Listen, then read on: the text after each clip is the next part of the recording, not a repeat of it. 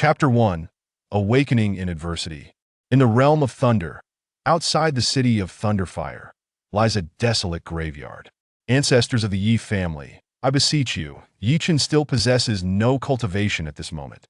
Henceforth, I revoke his identity as a disciple of the Yi family. His life and death shall be left to fate. Yi Jingshi gazed upon the young boy before him, battered and on the brink of death, a cold smile curling at the corners of his mouth. Just strike me, instead, I implore you. Do not harm my brother Yi Chen. Yi Jingshi's brow furrowed slightly as he turned to see the source of the voice. Before him stood a girl who appeared to be merely 13 or 14 years of age, dressed in a flowing gown of deep purple. She was tall and slender, her long black hair cascading like a waterfall, her countenance gentle and beautiful in undeniable beauty. Yet, at this moment, her radiant eyes were filled with pleading tears. Her name was Yi Lingluo, the adopted granddaughter of the former clan leader, taken in 6 years prior. Upon hearing the elder's intent to abandon Yi Chen, she had disregarded the clan warrior's attempts to stop her and rushed forth. A flicker of fervor ignited in Yi Jingshi's gaze as he spoke softly. Luluo, this waste has reached the age of 16 without a trace of cultivation. I am merely acting in accordance with clan rules. Yi Lingluo pleaded, Young Master Jingshi, I beg you to spare Brother Chen. He has only just turned 16 tomorrow. Grandfather the clan leader has yet to emerge from seclusion. Should he learn of this, he would never permit the elder to act in such a manner. Yi Lingluo's heart trembled with fear, but as she beheld Yi Chen, who hung in the balance of life and death, tears streamed down her face. She attempted multiple times to rush to Yi Chen's side, yet she could not break free from the grips of the two guards behind her. How dare you use the clan leader's authority against me? Yi Jingshi's gaze turned frigid, his heart ablaze with jealousy. Slap! A sharp crack echoed as Yi Lingluo was struck down to the ground, her left cheek instantly swelling and reddening. Wretched girl, what right do you have to protect this waste? Yi Jingshi's expression darkened ominously as he declared, Let me be frank, I have already proposed to the elder to take you as a concubine. He is my grandfather, and the clan will grant you to me as my concubine tomorrow. I advise you to forget about this illegitimate child before you bring misfortune upon yourself. That old fool Yi Xian has been in seclusion for a year, and after suffering such severe injuries, he cannot possibly last much longer. Even if he miraculously survives, he will not be able to protect you. With a snap, Yi Jingshi closed his folding fan, his eyes ablaze with excitement as he exclaimed, Soon, Yi Xian will vanish completely. The position of clan leader shall belong to my elder's lineage. What? How dare you? Upon hearing this, Yi Lingluo's face turned ashen, and she struggled violently. But Yi Jingshi offered her no further chances at his command. The guards swiftly knocked her unconscious and carried her away. Brother Jingshi, what shall we do with this brat? Yi Qing, a confidant of Yi Jingshi, inquired eagerly as he watched the guards forcibly remove Yi Lingluo. This illegitimate child dares to covet the woman I desire. I will make him wish for death. Yi Jingshi's forehead throbbed with veins, his expression twisted with rage. Just bury this illegitimate child alive and suffocate him. As the sun set in the west, night quickly descended. With a sudden thud, a pale hand burst forth from the earth, resembling a ghostly claw, which appeared horrifying in the eerie graveyard. This scene was fortuitously witnessed by a middle-aged night watchman. The lantern in his hand fell with a clatter, igniting without a sound. A ghost! A ghost! The middle-aged watchman fell to the ground in sheer terror, scrambling to his feet with all limbs, fleeing into the distance without looking back. Thunder rumbled ominously above, and dark clouds began to gather. Lightning, as thick as a man's arm, raged forth, tearing the very sky asunder. From the small mound, a deep pit formed, and illuminated by the flashes of lightning, a bloodied young boy slowly emerged. The boy was not particularly tall, his eyes devoid of spirit, his face marked with congealed crimson stains. He gazed upwards towards the sky, his expression vacant. Boom! In the heavens above, myriad bolts of lightning manifested, and the sound of the great Tao resonated, faintly revealing the ethereal forms of 9 divine demons. At the zenith of the thunder's fury, A flash of white light appeared in the boy's eyes, as if it transcended space, vanishing into Yi Chen's very being in an instant. Boom! The thunder in the sky suddenly erupted with unparalleled ferocity. An overwhelming pressure enveloped the hearts of countless beings, instilling a sense that the heavens themselves were intent on annihilating the world. At that moment, atop the sacred mountain at the center of the Thunder Domain, a serene scene shattered as a cold, stern elder's expression suddenly shifted. He beheld the 9 divine demon apparitions in the distance and exclaimed, "The day of divine retribution has arrived prematurely." Wait, could it be? As if struck by a revelation, the elder's eyes sparkled with a sudden joy, his gaze betraying an insatiable greed. Hurry, investigate. Meanwhile, the boy's gaze grew increasingly profound, as if an ancient sage were awakening within him, flashes of memory flickering through his mind. The heavenly path. What a splendid heavenly path! A chilling voice escaped Yi Chen's lips, laced with an unmistakable fury. His name was Yi Chen, a traveler from another realm. No, perhaps it would be more accurate to say he was a reluctant traveler. On Blue Star, Yi Chen's mother lay on the brink of death, and a mysterious figure had promised to save her, provided that Yi Chen merged with the heavenly path of a different world. It was a fair exchange. After the passage of 1,000,000 years, that person sought to seize control of the heavenly path, but ultimately failed. Yi Chen did not perish in the ensuing destruction, channeling the power of the heavenly path. He returned to the original point in time, his indomitable spirit intact, allowing him to reunite with his mother. Yet he never expected to find himself in that ghastly place, the underworld. His kin were his taboo. Yi Chen's fury ignited. That wretch had clearly failed to uphold the promise of saving his mother. However, with only a trace of his true spirit remaining, Yi Chen felt his own power was insufficient. To save his mother, he must grow stronger. Human beings possess 3 souls, and 7 spirits lacking 1 results in an incomplete consciousness. It was precisely because his true spirit met with his mother that the soul of the body he had reincarnated into over the past 16 years had become fragmented, reduced to mere instinct. Only now, with the return of this sliver of essence, did he finally awaken fully. One day, I shall make you pay a bitter price. Yi Chen's expression twisted with rage as he bellowed to the heavens. Beep! System notification for you. Within Yi Chen's mind, a gentle voice suddenly resonated, only to be interrupted by the terrifying thunder above. Ah, what a grand scheme! Yi Chen paused, his fists clenching involuntarily as he coldly glared at the sky. In the heavens, the 9 divine demon apparitions fixed their gaze upon Yi Chen, and instantly, 9 bolts of divine lightning converged, forming a 9-colored lightning spear. The 9-colored lightning spear amassed a tempestuous force of retribution, its mere aura sufficient to easily tear Yi Chen apart. Feeling the might of the lightning spear, Yi Chen fell silent. Although he had wielded the power of the heavenly path for 1,000,000 years and had seen much, his actual strength was negligible. The remnants of the heavenly path's power had been depleted upon entering this realm. Oh, and the system. Come forth. Yi Chen inquired solemnly. Can you withstand this attack? Yes, master. The gentle voice resonated within his mind. Yi Chen finally breathed a sigh of relief. He fixed his gaze upon the demonic apparitions in the heavens, a cold smile creeping upon his lips. This small world was known as the Thunder Domain. Though called a Thunder Domain, it ought to be named the Thunder Prison. Thunder Prison, the place where the heavenly path confines evildoers. These evil individuals pose threats to the heavenly path. The 9 divine demon apparitions were merely the sentinels guarding this Thunder Prison. His arrival had alerted the laws of the Thunder Prison to the presence of danger, thus invoking the retribution to eliminate him. In the heavens, the 9 divine demons combined their might, and the 9-colored lightning spear soared like an arrow released from a bow, piercing through space and swiftly arriving above Yi Chen's head. The thunderous roar echoed in his ears, and Yi Chen's complexion turned pale as he coughed up a mouthful of blood.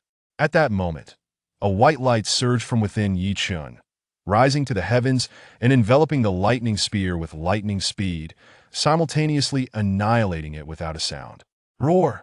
In the sky, The 9 divine beings let out a reluctant howl as their forms gradually dissipated.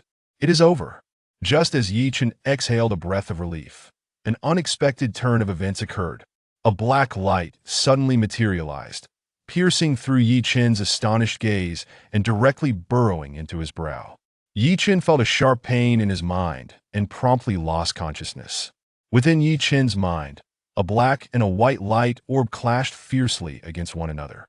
Evidently, the black orb held greater power. Yi Chen grasped his head, awakening from his stupor. The thunderous force in the heavens gradually diminished. The battle in his mind drew to a close. Beep system has been invaded. Beep, detecting foreign system implantation. Beep, heavenly path system successfully implanted. Yi Chen stared in astonishment. A system could also be corrupted? Could someone be plotting against me? Yi Chen's brow furrowed. He understood the system. It was a form of incarnation of the heavenly path.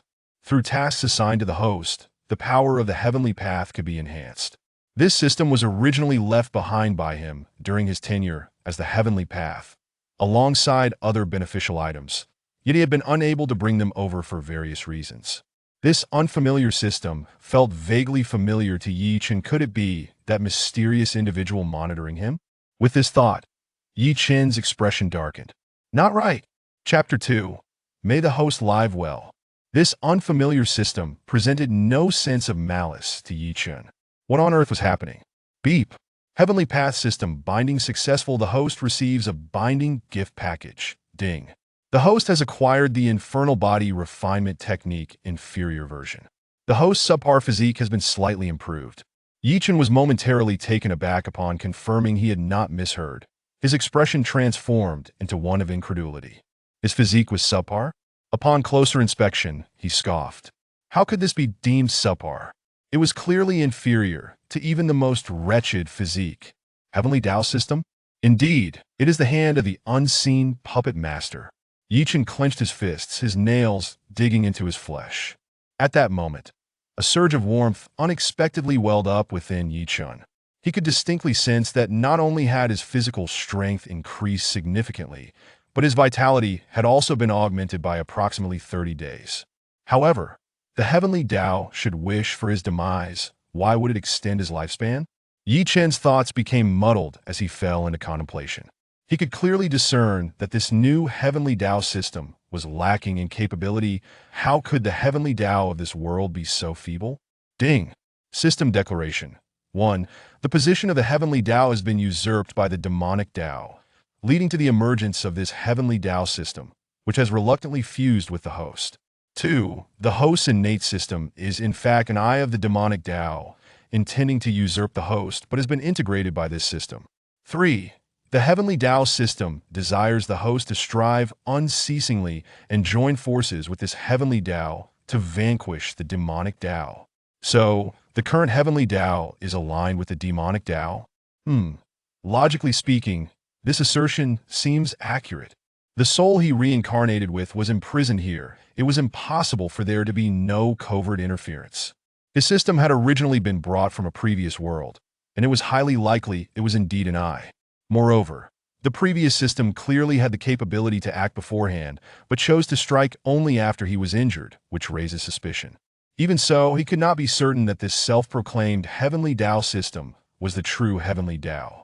Yi Chen remained silent, pondering the eradication of demons and the safeguarding of the Tao. Ding! This system has rewarded the host excessively and is about to fall into slumber. The system is entering task mode. This system hopes the host will strive to live well. Yi Chen was once again rendered speechless. Was this system merely rewarding him with a feeble technique and a slight improvement in physique, and now it was incapable of further assistance? This operation clearly seemed like an excuse for the previous system's merger. This system is quite intriguing.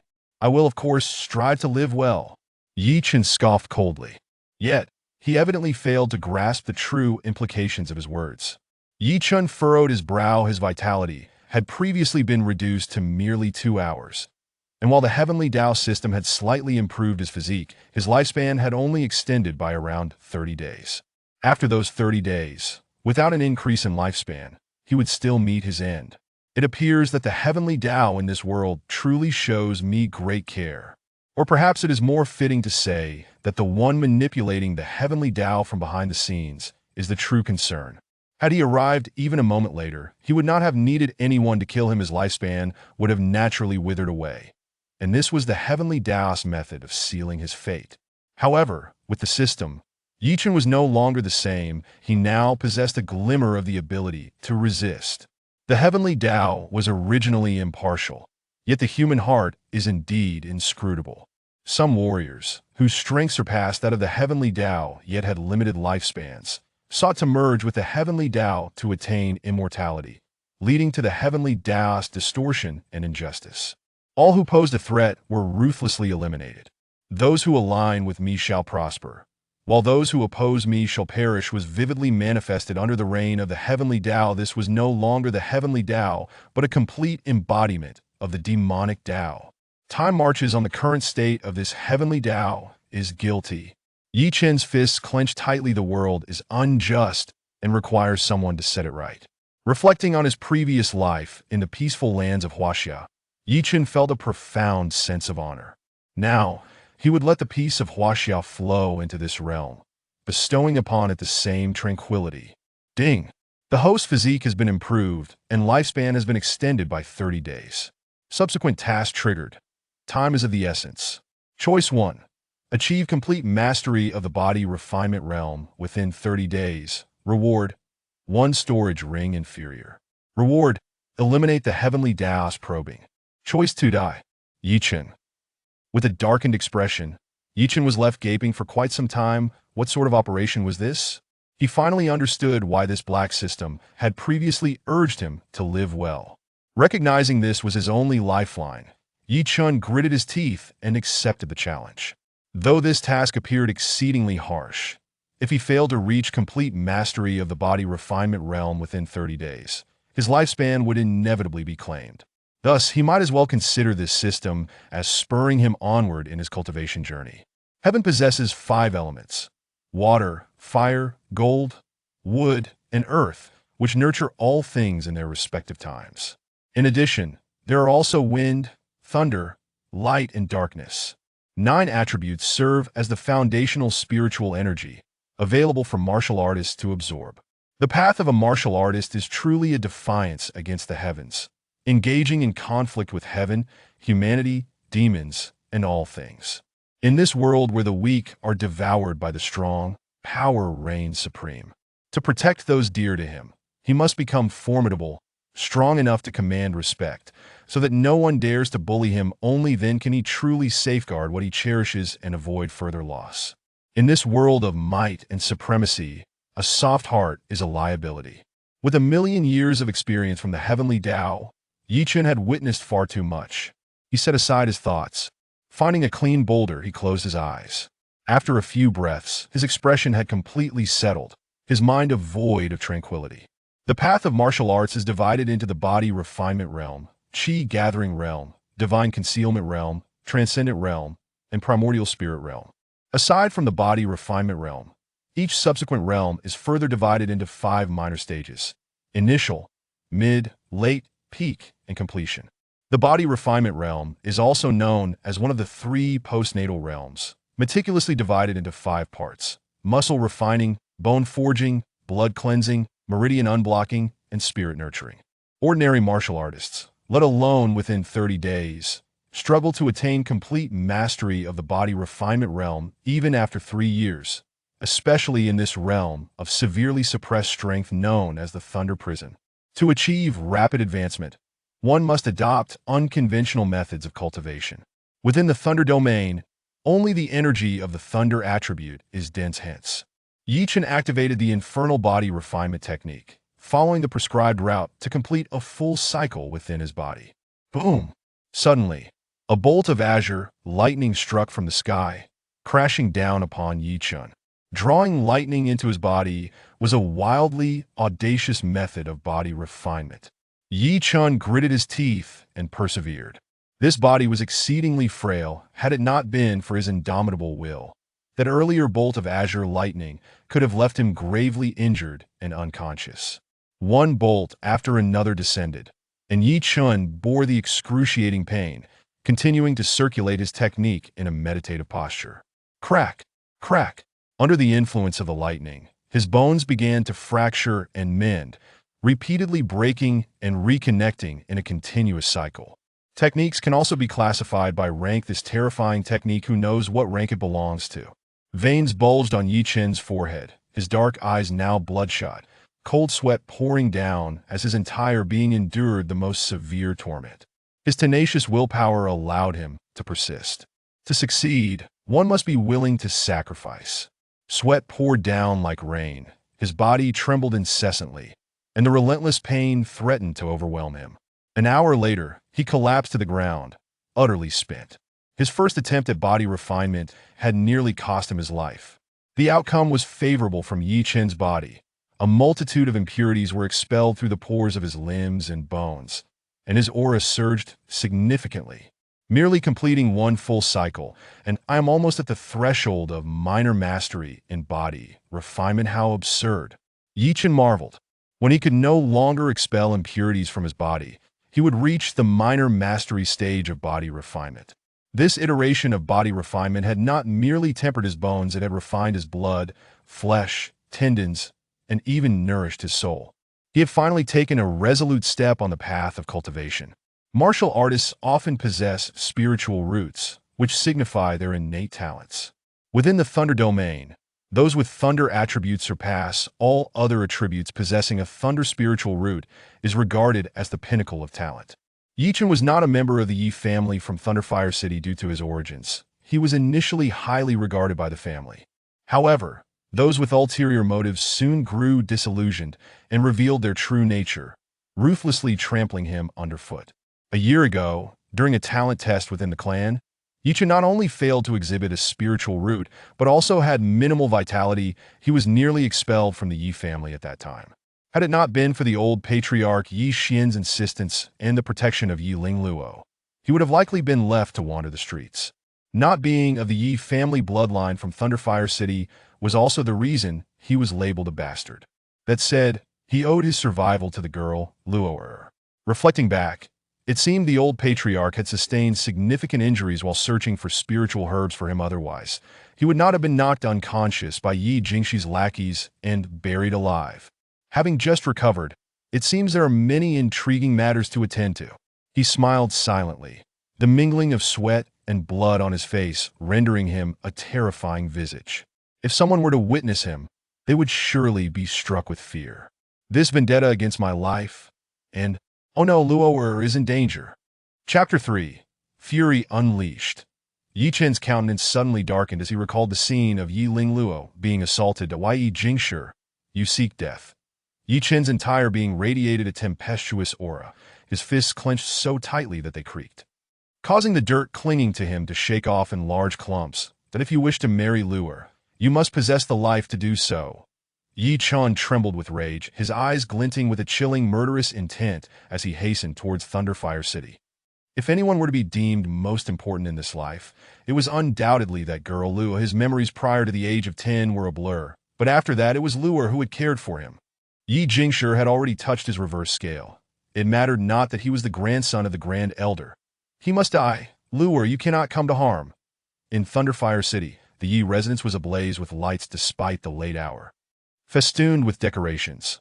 Miss Lingluo is to marry that little scoundrel Yi Jingshi tomorrow, or so it is said with the Grand Elder's blessing. The Grand Elder is indeed Yi Jingshi's own grandfather. Could he possibly refuse? Sighed one. Alas, it is rumored that Miss Lingluo will only be a concubine upon her marriage.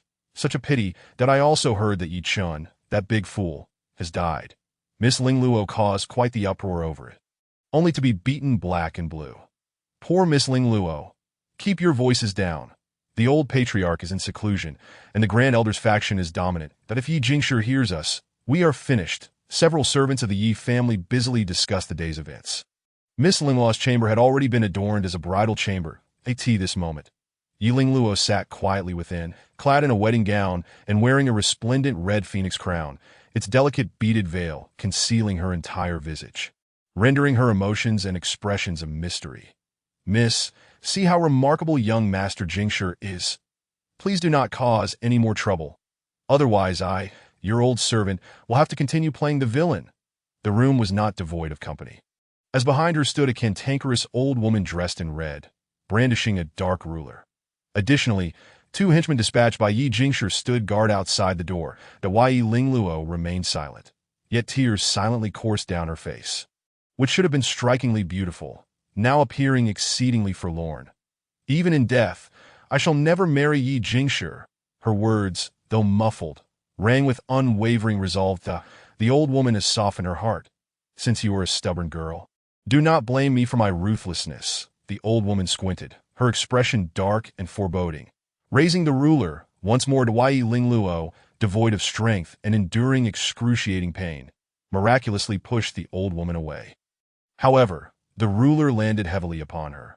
With a spurt of blood, she fell, the crimson staining the wedding chamber's decor, an agonizing sight. Did I have said it before? Even in death, I will never marry Yi Jingshi. Retreating to the corner of the room, she grasped a sharp dagger in her hand. Without Brother Chun, I would not have survived these past 6 years.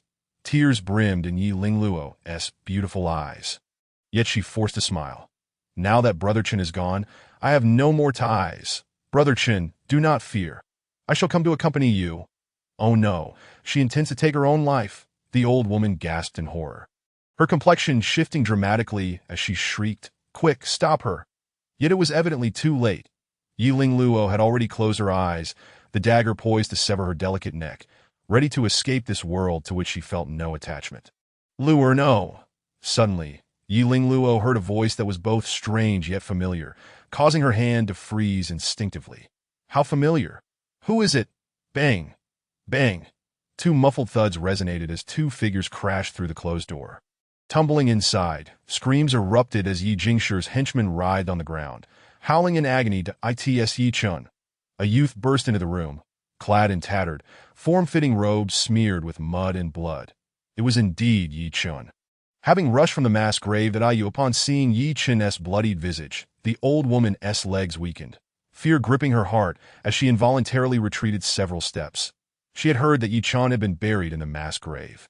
Could it be that he had returned as a vengeful spirit? Yi Chun, noticing the dagger in Yi Lingluo's hand, the blood at her neck, and the swelling on her face, felt the veins in his forehead throb as his expression twisted into a mask of rage. "You all shall die." The old woman, witnessing Yi Chun's fury, paled, yet her heart soon steadied. "Alive? This is a human, not a ghost. You two fools, why are you still dawdling? Kill him at once." The old woman, now pale with fright, felt Yi Chun's imposing aura and her expression turned venomous. "You wild spawn, you are still alive? Quickly kill this intruder of the Yi family, and leave this little wretch alive. I shall teach her a lesson. This time, I shall show her the true extent of my methods, ensuring she cannot even beg for death." The old woman's words dripped with coldness and malice. "What did you say?" Yi Chun's expression darkened as he vanished from sight, appearing before the old woman, delivering a resounding slap to her face before anyone could react. Smack! The old woman felt her mind blank as she crashed into the wall, blood streaming from her wounds. "Stop!" The two guards reacted, astonished that Yi Chun had survived being buried alive, and swiftly moved to intervene. The Yi Chun's expression was icy as he charged toward the guards, recalling them as the very ones who had forcefully taken Luo away, his rage boiling over. Boom!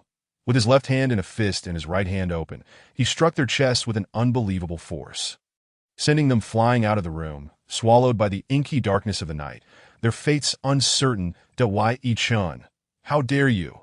Approaching the old woman, Yi Chun discovered she was still alive and stomped his foot upon her face. The old woman spat blood, her curses unrelenting. "Yi Chun, you wild spawn shall not die a good death. How dare you kill me? I am the wet nurse of young Master Yi Jingshi. By the time young Master Jingshi arrives, you will have no chance to see it." Yi Chun chuckled coldly, surprised to find someone seeking death. In the next moment, he delivered a fierce kick to her head. Bang! The old woman flew out, her head crashing against a pillar, bursting apart. Ignoring her, Yi Chun swiftly reached Yi Lingluo's side, his raised arm trembling involuntarily. "Luo!" At that moment, Yi Lingluo raised her head, causing Yi Chun's heart to shudder violently, his eyes instantly reddening. Beneath the phoenix crown, Yi Lingluo's once exquisite face was marred with swelling, particularly an obvious handprint on her left cheek, deeply embedding itself in Yi Chen's heart. Luo Yichen gently stroked her small head, caressing her bruised face, his heart aching as he struggled to find words. "Brother Chen, you have finally recovered? I knew you would be all right." "I am fine. It doesn't hurt." Yi Lingluo's eyes sparkled with joy. Her face forced into a smile, yet tears of grievance flowed like a dam breaking. "Unstoppable. Really, Brother Chen, I truly do not hurt," she whimpered, trying to appear happy, but ultimately succumbing to quiet sobs. Yi Chun felt a deep sense of guilt. For 6 long years, it had been Luo shielding him from the storm, and now she had been reduced to this state. She was only 14. It was all Brother Chen's fault that Luo had to endure so much suffering.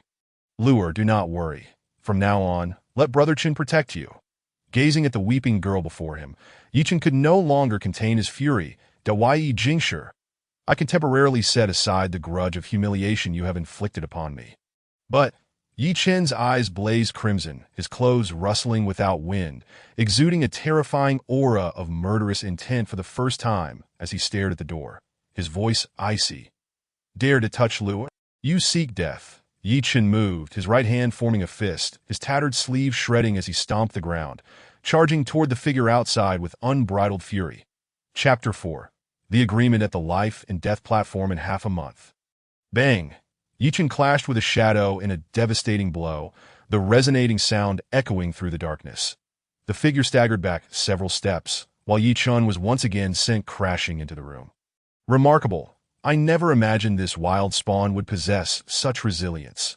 Yi Jingshi entered with a mocking tone, though a hint of trepidation flickered in his eyes. The assailant moments prior was the leader of his guards, a formidable fighter nearing the pinnacle of strength. Logically, a single strike should have obliterated Yi Chen, yet he had merely sustained minor injuries. When did Yi Chen acquire such formidable combat prowess? "You little wild spawn. You are no longer a member of the Yi family. To still be alive is already a great favor from Brother Jingshi. How dare you trespass into our Yi family? You are seeking death." Yi Qing, following closely behind Yi Jingshi, now stepped forward with a sinister grin. Yi Qing. Yi Chen certainly remembered Yi Qing, the beloved grandson of the third elder. This fellow had often bullied him and Luo Heir in the past. Before he turned 16, Yi Chen had already stepped into the body refinement realm. According to the clan rules, he was still a member of the Yi family. Yi Chen's expression grew cold, and a murderous intent began to coalesce in his gaze. "Entered the body refinement realm?" Yi Qing sneered. "Who can prove that? Why don't I, your esteemed uncle, put you to the test and see if this wild child of yours is truly a practitioner of the body refinement realm?"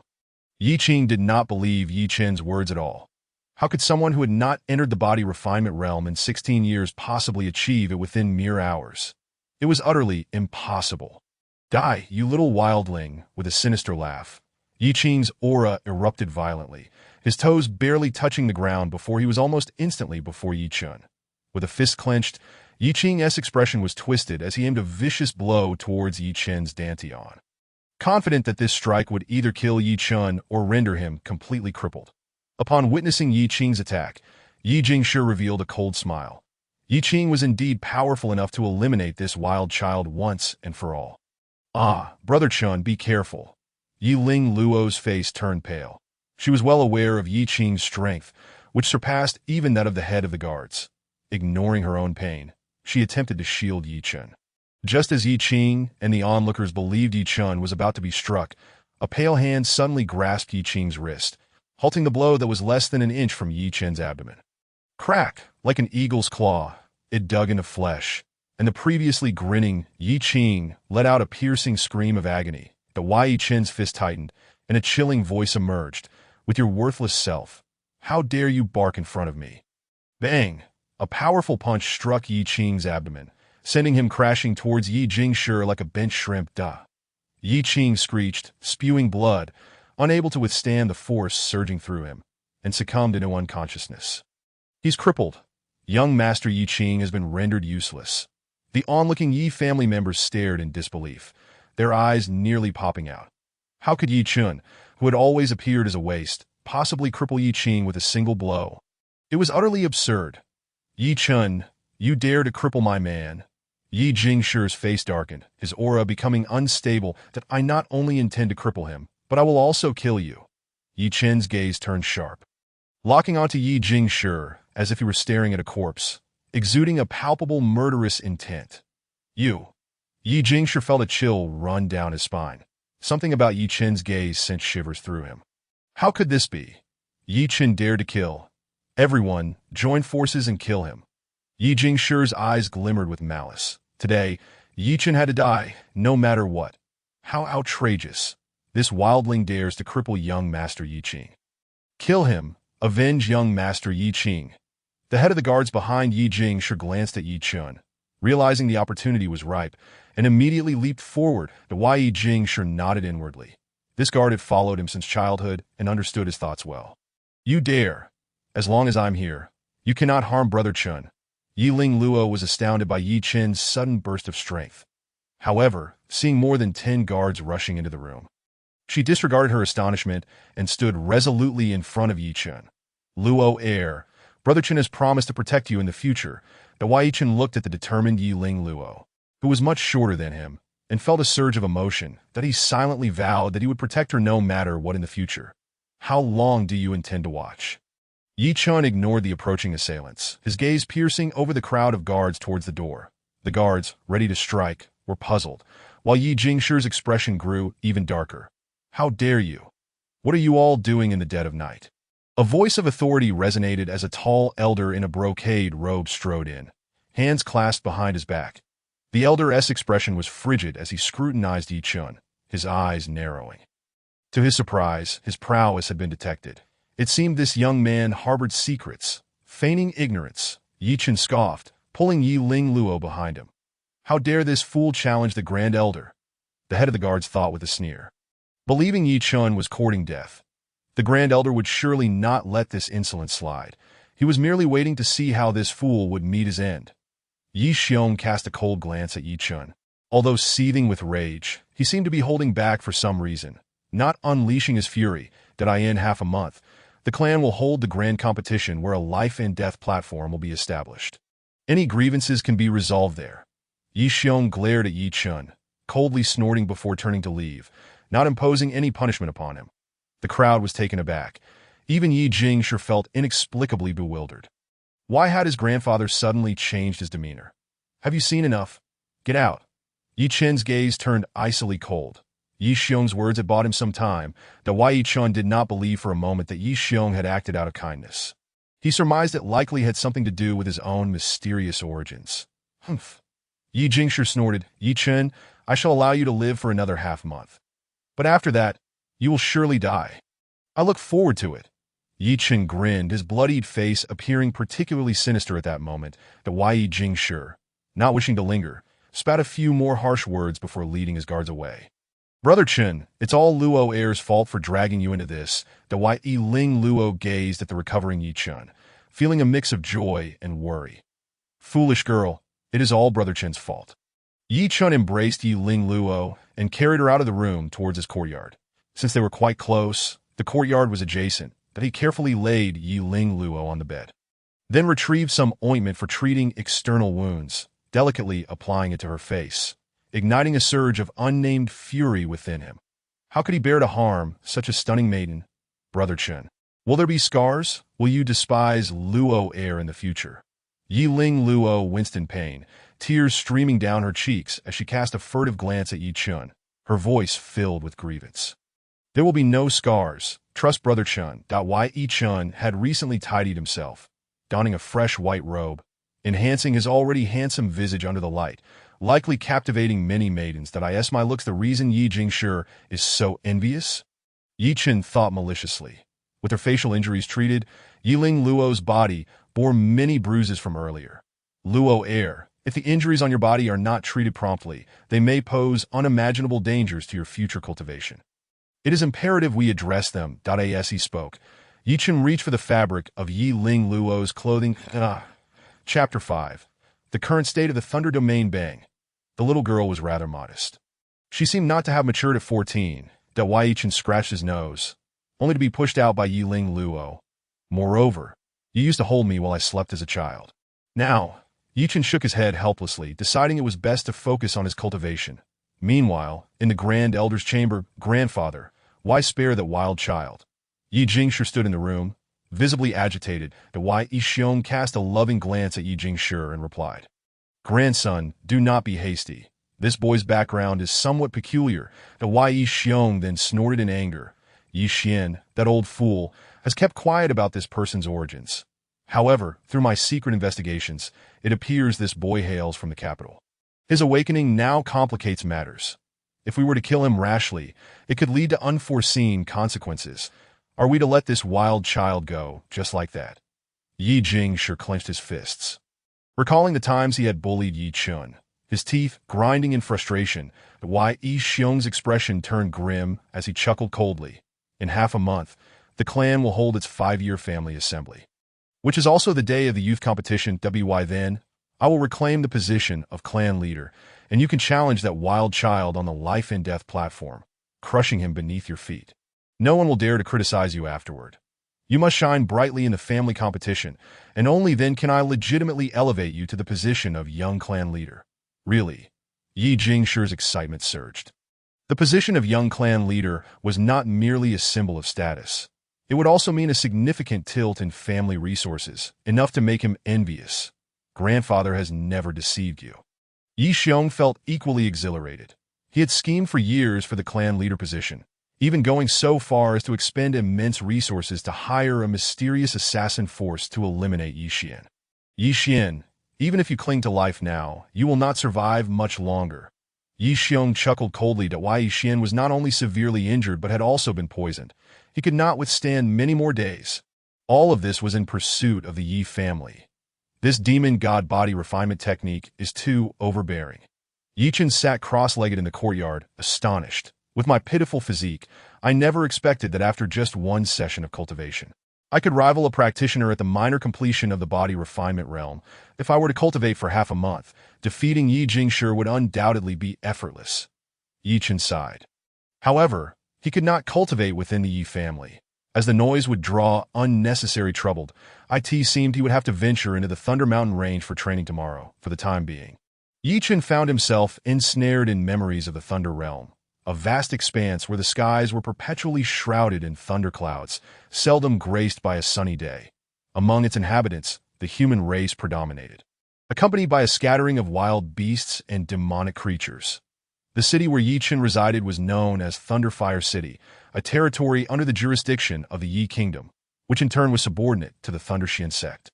Above the Thunderxian sect loomed the greatest force in the Thunder Realm, the Thunder God Mountain. The Thunder God Mountain was affiliated with numerous sects, yet the Thunderxian sect ranked among the top 5. The reason for this was somewhat linked to territorial control, as the Thunderxian sect oversaw 6 major martial nations, each of which housed countless cities. The distribution of power resembled terraced fields, with all formidable warriors belonging to the sects, residing within the confines of the Thunder God Mountain. That a cold smile crept upon Yi Chen's lips as he began to comprehend why high-level martial artists were scarce in this region and why the martial nations were growing increasingly weaker. They were evidently being targeted. Anyone with potential and exceptional talent was swiftly seized by the sects, leaving the martial artists outside to struggle in vain. The Thunderxian sect's position among the top 5 arose from its governance over the areas most severely suppressed by the rules of the Thunder Prison, precisely the land where Yi Chun currently stood. The martial nations were mere puppets, established by the sects for easier management. As long as they remained compliant, they faced no peril, should the royal families of these nations aspire to ascend to higher martial ranks. They would be obliterated by the sects, which would promptly seek out another docile puppet, in essence. All of them were prisoners, while the sects acted as wardens, with Thunder God Mountain serving as the head warden. In the Thunder Realm, 90% of the spiritual energy in the heavens and earth was of the lightning attribute, notoriously difficult to absorb and imbued with punitive power. Other forms of spiritual energy were alarmingly scarce, further constraining a significant portion of martial artists. Within Thunderfire City, the highest cultivation was that of the city lord, who had reached the peak of the Qi gathering stage but had not advanced for decades. The reasons were twofold: the absence of formidable cultivation techniques, and the challenging nature of the spiritual energy absorption, and no wonder they suffered such wretched oppression. Yichen shook his head. The place where the Thunder Xian sect resided was under extremely stringent rules, which was inherently disheartening. While the attributes of heaven and earth were gravely restricted, body cultivation could potentially break through this despair. Yi Chen could well imagine that the ancestors of the Thunder Realm had also contemplated this. However, body cultivation was inherently arduous, and without robust techniques, one could not progress far. Moreover, body cultivation was explicitly prohibited by the sects, forbidding any advancement beyond the divine concealment realm. Any high-level body cultivator would be branded as a demonic cultivator, relentlessly hunted by all major sects, thus rendering body cultivation utterly obsolete. What a pity! Yi Chen felt somewhat speechless. Those who had offended the heavenly path and were imprisoned here must have been extraordinary in their lifetimes. Even after their imprisonment, the bloodlines they left behind were remarkably potent. Yet they had been diminished by the punitive rules of lightning, losing their inherent brilliance. That in just a day, he had encountered two individuals of remarkable constitution. The odds seemed excessively high. Yi Chen chuckled, realizing that to overturn the heavenly path, power was indispensable. This thunder prison was merely a minuscule fragment of the heavenly path. That if he could not conquer this, how could he hope to overthrow the heavenly path? However, such extraordinary constitutions were undoubtedly ideal candidates for his foundation. In the future, this Thunder Realm could serve as the location for his sect. He had not anticipated that Luo heir was actually the Jade Xian Emperor body, a lineage of astonishing merit. It seemed the girl had an extraordinary background. Even Yi Jingshi possessed the Tsang Wang physique. Yet his growth was evidently stunted. As for Yi Chen, he felt rather helpless about his own constitution. He was nothing remarkable, or rather, he was even inferior to an ordinary person, an utterly useless body. Yet the identity he bore in this life was somewhat intriguing. Why had his memories prior to the age of 10 vanished? Could this be related to his origins? Yi Chen's gaze flickered. He and Luo heir had been brought to Thunderfire City by Yi Xian. It seemed he needed to inquire about the situation with Luo heir. Just then, Luo heir emerged from her room. "Brother Chen, I have finished what I needed to do. You should go back and rest." "All right." In Yi Chen's room, there was merely a wooden bed, and it was rather cramped. The atmosphere felt somewhat awkward, especially since it was the first time Yiling Luo interacted with a sentient Yi Chen, inevitably leading to a touch of shyness. "Luo heir, why did my memories before the age of 10 disappear?" Yi Chen broke the silence and asked. Before he could finish, Yiling Luo's face suddenly changed. Her voice trembling slightly, Yi Chen sensed that something was amiss, and his expression grew serious. "Do not be afraid. I will protect you from now on. You can tell Brother Chen anything without worry." "What happened 6 years ago?" Yi Chen pressed further. Yiling Luo's gaze darted away, her body trembling as she replied, "Brother Chen, please don't ask. Those people were truly terrifying. That if it weren't for Grandpa Yi Xian, we might not have." "Grandpa Yi Xian?" Yi Chen's gaze flickered, and he comforted her. "Do not cry. Brother Chen won't ask any further. I will go check on Grandpa Yi Xian now." "Is it the clan leader Yi Xian? It seems he might know more." Yi Chen moved swiftly, transforming into a shadow as he navigated through the Yi family estate, evading numerous guards before finally reaching the forbidden area of the Yi family. "Who goes there?" A voice, frail yet aged, resonated. Yi Chen recognized it as the voice of his grandfather. "Yi Xian, it is I." Yi Chen replied, his emotions complex. Yi Chen, is it truly you, my dear child?" The voice of Yi Xian suddenly echoed with a thunderous roar. Filled with excitement, Yi Chen's expression deepened. The situation was indeed far from simple. Upon entering the stone chamber, he beheld a figure seated in meditation. The memories associated with this person began to merge with the present, causing Yi Chen's heart to tremble as he spoke. "Grandfather, I have awakened." "No," the man exclaimed, his excitement palpable, yet he was too weak to move even an inch. "I am merely an old servant of the Yi royal clan. I am unworthy of such a title." Yi Xian's body trembled with emotion, yearning to approach and see Yi Chen clearly, yet unable to do so. "To witness your awakening in my lifetime, I can die without regrets." The injuries to his physical body were not beyond healing, but the bone-deep poison was a formidable curse. Yi Chen gazed intently at the frail Yi Xian, his eyes darkening. The bone-deep poison was a notoriously difficult curse to resolve. The afflicted would suffer increasingly severe torment as time passed. Yi Xian had endured the torment of this poison for over a year, now at a point beyond even divine intervention. that I am aware of my condition. And I know what you wish to ask. Yi Xian spoke with great difficulty that do not pursue the past. Though our family may not be a prominent one, we are still capable of protecting you. You may live here in peace. It is the least we can do. Clearly, at this moment, Yi Xian was unaware of Yi Chen's predicament. Enough.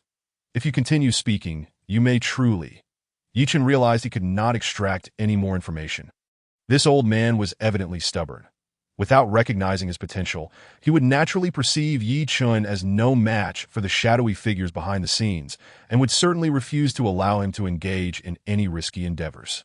Very well, based on your condition, you might hold on for a few more days at what Yi Chen declared, but let me make this clear. I will be gone for a few days, and you must not pass away before my return. Otherwise, I will struggle to survive in the Yi family without support. Yi Chen. Yi Chen silently waved his hand, turning to leave the secret chamber. Even at night, the skies of the Thunder Realm were densely packed with thunderclouds. And lightning continued to ravage the heavens to why Yi Chen gazed upward, his mind racing with plans. He realized he must venture to the thunderous mountain range ahead of schedule. Otherwise, this old man would not last much longer. Divine intervention does not imply that I cannot save you. You must await my return. In this life, he had only two kin. One was Yi Ling Luo, and the recently encountered Yi Xian was now also acknowledged in Yi Chen's heart. Upon returning to his room, Yi Ling Luo had not yet fallen asleep. "Brother Chen, did you see Grandpa the clan leader?" she asked anxiously upon his return. Having heard that the clan leader was injured and in seclusion for a year, she was deeply concerned about her beloved grandfather. Grandpa is about to emerge from seclusion, but he still requires some medicinal herbs to restore his vitality. Unfortunately, there are none in Thunderfire City at the moment. Brother Chen will venture to the outskirts of the Thunderous Mountain Range tomorrow to gather some herbs for him. Why Yi Chen sighed inwardly. The clan members believed Yi Xian had sustained serious injuries. Yet they were unaware that he had been poisoned by nefarious individuals. This matter could not be disclosed to Luo heir at present. But I want to go too. Yi Ling Luo's face turned pale with urgency. The outskirts of the Thunderous Mountain Range are quite dangerous. It was there that Grandpa sustained such severe injuries that I must accompany you, Brother Chen. Luo heir, be good and wait here patiently for Brother Chen. The outskirts of the Thunderous Mountain Range are rife with wild beasts, and you are still recovering from your injuries that it would not be wise for you to risk being harmed by those formidable creatures. Yi Chen felt a surge of emotion as he patted Yi Ling Luo's head, offering her comfort, but why Yi Ling Luo bit her lip, contemplating for a long while before relenting. All right then, Brother Chen, you must be careful. Rest assured.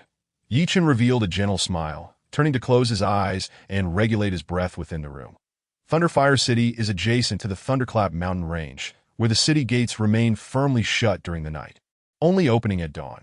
Early in the morning, Yi Chen arrived at the Thunderclap Mountain Range, inhaling the primal scent of blood that lingered in the air, igniting the battle intent within him. His journey into the Thunderclap Mountain Range serves three purposes: to search for medicinal herbs for Yi Xian, Yi Ling Luo, and himself, to cultivate the divine demon body refinement technique, and to hunt beasts for practical combat experience. Truly a trifecta of benefits. To completely eradicate Yi Xian's poison, two types of elixirs are required: a second-tier detoxification pill and a second-tier return-to-origin pill. Alchemists are exceedingly rare in the Thunder Domain, with nearly all congregating within sects, making it nearly impossible for outsiders to procure even a single pill. However, Yi Chen remains unfazed as long as he possesses the necessary herbs. He could concoct not just second-tier pills, but even 7th or 8th-tier ones, provided his cultivation level is sufficient to keep pace. Traversing the Thunderclap Mountain Range, Yi Chen walked for quite some time, and the signs of martial artists had long since vanished, indicating he was nearing the depths. The Thunderclap Mountain Range is vast. It is said that no one has ever traversed its entirety. Deeper within lie beasts more terrifying than wild animals, capable of easily slaying powerful figures, such as the City Lord of Thunderfire City, which deters nearly all from daring to venture into the depths. Yi Chen, however, harbored no fear. They were merely low-tier beasts, hardly worth his attention. Here he stood. Yi Chen positioned himself atop a mountain peak, which offered a suitable elevation to serve as his training ground. He was not in a hurry to gather herbs. First, he aimed to cultivate the body refinement technique to a minor accomplishment. Yi Chen settled into a meditative posture, activating the divine demon body refinement technique. Boom! As Yi Chun entered a state of deep focus, the lightning in the sky was drawn towards him. Due to the unique nature of the thunder domain, it was common for people to regard the thunder striking the mountains as a normal occurrence. And even the beasts paid it no heed. This allowed Yi Chun to cultivate in peace. Once he reached minor accomplishment in the divine demon body refinement technique, he would be able to unleash his inherent martial skills, which was precisely why he was eager to cultivate further. With martial skills, he would have means for self-preservation. Even in facing a low-tier beast, he could easily vanquish it, thus allowing him to gather herbs that grow deeper within the mountains. As time flowed during his cultivation, night fell swiftly. Bang! As the final bolt of azure lightning struck, Yi Chun snapped his eyes open with a whoosh. The divine demon body refinement technique had achieved minor accomplishment. After a day and a night of cultivation, the technique had reached this stage, enabling him to practice martial skills. The divine demon body refinement technique is indeed fascinating. Currently, the strength of his physical body could barely allow him to utilize 1/10 of the martial skill's might. To unleash its full potential, he would need to refine his body to perfection. The divine demon body refinement technique inherently comes with 3 martial skills: Divine Fist, Demon Fist, and Divine Demon Fist. He had never encountered such a formidable technique before, which is why he had disregarded countless other techniques that lingered in his mind without cultivation. Techniques are categorized into 2 types: martial skills and cultivation methods.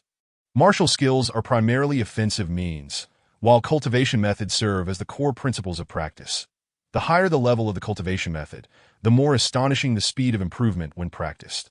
Both types are divided into grades: Celestial, Earth, Profound, and Yellow. It is said that celestial grade techniques can elevate a person to the Emperor realm, making them extraordinarily precious. Among techniques of the same tier, cultivation methods are far more valuable than martial skills, as they not only enhance one's cultivation, but often come with accompanying martial skills, which, when bolstered by the cultivation method, possess far greater might than standalone martial skills. Typically, a cultivation method only has 1 accompanying martial skill. It is rare to encounter one that possesses 3. Lost in thought, Yi Chun's expression suddenly changed. Someone is approaching. Chapter 7. The valley treasurer was now deep into the night, and several faint lights at the foot of the mountain caught Yi Chun's attention. He transformed into a fleeting shadow, disappearing from the mountaintop. Alas, the young lady, wherever she procured that treasure map, insists there is treasure within the Thunderclap mountain range. This has truly burdened us, brothers, indeed, if we do not find it tonight. Tomorrow this young lady will lead us deeper in depth. I have heard that perilous beasts lurk in the depths. Does she not regard us as human? The Wang family. Yi Chun perched atop an ancient tree, watching below as 2 guards from the Wang family displayed a glimmer of worry in their eyes. Thunderfire City is home to 3 prominent families, with the Yi family originally holding the strongest power. However, following Yi Xian's severe injury, they have been suppressed by the joint efforts of the Wang and Zhao families. Currently, the Wang family reigns supreme within the city lord's estate. Treasure hunting? Yi Chun chuckled, unexpectedly finding a serendipitous opportunity. It seems that the Wang family has dispatched numerous individuals. This young lady must be Wang Dieshiang, the daughter of Wang Ba, the family head, with nothing better to do. Yi Chun stealthily followed the 2 Wang family guards, curious to discover what treasure could possibly attract their attention. Within the Thunder Domain, countless treasure seekers exist, typically extraordinary gifted martial artists who, fearing their self-created martial skills might be taken by sex, seek remote locations to hide their fortunes. Yi Chun harbored a keen interest in this legendary treasure cave. He was currently quite impoverished, and if there were hundreds of spiritual artifacts within, it would be a windfall. Furthermore, these individuals often favored hidden gardens. The abundance of spiritual herbs and plants would align with Yi Chun's primary objectives. The 2 Wang family guards searched fruitlessly until deep into the night, eventually turning back in despair. Have you 2 fools found anything? Before the guards could reach Wang Dieshiang, they were met with a tirade of insults. Utterly useless, Wang Dieshiang stood beside a fire, with a white-haired elder behind her. The guards dared not express their anger. The second elder of the Wang family had even been dispatched, underscoring the importance Wang family placed on this venture. The treasure bestowed upon us by the envoy holds significant meaning for our Wang family.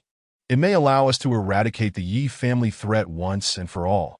Should any of you dare to slack off, I will have you killed on the spot to feed the beasts. Wang Jiexiang declared arrogantly, one hand on her hip while she pointed at the 9 guards, continuously berating them. Enough! The treasure is likely deeper within. We shall set out at dawn to search. The elder behind Wang Jiexiang spoke with a calm demeanor. Upon hearing the elder, Wang Jiexiang could only furiously sweep her gaze over the 9 guards before storming back to her tent.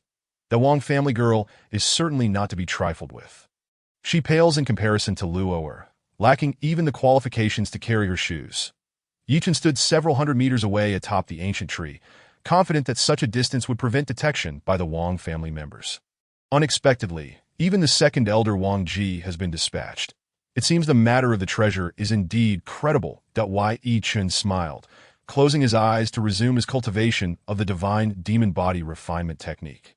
As dawn broke, the Wang family members departed from the camp.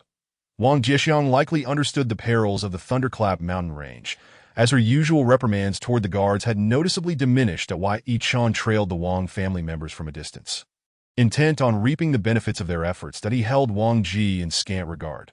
Observing the Wang family occasionally plucking spiritual herbs and fruits, a smile crept across Yichen's lips, saving him the hassle of collecting them himself. Found it! A guard exclaimed joyfully, sprinting towards them from a distance. Where? Wang Jiexiang's excitement was palpable. Even the second elder Wang Ji's gaze flickered with fervor. In the valley not far ahead, the guard panted. Pointing behind him to go, Wang Ji ordered immediately, leading the surrounding martial artists to hastily depart. Miss, elder, it is right here. The Wang family members arrived at the valley's edge, gazing into its depths with growing intensity. Indeed, it is here. Once we acquire this treasure, our Wang family will surely become the foremost family in Thunderfire City. Wang Ji proclaimed, overwhelmed with excitement. Everyone, follow me! Wang Ji waved his large hand, leading the Wang family into the depths of the valley. Yichen watched from another vantage point, finding the place intriguing. It concealed a formation, and moreover... it's a beast! Yichen chuckled, bemused at the Wang family's naivety, with such a strong scent of blood. Had they lost their minds? It made sense, as these people lived in luxury. They rarely ventured to such desolate places. It's a second-tier bloodthirsty tiger. Run! A terrified shout echoed from the valley, belonging to Wang Ji. In disbelief, Yichen witnessed Wang Ji, the second elder of the Wang family, be the first to flee. Wang Ji had evidently spotted Yichen, but was too terrified to stop. Surely, even a second-tier beast would be able to withstand some attacks. Right? Yichen felt speechless as the sounds of battle erupted from the valley, coupled with Wang Jiexiang's furious shouts. You all, charge at once. Whoever dares to flee, I will annihilate your entire family upon our return to Thunderfire City. A few breaths later, Wang Jiexiang, assisted by 2 guards, clambered up to the valley's peak, and naturally, she spotted Yichen observing the commotion. Who are you? What do you want? Wang Jiexiang exclaimed, panic evident in her voice as she confronted Yichen in her fraught state. Miss, he seems to be merely a low-tier body refiner. One guard unsheathed his sword, coldly regarding Yichen, then cautiously turned to Wang Jiexiang after a moment. That a waste of a body refinement realm? Wang Jiexiang's talent is renowned among the younger generation.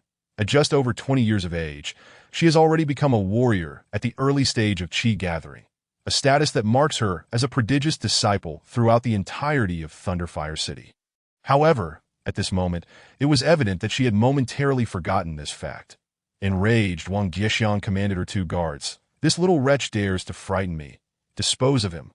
Cast his remains into the valley to feed that beast. Yes. The 2 guards exchanged glances, their eyes ablaze with murderous intent. Humph. Yichen's expression turned icy. Indeed, the Wang family was tyrannical, resorting to lethal force at the slightest provocation, as if he were a mere soft persimmon to be squeezed. Boy, prepare to die.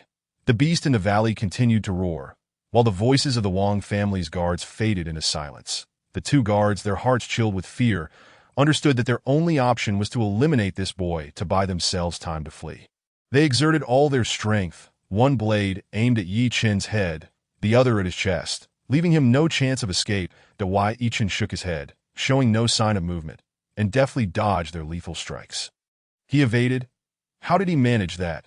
The guards were momentarily stunned. It appeared as though this boy had foreseen the trajectory of their attacks, responding with uncanny premonition. Impossible. One of them exclaimed, "Yes, slippery." Die.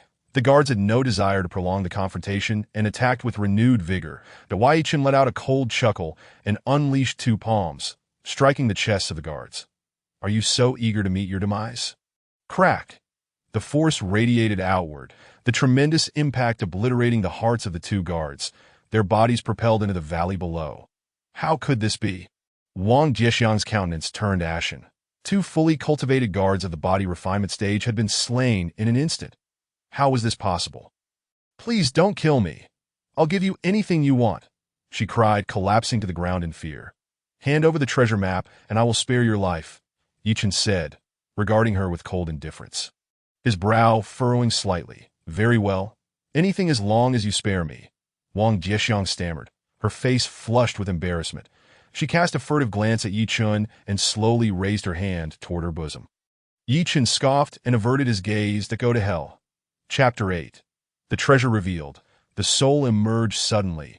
Wang Jiexiang's expression twisted into one of ferocity as a dagger glinted with a cold sheen, aimed directly at Yi Chun's chest, thrusting forward with ferocity. Thud! The sound of the dagger piercing flesh echoed, and Wang Jiexiang's face drained of color, disbelief filling her gaze as she stared at her own chest. "I had intended to let you go," Yi Chun remarked, shaking his head. He had no desire to harm a woman, yet this one had sought her own death. "What is this?" Terror flickered in Wang Jiexiang's eyes. Dimming rapidly, Dawai Ichin's expression shifted, realization dawning upon him, the bone-cutting poison. Yichin fixed his gaze upon her wound, where deep purple-black blood had begun to flow, clearly indicating the effects of the bone-cutting poison. What a wicked family! Yichin's eyes turned frigid. It seemed the Wang family had indeed participated in the ambush against Yixian a year ago. Moreover, if this poison could be used as a lethal weapon by Wang Jiexiang, then the toxin she had used on Yixian must have originated from the Wang family. Why Yixiong? Should I discover that you conspired with the Wang family to harm the patriarch, no one will be able to save you. The poisonous infiltration into the Yi family's forbidden grounds cast the greatest suspicion on Yi Xiong. The family elder, Dawai Ichin, scoffed, then removed a gray ring from Wang Jiexiang's finger. "Do you really think I wouldn't recognize a spatial ring?" A cold smile played on Yi Chen's lips. He had grown suspicious of Wang Jiexiang's words upon recognizing the spatial ring upon her finger.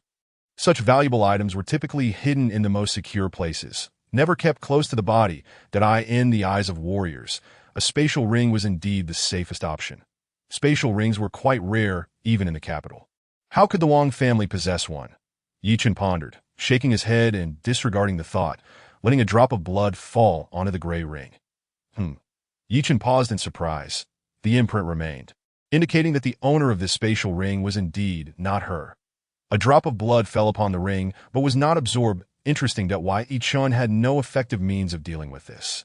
Were he a spirit realm warrior, he could forcibly erase the imprint with his soul power. But unfortunately, he was merely a lowly practitioner at the initial stage of body refinement. Seemed this spatial ring would have to be refined slowly over time.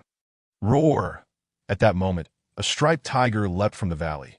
This tiger stood 2 meters tall, with jagged teeth stained with remnants of flesh, its fierce gaze fixed on Yi Chun as it let out a low growl and lunged forward.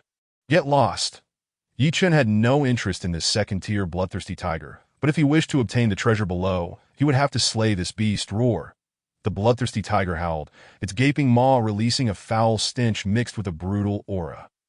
Yi Chun propelled himself off a stone, leaping several meters away, then rebounded off the trunk of a tree, unleashing the gathered energy in his fist, crashing down upon the unsuspecting tiger's head. Bang! The bloodthirsty tiger let out a pained cry as it tumbled to the ground. Swaying unsteadily before regaining its footing, Dawai Ichin felt a sense of helplessness. A single punch had not slain the creature. He was still somewhat lacking in strength, unable to dispatch even a second-tier chi-gathering beast in one blow. If the people of Thunderfire City were to learn of this, they would surely find it absurd that a mere practitioner at the early stage of body refinement dared to speak in such a manner. Moreover, this bloodthirsty tiger was an invincible entity within Thunderfire City, and Yi Chun had the audacity to criticize himself for not killing it with one strike. The bloodthirsty tiger regained its composure. Its enormous blood-red eyes filled with savagery and bloodlust. The bloodthirst had overtaken it. Seeing the tiger's entire body turn crimson, a cold smile crept across Yi Chen's lips. Now it was beginning to look like a challenge. He was eager to test his skills. With a roar, the bloodthirsty tiger leaped, its massive paws gleaming with a chilling light as they aimed for Yi Chen's throat. Yi Chen's expression turned serious. He summoned an inexplicable pressure in his fists and struck forward, one after the other, towards the bloodthirsty tiger. Crack! With that punch, Yi Chen countered the tiger's lethal strike, following up with a left fist that landed squarely between the tiger's brows. In an instant, the immense force from his fists surged into the tiger's head, and in that moment, a gaping blood hole appeared in the tiger's massive skull, its colossal body collapsing to the ground. Lifeless. Finally, it is dead. Yi Chen retracted his now bloodied fist, glancing at the fallen bloodthirsty tiger with a sense of regret. Though this bloodthirsty tiger had yet to evolve into a spirit beast, its body was still a treasure trove. Without a spatial ring, however, it would be difficult to manage. Shaking his head, Yi Chen leaped down into the valley. The valley was littered with the remains of the guards, likely all belonging to the Wang family. The second elder of the Wang family had fled quite swiftly. Having such a cowardly elder was truly a disgrace for the Wang family. Without the treasure map, it would be challenging to locate the entrance to the treasure. Yi Chen searched the valley for 2 hours, nearly scouring every inch, yet found no clues. Could it be that the treasure map was a forgery? Forget it.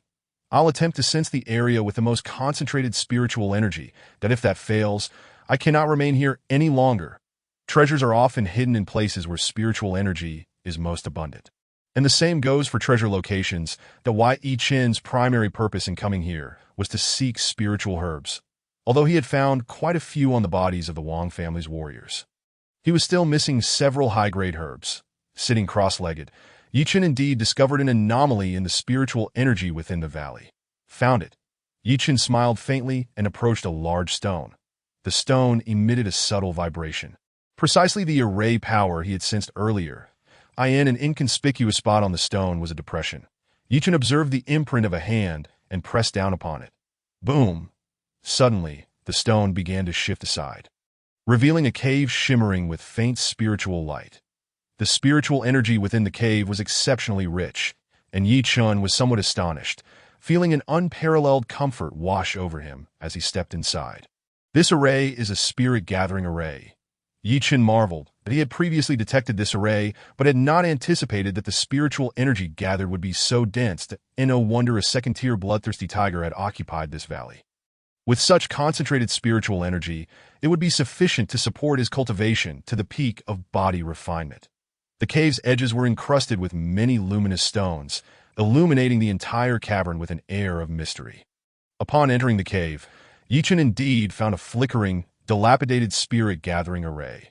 This array was massive and riddled with cracks, clearly unable to sustain itself for much longer. And no wonder the spiritual energy was leaking out. It turned out that the spirit-gathering array was malfunctioning. Yi Chen's face lit up with joy.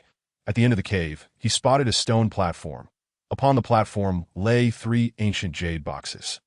Yi Chen opened them all, revealing a jade vial, a jade slip, and a spatial ring. Yi Chen did not reach for these items immediately. Based on his experience, such treasures were rarely easy to obtain. After all, what kind of warrior would kindly leave their possessions for others? With a flick of his finger, he directed a surge of energy at the jade slip. Boom! How clever! As the vigorous energy made contact with the jade tablet, a terrifying wave surged forth like a cataclysmic avalanche, accompanied by an ancient, cold snort.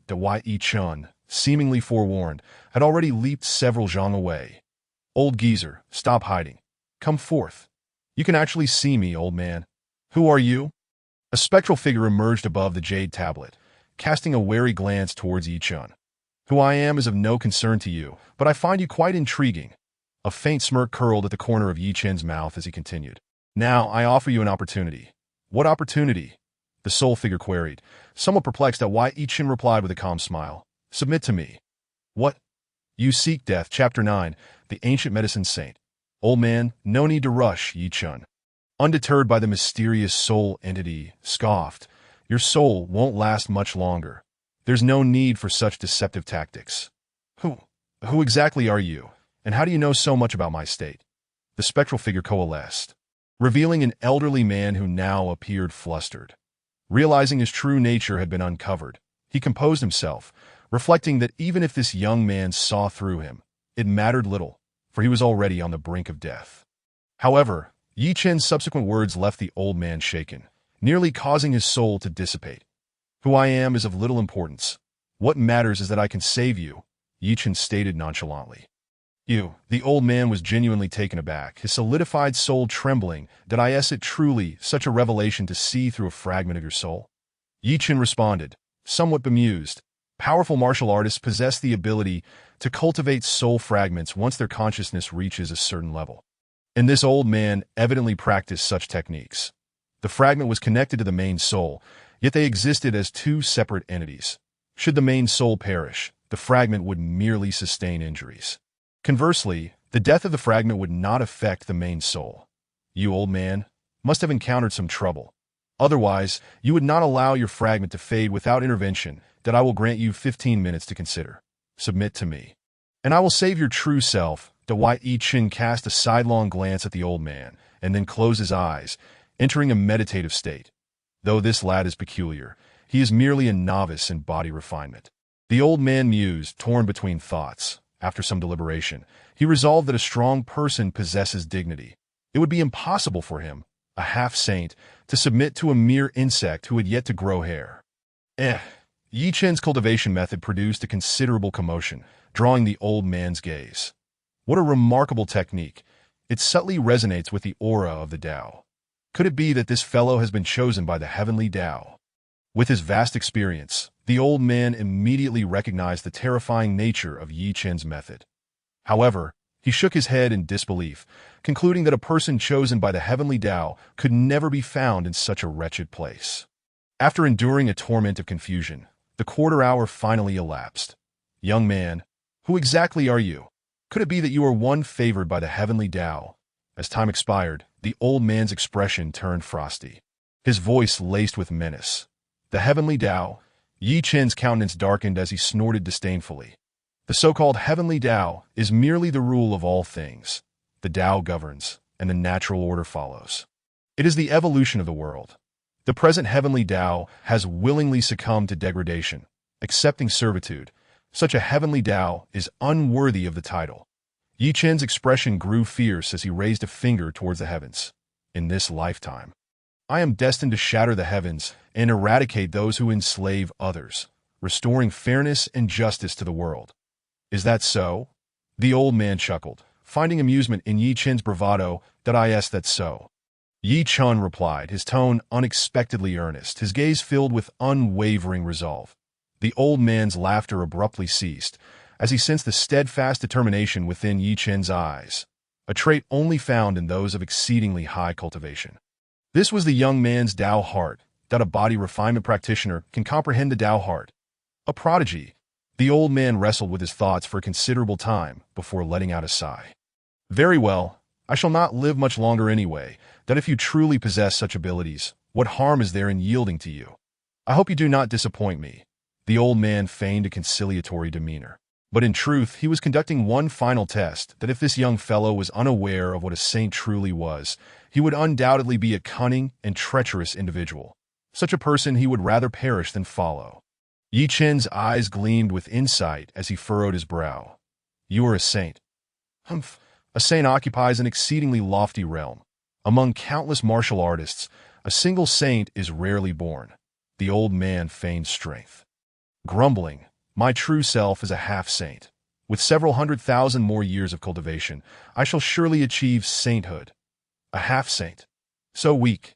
Yi Chen's frown deepened, astonished at the frailty of this old man, that a half-saint is but a step above a heavenly sovereign.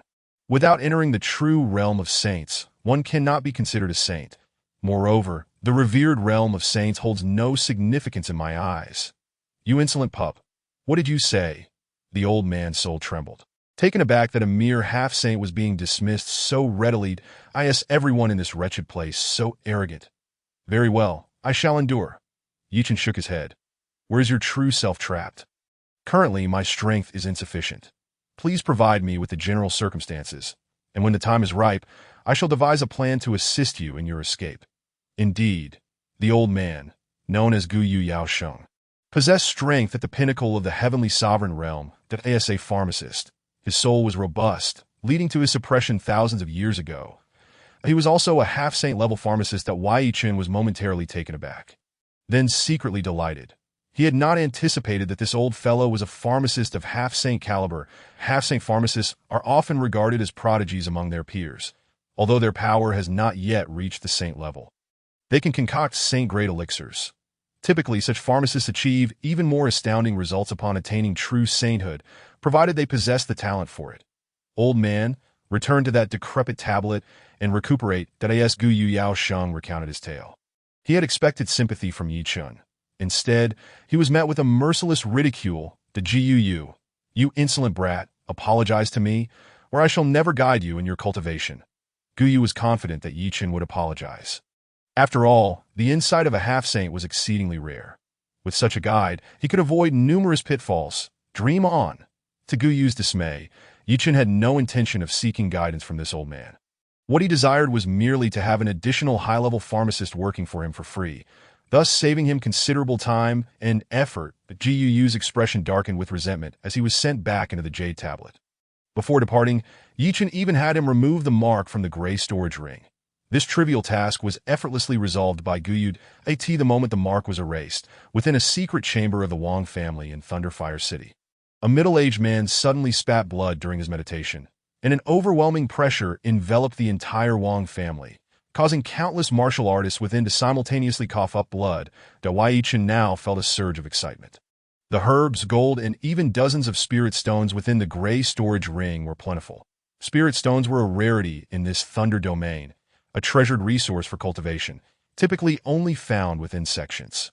Aside from the jade tablet, there lay a jade vial and a storage ring on the stone platform. Yi Chen ignored the storage ring, which merely contained the pills concocted by the old man. Instead, he was far more interested in the jade vial, his gaze growing fervent. The vial contained Thunder Spirit liquid, which Guyu had spent centuries refining to produce more than half a vial. This time, it would benefit Yi Chen. Taking advantage of the gathering spirit formation before it completely dissipated, he would strive to perfect the god and demon body refinement technique. With this jade vial, Yi Chen was confident he could soon attain the pinnacle of body refinement. Yi Chen seated himself at the center of the gathering spirit formation, uncorking the jade vial and downing the Thunder Spirit liquid in one go. The liquid was infused with vast amounts of spiritual energy and pure thunderous power, proving remarkably effective for Yi Chen's body refinement. However, consuming such a large quantity of Thunder Spirit liquid at once caused his entire physique to swell rapidly. You little brat, are you toying with me? Guyu reappeared from within the jade tablet, his face turning a sickly shade of green as he raged. How foolish of me to trust a mere child who has yet to grow hair. Consuming such an abundance of Thunder Spirit liquid will exhaust even my Fragment S power. I cannot save you. Guyu was livid, yet he found himself helpless, eventually sighing, very well, I shall expend this fragment of my soul. Whether you survive now depends entirely on you. With that, Guyu prepared to surge into Yi Chen's body. Stop! Yi Chen's body trembled, but he still managed to bellow. Your life is now mine. Am I allowing you to perish? Guyu halted mid-charge, perceiving the confidence and pride in Yi Chen's eyes. Could this child truly withstand it? Very well. If he could endure this trial, what harm would it do for me to regard him as my master? With a deep sigh, Guyu floated in mid-air, observing Yi Chen. Yi Chen closed his eyes in concentration, channeling the divine demon body refinement technique with all his might. Within him, a torrent of spiritual energy, mingled with the might of thunder, ravaged every vein in his body. His skin tore apart, fissures spreading across his surface, as crimson blood trickled forth, staining him a deep scarlet. The pain was excruciating, akin to enduring the most severe torture imaginable. Every sinew, bone, muscle, vein, and meridian felt as though they were being torn apart, an agonizing torment suffusing his entire being. Suppress. Yi Chen's skin cracked as he gritted his teeth in endurance. The divine demon body refinement technique relentlessly coursed through his veins, making him feel as though he were ensconced in a furnace, being forged and tempered. His limbs, bones, and organs were undergoing a profound transformation, the excruciating pain nearly driving him to madness. This heart-wrenching agony persisted for an hour. Yet Yi Chen did not utter a single cry of anguish. What sheer willpower! Gu Yu's expression turned grave. Even he, in his true form, would find it difficult to withstand such suffering. Alas, if this lad survives, his future achievements will undoubtedly be remarkable. After an hour, Yi Chen's breath began to stabilize, and the cracks on his surface slowly started to mend. Unexpectedly, he truly managed to endure. Gu Yu was profoundly moved. Falling silent, time flowed on, and the bottle of Thunder Spirit liquid Yi Chen consumed was completely refined into pure, innate, vital energy, nourishing his physical body at this moment. Yi Chen's physique radiated a luminous glow, a sign that his meridians had been perfected. Regrettably, Yi Chen shook his head. Though his body had been tempered, he was still not in the most perfect state. Furrowing his brow, he remarked, Gu Yu was at a loss for words. In his eyes, Yi Chen's perfected body refinement was already the pinnacle of the body refinement realm. Yet this lad remained unsatisfied. Yi Chen's frown eased, a faint smile gracing his lips. Indeed, one must be patient. Cultivation requires a solid foundation. Although he was not in the most perfect state yet, in the entirety of Thunderfire City, he was already an unmatched existence. Hey, why hasn't this old man returned yet? Gu Yu's voice interrupted Yi Chen's thoughts as he turned to glance at him. Originally astonished by Yi Chen's talent, Gu Yu's countenance darkened, and he transformed into a wisp of gray light. Vanishing into the jade slip, that a dignified half-sane alchemist, who would dare treat him so in ordinary times. Alas, this lad defied logic, leaving no room for reason. Rest assured, once my strength reaches its peak, I shall seek your true form in the depths of the thunderous mountain range. Yi Chen chuckled softly. The jade slip was crafted from soul-nurturing jade, a treasured item, and Gu Yu's fragmented soul within posed no immediate danger. The spirit-gathering formation beneath Yi Chen's feet was entirely rendered inoperative. After he dripped blood to acknowledge ownership of the ring on the stone table, joy illuminated his face. This ring was of far superior quality compared to the gray one, containing pills previously refined by Gu Yu. In the thunderous mountain range, one would not lack for spirit herbs for alchemy, with hundreds available, and hardly any inferior pills. All were at least fourth-grade innate spiritual pills. With these pills in hand, Yi Chen could save considerable time in alchemy. With over 20 days remaining until the life-and-death duel at the arena, he had ample time to venture deeper into the mountains to hunt formidable beasts for practice. Look, this bloodthirsty tiger is dead. The young lady is dead. Just as Yi Chen exited the valley, he encountered a group of warriors. Do you wish to die? You dare touch the prey I've slain? Yi Chen shot a cold glance at the group, particularly at a brooding young man at the back, his heart stirred with mild astonishment. The seemingly leading youth was evidently not from the Wang family. Intriguing, my lord. I saw this person the other day when battling the beasts. He must have led them to ambush us. This matter is certainly not an act of our Wang family to hoard the treasures of the superior. Wang Ji, the second elder of the Wang family, with 2 dark circles under his eyes and one hand covering half of his swollen face, pointed angrily at Yi Chen. Yi Chen was taken aback for a moment. Then a cold smile crept onto his lips. This second elder of the Wang family was becoming increasingly shameless, casting blame upon him. It seemed he had faced some repercussions for his cowardice. However, the young man piqued Yi Chen's curiosity even more. The timid Wang Ji had made the unprecedented decision to return to the mountains, showing extraordinary deference to this youth. How interesting. You all, kill him. Jiang, arms crossed, cast Yi Chen a disdainful glance, his expression exceedingly arrogant. Yes, my lord. Wang Ji, evidently well acquainted with Jiang, turned to stare coldly at Yi Chen, saying, You're the little brat from the Yi family, daring to snatch treasures from the superior. How truly reckless. You all go. Kill him. The term superior initially held no significance for Yi Chen, but upon hearing it, he felt a stir within that a superior referred to someone sent from above, indicating that this fellow, barring any surprises, was either from the capital or a sect. However, they likely wouldn't send just one initial stage gathering youth. Kill. Just as Yi Chen pondered, dozens of Wang family guards surged forward, seeking death. Yi Chen sneered, and without hesitation, he unleashed his attack at this moment. Yi Chen's true strength had far surpassed the body refinement realm. He could effortlessly obliterate the initial stage gathering Wang Dieshiang.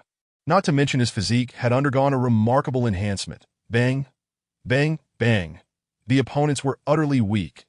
The warriors of the Wang family proved no match for Yi Chun, as within mere breaths, over 10 guards lay lifeless. The remaining guards, filled with trepidation, began to retreat slowly. Damn it, you useless fools. You can't even handle a single perfected body, refinement warrior. Worthless, all of you. Wang Ji's face darkened. With so many people, they couldn't even subdue a perfected body refinement brat. This was unacceptable. No, when I saw this brat previously, he was clearly only at the minor completion of body refinement. It had barely been 2 days, and he had jumped straight to perfection. Could it be he found a treasure? Yes, that must be it. My lord, this brat might have already obtained a treasure. I shall retrieve it for you. Wang Ji understood the terrifying background of this youth. The Wang family had narrowly escaped annihilation the other day, and merely thinking about it sent cold sweat down his back, that he felt fortunate to be alive, and this was his chance to redeem himself. Moreover, given this youth's status, even things he deemed beneath him would be enough to incite his jealousy. Wang Ji took the long knife handed to him by a guard, his expression twisted with malice, dripping purple liquid onto the blade before distributing it to the remaining guards, coating their long knives in potent poison. Brat, consider your strength in your next life. Some people are not insects like you can provoke. Die. Wang Ji issued the command, and the remaining Wang family guards surged forth, effectively cutting off Yi Chen's escape route, while he himself struck out with a knife, but failed to connect. A phantom, surrounded by a multitude of guards, Yi Chen's figure gradually faded, yet a derisive voice echoed from afar. You are indeed correct. Some individuals are not ones you can provoke. That why Yi Chen fixed his gaze on Wang Ji, a chilling smile playing upon his lips. How is this possible? The hearts of the Wang family guards surged with disbelief. How could a mere body refinement warrior evade the combined efforts of so many seasoned fighters? Yi Chen gave them no further opportunity. His body moved like a phantom, continuously pausing in front of the Wang family guards. The long knives in the hands of dozens of guards failed to land a blow on Yi Chen, while with each of his pauses, a piercing scream would resonate. After a few breaths, only Wang Ji and a youth named Jiang Jiang remained on the scene. The people of the sinful land are indeed becoming increasingly useless. Such trivial matters still require this young master to intervene personally. Jiang Jiang's expression darkened, glaring at Yi Chen as if he were an inferior being, brimming with arrogance. Brat, you have angered this young master. I shall make you experience the most terrifying tortures this world has to offer. Jiang Jiang declared coldly, you will die a wretched death. I will make you understand what it means to beg for death, yet be unable to. Chapter 11. The Furious Superior. I apologize. The one who will die soon is you. Yi Chen smiled faintly, launching a punch that sent Wang Ji flying. Did I end the distance? Wang Ji, the second elder of the Wang family, coughed up blood, stunned into immobility, that he was at least a mid-stage chi-gathering warrior. How could he not withstand a single move from Yi Chen, utterly failing to perceive Yi Chen's actions? Useless. Wang Ji's abrupt defeat shocked Jiang Jiang as well, who then cursed inwardly. Wang Ji's cultivation was slightly higher than his own, yet he considered all these sinners to be trash. Even if his cultivation was merely at the initial stage of chi gathering, he should be able to annihilate these useless beings in an instant. Next, it's your turn. Yi Chen grinned. Humph, a frog at the bottom of a well. Today I shall show you what true martial arts look like. Jiang Jiang declared with a darkened expression, not daring to be careless. Jiang Jiang summoned the spiritual energy within him, channeling it to his palm, where blue arcs of lightning coiled. Utilizing the thunder law, he unleashed a palm strike imbued with the might of thunder toward Yi Chen's chest. Yi Chen raised an eyebrow, surprised that this individual could wield the power of heavenly retribution. It seemed his suspicions were indeed correct. This fellow was surely from a sect that why Yi Chen made no move to evade Jiang Jiang's attack. Standing with his hands clasped behind his back, evidently prepared to take the hit head-on, arrogant, Jiang Jiang, consumed by fury, suddenly broke into a mocking laughter. Should one label him as arrogantly audacious or merely suicidal? This very technique he wielded was the pinnacle of the Thunder Domain's power, particularly devastating against these sinners. Jiang Jiang could already envision the scene of Yi Chen being obliterated by his own might. A cold smirk curling at the corners of his mouth. Crack. His palm struck against his chest, a sharp sound echoing. Yet the gruesome spectacle Jiang Jiang had anticipated failed to materialize. Instead, an expression of profound agony twisted his features. It felt as though his hand had collided with impenetrable steel, the backlash of thunderous energy fracturing the bones in his palm. "Ha ha! You are doomed." Though he writhed in pain, Jiang Jiang cast a sinister grin towards Yi Chun. The might of the thunder punishment was unparalleled. Once it entered the body, even the most robust physique would find its internal organs shattered, leading to certain death. As Jiang Jiang spoke, Yi Chun was enveloped in arcs of blue lightning, his entire form cloaked in the crackling energy. Such a trifling amount of thunder. Do not embarrass yourself by showcasing it. Yi Chun scoffed, activating the divine demon body refinement technique, suppressing the thunderous force within him, which swiftly dissipated. This is impossible. Jiang Jiang's complexion paled, a storm of disbelief raging within him, and Owen understood the terror of the thunder punishment better than he did. How could this individual remain unscathed beneath its wrath? It seems the one with a limited perspective is you. Yi Chun's voice resonated coolly as he reached out, seizing Jiang Jiang's wrist before he could retract it, with a surge of power. The sound of shattering bones filled the air as the grip crushed the bone beneath his grasp. My lord. Wang Ji stood frozen in shock, unable to fathom that the esteemed figure from the sect had been bested by a mere scion of the Yi family. Stop it! You dare to drag the entire Thunderfire city down with you. With a swift motion, Wang Ji relinquished his long knife, temporarily pushing Yi Chun back. My lord, flee! Wang Ji shouted, turning tail and plunging into the dense forest behind him. Yi Chun mused. This old fool truly lacks shame. I expected him to fight to the bitter end.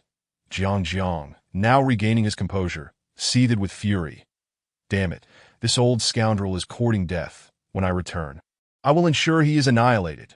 Meanwhile, Wang Ji was gripped by an inexplicable terror. The notion of the entire Thunderfire city perishing alongside that young man paled in comparison to the value of his own life. Moreover, with this young man buying him time, Yi Chun would undoubtedly be too preoccupied to pursue him. It matters not if that old wretch escapes. You shall remain here today. Yi Chun turned, his aura locking onto Jiang Jiang. He found the youth intriguing and wished to extract certain secrets from him. Seeking death, Jiang Jiang laughed in rage, believing his arsenal extended beyond the thunder punishment. Did he truly think that incapacitating one wrist guaranteed his victory? Whoosh! Jiang Jiang launched the first strike, a black light humming ominously as it hurtled towards Yi Chun. A chill ran down Yi Chun's spine, a primal instinct warning him of the danger. He dared not underestimate the threat and retreated, but was nevertheless ensnared by the enveloping black light. Ha! A sinister grin spread across Jiang Jiang's face. This black flame pearl is a top-tier weapon. No being beneath the extraordinary realm can survive its detonation. To perish beneath the black flame pearl would be a mercy for you. The black flame spread, the sound of explosions resonating, reducing the surrounding flora to ashes. Jiang Jiang staggered backward, his face grim as he proclaimed, "You have rendered me one-armed. I will ensure the entire Yi family pays the price." Oh, amidst this inferno of black flames, a voice emerged, "Apologies. But you have no chance left." "No, this cannot be." Jiang Jiang's countenance shifted drastically, his trembling form retreating slowly in fear. The black flame pearl was one of his trump cards. How could it fail to eliminate even a perfected body refinement practitioner? Yi Chun, refusing to grant Jiang Jiang any further chances, transformed into a blur, materializing before him and launching a powerful strike towards Jiang Jiang's chest. Crack! Jiang Jiang was sent flying, yet he was not slain.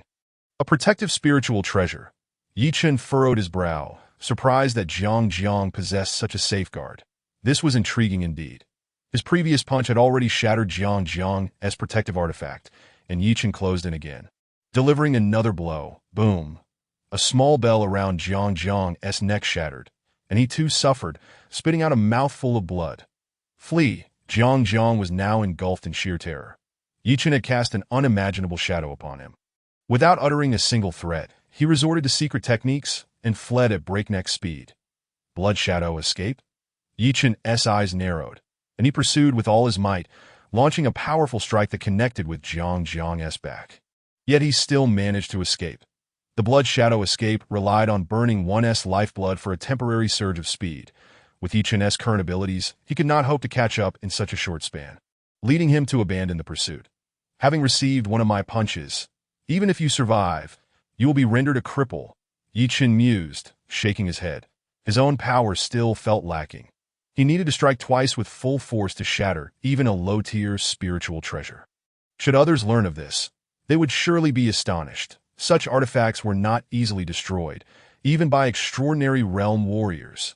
Jiang, utilizing every ounce of his strength to execute the Blood Shadow escape, grew increasingly pale, daring not to pause until he collapsed outside Thunderfire City. That be why the time the Wang family's warriors discovered him, he was already unconscious. That Yi Chen surveyed the battlefield, noting that the bloodthirsty tiger remained, likely spared due to its intimidating presence.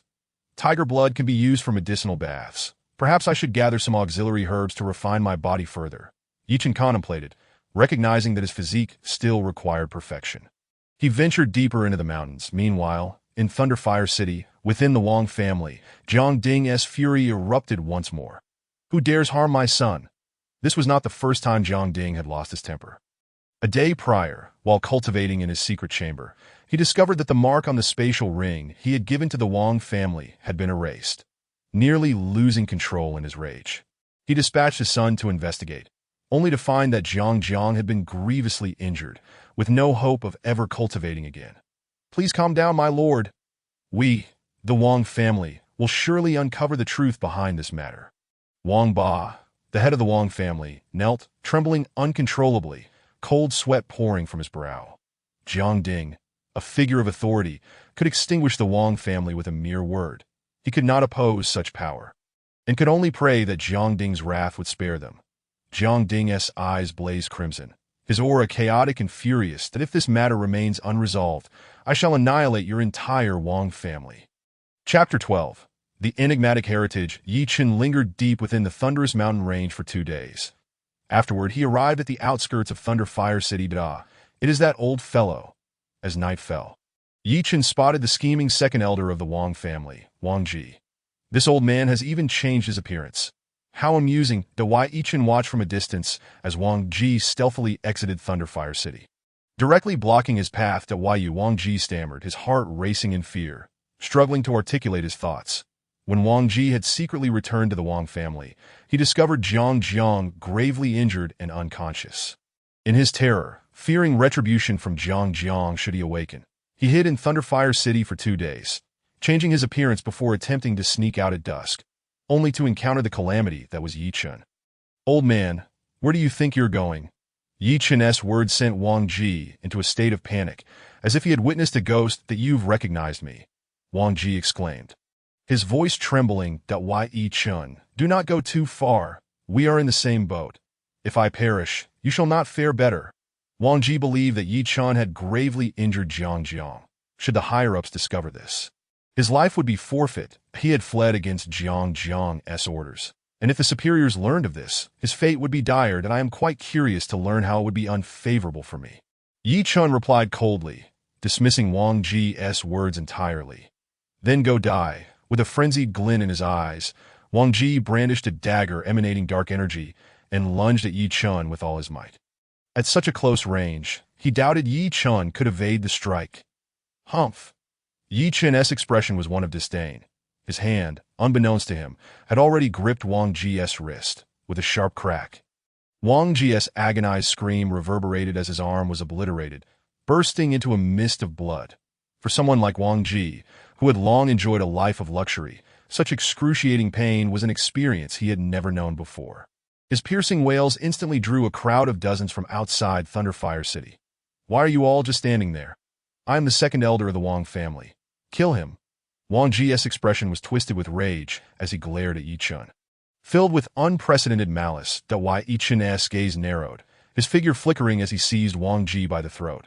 With a slight increase in pressure, a resounding crack echoed, and Wang Ji fell lifelessly to the ground. The second elder of the Wang family is dead. The crowd erupted in chaos. The second elder was a renowned figure in Thunderfire City, and to think such a person had been slain by this young man. How dare you kill an elder of my Wang family? A number of warriors from the Wang family rushed over, drawing their blades with menacing intent aimed at Yi Chen. What is this? Is it the elder of your Wang family who wishes to slay me? Yet, your lack of strength led to your own demise. Are you saying that the Wang family possesses the right to kill without allowing any resistance? Should one simply await their death in silence? Yi Chen scoffed, unflinching, that if anyone dares to take a step closer, I shall slay them. His garments billowed as a force, far surpassing the pinnacle of body refinement, emanated around him. The palpable aura of death made the Wang family warriors tremble with fear, rendering them unable to advance at a bunch of cowards who prey on the weak. Yi Chen sneered, striding into Thunderfire City, during which not a single warrior from the Wang family dared to confront him. Upon arriving at the Yi family residence, Yi Chen was surprised to find that Luo Heir was absent. He felt a tinge of curiosity, but dismissed it, turning instead towards the family's forbidden grounds. Unimpeded, he made his way through the unguarded area. That I'm back. Approaching the entrance of the forbidden grounds, a sense of trepidation washed over him. Old man, are you dead? Cough, cough. With a thunderous rumble, the stone door of the forbidden grounds swung open, alleviating Yi Chen's concerns.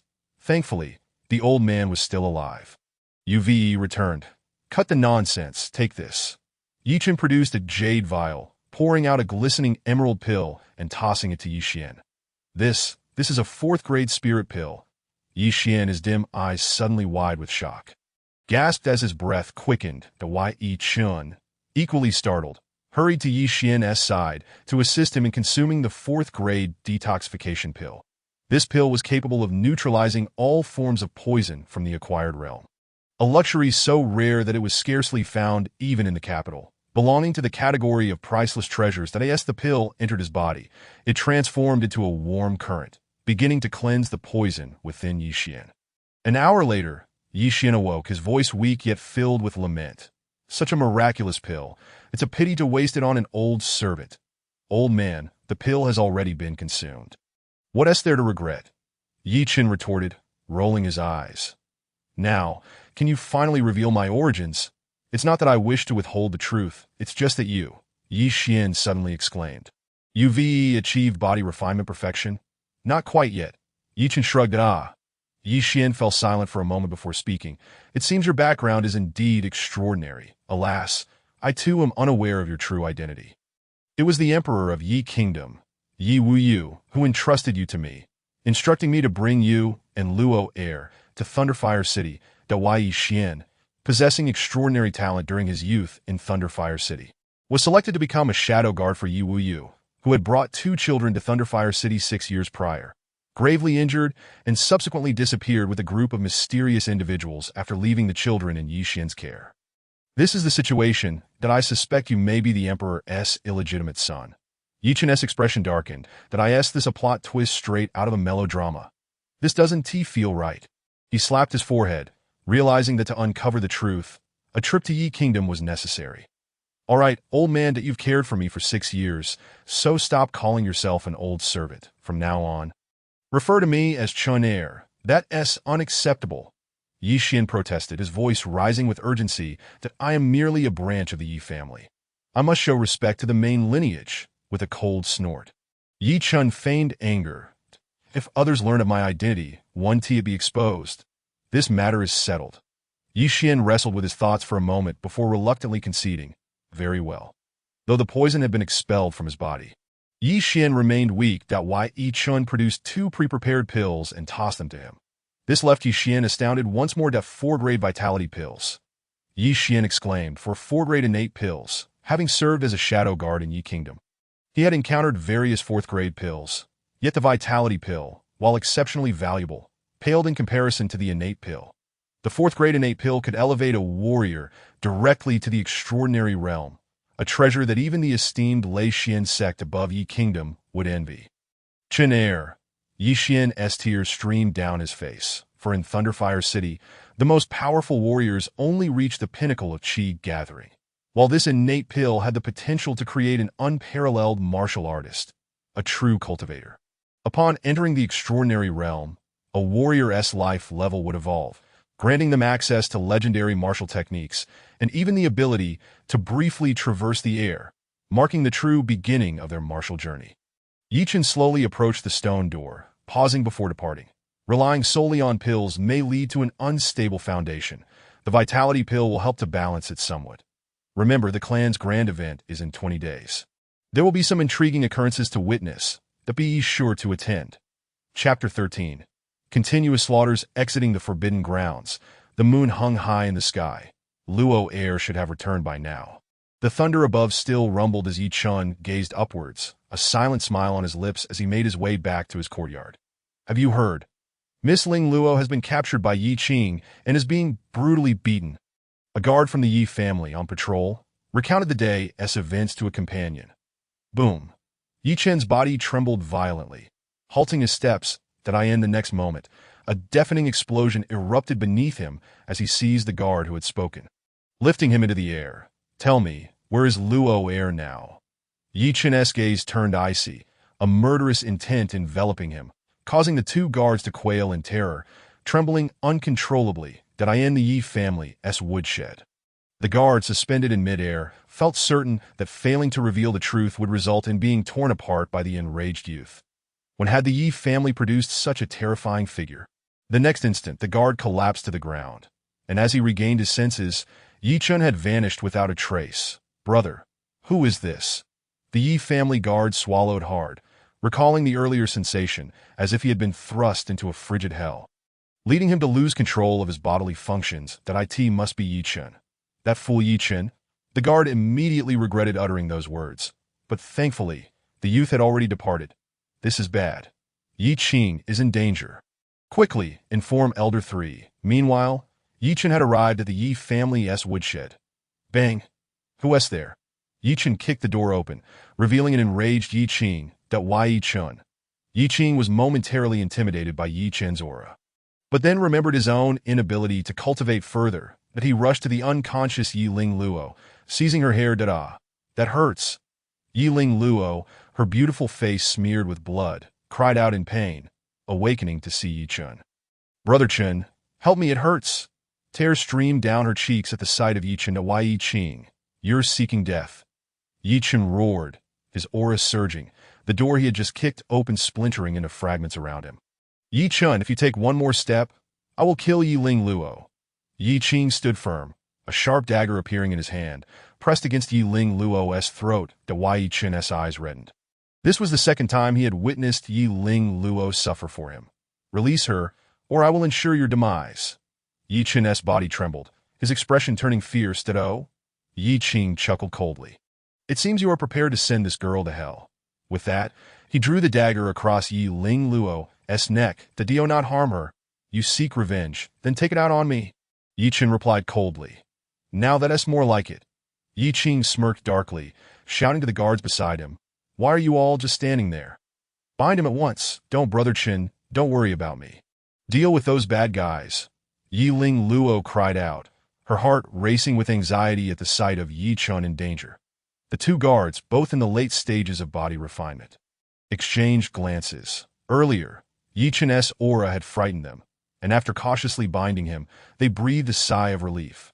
Release Luo Air. Yi Chen, bound to a wooden post, gazed at Luo Air, feeling an inner turmoil of guilt. Release her.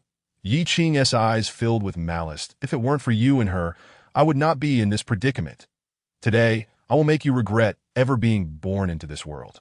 None of you will survive. With a sharp crack, Yi Qing slapped Yi Ling Luo across the face, causing her to scream and lose consciousness once more. You're courting death, with a series of resounding cracks.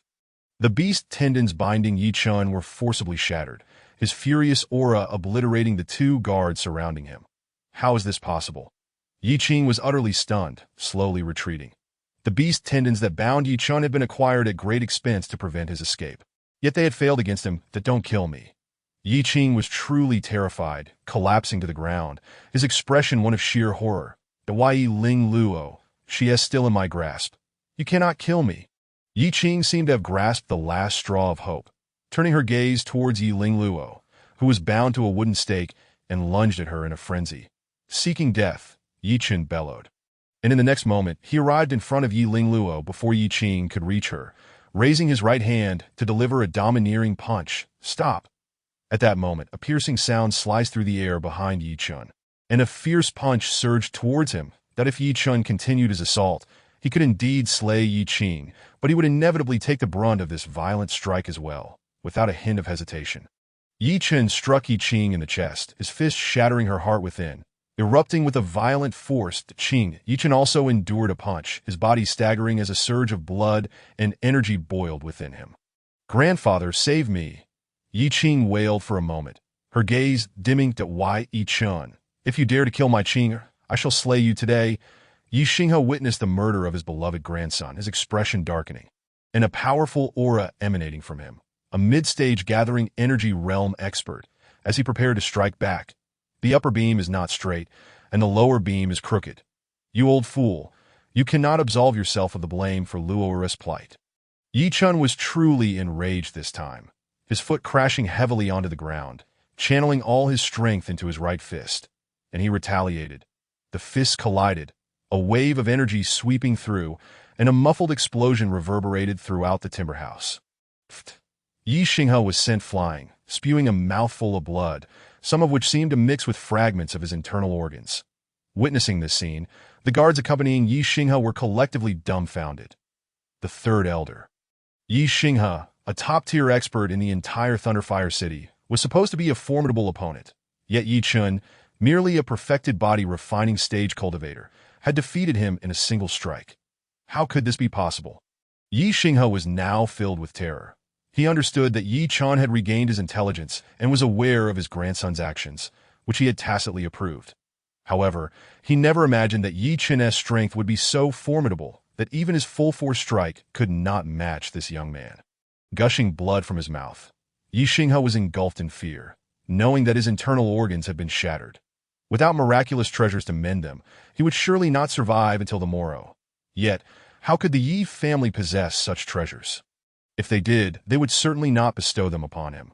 "Old dog, go accompany your grandson." Yi Chun placed his foot on Yi Xinghe's face, exuding an overwhelming aura of murderous intent. Crack! The next moment, Yi Xinghe's skull shattered as he was kicked against the wall of the timber house, blood splattering everywhere. "Since you are all here, how long do you intend to watch?" Yi Chun revealed a chilling smile, cradling the unconscious Yi Lingluo in the timber house, darkly stating, "You plotted well, intending for me to kill that old dog Yi Xinghe, thereby framing me." Yi Chun had long since detected the presence of Yi Xiong and others hidden in the shadows, expecting them to come to Yi Xinghe's aid, but he was met with disappointment. "Bold Yi Chun, you dare to slay an elder of the Yi family, according to clan rules, you shall face the utmost punishment." Chapter 14. The Choice. Yi Chun looked disdainfully at the squad of individuals approaching from the shadows, surrounding him completely. Yi Chun, you have quite the audacity to kill my Yi family's third elder. A corpulent, balding, middle-aged man stood before Yi Xiong, pointing menacingly at Yi Chun and shouting angrily, "Spare us the nonsense. Luo'er has suffered this fate, and you cannot shirk your responsibilities." Yi Chun replied coldly, "Today, I shall not hold you accountable, but if you insist on obstructing me, do not blame me for being merciless." "Humph, just you."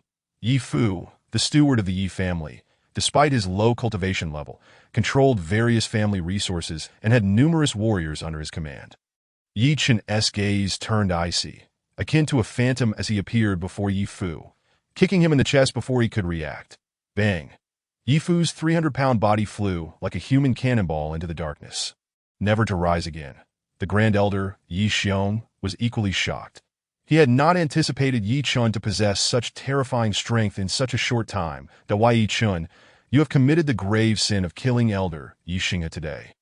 Yi Xiong spoke with his hands clasped behind his back, his tone nonchalant. "I know you are unafraid, but you and Yi Lingluo are, after all, members of the Yi family. Furthermore, there is a clan leader, Yi Xian, who is currently in seclusion. Are you threatening me?"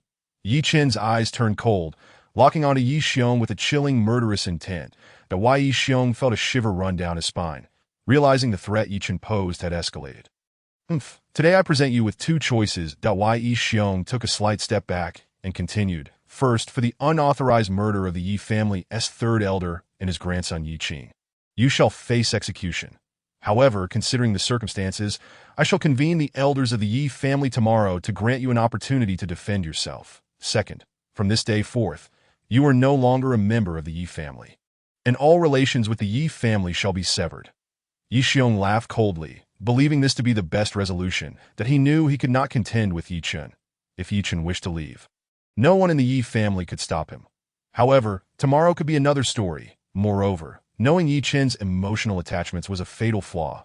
With Yi Lingluo and Yi Xian present, Yi Chen would never opt for the second path. Expel me from the Yi family. Since when have I ever been considered a member? Yi Chen, fully aware of Yi Xiong's intentions, sneered, "Tomorrow, I will undoubtedly seek an explanation from the elders of the Yi family." With that, Yi Chen carried Yi Lingluo and walked out of the encirclement of warriors, none daring to obstruct him. "Grandfather, is this how it ends?" Yi Jingshi gazed at Yi Chen's retreating figure, a mix of astonishment and anger swirling within him. How could it end? Yi Xiong grinned sinisterly, ordering, "Now, go fetch the elders and summon them to the council hall." He had orchestrated his plans within the Yi family for years. Would he allow a mere wildling, still in his infancy, to thwart him? Yi Chen returned to his chamber, laying the unconscious Luo'er upon the bed. Taking a deep breath, he suppressed his fury within that Luo'er. "Do not worry. No one can bully you." Yi Chen retrieved a pill from his storage ring, administering it to Yi Lingluo, feeling a sense of relief afterwards that Luo'er possessed the Jade Xian Emperor physique, a constitution ill-suited for cultivation in this thunder domain, which explained her current state at the initial level of body refinement. The Jade Xian Emperor physique harbored the potential to become an emperor, and with proper cultivation, her constitution could continue to evolve. This physique also had a peculiar trait, which was a cause for Yi Chen's concern. It was the most suitable for seizing and recultivating one's body. Of course, seizing a body was not an easy feat. Only high-ranking martial artists of significantly higher realms could execute it, and it required the Jade Xian Emperor physique to reach a certain level of cultivation to withstand the immense soul, thus allowing the process to commence. Setting these thoughts aside, he noted that with the pill now in her system, Yi Lingluo was temporarily out of danger. "Brother Chun." Yi Lingluo blinked her long lashes and opened her beautiful eyes. Awakening. "What did Brother Chun give me to eat?" I feel all warm inside that Yi Lingluo seemed to have discovered a new world, gazing at herself in fascination. "Just a fourth-grade pill," Yi Chen replied casually.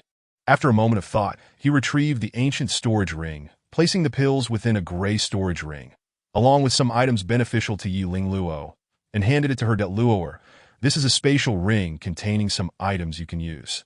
You must keep it hidden. If it is discovered by others, it could lead to great trouble." "Wow, such a beautiful ring. This is a gift from Brother Chen. I will keep it safe," Yi Lingluo exclaimed. "Brother Chen, I heard that men only give rings to those they like." Yi Lingluo suddenly became bashful. Her cheeks flushed as she asked, "Does Brother Yi Chen want to marry me?" Cough. Yi Chen's expression darkened. What on earth was this girl thinking? "Luo'er, you are still young." Before Yi Chen could finish, he found himself dumbfounded as Yi Lingluo scrutinized her modest chest, looking utterly dejected. "All right, Luo'er," Yi Chen patted her head, utterly defeated by the girl. "Tomorrow, Brother Chen will enter seclusion for a while. You should also engage in your own cultivation, all right?" Yi Chen produced a scroll prepared in advance for Yi Lingluo, Luo'er. This contains the cultivation technique Jade Xian Emperor Art. The ring is provisions, and until Brother Chen returns, you must not venture outside, understand? Tomorrow would not be overly dangerous, but those old fellows would surely not let things rest that Yi Chen feared no one. But he dreaded the possibility of them finding a way to trap him, in that case. Yi Lingluo would also be in jeopardy, to ensure her safety. Yi Chen planned to employ formations to shield the courtyard. Upon seeing the cultivation technique, Yi Lingluo's spirits lifted, and she eagerly agreed to all of Yi Chen's instructions that as dawn broke. After a night of toil, Yi Chen finally completed the arrangement of a fourth-level Spirit Guardian array. This formation possessed exceptional defensive capabilities. It would take superlative martial artists several days to inflict even the slightest damage. Yi Chen had invested heavily in this, expending a total of 16 spirit stones.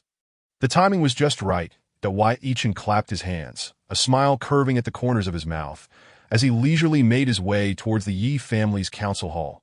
"Brother Chen." Just as Yi Chen departed, Yi Lingluo arrived in the courtyard. Having spent the night sleeplessly, she had been secretly watching over him. Luo is not foolish. She understood that everything Yi Chen did was for her sake. With tears glistening in her clear eyes, she resolved to train diligently. Upon Yi Chen's arrival at the council hall, it was already filled to capacity, with every clan member of some standing gathered within. Fixing his gaze upon the hall, a glint of brilliance flickered in Yi Chen's eyes as he clasped his hands behind his back and strode purposefully inside.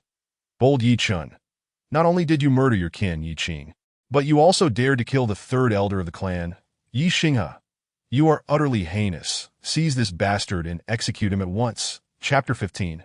Sentencing. Old dog, say that again. Yi Chen's gaze turned frigid as he focused on the unfamiliar bald elder. You, the bald elder, intimidated by Yi Chen's imposing presence, tried to retort, but the words stuck in his throat. Yi Chen, as a member of the Yi family, you dare to be so disrespectful to your elders. You deserve even greater punishment. Another elder in the hall slammed his palm on the table, pointing an accusatory finger at Yi Chen. And who might you be? Yi Chen shot a scornful glance at the elder, his voice dripping with disdain. The elder's face flushed crimson, yet he was equally cowed by Yi Chen's chilling glare, causing his heart to tremble slightly. Unable to contain himself, the elder spat out a mouthful of blood. At your age, you ought to be enjoying your twilight years at home, rather than running about carelessly, that if you were to accidentally perish here, it would be quite unfortunate. Yi Chen sneered coldly. You are worthless. No. You are an old, worthless fool. What happened to you, old Huang? The elder, overwhelmed by rage, fainted on the spot. Youngster, you are too arrogant. Yi Chen, you show no respect for your elders. You should be subjected to the most severe punishment. The council hall erupted into chaos, with voices denouncing Yi Chen ringing out incessantly. Enough of this noise. Yi Chen bellowed, instantly silencing the uproar. What? Do you think that by setting up a mere third-level formation here, you can keep me confined? Yi Chen had noticed the entire hall was enveloped by a third-level formation, indicating their heightened wariness of him. His gaze settled on Yi Xiong, who was seated above. Filled with mockery, Yi Xiong, as an elder of the Yi family, you aren't even the head of the family, yet you dare sit in the patriarch's position. Are you that anxious? Moreover, you hypocritical old geezers accuse me of being disrespectful to my elders. While the term bastard spews forth from your own mouths, are you suggesting that everyone in the Yi family is a bastard? You expect me to respect you. Perhaps you should take a good look in the mirror. Do you even deserve it? Impertinent! Someone shouted, but Yi Chen paid them no heed. Surveying the surroundings with a frigid glare, he declared, I cannot bear the title of a Yi family member. If I ever hear the term bastard again, do not blame me for being ruthless. Yi Xiong was furious, nearly exploding with rage. Taking a deep breath, he resolved not to let this brat escape the Yi family. Otherwise, not only would he remain unpunished, but he would also become the greatest hidden enemy of the Yi family in the future. Yi Chen, we acknowledge our wrongdoing in this matter, but the focus should be on the murder of third elder Yi Xinghe. Do you have anything to say in your defense? Yi Xiong tactfully shifted the topic, his tone calm. A defense. Yi Chen chuckled coldly. Very well. I shall provide you with 1.10 days ago, the first elder's good grandson. Yi Jingshi knocked me unconscious and buried me alive. That I am fortunate to have survived. Upon returning to the Yi family, I discovered that this beast, Yi Jingshi, had coerced Luo into marrying him as a concubine. I will settle this debt on the life and death stage in 20 days. Yi Xiong's expression twitched with anger, but he realized that if Yi Chen made it to the life and death stage, he would have to be cautious. Yi Qing tried to humiliate me, so I merely incapacitated him as punishment. However, when I returned yesterday, I found he had bound Luo in the woodshed and beaten her for an entire day. She is only 14. You Yi family members, knowing Luo was captured, did any of you step forward to uphold justice? I chuckled bitterly. You feared offending the third elder, but I did not. Yi Qing sought to kill me, and in his inadequacy, he was slain by me. Then Yi Xinghe, that old dog, tried to kill me and was also killed by me, and no matter how you look at it, I did not strike first. I ask you, what fault do I bear? Furthermore, if I would be killed, would you dare to bring Yi Xinghe to the council hall for punishment? Impertinent! Yi Chen, you are so arrogant. Who would have thought that the three great families of Thunderfire City would be filled with cowardly rats? Yi Chen laughed madly, inciting fury among almost all the Yi family members present. Angry, If you have the guts, step forward and fight.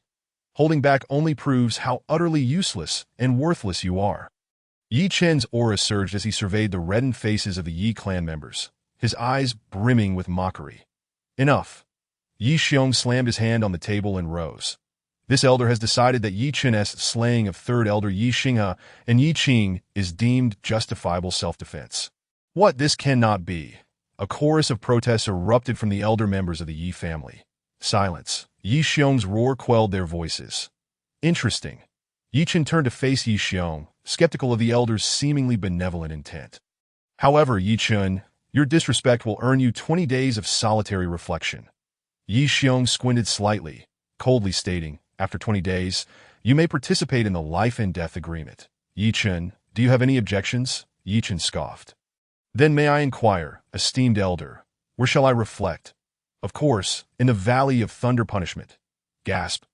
As Yi Xiong's words fell, a wave of gasps echoed throughout the council hall, but soon, under Yi Xiong's chilling gaze, silence reigned once more. The Valley of Thunder Punishment. Yi Chen had not heard of it, but judging by their reactions, it was evidently a place of peril. Fine, men, bind Yi Chen and send him to the Valley of Thunder Punishment.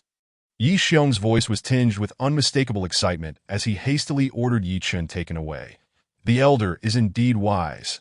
As Yi Chen was led away, one of the Yi family members stood up to flatter. Indeed, indeed. The Valley of Thunder Punishment is a treacherous place, shrouded in divine thunder. It is said that even unparalleled powers can be suppressed there. This arrogant bastard will undoubtedly have no chance of survival. Yi Xiong, filled with delight, laughed heartily. This Yi Chen is a toxin to our Yi family. This is also for the sake of preserving our family's honor, that if he survives this, he will certainly emerge as a cripple, unfit to ascend the life and death stage in 20 days. The elder speaks true.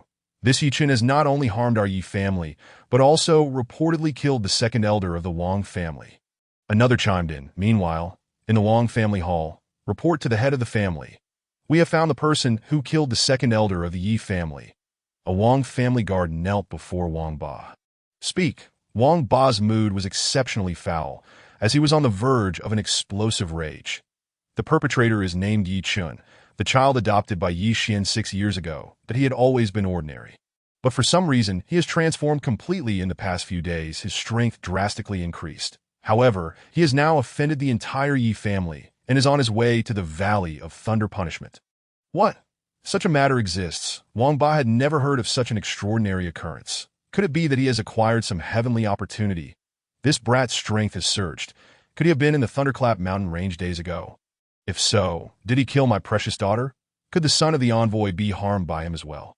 Quickly, investigate whether he was present in the Thunderclap mountain range 2 days ago. Wang Ba's expression grew agitated. If this brat had indeed been there, then with his ability to slay the second elder, he would undoubtedly be the prime suspect. If that were the case, the Wang family could be saved. With this thought, Wang Ba began to pace anxiously in the hall. 2 hours later, head of the family, it has been confirmed that Yi Chen indeed went to the Thunderclap mountain range a few days ago and returned only yesterday. Good. Wang Ba felt a weight lift off his heart. It truly is him. This brat is so peculiar. Once I report this to the envoy, there may even be rewards. After a moment of contemplation, Wang Ba hurried to the depths of the Wang family courtyard. However, he was unprepared for the sounds of sorrowful weeping emanating from within. Zhang Chapter 16. The Valley of Thunder Punishment. Wang Ba. If there is no news, I shall annihilate your Wang family now to avenge my son. Is the master dead? Wang Ba fell to the ground with a thud, trembling under the overwhelming pressure.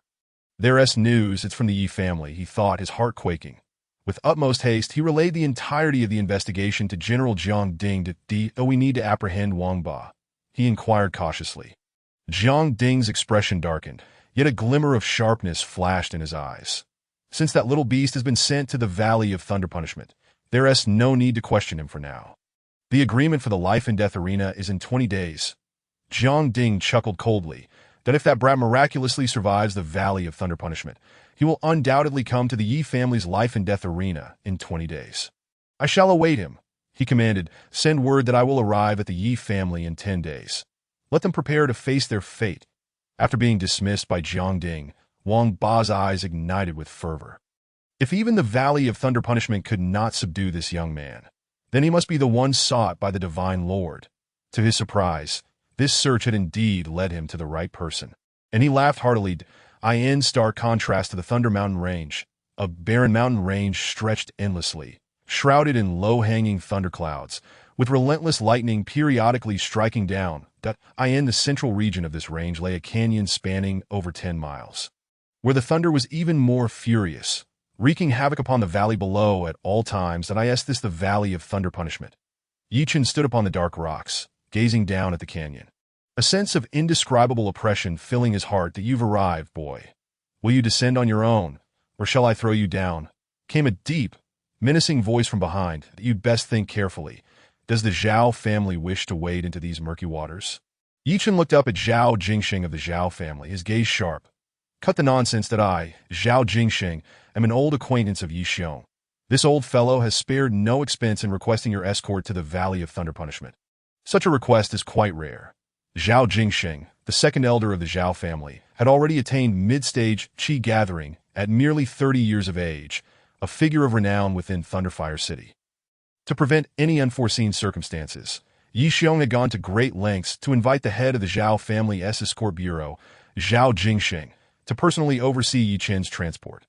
Very well, Yi Chen replied with a smile. I hope you won't regret this. With that, Yi Chen leaped, enveloped instantly by the lightning, vanishing from sight. I never expected this brat to be so resolute. I wouldn't dare jump into the Valley of Thunder Punishment myself. Zhao Jingxing dismissed Yi Chen's words, cursing as he turned back. Our Zhao family has completed our task. You may return to report. He waved his hand at several disciples of the Yi family behind him and led the Zhao warriors away. Within the Valley of Thunder Punishment, darkness enveloped everything. Even the deep blue lightning was absorbed by the black stones, leaving no trace behind. Although the lightning vanished, the power of the thunder showed no signs of weakening. Yi Chen's arrival was akin to cold water splashing into a pot of boiling oil, an inexplicable aura enveloping him entirely. This is bad. I'm locked on. Before Yi Chen could land, the lightning from above struck down upon him. Simultaneously, the black mountain below seemed to attract him like a magnet, pulling him rapidly towards the ground. Boom! Yi Chen crashed heavily against the stones, momentarily dazed. He had initially dismissed the Valley of Thunder Punishment, but its terror far exceeded his expectations. Damn it, this is troublesome. The lightning in the air seemed to have found its target, becoming exceptionally violent. With every breath, Yi Chen endured varying degrees of thunderous strikes. His body felt as if it were ensnared by the Black Mountain, making each movement exceedingly arduous. Desperate, Yi Chen broke free from the binding of the demon beast tendons and sat cross-legged, struggling to operate the divine demon body refinement technique. Fortunately, it still functioned, albeit with great difficulty. The thunder within the valley was evidently different from that of the outside world, raging violently, continuously wreaking havoc on Yi Chen's internal cells. Time passed as Yi Chen persevered through the torment. A day slipped by, and he remained motionless like a meditating monk. The second day, the third, Yi Chen lost track of how many days had passed. But at this moment, a faint light began to emanate from his entire being. Ding! Congratulations, host. You have perfected your body refinement. Completing the time is of the essence task, and earned a reward. Ding! The time taken was less than half. The reward has been upgraded. The host has received a spatial ring, low tier. The host has obtained the ability to negate Heavenly Dao detection. This Heavenly Dao system guarantees quality, ensuring a lifetime of protection. Yi Chen was startled awake by the voice in his mind. I've perfected my body refinement. He shook his head, still dazed from the lightning strikes over the past few days, and it took him a while to process this information. Did the spatial ring arrive a bit late?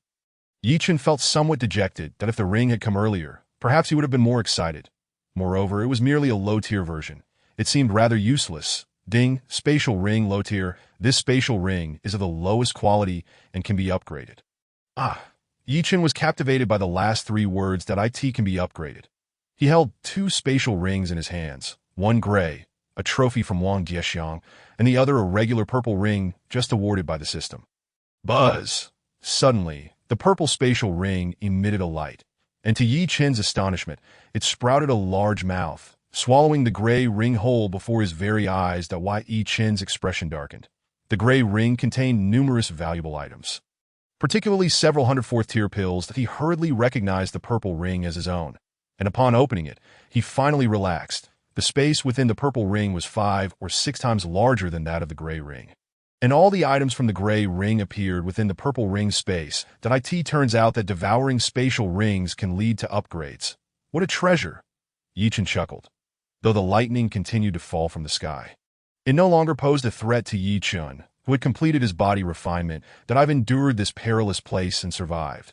Once I emerge, I shall certainly surprise Yi Xiong. The host has completed the task. A random task has been triggered. Ding. Detection of Thunder Punishment Liquid nearby. Choice 1. Within 10 days, use the Thunder Punishment Liquid to cultivate the true body of Thunder Punishment. Reward. A weapon low tier. Choice 2. Death. Reward level. Low. Task level. 9 lives. 1 death. Yi Chen chuckled coldly. No problem. This is a familiar scene. With no recourse against this wretched system, he scowled and followed the mental map towards the Thunder Punishment Liquid. Along the way, Yi Chen marveled. Having achieved the pinnacle of body refinement, his eyesight had greatly enhanced, yet the surroundings remained shrouded in darkness, obscuring every detail. After a quarter of an hour, the lightning above his head dissipated, and he descended into the depths until he reached a glowing thunder pool. Here lay the depths of the Valley of Thunder Punishment, a small pool entirely composed of liquid lightning, causing Yi Chen to tremble with awe from afar. Feeling the oppressive force even from a distance, Yi Chen anticipated that if he were to enter this lightning pool now, he would be reduced to nothing in a mere breath. Truly a life-and-death situation. Yi Chen gritted his teeth. HM. Who was there? Just then, Yi Chen's brow furrowed. A faint, intermittent voice seemed to echo from behind the thunder pool. Help me. Save me. The voice was somewhat broken, and with Yi Chen's heightened senses, he could barely make it out with full concentration. Someone else is here. Yi Chen was taken aback. Could there be a suppressed warrior deeper underground? If so, what level of existence could survive in such a place without perishing? Yi Chen stared at the cave behind the thunder pool, slowly shaking his head at his current cultivation level. He simply could not enter, let alone attempt a rescue. Simultaneously, it seemed that the owner of the voice had sensed Yi Chen's meager cultivation.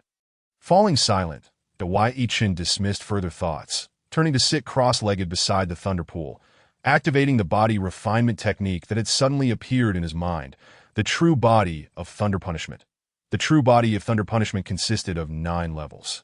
According to the technique, the Thunder Punishment Liquid here was sufficient for him to cultivate the first level. Everything is difficult at the beginning. Yi Chen resolved to first acclimatize his body using the thunder molecules dispersed in the air, gradually increasing the quantity of the Thunder Punishment Liquid thereafter. Fortunately, Yi Chen had previously trained with lightning, allowing him to adapt to the terrifying Thunder Punishment Liquid within half a day. After a day, Yi Chen sat within the thunder pool, and the liquid around him had decreased significantly. After 3 days, the thunder roared around him, bolts of lightning flickering throughout his limbs, creating a fearsome spectacle. On the 5th day, Yi Chen abruptly opened his eyes, a bolt of electricity shooting forth, striking the dark stones with a resounding clang. I've reached the first level of the true body of Thunder Punishment. I am now immune to most lightning. Yi Chen marveled in astonishment. Having mastered the first level of the true body of Thunder Punishment, he was no longer threatened by the majority of lightning. Rather, he could absorb some for his own use. Ding. Congratulations to the host for completing the task, the true body of Thunder Punishment. The host is rewarded with a weapon of choice. Option 1. A fixed-type weapon, which will be randomly assigned based on the specified weapon type. Option 2. A customizable weapon, wherein the host can opt to complete another task in exchange for a bespoke weapon. Can it really be customized? Yi Chen's eyes sparkled with interest as he decisively chose the weapon customization option. Ding. The task begins to stack, detecting a new challenge. The great antagonist of Thunderfire City. Option 1. 3 days hence, at the Yi family's life and death arena, challenge all the formidable warriors of Thunderfire City. Option 2. Death. A grand antagonist? Yi Chen's expression stiffened momentarily. Tio challenged the entirety of Thunderfire City. Fortunately, at present, no one there poses a threat to him. Embracing the role of a grand antagonist seems fitting. After all, he may one day oppose the heavenly Tao and possibly face the entire world. Compared to the heavenly Tao, the warriors of this city are insignificant. Wei Yichen murmured to himself, "Young man, do you intend to rebel against the heavenly Tao?" Just as he prepared to depart, a hoarse gasp emerged from the shadowy abyss behind him, a voice frail and aged, unmistakably that of an elder. "And what of it? Old man, even if you converse with me, I cannot save you." Yichen halted, glancing back with a smirk, feigning disinterest. "Moreover, I lack anything to spare, and I am in no mood to rescue you." Yi Chun had long sensed the watchful eyes in the darkness. It was no surprise that the elder had emerged upon noticing his impending departure. "Trapped here, my lifespan is dwindling. Young man, how might you be willing to rescue me?" The elder's voice was now considerably clearer. Initially, the elder harbored no hope of salvation, but upon witnessing Yi Chen absorb and refine the power of thunder punishment, his perspective shifted dramatically. Hence, he hastily spoke as Yi Chen turned to leave. "What is your cultivation level? If it is too lacking, do not waste my time." Yi Chen had anticipated the elder's reaction and calmly inquired, "I am of the Saint Realm," the elder proclaimed with a hint of pride. A saint indeed, Wei Yichen clicked his tongue in astonishment. He had effectively encountered two warriors at the saint level. "Considering your status as a saint, acknowledge me as your master, and I shall aid in your rescue." What arrogance! Young man, do you comprehend the gravity of your words?" The elder seethed with indignation. Warriors capable of cultivating to the saint level are exceptionally gifted, monstrous talents among warriors. Their arrogance makes them reluctant to submit to anyone, especially to a mere ant of the body refinement realm. A saint truly formidable. Yi Chen scoffed. "Moreover, I already have a half-saint in my service that a mere half-saint cannot possibly compare to me." The elder exploded in fury. "Come forth." Yi Chen offered no further words, summoning a jade slip, from which Guyu materialized in the air with a flash of gray mist. "Where is this?" Guyu surveyed the pitch-black surroundings in confusion. "Old fellow, this cursed place also harbors a suppressed saint." Wei Chun arched an eyebrow, gesturing for Guyu to peer deeper into the cave. Indeed, an old man was trapped within, and to Yi Chen's surprise, he was a saint-level artifact refiner. Guyu's spirit sense penetrated the depths below, revealing the trapped elder. The spirit power of alchemists is exceptionally potent. Even some top-tier saint-level warriors may not possess the spirit strength of a half-saint alchemist, enabling Guyu to easily discern the situation below. An alchemist. The elder trembled slightly within the thunder sea formed entirely of the liquid thunder punishment. Alchemists are the most esteemed individuals wherever they may be, even more so than artifact refiners, and they are far prouder than other warriors. The elder was taken aback that a half-saint alchemist would choose to submit to a youth. "This boy is extraordinary." "Enough. Your place of confinement is perilous. Submit to me, and I assure you I can lead you out of here," Yi Chen declared with an air of superiority.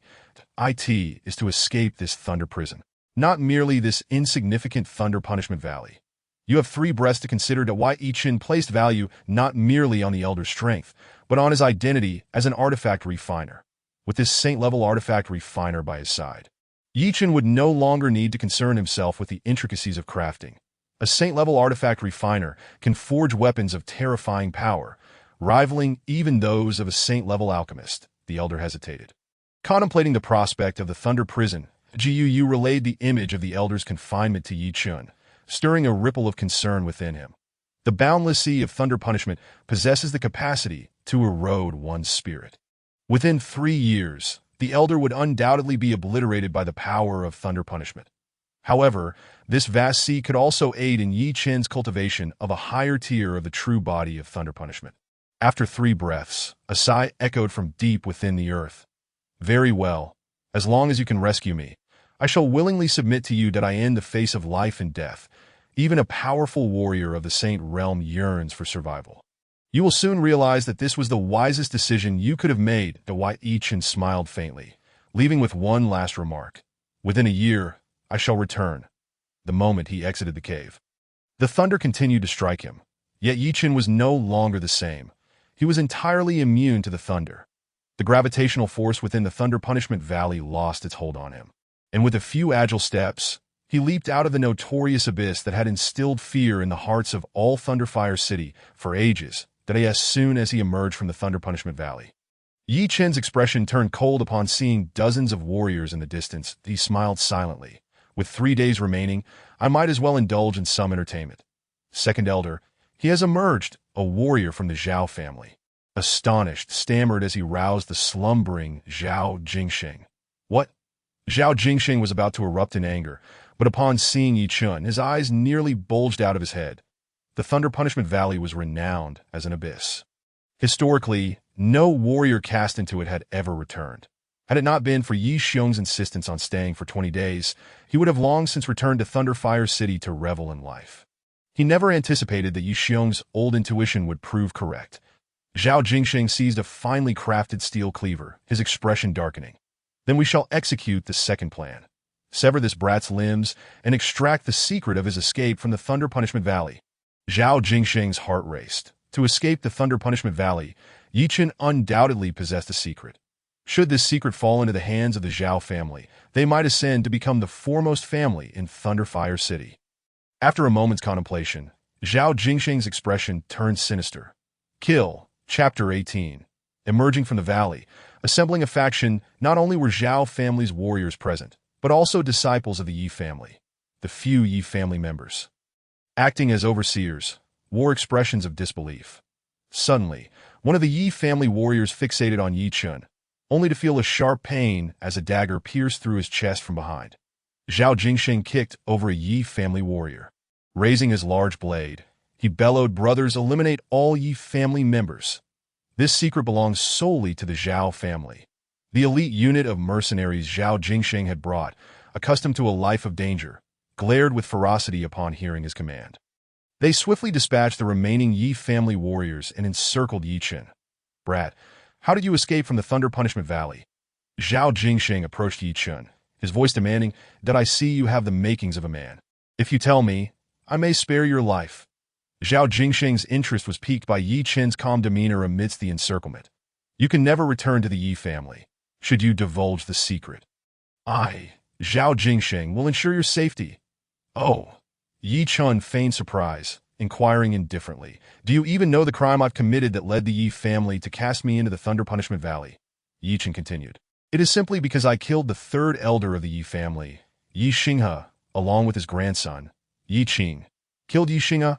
Zhao Jingxing's brow furrowed. This posed a problem. However, according to the Yi family's rules, one who slays a family elder should be executed on the spot, right? As if sensing Zhao Jingxing's thoughts, Yi Chen replied nonchalantly, "Those old fools are all useless. No one could kill me." Thus, they resorted to despicable threats against my loved ones and cast me into this abyss, hoping to extinguish me. Having escaped, I will not let this matter rest. Next, I shall slay that old dog Yi Xiong and, of course, his grandson, Yi Jingshi. Yi Chen regarded Zhao Jingxing intently, a cold smirk curling his lips. "Even so, can you truly protect me?" This caught Zhao Jingxing off guard, but he quickly regained his composure. "Young man, you claim to have killed Yi Xinghe. With your perfected body refinement cultivation." Zhao Jingxing felt that Yi Chen was mocking him. His expression darkening, "The Yi Xinghe, the third elder of the Yi family, is at the mid-stage of the Qi gathering realm. He is of the same tier as you, even if the old man is weak. It is impossible for a mere perfected body refinement brat to slay him. Enough. Were it not for your rare tyrant body, I wouldn't bother to waste my breath." Yi Chen's expression grew perilous as he declared, "I offer you a singular opportunity. Submit to me, and I shall elevate you to the most formidable being in all of Thunderfire City." Arrogance. Zhao Jingxing's fury ignited, as he had initially believed this young man possessed a commendable character, only to realize he had gravely misjudged him. This youth was afflicted with a rumored mental illness. "Listen well. I shall grant you a single chance. If you can land a blow on me within 10 strikes, I will yield to you that if you fail, you will obediently disclose the secret of your survival in the Valley of Thunder Punishment. What say you?" Yi Chen smiled slightly and replied, "Of course not." He continued, "If you can withstand a single strike from me, I shall entertain any inquiry you pose. Should you fail, then you will submit to me without question." "Fine, fine, fine." Zhao Jingxing, infuriated to the point of laughter, roared, "You are courting death." In a fit of rage, Zhao Jingxing waved his hand dismissively, sending the Zhao family warriors retreating. He tossed aside his great blade with a clang. loosened his muscles, and the air was soon filled with a series of sharp cracks. "I hope you do not regret this." Zhao Jingsheng sneered, his mid-stage energy coalescing into an imposing aura, and with a single fist he launched an attack. With a whoosh, the sound of air being sliced filled the space as his strike hurtled toward Yi Chun. The might of a mid-stage energy practitioner was palpable, yet it seemed this place had already been suppressed to its limits. Shaking his head, Yi Chun also unleashed a fist, which collided directly with Zhao Jingsheng's. Bang! In the instant their fists met, Zhao Jingsheng's previously disdainful gaze transformed dramatically. An unstoppable force erupted, and with a scream, he was sent hurtling backward like a ragdoll, only coming to a halt hundreds of feet away. The second elder has been defeated. How can this be? The Zhao family warriors, who regarded Zhao Jingsheng as a deity, were left dumbfounded.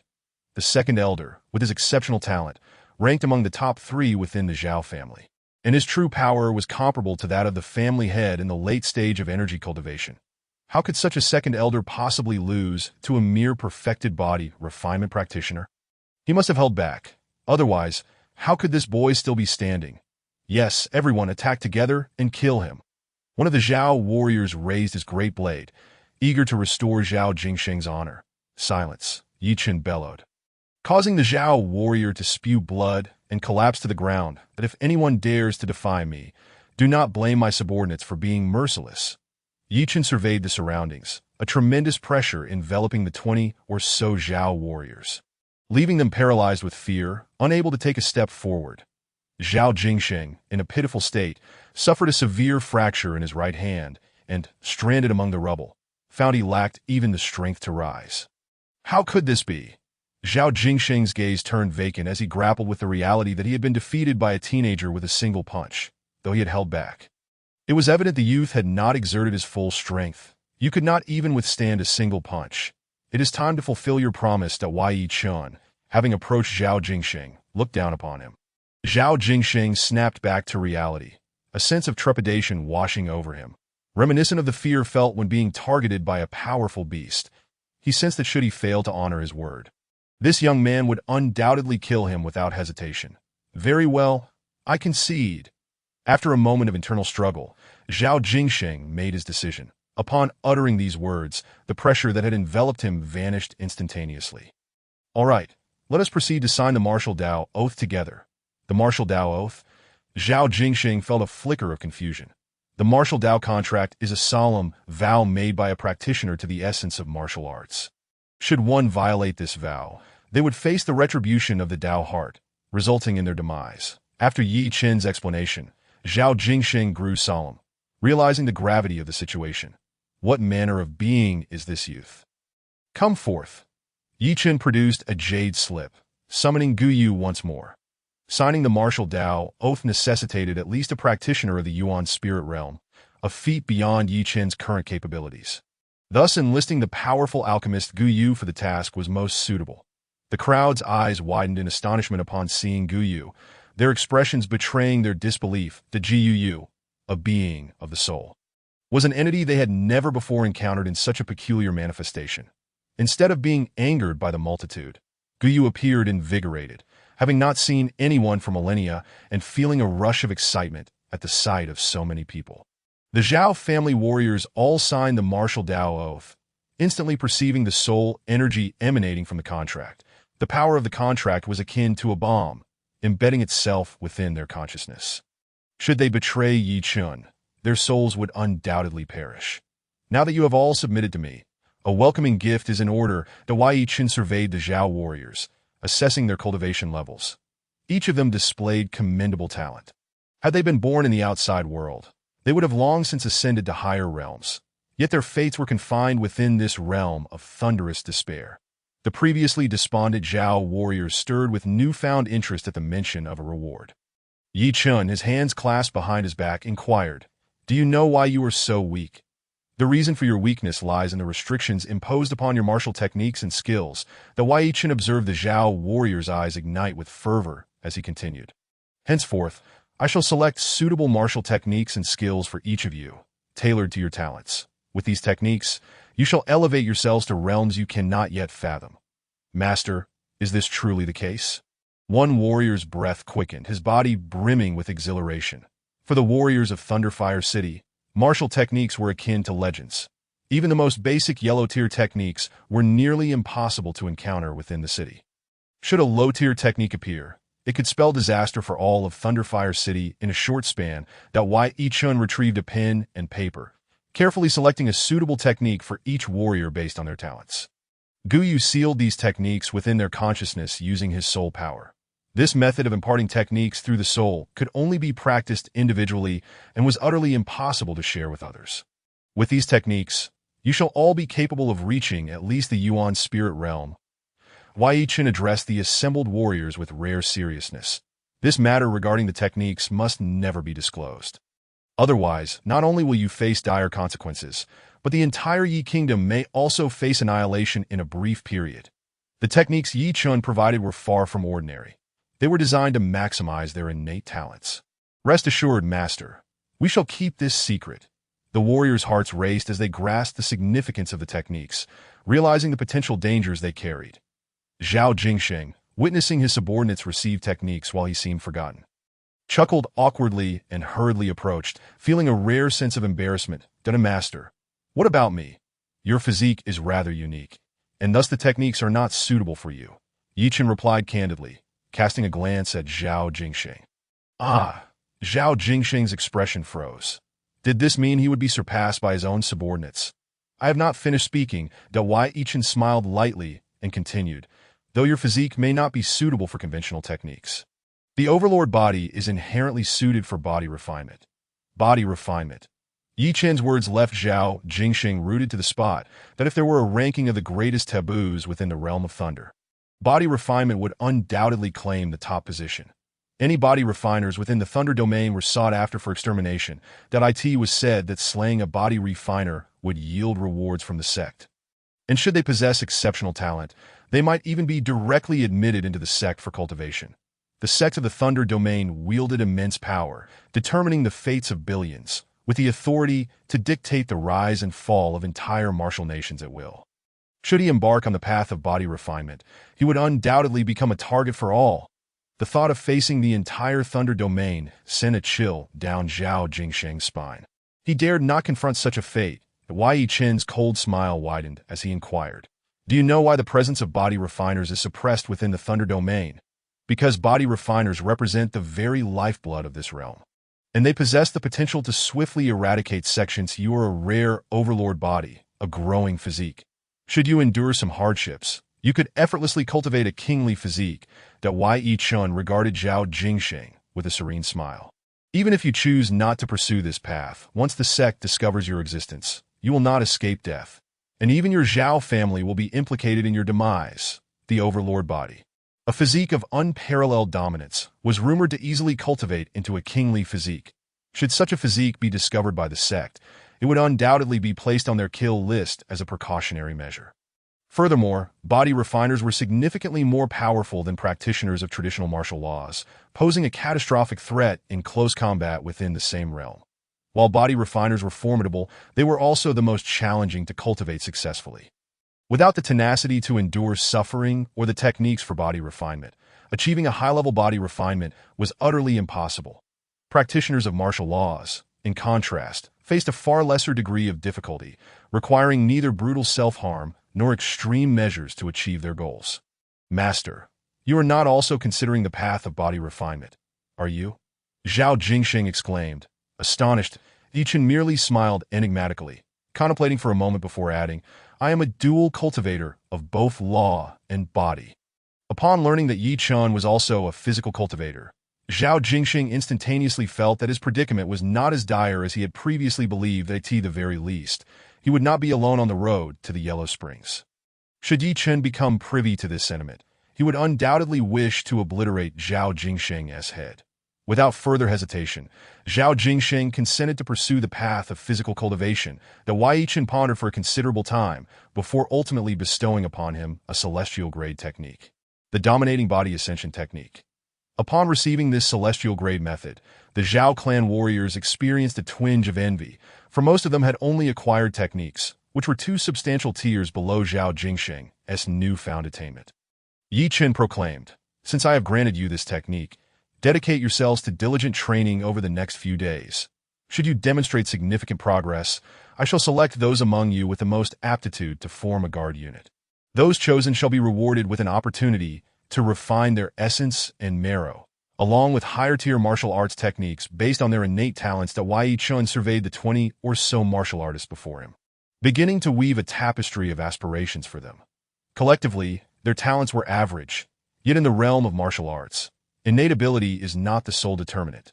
Sometimes, willpower surpasses natural gifts. Furthermore, refrain from addressing me as master in the future. Simply call me young master. Yi Chun felt a twinge of discomfort at the notion of being referred to as a master, as it evoked connotations of servitude, despite the fact that their submission was voluntary. Yes, young master.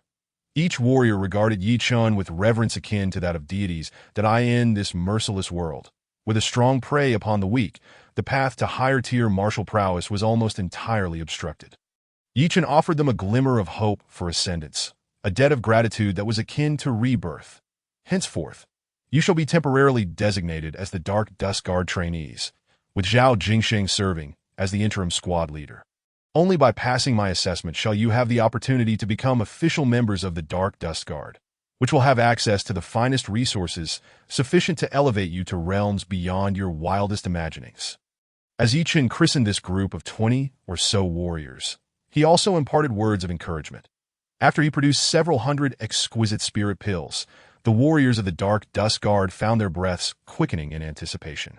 Presenting a fourth-grade elixir to Zhao Jingsheng personally brought a sheen of tears to the corners of his eyes that in the subsequent 2 days.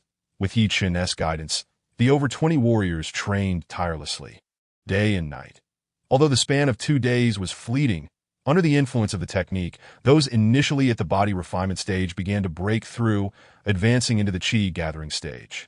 The Qi gathering stage was a high-tier existence throughout Thunderfire City. With 25 individuals reaching this level, they could easily assert dominance within the city. Yi Chun had already achieved perfection in the body refinement stage, but did not rush to break through. Instead, utilizing his perfected physique to nurture the vital energy within, he sought to cultivate both martial techniques and body refinement, and thus could not afford to be careless with his foundation. The Qi gathering stage allowed one to condense the energies of heaven and earth, transforming spiritual energy into a dantian, enabling the wielder to utilize spiritual energy for attacks, a power far surpassing that of the body refinement stage. This was also the reason Yi Chun's assertion of having slain Yi Xinghe was met with skepticism by Zhao Jingsheng. The time was nigh that Yi Chun lifted his gaze to the blazing sun in the sky, a faint smile gracing his lips. Today marked the day of the Yi clan's family gathering, and it was likely that the old curmudgeon Yi Xiong would announce his ascension as the clan leader. Additionally, today was the day of Yi Chun's life and death duel with Yi Jingzhai. It was anticipated that the prominent powers of Thunderfire City would gather for the occasion. Yi Chun chuckled coldly, declaring with pride, "From this day forth, Thunderfire City shall bear the surname Yi. My Yi Chun S. Yi." Chapter 20.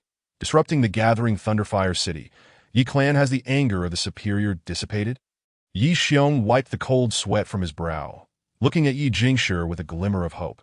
Temporarily subsided, Yi Jingshi's complexion was somewhat pale, but the fervor in his eyes could not be extinguished. "That is good, very good," Yi Xiong sighed in relief. For the past few days, he had been in a state of trepidation, fearing for his life at any moment. Over the last 10 days, he deeply regretted sending that wild spawn, Yi Chun, into the Thunder Punishment Valley. Had he not done so, the Yi clan would not be facing such calamity. That if that little beast is dead, then it is well. If he is alive, I will certainly grind him to dust. The thought of Yi Chun filled Yi Xiong's aged face with malice. Fortunately, the superior discovered Yi Lingluo, or else my Yi clan would have met its end. Yi Xiong spoke with a lingering sense of dread. 10 days prior, Jiang Ding had arrived at the Yi clan and had ruthlessly slain several clan elders, plunging the entire clan into a state of fear. And all of this stemmed from Yi Chun having killed the superior's offspring. Jiang Yi Xiong was gripped by profound terror. In his anxiety, he thought of Yi Lingluo, hoping that Jiang Ding's wrath could be diverted towards her, as she was, after all, the closest to Yi Chun, and thus would serve as a more effective outlet for his vengeance. With a fierce murderous intent, Jiang Ding approached Yi Chen's courtyard, only to find a multitude of individuals barred from entry at the gate. Yi Xiong was still bewildered as to how a fourth-level formation had come to exist in Yi Chen's courtyard. Initially, he expected the superior to explode with rage, yet to his astonishment, upon seeing the formation, Jiang Ding appeared somewhat elated. After 9 consecutive days and nights of relentless assault, they finally breached the formation yesterday, capturing Yi Lingluo alive. Upon seeing Yi Lingluo, Jiang Jiang's expression turned ecstatic. After some examination, he discovered that this girl possessed an imperial physique, a rarity among billions. Subsequently, the superior conducted examinations on all members of the Yi clan, discovering Yi Jingshi's celestial sovereign physique. As a result of being a celestial sovereign, Yi Jingshi was taken as a registered disciple by Jiang Ding, and after the clan gathering, he would accompany Jiang Ding to the Thunder Mystic sect. The clan meeting is about to commence. I must announce to the entire Thunderfire City that my grandson will become a disciple of the Thunder Mystic sect. Yi Xiong laughed heartily, feeling immense satisfaction at the prospect of his lineage soon having a disciple in the Thunder Mystic sect. With a disciple from the Thunder Mystic sect as a backing, who would dare question Yi Xiong's ascension to the position of head of the Yi clan? Today, the Yi clan was adorned with decorations, and servants had been dispatched early to prepare. Originally, some factions that were reluctant to attend were once again urged by Yi Xiong to come. This time, he was determined not to believe they would decline. Those receiving the invitations initially scoffed, as Thunderfire City was home to 3 prominent clans, each belonging to different factions, and many held little regard for the Yi clan. However, Yi Xiong invoked the Superior's name to compel them to attend, lest they face dire consequences. Thus, the Yi clan was bustling with activity today, as every faction in Thunderfire City sent representatives. What was initially a family gathering transformed into a grand event. With such a large turnout, Yi Xiong decided to host the gathering at the martial arts arena of the Yi clan. The arena was already overflowing with people. Some smaller factions had to position themselves at the back. Yet with Jiang Ding present, no one dared to stir trouble. Esteemed guests, you are all prominent figures in Thunderfire City. Today, my Yi clan is immensely honored to have the Superior gracing us with his presence. Let us all pay our respects to the Superior.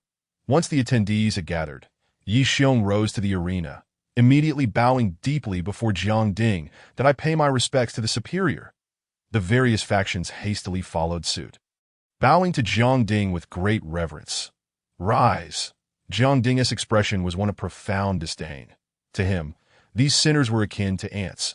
Had it not been for his desire to draw out that individual, he would never have lowered himself to participate in this farcical gathering, though Yi Xiong bore no resentment towards Jiang Ding's demeanor. Instead, he felt elated that the Superior's attendance was entirely due to his grandson Yi Jingshi's merit, which filled him with pride. Now, let the grand event of Thunderfire City commence. Before we begin, I must announce a few matters. Yi Xiong's spirit soared, and he straightened his slightly stooped form. Firstly, our clan leader Yi Xian suffered severe injuries at Thunder Sound Mountain a year ago and has passed away.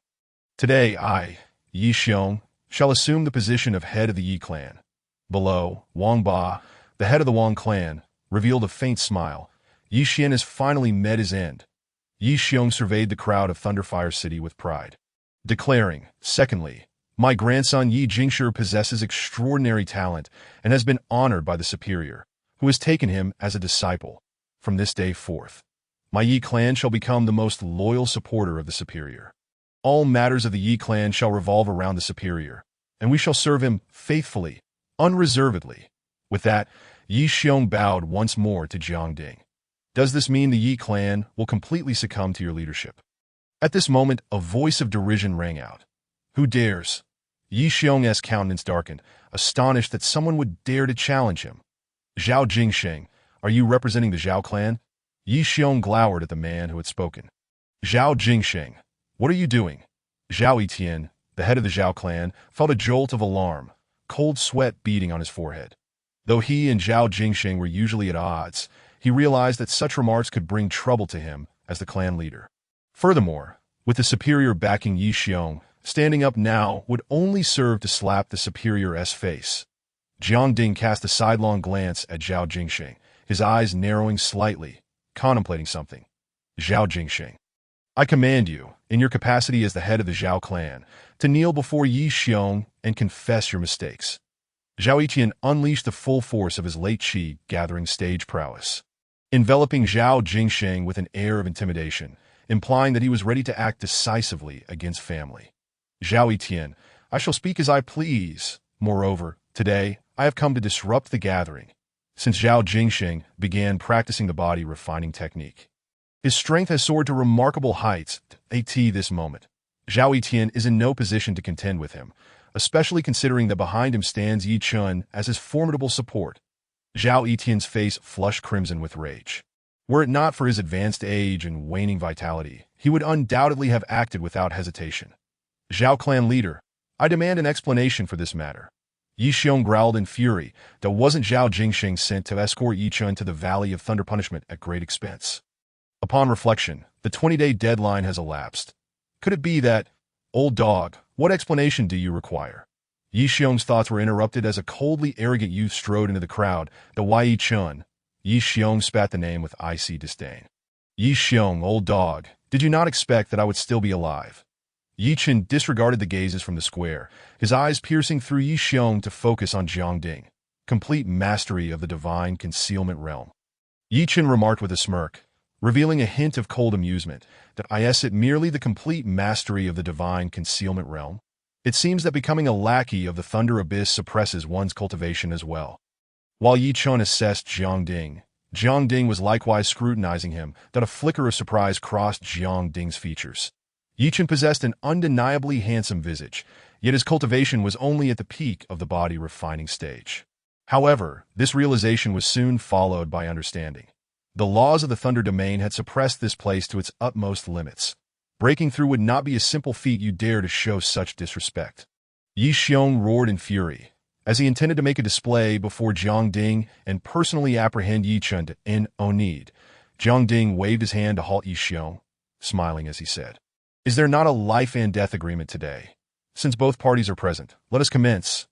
Yi Xiong was taken aback. The esteemed figure actually pardoned Yi Chun's disrespect. Could it be that he had developed an appreciation for talent?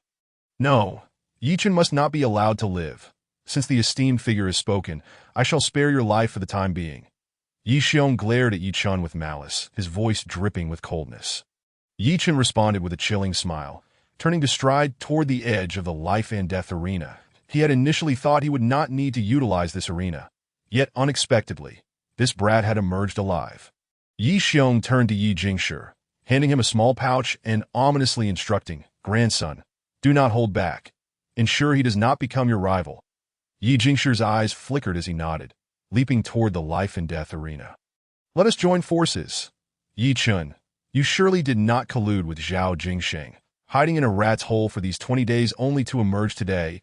Yi Jingshi sneered from the arena. There is no need for you to probe further. I am quite fortunate, and the Valley of Thunder Punishment cannot confine me. Yi Chun coldly laughed, seeing through Yi Jingshi's intentions that Yi Jingshi sighed in relief. Yi Chun had previously slain the old man Yi Xinghe. His strength was not to be underestimated.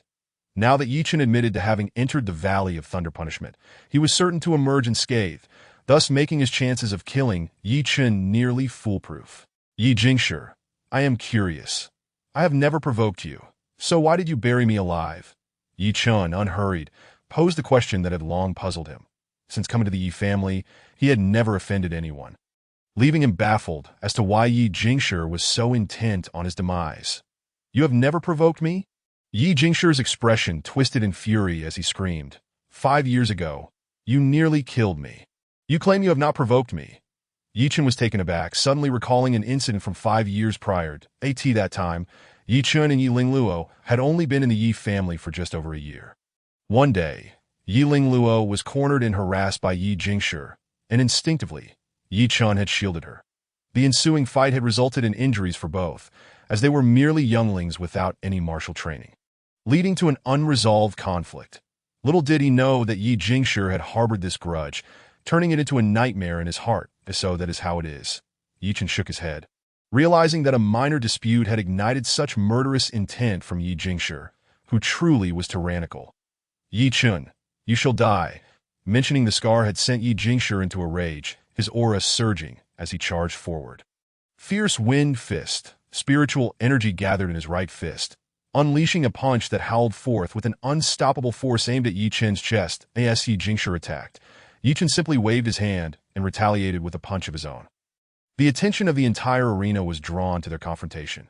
However, many spectators frowned, sensing that Yi Chen showed no intention of dodging. Has Yi Chen been rendered speechless with fear? Even a practitioner at the pinnacle of spiritual energy would not dare to receive such an attack head-on. Yi Jingshi's fist collided with Yi Chen's chest, and his face lit up with joy. Yet, Yi Chen remained completely unfazed, his body not even shifting in that moment. Not only was Yi Jingshi stunned, but the entire audience in Thunderfire City was equally astonished. This is impossible. Yi Jingshi soon regained his composure, his eyes flashing with cold light. But at that moment, Yi Chen countered with another punch. Crack! A sound of shattering filled the air as the spiritual light surrounding Yi Jingshi flickered. His inner armor instantly rendered useless. Spirit armor? Yi Chen furrowed his brow before delivering a second punch. The instant the armor broke, Yi Jingshi spat out a mouthful of blood, terror gripping his heart. That was a 4th-grade spirit armor. Even extraordinary beings would not easily shatter it. How could Yi Chen destroy it with a single punch? As Yi Chen prepared to strike again, Yi Jingshi shot forth 3 dark projectiles, embedding them within Yi Chen's body before he could connect. Crack! Yi Chen ignored the 3 projectiles and struck directly at Yi Jingshi's Dantian, sending him crashing against the edge of the arena. Incapacitated, despicable, using hidden weapons, Zhao Jingxing shouted furiously. Though some in the audience noticed the projectiles Yi Jingshi had thrown, none dared to speak out. Seer. Yi Xiong suddenly stood up, his eyes bulging, his aura surging uncontrollably. Cough, cough. Yi Jingshi trembled all over. Though Yi Chen's strike had not killed him, his Dantian was ruined, rendering him incapable of ever cultivating again. Yi Chen, even if you die, I will ensure your bones are ground to dust. Yi Jingshi howled in agony. Silence. The person who should have been lying dead suddenly let out a cold shout. How is this possible? Yi Jingshi's soul trembled as he beheld Yi Chen approaching steadily, a terror beyond mere fear consuming him. Did you think that a mere few hidden weapons could kill me? Yi Chen intoned coldly. This is impossible. How can this be? Yi Jingshi's expression became disoriented as he screamed. You were struck by the Wang family's soul-devouring heartbreak needle. How could you possibly be unscathed? Even that old man Yi Xian died after being poisoned. How could you have survived? Yi Jingshi was genuinely terrified. Be quiet. The head of the Wang family was enraged. This little brat had actually revealed the truth, a matter that should never have been spoken of. So this is the case. Yi Jingshi's voice boomed, echoing through the arena. Yet the various factions present remained tactful, refraining from discussing it. Ridiculous. The Wang family is the most powerful clan in Thunderfire City. Offending them would lead to dire consequences, and it appears these sordid dealings stem from Yi Xiong's collusion with the Wang family. Thus, any doubts must be quashed. Oh, it seems I need not inquire further. You have revealed the truth yourself. Yi Chen chuckled, gazing at Yi Jingshi as if he were dead.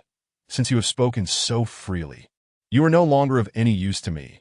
Yi Chen placed a foot upon Yi Jingshi's face. He had never regarded this individual, and now, killing him would merely serve to avenge Liao. You should be grateful that I am still weak. Otherwise, I would ensure you lack even the opportunity for reincarnation. A chilling murderous intent radiated from Yi Chen as he began to apply pressure. No, do not kill me. Seer. Yi Xiong roared, trembling with rage. Yi Chen, if you dare to kill my grandson, I will surely slay you today. Yi Chen regarded Yi Xiong with an expression of disbelief, scoffing. Yi Xiong. Old dog, this is the life and death arena. Life and death are determined by fate, that if you must blame someone, blame your grandson for being so worthless that he cannot withstand even a single punch from me. Moreover, today I not only aim to kill Yi Jingshi, but also you, Yi Xiong. In all of Thunderfire City, anyone who dares to obstruct me, I, Yi Chen, shall slay them all. Arrogant, such audacity. The various factions below erupted in outrage, pointing fingers at Yi Chen and loudly cursing him. Little brat, you possess quite the audacity. Just then, Jiang Ding, seated at the highest point, spoke in a calm manner. Release Yi Jingshi. Jiang Ding's voice carried an undeniable authority. Your talent has caught my eye. Thunderfire City can no longer accommodate you. How about it? Are you interested in becoming my disciple? By following me, you shall gain access to resources granted by my sect and have the opportunity to embark on the path of supreme martial arts. Yi Chen glanced up at Jiang Ding, dismissing him with a scoff. You think you are worthy of such a position? That Jiang is your son, correct? How is he doing? Is he dead yet? Did Jiang Ding think Yi Chen was a mere child of 3? He would not simply let his son's death slide. Such hypocrisy. Jiang Ding's fury erupted. You seek death. I offer you a chance. Do you dare to descend? Yi Chen surveyed his surroundings and scoffed. For anyone from Leihua City who finds me displeasing, I offer you a singular chance. Defeat me, and you shall earn the favor of that esteemed official. So, who among you dares to step forward for a duel? Such arrogance. Jiang Ding's expression darkened as he gazed at the impudent Yi Chen. His fists clenched tightly, making ominous cracking sounds that I in a cold voice. He declared, should any of you manage to vanquish Yi Chen, I shall take you as my personal disciple and grant you the finest resources.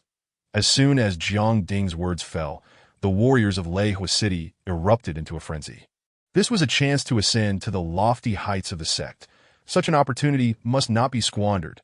Yi Chen, I, Wang Haiyuan of the Wang family, challenge you. Humph. Wang Haiyuan, you old fool, are you not nearing 70? Have some dignity. Yi Chen, I, Wang Haitao of the Wang family, challenge you. You old cadres of the Wang family are of similar age. Let me take my turn. I, Zhao Zhuang of the Zhao family, challenge you. Yi Chen looked at the chaotic warriors of Leihua City and mockingly remarked, I shall grant you insignificant wretches an opportunity. Let us have all of you come at me together. Chapter 22. Emerging from seclusion, the innate transcendent realm youngster. Since you are so audacious, do not blame me, Wang Haitao, for using my strength against you. A gray-haired elder from the Wang family leapt onto the life and death stage. Coldly sneering at Yi Chen, Yi Chen exerted a slight force with his foot, and with a resounding crack, the heart of Yi Jingshi burst, his body growing increasingly cold. Shire. Yi Xiong's eyes widened with resentment. Fixated on Yi Chen with unparalleled hatred, do not worry, old fool. Your turn will come soon. Yi Chen scoffed. Youngster, do you understand that the greatest taboo in battle is distraction? Just as Yi Chen turned his head, a sinister glint appeared on Wang Haitao's face as he swiftly closed the distance, unleashing the full force of his mid-condensation realm power with a fist aimed directly at Yi Chen's chest. Is this truly the extent of your strength, old man? How can you still be unharmed?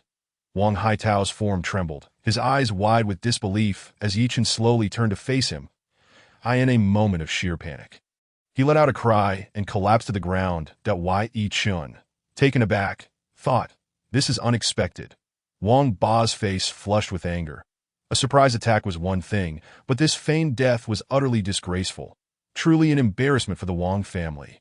With a darkened expression, Yi Chen kicked Wang Haitao off the life and death stage, ominously stating, in the future, such pathetic individuals should refrain from embarrassing themselves in my presence.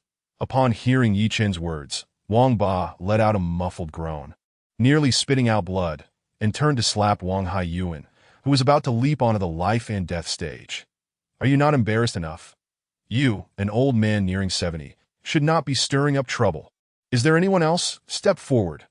Yi Chen declared with an air of arrogance. Yi Chen, I, Zhao Zhuang of the Zhao family, challenge you. Zhao Zhuang, the son of Zhao Etian, the head of the Zhao family, was 18 years old and already possessed the initial strength of the condensation realm. A source of great hope for the Zhao family. No. Zhao Zhuang, step back. Zhao Jingxing's heart raced as he witnessed Zhao Zhuang's boldness. Zhao Zhuang was the pride of the younger generation, without Yi Chen's assistance. His achievements would likely only reach the peak of the condensation realm. Yet, as a member of the Zhao family, Zhao Jingxing could not bear to watch Zhao Zhuang walk into certain death. Zhao Jingxing, you are merely the second elder of the Zhao family. When did it become your place to speak? Zhao Zhuang coldly glared at Zhao Jingxing, declaring, as a member of the Zhao family, how dare you betray your own? Truly a disgrace. At this moment, Zhao Etian stepped forward, coolly announcing, with all present from Leihua City as witnesses, I, Zhao Etian, hereby declare that Zhao Jingxing, for defending the traitor Yi Chen, is expelled from the Zhao family, stripped of his surname. Henceforth, Zhao Jingxing shall have no ties to the Zhao family of Leihua City. Head of the family, you? Well done, Zhao family head. Yi Xiong laughed heartily. His gaze at Zhao Jingsheng laced with cruelty. From this day forth, anyone who protects Yi Chun shall become a public enemy of Lei Hui City. I, the Wang family, concur. Wang Ba snickered coldly. The Zhao family agrees with the head of the Yi family. Zhao Etian felt a wave of relief. If Zhao Jingsheng's actions endangered the Zhao family, it would be catastrophic. You are jeopardizing the Zhao family's future. Zhao Jingsheng's robust frame trembled slightly, and his eyes grew increasingly red. Zhao Zhuang, you are no longer a member of the Zhao family. You are unworthy of the Zhao name. The affairs of the Zhao family are no longer relevant to you. Humph. Zhao Jingsheng self-deprecatingly smiled. Realizing he merely wished to preserve the Zhao family, only to find himself in this current predicament, a truly absurd situation. The head of the escort cannot be expelled from the Zhao family. Indeed, the warriors of the Zhao family's escort shouted in unison from the martial arts arena. This is rebellion. This is rebellion. Zhao Etian trembled with rage, bellowing, if anyone dares to plead for him, they shall be expelled from the Zhao family and stripped of their surname. Humph. A Zhao family like this is not worth waiting for. Indeed, not worth waiting for. Behind Zhao Jingsheng, 25 escort warriors stood resolutely, voicing their agreement. Good, good. Zhao Etian gritted his teeth, furiously stating, from this day forth, you are no longer members of the Zhao family. All shall be removed from the family register. A splendid removal. Yi Chen gazed at the bloodshot eyes of the Dark Dust Guards and sighed inwardly. The head of the Zhao family has acted commendably. Yi Xiong laughed heartily, proclaiming, as Yi Chen stands as the public enemy of Lei Hui City, I hereby announce the revocation of his Yi surname. Ha!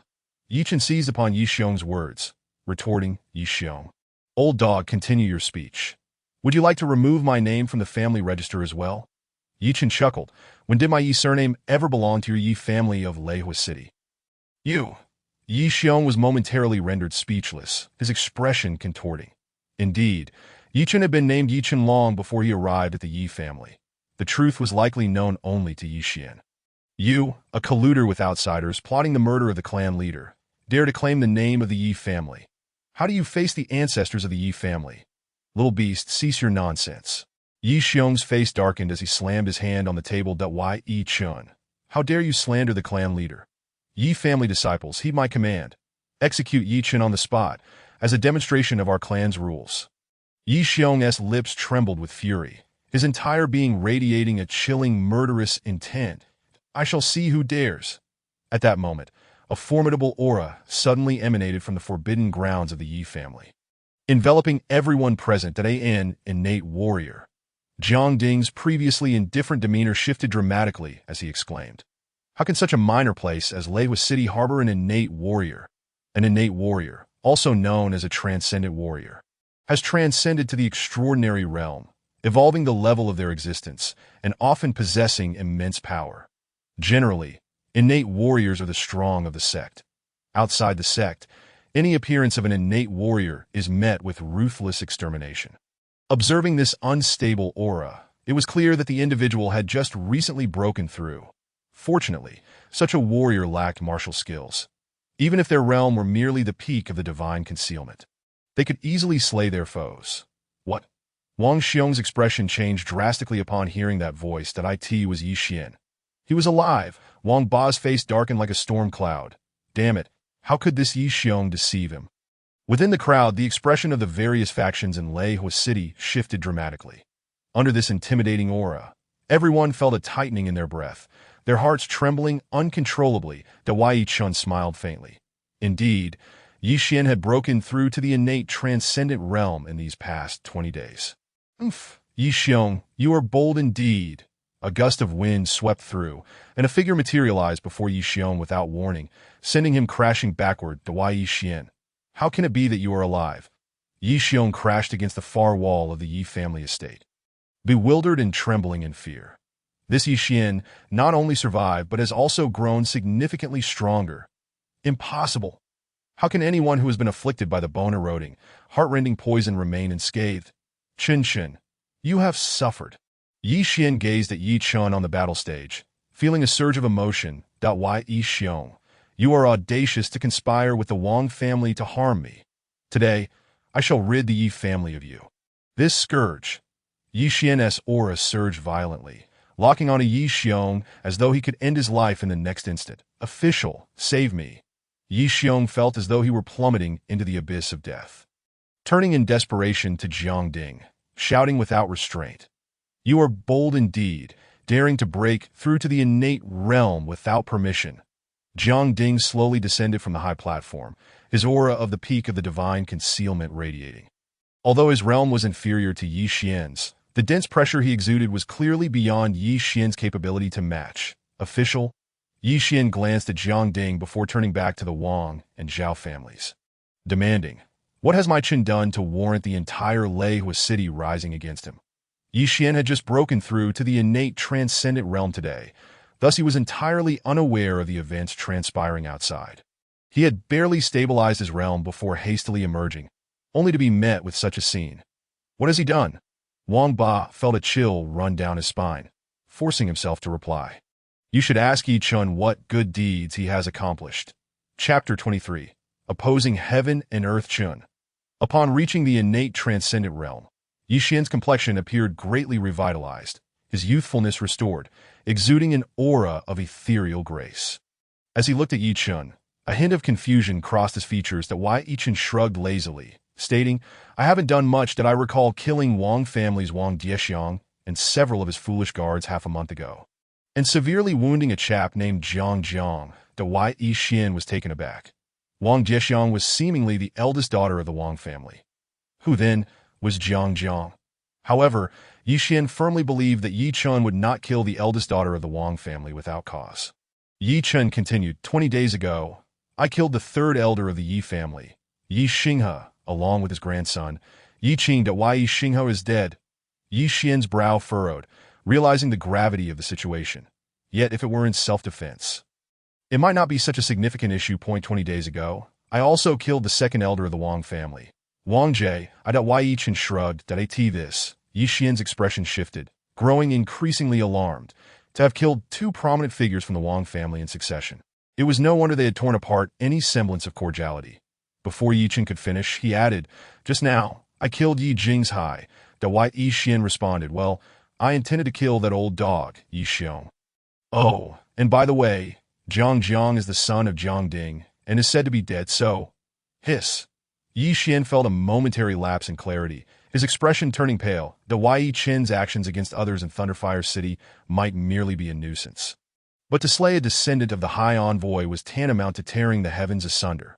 Yi Chen chuckled, declaring, therefore, I also plan to kill that worthless High Envoy. What? The moment Yi Chen's words fell, not only was Yi Xian left bewildered in the wind, but the entire assembly of martial artists in Thunderfire City was collectively petrified. To kill the High Envoy, Jiang Ding. Had he lost his mind? Jiang Ding, regaining his composure, wore an exceedingly grim expression, his anger morphing into a mocking smile. You little brat, are you courting death? Ever since I entered the Yi family, you never intended to let me go. Did you? Yi Chen's demeanor remained cold as he replied, you think that setting up a fourth-level killing formation on this death stage will be enough to slay me? Jiang Ding, slightly taken aback, realized he had been seen through. Since you figured it out, then I shall not hide it any longer. The confinement formation has trapped Yi Chun on the death stage. You all just need to deal with this brat. And I shall take care of Yi Xian. Jiang Ding locked his aura onto Yi Xian that if he took action against Yi Xiong, then Yi Xian would face the most ferocious assault. Remember, if this brat is not subdued by the time I return, then there will be no need for Thunderfire City to exist. The martial artists of Thunderfire City erupted into a frenzy.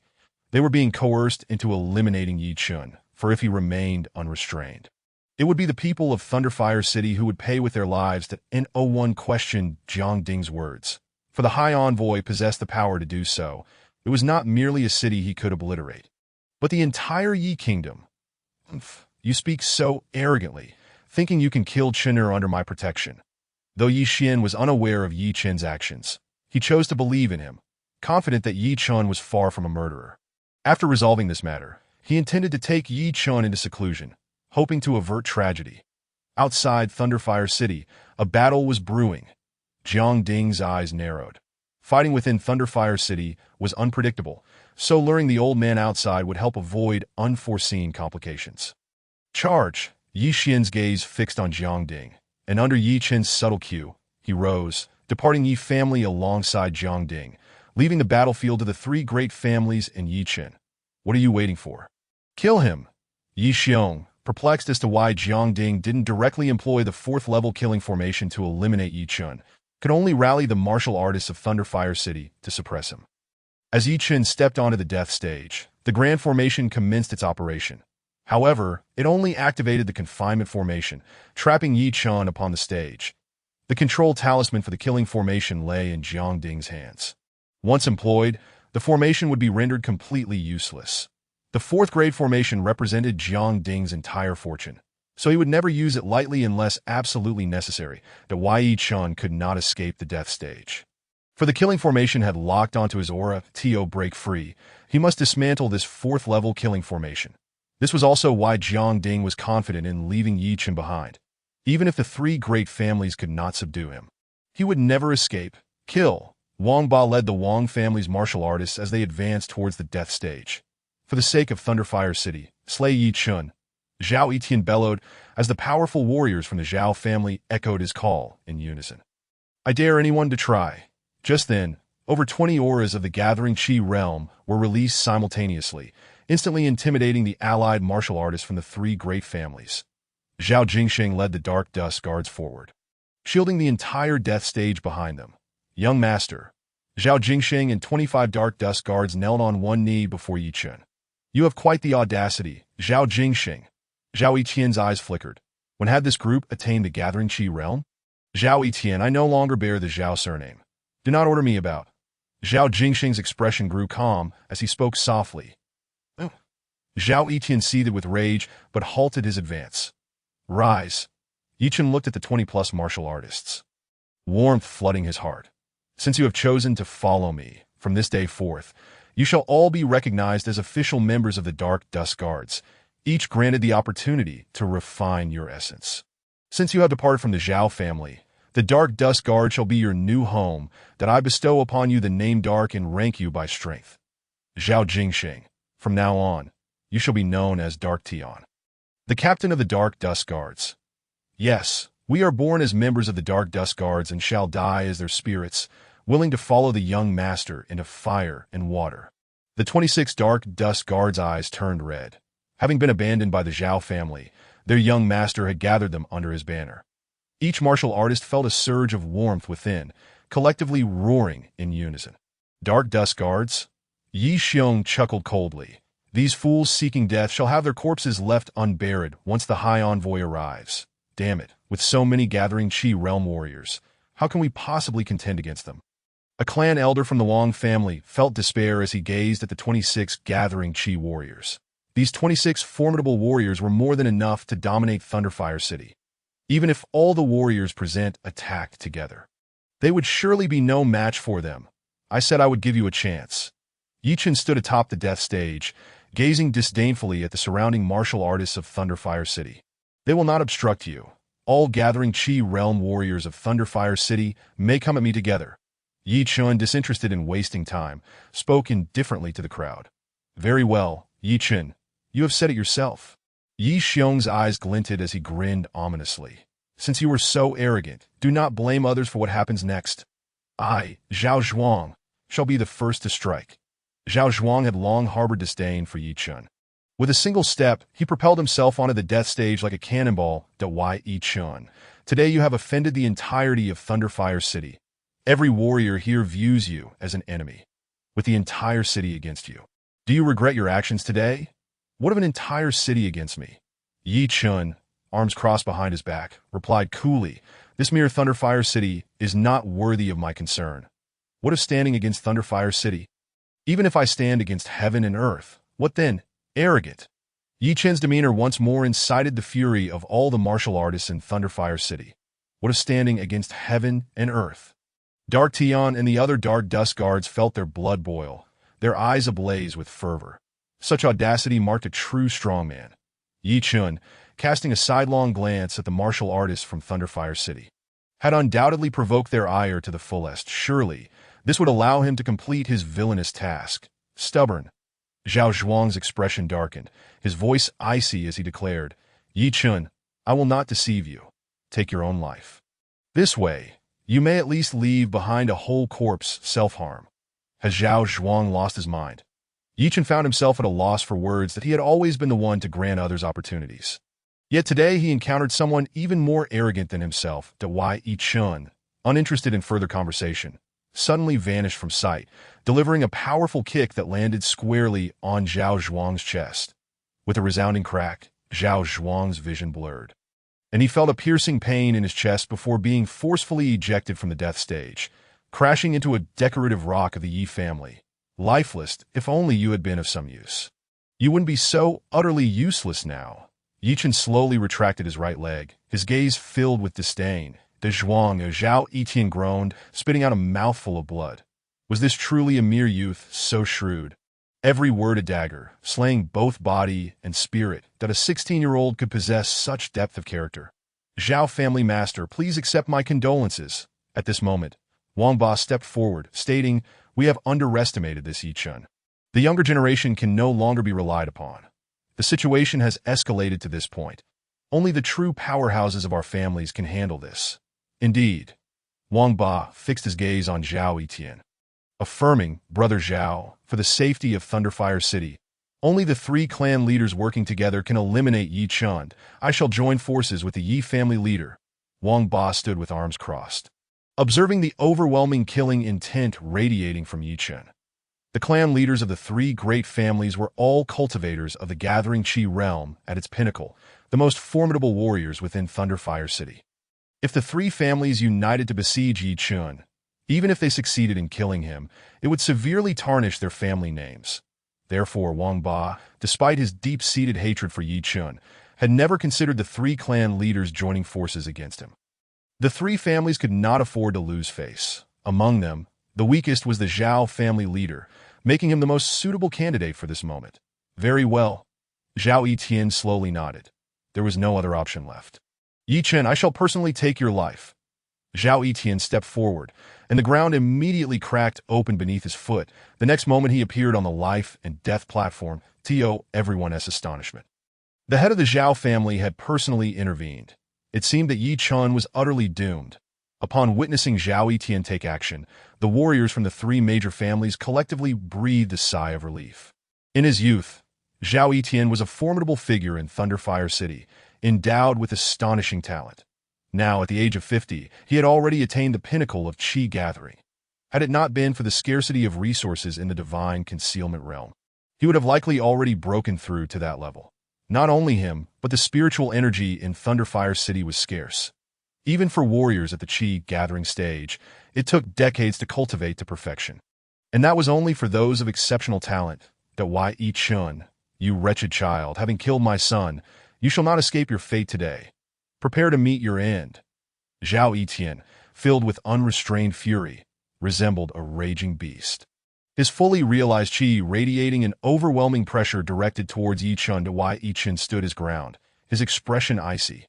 The aura was formidable, yet its potency remained to be seen. Dawei Yi Chun moved, stepping forward decisively.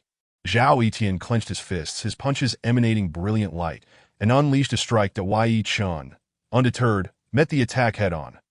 Bang! In an instant, the 2 figures collided and separated. Dawei Yi Chun's foot pressed against the ground as he took a step back, while Zhao Etian retreated to the edge of the life and death platform. This caused a shift in the expressions of both Yi Xiong and Wang Ba, as they realized that even a fully realized Qi gathering warrior could not easily suppress him. The Dark Dust Guards felt a surge of excitement. Their master was indeed extraordinary, capable of withstanding the full force of Zhao Etian at just 16 years of age, that if he continued to grow, he would become truly formidable. Not bad, you managed to withstand a third of my strength, Yi Chun remarked, flexing his fist with a slight smile. You little brat, I hope your strength can match your arrogance. Zhao Etian sneered, his visage turning menacing. The realization that his attack had been thwarted and that he had nearly been knocked off the life and death platform filled him with humiliation that he deemed unforgivable. The dignity of the Zhao family could never be trampled upon by a mere 16-year-old. You shall perish by the very martial arts my Zhao family has studied for years. Dying to this strike would grant you a peaceful end. Zhao Etian roared, his chi boiling over. The aura of chi gathering reached a frenzied peak, slowly converging in his fists, faintly resonating with the sound of a beast's roar. Martial arts, a combat skill developed by postnatal warriors. Paled in comparison to true martial techniques, Dawai Yichun held little regard for martial skills and scoffed at this martial art. Spirit Exploding Fist. This technique seemed to consume vast amounts of spiritual energy. Zhao Etian bellowed as he thrust his fists, slicing through the air with a mournful sound. Aimed directly at Yi Chen's chest, Dawai Yichun regarded Zhao Etian with indifference, seemingly immobilized by the overwhelming force of the impending strike. Crack! Zhao Etian's heart swelled with delight as his fist struck Yi Chen's chest. Now you are truly finished. Suddenly, Zhao Etian's expression froze, his elation replaced by shock, for Yi Chen exhibited no reaction, his body remaining immobile. Ineffective? Impossible! Zhao Etian was utterly dumbfounded. He had not held back with his punches. Such a terrifying blow could not possibly lack effect. This was simply too weak. Yi Chen furrowed his brow for a moment, his calm voice gradually rising. Spiritual energy invaded his body, yet the power within Zhao Etian's fist was not as terrifying as he had imagined. Looking up at the now trembling Zhao Etian, Yi Chen saw fear reflected in his eyes. Now, you understand what it means to be afraid. Yi Chen scoffed, throwing a punch that struck Zhao Etian directly in the heart. With a resounding crack, a terrifying force penetrated his heart. And in an instant, Zhao Etian's heart burst, his body collapsing at the edge of the life and death platform that a single punch effortlessly dispatched Zhao Etian. Brother Zhao. Wang Ba and Yi Xiong's expressions changed drastically as they rushed to the edge of the platform. It appears that your ant-like strength does not match your arrogance in the slightest, Yi Chen remarked, a faint smile gracing his lips as he gazed at the fallen Zhao Etian. Zhao Etian did not perish immediately. But Yi Chen's merciless words incited a fury within him, the flicker of life within him rapidly extinguishing, leading to his demise. Well done, young master, the Dark Heaven exclaimed, his blood surging with excitement at the sight of Zhao Etian being defeated with a single punch. Does this mean that young master is now invincible? Yi Xiong's eyes widened, his aura surging wildly. Dawai Yichun suddenly laughed.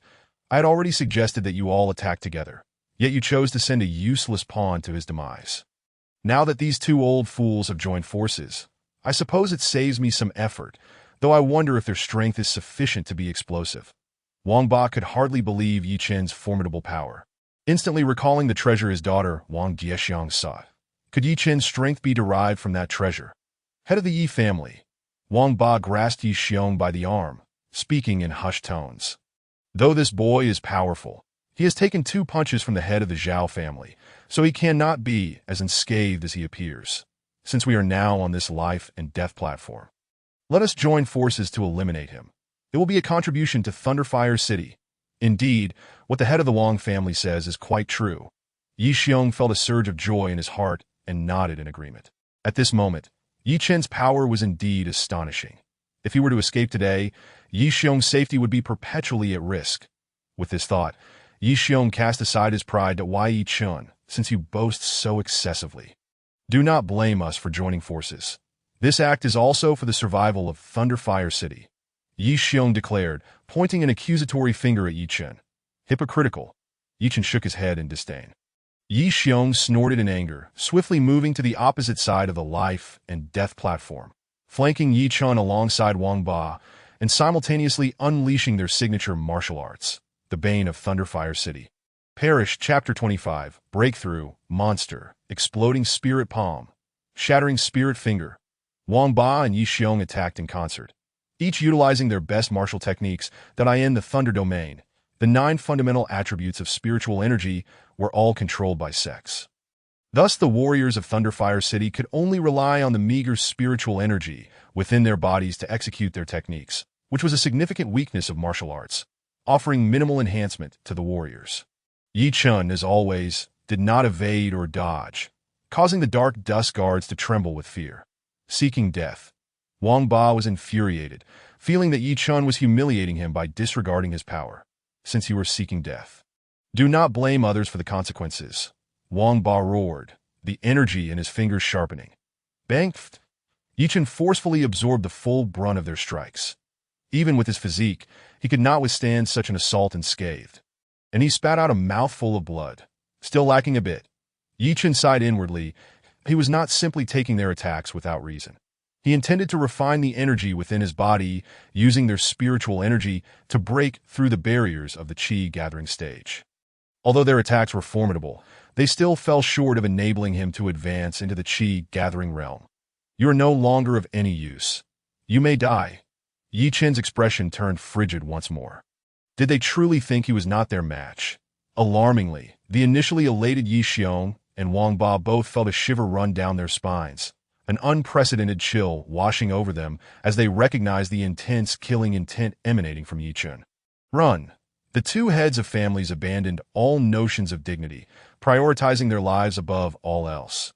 Have you forgotten the rules of the life and death platform? Yichen coldly regarded them, indifferently stating, once on the life and death platform, victory and defeat, as well as life and death, are determined. That he struck Wang Ba, who was caught off guard, and with a single punch shattered the meridians within his body, rendering him on the brink of death. Yi Xiong, can you escape? Yichen's foot stomped down, causing the entire life and death platform to tremble. In Yi Xiong's gradually narrowing pupils, a fist grew larger. Please do not kill me. I still have my value. Yichen feigned ignorance, gazing at the trembling Yi Xiong, and delivered a devastating punch. No.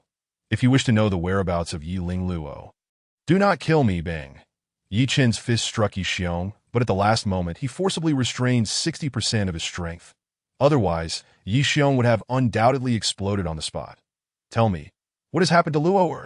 The calm demeanor that had adorned Yichen vanished, replaced by a mask of rage. Yichen, if you wish to know about Yi Lingluo, then kneel and beg me.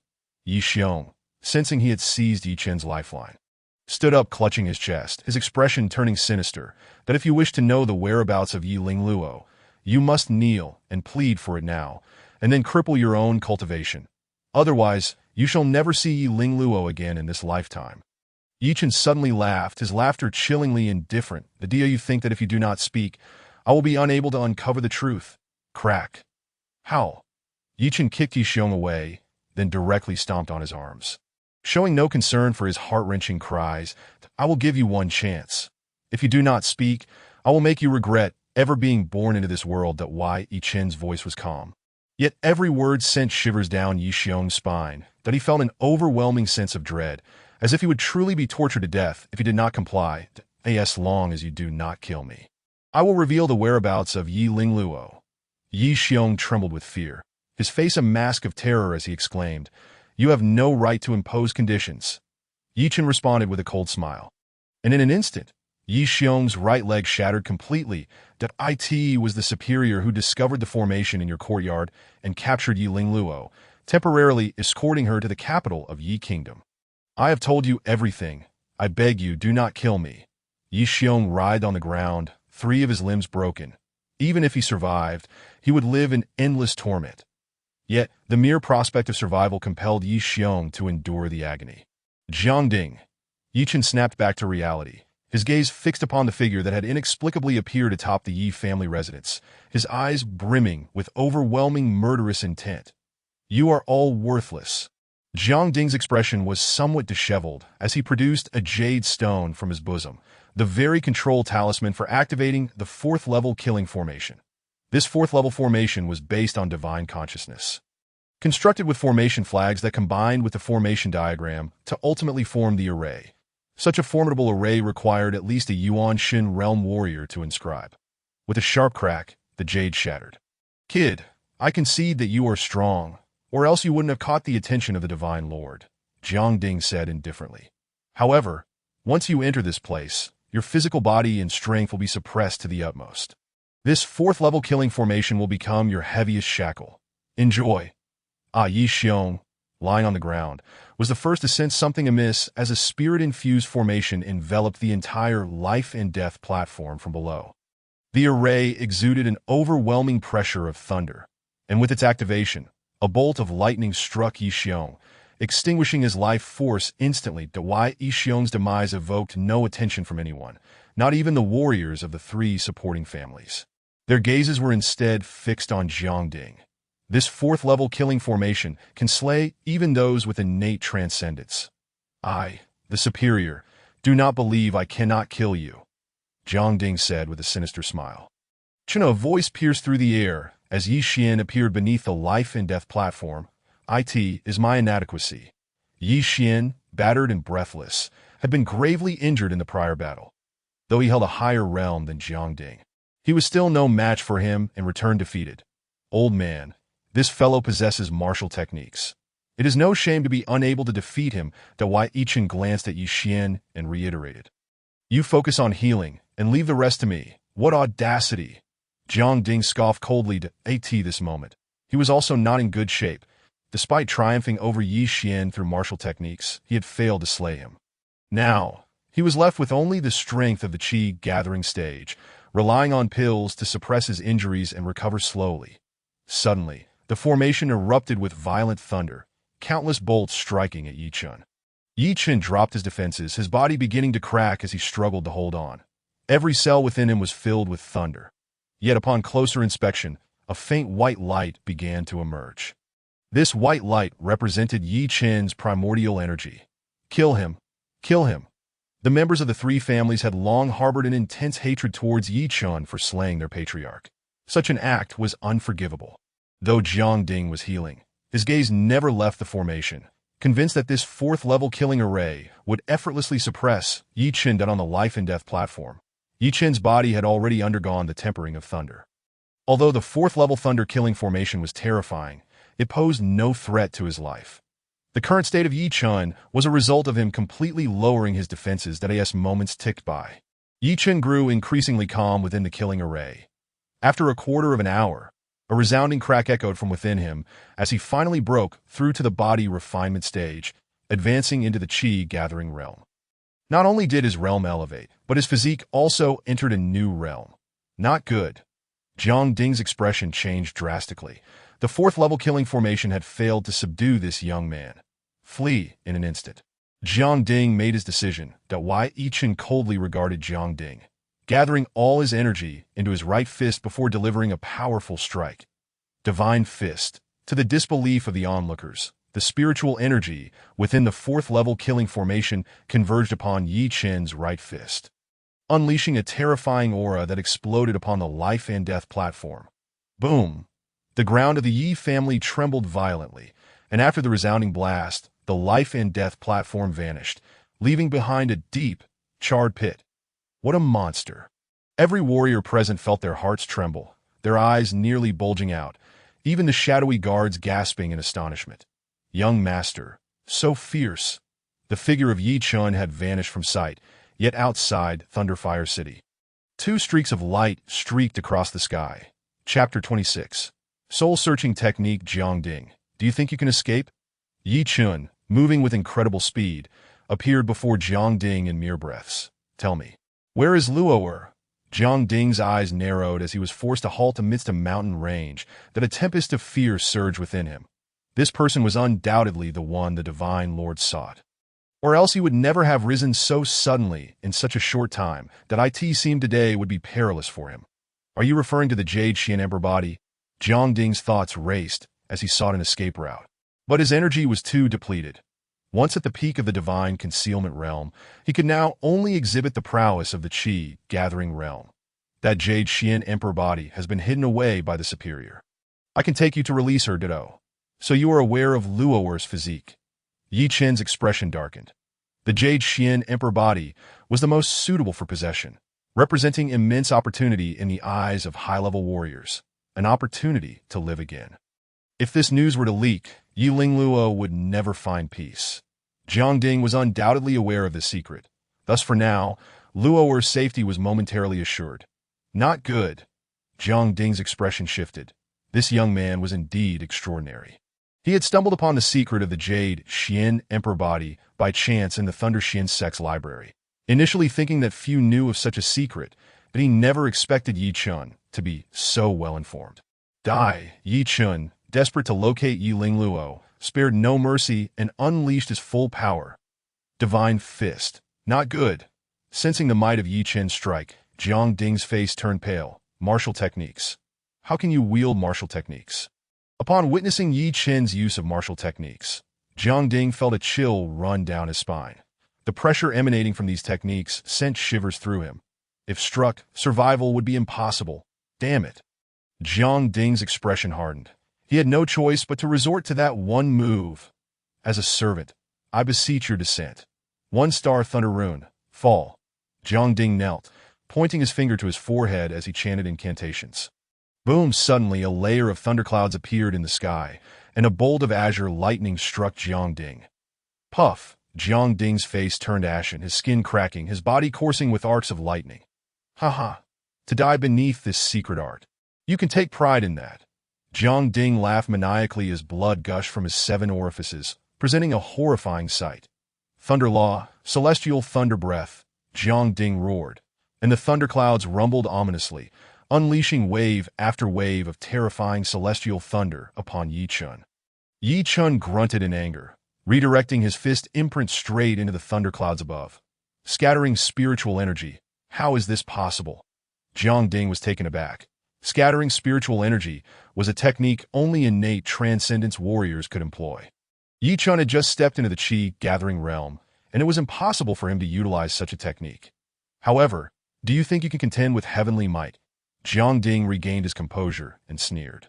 Though he knew the cost of his secret art was exorbitant, preventing him from acting for 6 months, Yi Chen dared to oppose the heavens. It was akin to a mayfly attempting to shake a tree. Utterly foolish. Scattering spiritual energy? Yi Chen chuckled softly. This is not scattering spiritual energy, but rather a punch infused with primordial energy as the foundation, utilizing the physical body as the core, a divine technique of body refinement. Not some feeble spiritual technique. Boom! The punch struck the thunderclouds, causing them to dissipate instantly. Jiang Ding's mocking smile froze as he stared blankly at the sky, feeling a sense of unreality. His Thunder Law was the highest technique of Thunder Xian sect, and it was destroyed by a single punch. How could this be possible? Jiang Ding felt dazed, momentarily forgetting the pain from the raging thunder within his body. Your world is too small. Yi Chen leaped, his fist imprint glowing once more. Divine Fist Dong. This time, Jiang Ding could not muster his Thunder Law again. His entire body went limp. This divine fist was not chaotic, yet it shattered every cell within Jiang Ding's body, extinguishing his life force. Old Gu, lend me your soul power. Yi Chen seized Jiang Ding and produced a jade slip. Instantly, a grayish soul force surged from the jade slip, flooding into Yi Chen's mind. Yi Chen pressed his finger to Jiang Ding's forehead, torrents of soul energy invading his consciousness, as scenes began to unfold in Yi Chen's mind. Soul searching. This was a secret art only attainable by warriors above the Yuanshan realm, and it drained immense mental energy from ordinary individuals that Gu floated out, observing Yi Chen's growth. Had he truly matured to such an extent in just a few days? What was his true identity? Guyu was lost in thought. An hour later, Yi Chen suddenly opened his eyes. 1-star Thunder Servant. Lei Nu, also known as Lei Wen, represents the extent of mastery over the secret techniques of lightning punishment. Categorized into 9 stars. The more Lei Wen one possesses, the stronger their prowess. It is rumored that atop Thunder God Mountain resides a martial artist of the 9-star Lei Wen, revered as the Lord of Lei Wen, the sovereign of the Thunder Domain. The so-called envoy is a representative dispatched by sects to seek out threats against their interests. Their status within the sect is not particularly high, yet each envoy possesses a personal talisman within their sect. At this moment, it is likely that the Thunder Xian sect has already learned of Jiang Ding's demise. Indeed, within a palace of astonishing spiritual energy, a talisman in the lowest row suddenly shattered with a sharp crack. Jiang Ding has actually perished. An elder seated in meditation within the palace's confines darkened with concern.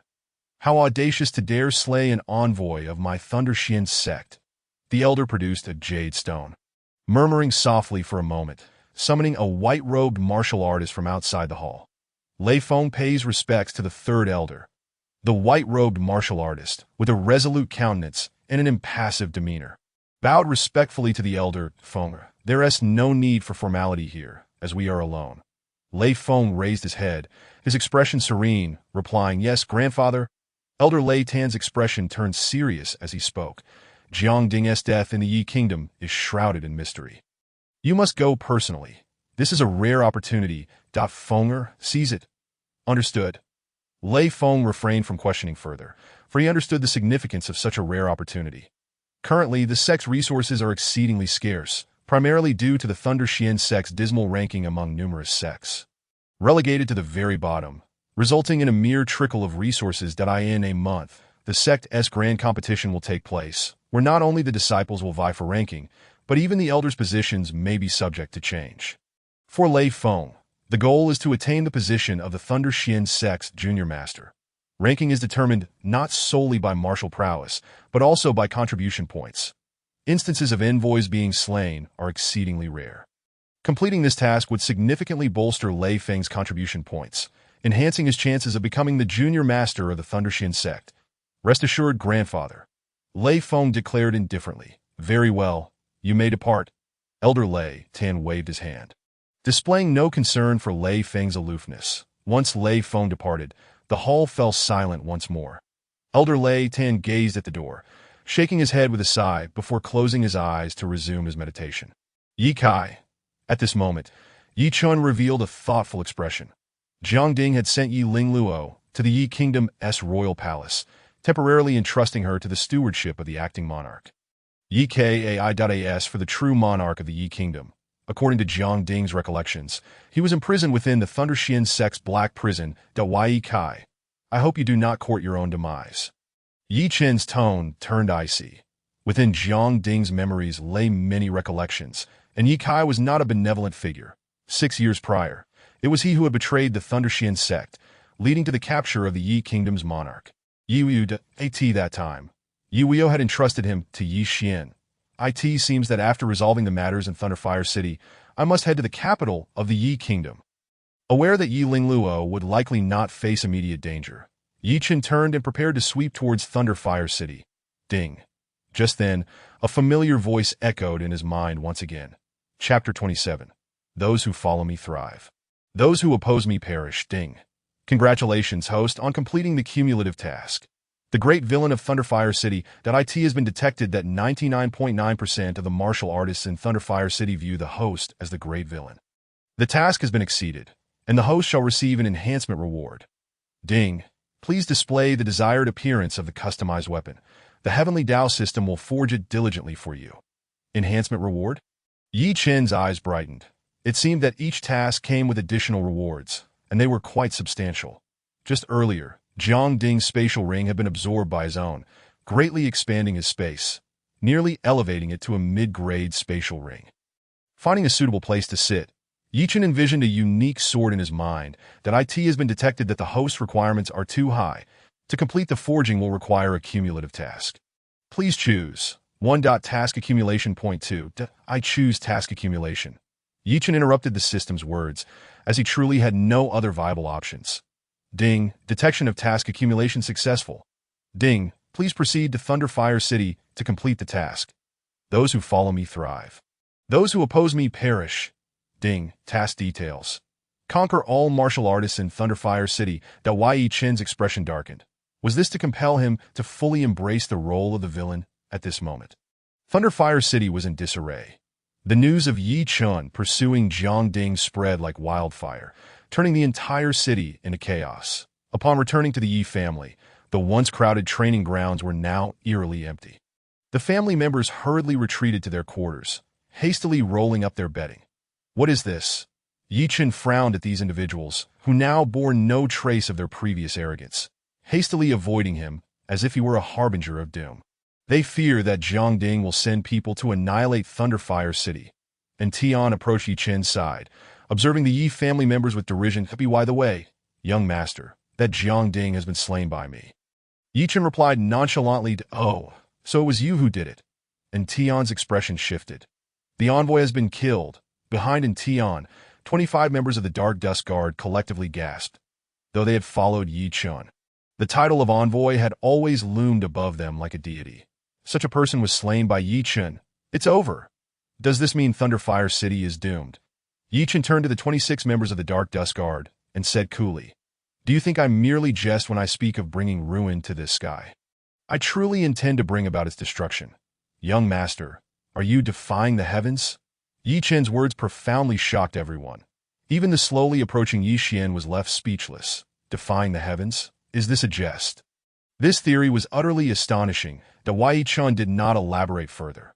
While the Dark Dust Guards were stunned, none dared to voice their inquiries, as most instinctively felt Yichun was joking. Since you have joined the Dark Dust Guard, I shall refine you from this day forth. But before that, there is another matter, Wei Yichun stated. Thunderfire City shall not perish, yet the inhabitants may not believe it. Those who wish to depart may do so. Those who remain, inform them that as long as I, Yichun, am here, Thunderfire City shall not fall. Wei Yixian, with his high reputation and formidable strength in Thunderfire City, would take charge of this matter. By now, it was noon, and the swift-footed martial artists had long since fled, leaving behind mainly the elderly, the weak, the sick, and ordinary folk who had yet to embark on their martial journey. Where are the ordinary folk? Those confined here undoubtedly have extraordinary ancestors. Yichun chuckled coldly. Though this place is the Thunder Prison, where those scorned by the heavenly Tao are imprisoned, conversely, it is a treasure trove, a land abundant with prodigious talents. A vast square lay within Thunderfire City, where all the inhabitants had now gathered. The crowd buzzed with activity, yet compared to the past, the number present was barely a tenth of what it once was. I know many of you harbor hatred towards me. Wei Yichun ascended to the center of the square as battle stage, surveying the multitude of Thunderfire City inhabitants, most of whom were ordinary people, with scarcely a few martial artists present. Upon hearing Yichen's words, the crowd erupted into chaos, curses and insults ringing out in abundance. Silence. And Tian roared from below, unleashing his aura, which swept through the tumultuous crowd. Restoring order, Wei Yichun continued. I care not for your reasons for remaining, but this city is now under my dominion. Those who stay in Thunderfire City, follow my lead and thrive, oppose me. And you shall perish. Young master, so domineering.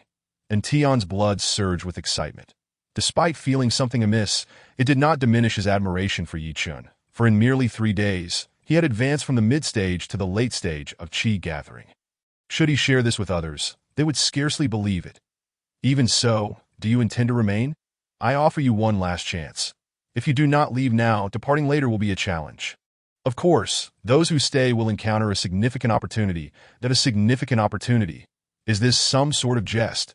Yichun scanned the crowd, observing the dwindling number of martial artists, as dozens more chose to depart. Yet he remained unfazed. Under Yichen's rhetoric, nearly half the crowd in the square had dispersed. Wei Yixian, watching from the sidelines, felt a pang of anxiety. These individuals were connections he had forged, each one a valuable favor. After waiting for an entire hour, Yichun declared, Since you have chosen to remain, congratulations. You shall encounter an unprecedented opportunity that I now announce. First, this city shall be renamed Dark City. Second, Dark City shall abolish for city gates. Retaining only one. Third, all inhabitants are to relocate to the main gate of Dark City. Wei Yichun methodically issued commands, while the crowd below exhibited a plethora of expressions, most bearing signs of indignation. Young master. At that moment, a member of the Dark Dust Guard rushed into the crowd, visibly flustered. Young master, the Lord of Lei Huan City, accompanied by Lei Huan guards, is here to seek retribution. What? The crowd below erupted into an uproar. The Lei Huan guards were notorious, and their numbers were few. Facing them now would surely result in a massacre. How intriguing. Yichun chuckled coldly. He had been pondering how to establish his authority. And unexpectedly, the Lord of Lei Huan City had delivered himself right to his doorstep. Dark Dust Guards, heed my command. Let us repel the Lei Huan guards. Yichun declared ominously. Yes, a chorus of Dark Dust Guards shouted in unison. Immediately striding towards the main gate of the Dark City, this Yichun a fool. Indeed, I have heard that the Thunder Ring Guards number over 5,000. How could they possibly be driven back by merely 20 or so? I suggest we hasten our departure from this city, destined for destruction. Yichun paid no heed to those departing. Yet some curious souls followed in his wake, eager to witness what prowess Yichun possessed. Could he truly slay an enemy general amidst a sea of foes? Outside the city gates, 5,000 armored guards stood in formidable formation, creating an impenetrable barrier. At the forefront of the Thunder Ring Guards, a black-faced man sat astride a towering, menacing steed, his face twisted into a sneer as he gazed at Yichun atop the city wall. You there, have you slain the esteemed commander? Yin cackled. Once I eliminate you, I shall rise to greatness. Come down and face your demise. Humph, do you truly believe that Dark City is without defenders? Yi Xian let out an angry huff. Yet Yi Chen intervened. Old man, your wounds are still unhealed. Allow me to handle this. You are indeed arrogant. Young one, I like your spirit. Yan's sinister laughter incited a wave of mirth among the thousands below. Have you finished laughing? Yi Chen intoned coldly that if you have, then prepare to meet your end. Chapter 28. The capital of Yi Kingdom Divine Fist. Yi Chen leaped from the city wall, soaring through the air to land in the heart of the densely packed Thunder Ring guards. Delivering a single, powerful punch, this fool truly seeks death by flying into the midst of the Thunder Ring guards. I wager he will be pierced by their weapons within seconds, just before Yi Chen took flight. Dozens of warriors rushed forth, intent on defending the city, for their loved ones remained within its walls. Hearing tales of the Thunder Ring guards' ruthlessness, they lamented, "Alas, it appears we shall perish here today." The warriors gripped their weapons tightly, determined to buy time for their kin. Did this young man truly kill the commander? Yin regarded Yi Chen's reckless endeavor with disdain. The To land amidst the Thunder Ring guards was akin to courting death. Initially, I thought he possessed some skill, yet it seems he is merely a fool. Everyone doubted Yi Chen, save for the Dark Dust guards, whose gazes remained resolute. They believed their master could indeed perform miracles. Boom! The punch struck with unparalleled force, a blinding flash illuminating the surroundings, followed by a deafening explosion. The inhabitants of Dark City stood in astonishment. Was this truly an attack wrought by human hands? In stark contrast, the Thunder Ring guards found themselves in dire straits, as a scorching pit spanning 10 yards appeared at the center of the battlefield, swallowing the guards whole, while those at the periphery fell, writhing in agony. Divine Fist, Divine Fist. Yi Chen did not pause, unleashing 2 consecutive Divine Fists, each eruption echoing with terrifying explosions that Yin stood frozen in shock. He finally believed that the commander had indeed been slain by this individual. Such overwhelming power could not be matched by mere mortals. After the 2 strikes, Yi Chen found himself slightly winded. Though he had claimed the lives of over 1,000 guards, the injured numbered far more. Kill! The Dark Dust guards reacted, seizing their weapons and charging forward. They had initially thought Yi Chen could only slay East Yin to drive back the Thunder Ring guards, for they were no match for these highly trained soldiers. Little did they expect that their master alone could alter the tide of battle. He was nothing short of divine. The arrival of the Dark Dust guards ignited the fervor of hundreds of warriors from Dark City, who, undeterred, joined the fray. Yi Chen swiftly pivoted, appearing before Yin, delivering a punch without uttering a word, which resulted in Yan's immediate demise. The city lord is fallen. The death of the Thunder Ring city's lord instilled terror in the remaining guards, who fled in a frenzied panic. The tide of battle had turned overwhelmingly in favor of the defenders. Ultimately, fewer than 2,000 of the Thunder Ring guards managed to escape. That we are victorious. The battlefield lay strewn with the lifeless bodies of the Thunder Ring guards, an incongruity that left the inhabitants of Dark City in disbelief. Over 3,000 Thunder Ring guards lay slain, while not a single defender had fallen. Had they truly won this battle? A miracle. Long live the Master! Long live the Master! No one among the Dark Dust guards felt more exhilarated than at this moment. In this world, strength reigns supreme.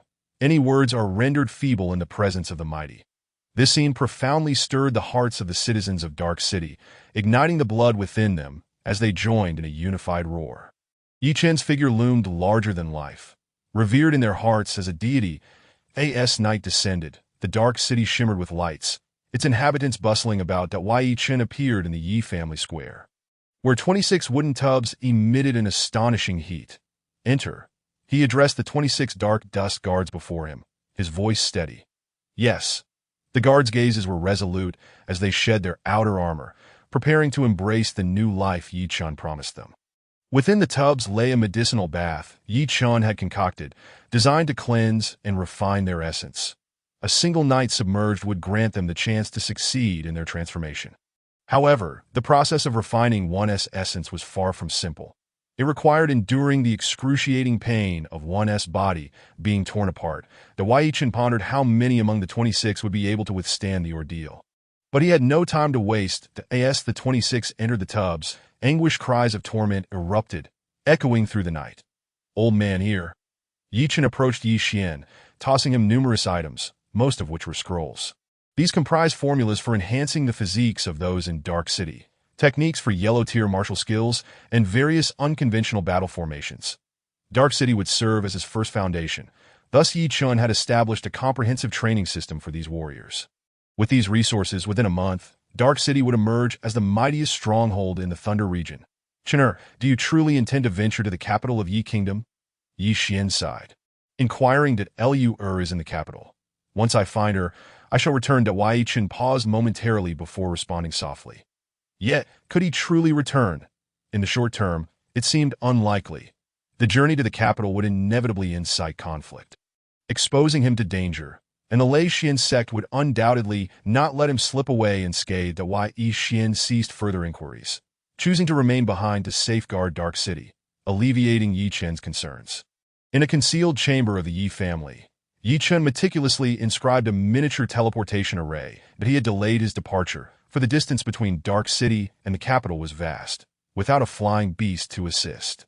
Yi Chen had to gather materials and expend spiritual stones to carve a teleportation array for his journey. Let us hope I can make it in time. The array was adorned with 40 spiritual stones at its corners. Yi Chen formed a series of hand seals, and with a flash of light, he vanished into the teleportation array. The capital of Yi Kingdom lay a staggering 10,000 miles from Dark City. Without a flying beast, even a practitioner at the Gathering Qi realm would require nearly half a month to traverse such a distance. That a day later, Yi Chen stood before an ancient, colossal city. Lost in thought, is this truly the capital of Yi Kingdom? Hey kid, you look unfamiliar. Is this your first visit to the capital? A haughty voice rang out from behind him as he pondered. Yi Chen furrowed his brow, but chose to ignore the interruption. Hey kid, are you deaf? I'm speaking to you. The voice, belonging to Rinyu Lu, grew increasingly irate when he realized Yi Chen was unresponsive. Another fool seeking death. Yi Chen turned impatiently, prepared to unleash his ire. But his gaze suddenly sharpened, and a smile graced his lips. Rinyu Lu felt an inexplicable chill run down his spine, though the sensation quickly dissipated, leaving him unconcerned. Kid, I see potential in you. How about following me? Behind Rinyu Lu trailed a cadre of guards, all at the Gathering Qi realm. One elder even boasting mid-level divine concealment realm strength, which piqued Yi Chen's interest. Although the spiritual energy in the capital surpassed that of Dark City, it remained scarce. To reach mid-level divine concealment, one must have relied on substantial resources. This young man stood at the initial stage of divine concealment, and the elder at mid-level. He must belong to a prominent family. To me, submit to you? Yi Chen chuckled, retorting, then why don't you submit to me instead? Impudent. A guard behind Rinyu Lu bellowed, do you know who my young master is? How dare you speak so brazenly? Are you courting death? Interesting. Rinyu Lu waved his hand, causing the lead guard to retreat, that no one has ever dared to speak to me in such a manner. Kid, you are the first. Rather than anger, Rinyu Lu found himself increasingly curious. Yi Chen narrowed his eyes, glancing at the speaking guard, coolly remarking, many have spoken to me just like your guard, but what? Rinyu Lu's eyes widened, intrigued. But they are all dead. Haha, this kid is quite amusing. Rinyu Lu laughed heartily. It had been ages since anyone had been so bold in his presence. This fellow was entertaining. I care not who you are. I offer you a chance. Submit to me, and I shall show you a broader world. Yi Chen crossed his arms, a smile once again gracing his lips. Arrogant. Rinyu had yet to utter a word when the captain of the guards, already seething with rage, drew his weapon and aimed it at Yi Chen. Simultaneously, his subordinates positioned their spears menacingly towards Yi Chen. Leave. Yi Chen's eyes turned icy as he glanced at the captain, who immediately let out a muffled groan and spat out a mouthful of blood. Chapter 29. The Ren family, the sacred body of the five elements. Young master, be cautious. The elder behind Rinyulio's expression shifted drastically as he shielded him from harm. The elder's face was grim. The aura of murderous intent emanating from this young man was so potent that even he, a mid-stage cultivator of the divine concealment realm, felt a deep-seated fear. Who exactly was this individual, and why had he never heard of such a figure in the capital? Wow! Rinyulio's eyes gleamed with excitement. Undeterred, It appears you possess considerable strength. There are few rivals for me in the capital. How about we have a little competition? Young master, no. The elder trembled. He was all too aware of his young master's reckless nature. If this young man harbored ill intentions, it could spell disaster for Run Yulio. Ah, Fu Shu, do not interfere. It is rare to encounter a peer with such prowess that if I do not test my skills, it would undermine the prestige of the Ren family. Ren Yulio waved his hand, signaling for Ren Fu to stand down, that he was Ren Yulio, one of the three prodigies of the capital, and he could not believe there existed anyone in the same realm who could surpass him. Especially not someone who appeared to be of a similar age. That a competition? Yichen replied indifferently, I am not interested. Ren Yulio was taken aback. This person had the audacity to refuse his challenge. What a letdown. Yichen chuckled lightly. However, if there is a wager involved, I might reconsider. Excellent. Ren Yulio replied eagerly, thrilled at the prospect of stakes, that he relished the idea. If I, this noble one, lose, you may do as you wish with me. But what if I win? Ren Yulio grinned mischievously. Then I too shall leave your fate in your hands. Yichen shrugged casually. Delightful. Overhearing their exchange, Ren Fu's face darkened considerably. That a wager like this indicated that this young man must have ulterior motives against the Ren family. The Ren family was one of the three prominent families in the capital, with the family head being a late-stage cultivator of the divine concealment realm, boasting strength that surpassed even that of the palace's ruler. Could this young man possibly be an ally of the royal family? I am Ren Yulio. With a flick of his wrist, Ren Yulio tossed aside his folding fan, and flames engulfed his fist. Yi Chun. The surname Yi indeed indicated royal lineage. Ren Fu's expression grew grave. The head of the Ren family was the most powerful within the capital, yet with great power came great envy. It was conceivable that other families had long harbored resentment towards the Ren family. Even if they banded together to annihilate them, the Thunder God Pavilion would likely remain indifferent. The Thunder God Pavilion, managed by the Lei Xin sect, was responsible for monitoring the royal family and had a presence in every martial kingdom. I am slightly older than you, and I will not take advantage of you. I will fight with one hand tied behind my back and grant you 3 moves, Yichen stated coolly. This youth is incredibly arrogant. Ren Fu's brow relaxed slightly. Under such conditions, it seemed his young master had a chance of victory. Considering the latter's exceptional prowess, which firmly placed him among the elite youths of the capital. What? Upon hearing Yi Chen's words, Ren Yulio's expression soured instantly. This was a blatant insult. Nonsense. It is I who shall fight you with one hand tied and grant you 3 moves. Ren Yulio's face flushed crimson, his anger palpable. Did he think so little of him? Ren Yulio? Ren Fu, who had just relaxed, nearly coughed up blood at Ren Yulio's brashness. How could he have forgotten the audacious nature of his young master? Yi Chen shook his head, opting for silence. Make your move. He was curious to see just how far the sacred body of the 5 elements had been awakened in this young man. The sacred body of the 5 elements was a saintly physique. In the outside world, such a being would undoubtedly ascend to sainthood, had it not been for the rarity of such a physique. Yi Chen would have been disinclined to engage in idle chatter with these individuals. I will surely knock your teeth out.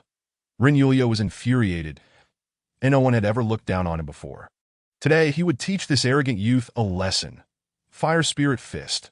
Ren Yulio bellowed, his right fist ablaze, sizzling the air with a crackling sound. Ren Yulio had immense confidence in this technique. Countless martial artists had fallen before his Fire Spirit Fist, which had nearly reached the level of martial arts mastery. As he closed in rapidly, Yi Chen merely shook his head at the fiery fist, recognizing its lack of substance. Ren Yulio heard clearly. His initial intention to hold back vanished in his fury, and he unleashed his full strength at narrow-mindedness. You are wasting your potential, Yi Chen sighed as he lightly pushed forward with one hand. Still arrogant. Ren Yulio sneered, angered by Yi Chen's apparent dismissal of his attack. He was determined to make him regret it. The fire fist surged forward. At that moment, Ren Yulio envisioned Yi Chen sprawled on the ground, searching for his teeth. Let me show you. Yi Chen's palm moved slowly, yet in the next instant, it met Ren Yulio's fist. His hand felt almost weightless, but upon contact, Ren Yulio felt as though he had collided with an unyielding mountain. The flame surrounding his fist extinguished instantly, and he was sent hurtling backward. Ouch! Ren Yulio had yet to comprehend what had transpired before he crashed into the trees behind him. Hiss, Ren Fu observed intently, realizing that had he been in Ren Yulio's place, he would have been unable to withstand that strike. What a terrifying youth. Young master, are you unhurt? The guards, though shocked, quickly shielded Ren Yulio, ready to retaliate against Yi Chun. Ouch! I've lost a tooth. Quickly, find it for me. Ren Yulio wailed, utterly humiliated. Young man, may I inquire why you have come to the capital? Ren Fu cupped his fists in greeting, his demeanor markedly transformed, as he sensed that he might not be a match for this young man. I am here to find someone, Yi Chun replied, and to eliminate any obstacles in my path. You are from the Ren family, are you not? Please tell me if you have seen anyone from the Lei Xian sect riding a beast towards the palace. Yi Chen's gaze turned. I see why do not dare feign ignorance, for the three prominent families are well informed. If a beast descends upon the capital, it will not escape their notice. The palace? Ren Fu's eyes narrowed. Was it possible that this young man was not a royal family ally? Could he be someone outside the royal lineage? Royal family? Yi Chun replied nonchalantly. I am unsure. I am investigating this matter myself. Investigating? Wait! Suddenly, Ren Fu's expression shifted as he recalled a shocking incident from 6 years ago involving the royal family, where 2 children had been sent out of the palace, considering the young man's age. Could he be the missing boy from 6 years ago? This matter was too subtle. It needed to be reported to the family head immediately. It seems you have deduced a few truths. Yi Chun remarked with a cold smile. This incident was rumored in the capital years ago. However, I swear that the Ren family was unaware of it. That I hope you understand. Ren Fu's attitude shifted dramatically, becoming exceedingly respectful, even somewhat anxious. That I trust you lack the courage to oppose those who serve the heavenly will. Yi Chun responded, unfazed. That a day ago, a beast did indeed fly into the palace, accompanied by a young woman. She is likely the person you seek. That I have disclosed all that I know. Take care, young master. We shall take our leave. Ren Fu bowed respectfully once more, turning to lead the bewildered Ren Yulio away. Fu Shu, are we leaving just like that? Ren Yulio protested, incensed. Ren Fu, unable to contain his irritation, firmly silenced him, determined to take him home for a thorough reprimanding. Ren Yulio was bewildered. He knew Ren Fu's strength and sensed his fear towards Yi Chun, which only piqued his curiosity further. Wait. Though Ren Yulio's mouth was sealed and his strength suppressed by Ren Fu, he could still move his limbs, desperately signaling towards Yi Chun, who finally uttered 2 words in response. Ren Fu's face was now beyond description. Once known for his good temper, he now wished to kick this troublesome brat to the moon. While minor mischief could be overlooked, this situation was far too precarious. A single misstep could spell doom for the entire Ren family. Ren Yulio broke free from Ren Fu's grip, turning to complain. Fu Shu, my father always taught me to be honest. If I lose, I must accept my fate to avoid tarnishing the Ren family's reputation. Wouldn't you agree, Fu Shu, you little brat? Ren Fu cursed inwardly, though he dared not voice his thoughts. You have won. What would you have me do? Ren Yulio approached Yi Chun, feeling magnanimous, and inquired aloud, curious about how Yi Chun would choose to handle him. Chapter 30. The day of the Thunder Prison's reopening. A moment of farewell. I require your submission to me. Yi Chun stated coolly. What? Ren Yulio was taken aback. He had not anticipated such a demand. Do you know who I am? Ren Yulio stammered, feeling a bit flustered, unable to fathom that this was the request being made of him. That I know. You are from the Ren family. However, even if you were the ruler of Yi Kingdom, what does it matter? Submission is a necessity. Yi Chun replied with a dismissive smile. How domineering. Ren Yulio silently suppressed the words. I'm the next head of the Ren family, deep within his heart.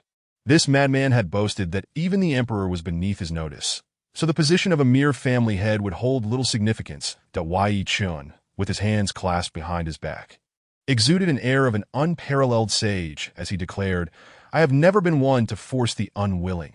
I grant you 3 days to contemplate. Were this statement to reach the ears of the warriors who fled from Lehua City, they would undoubtedly erupt in outrage. Not one to impose upon others? Before this, allow me to present you with a grand gift. A glimmer flashed in Yi Chun's eyes, his face alight with a smile. What grand gift? Ren Yulio, returning to his senses, inquired with a hint of confusion. That a martial technique capable of truly unleashing the power of your 5 elements sacred body. With this, Yi Chun pointed to Ren Yulio's forehead. And through the ancient ethereal soul energy, a divine imprint appeared in Ren Yulio's mind. WY the heavens. This is a martial technique. Ren Yulio, well aware of such techniques, understood their potential to bestow godlike abilities. It was said that a master martial artist could move mountains and fill seas with a mere gesture, their lifespan rivaling that of the heavens. Boss, you are my reborn parents. I humbly offer my knee in submission. In the future, I shall be your loyal servant. Ren Yulio was overwhelmed with excitement, dropping to his knees, tears of joy brimming in his eyes that no, yet everything transpired too swiftly, and by the time Ren Fu reacted, it was already too late. It's over. Ren Fu staggered back a few steps, collapsing to the ground, his body trembling, unsure whether it was from Ren Yulio's outburst or the fear of what was to come. He had witnessed many things, yet the thought of a martial technique made him shudder slightly. This was a taboo. Possessing a martial technique was a capital offense that could lead to the destruction of nations. For Ren Yulio, acquiring this technique was not a blessing but a death warrant. It's over, it's over. The Ren family is doomed. Uncle Fu, why are you sitting on the ground crying? Ren Yulio, noticing Ren Fu's weeping, felt a twinge of confusion before bursting into laughter. You must be overjoyed for my acquisition of the martial technique, right? Upon hearing Ren Yulio's words, Ren Fu's cries grew even more sorrowful. This scoundrel, sold out by others, shamelessly counted the profits. Was it really necessary? Yichen rolled his eyes in exasperation. Enough, Fu. Just then, a thunderous roar echoed from the heavens, followed by a tremor that shook the earth. The sky is splitting open. A guard of the Ren family pointed upward, his spirit shaken. Could it be that the day of divine retribution had arrived? In the Thunder Domain, every 1,000 years, a divine punishment would descend, annihilating all those harboring wickedness. However, it seemed that each time divine retribution occurred, martial artists of greater strength than the divine concealment realm mysteriously vanished. Some claimed they had offended the heavens and were selected for extermination. Calculating closely, the day of divine retribution was indeed approaching in these years. Had it arrived prematurely, boom! In the lofty skies above, the thunderclouds that had perpetually shrouded the heavens parted, revealing a wondrous portal. What is that? Any martial artist at the Gathering Chi realm could clearly see the radiant portal, a beam of light descending from it, enveloping the imperial city of Yi. Not good. Yi Chen's expression shifted dramatically as realization struck. Yi Chen felt a tremor within, channeling boundless divine energy throughout his limbs, gathering it in his legs. With a powerful stomp on the ground, another tremor shook the earth. His body soared like a cannonball, leaping over the towering city gates, vanishing into the heart of Ye's capital. How terrifying! Ren Yulio swallowed hard, the sudden explosion of Yi Chen's power leaving him dazed. The force of a single step made the mountains tremble. What kind of divine strength was this? This little brother must be kept. Ren Fu, startled, had no time for astonishment, for there were more pressing matters at hand, that I can only apologize to you all. His expression turned sinister as he transformed into a phantom. Weaving through the group of guards behind him, in mere moments, those guards, still reeling from the celestial anomaly, met their demise this moment. The Ren family stood on the brink of chaos. Ren Fu knew that nearly half of those guards were spies for other powerful families. To prevent any secrets from leaking, he had no choice but to act this way. Standing amidst the corpses, Ren Fu slowly raised his haggard form. Not long ago, he too had been a blood-soaked outlaw. But in recent years, he had gradually withdrawn from the world, forgotten by society. Uncle Fu, Ren Yulio had never seen Ren Fu in such a state, feeling a sense of unfamiliarity. This capital of Yi is surely destined for turmoil. Ren Fu sighed inwardly, his gaze fixed on the capital, as if he could see endless mountains of corpses and seas of blood. That a chill ran through him, that he hoped the Ren family could weather this calamity. However, with that young man targeting them, it would likely prove difficult. Ren Fu believed that Yi Chen sought to leverage the Ren family's power to enact revenge for 6 years past, yet he feared Yi Chen had not considered that he held the Ren family in disdain. Young master, did that gentleman truly bestow upon you a martial technique? Of course, it's quite remarkable. I don't believe you. Show it to me. That might not be possible. You see, I told you it wasn't true. Pa, you old man are clearly envious of my technique. Young master, we are all family here. Let us not speak as if we are strangers." Underneath the terrifying celestial phenomenon, an old man and a young man hastened toward the Ren family in the capital, intermittently discussing the martial technique. Meanwhile, Yichen raced through the city, his expression grim. "That Yi Kai, you truly seek death."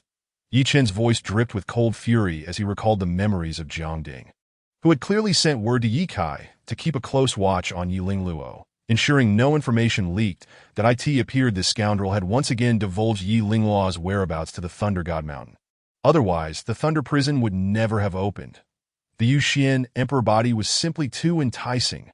"Luoer, wait for me!" Boom! In that moment, a petite figure gradually ascended from the beam of light, soaring toward the portal above. "Luoer," Yiling Luo curled up in midair, her head buried within her arms, trembling in fear. Suddenly, she heard a familiar voice, causing her body to quiver slightly. She lifted her head and immediately spotted Yichen rushing towards her. "Brother Chen, save me! Luoer is scared." Yiling Luo cried out, her voice breaking. For the past few days, she had lived in constant terror, her heart yearning for Yi Chen to come to her rescue. Although she knew hope was slim, she never expected Yi Chen would actually arrive. Yi Chen's aura surged violently, each step he took creating a deep crater beneath him that in an unrestrained explosion of power. He rapidly approached Yiling Luo. "Don't be afraid, Luo. Ant seeking death," a furious voice thundered from the heavens, followed by a bolt of blue lightning descending swiftly. Divine Fist. Yi Chen shot upwards, his right hand radiating boundless divine light, shattering the blue lightning with a resounding crash. Seeking death. After the first strike failed, another furious roar resonated through the skies, as the heavens trembled with the might of several azure thunder dragons tearing through space, crashing down upon Yi Chen. Bang! In that instant, all the martial artists within the imperial city of Yi fell deaf, only gradually regaining their hearing after a quarter of an hour. In the Thunder Domain, the divine punishment was divided into 7 levels: red, orange, yellow, green, blue, indigo, and violet. The blue thunder punishment far exceeded Yi Chen's current physical prowess. It was only due to his mastery of the divine demon body that he managed to survive. Otherwise, he would have perished beneath the onslaught of those azure bolts. Luo Yi Chen coughed up blood, staining his garments crimson, his body slowly descending toward the earth, his outstretched hand unable to reach Yiling Luo. "Brother Chen." Yiling Luo struggled violently, desperately trying to break free from her bindings. However, the divine light offered her no opportunity, continuing to carry her toward the skies above. "Don't. Brother Chen, don't die." Tears streamed down Yiling Luo's face as she could only watch Yi Chen's figure grow increasingly distant. Luoer Yi Chen's eyelids grew heavy, and with a thud, he fell into a deep chasm, losing consciousness. His injuries were too severe, alas. A sigh echoed through the space, resonating in both Yi Chen's and Yiling Luo's ears. Chapter 31. Princess? Guyu appeared in midair, gazing at the ascending figure of Yiling Luo. That a flicker of brilliance passed through his darkened eyes. Having done all he could, it was now up to the girl's fate. The beam of light eventually vanished, and the parted thunderclouds returned to their original state, as if nothing had transpired, yet everything remained vividly etched in memory. The blue thunder punishment was terrifying, although most of its power had struck Yi Chen. The residual force obliterated half of the palace, leaving behind a charred wasteland. "Quickly investigate." A commanding voice echoed from within the palace, as numerous armored guards surged forth like a tide, completely surrounding the scorched expanse. "Report to General Zhu." No one was found. A soldier knelt before General Zhu a quarter of an hour later, delivering the news. General Zhu's gaze flickered as he pondered. He could not comprehend why Emperor Yi was so cautious. As Yi Kai's confidant, he had been appointed the general of Yi after Yi Kai seized control of the nation 6 years ago. He had witnessed the scene of Yi Chen battling the heavens alongside Yi Kai. Yet how could a mere mortal dare to contend with the heavens? It was truly a quest for death. The man has been punished by the divine, his essence and spirit utterly extinguished. "You must hasten to report this to Emperor Yi." "Understood," replied the soldier, kneeling on one knee before rising to hasten deeper into the imperial palace. Meanwhile, Zhu Li led the remaining imperial guards to continue their patrol of the capital of Yi Kingdom. In a secluded courtyard, when Yi Chen awakened, darkness had already enveloped the sky that lure. Yi Chen abruptly opened his eyes, Realizing he was in a modest room, lying on a wooden bed, he scanned his surroundings. He noted the room was sparsely furnished yet impeccably tidy, indicating that the owner was a person of cleanliness. Yu, is there any unfamiliar presence? A voice faintly echoed from outside the room. Just as Yi Chun attempted to rise, a piercing pain shot through him, causing him to furrow his brow. Very well. Yi Chun's expression darkened. The thunder that had struck him was utterly terrifying, leaving the power of divine retribution still rampaging through his limbs, hindering his body's ability to heal itself. That no one has been seen. Another unfamiliar voice replied from outside the room. Upon hearing this, Yi Chun felt a wave of relief wash over him. It seemed he would not encounter trouble for the time being. Old Guyu, thank you. Yi Chun took out a jade slip, his expression complex as he observed it for a moment, yet he received no response from within. Furrowing his brow, he concluded that Guyu had expended his soul force beyond limits. Falling into a state of slumber. Once I have sufficient strength, I shall seek to restore his true form. With that thought, Yi Chun stowed the jade slip and sat cross-legged. Although the divine punishment was dreadful, it was not without the possibility of absorbing its power, that if he could fully assimilate these azure bolts of lightning, perhaps his thunder punishment true body could transcend to the second realm. Time flew swiftly as he practiced, and only when the first light of dawn broke did Yi Chun finally push open the door to step outside. That moment, his thunder punishment true body had indeed broken through to the second layer of the realm. You are awake. A youth outside, who had been meditating, opened his eyes and regarded Yi Chun with curiosity. Yu. Upon seeing the boy, Yi Chun was momentarily taken aback that he vaguely remembered this youth, who seemed to be Yi Wuyo's third son. Named Yi Yu. Brother Yi Chun, you still remember me. Yi Yu's expression was complex for a moment before he brightened with excitement. After years apart, he had become significantly more handsome. 6 years ago, he had seen Yi Chun, but their interactions had been few. He only knew that Yi Chun had been rather reclusive, showing indifference to everyone except a girl named Luo'er. That a glint of brilliance flashed in Yi Chun's eyes as he inquired, "Why do you wish to assist me?" Yi Yu, caught off guard by Yi Chun's first question, replied, "Because you bear the surname Yi, because father values you." Suddenly, a flicker of flame ignited in Yi Yu's clear gaze as he continued, "In you, I see hope, the hope of saving father. Yi Wuyo, is it?" Yi Chun fell silent for a moment before responding, "I shall endeavor to rescue Yi Wuyo. However, I do not enjoy owing favors to others. For now, we shall consider that you saved me once, and I present you with two choices." Yi Chun spoke coolly. "First, I shall appoint you as the emperor of Yi Kingdom. Second, you may choose to follow me." At these words, Yi Yu's gaze grew increasingly fervent. He had an instinct that Yi Chun's words would indeed come to fruition. This instinct was a secret of Yi Yu's. From a young age, he had possessed an acute intuition. Since Yi Wuyo's capture, he had relied on this instinct to evade the trap set by Yi Kai. Yet his second brother was not so fortunate, having been killed by Yi Kai under a flimsy pretext. "I wish to choose both."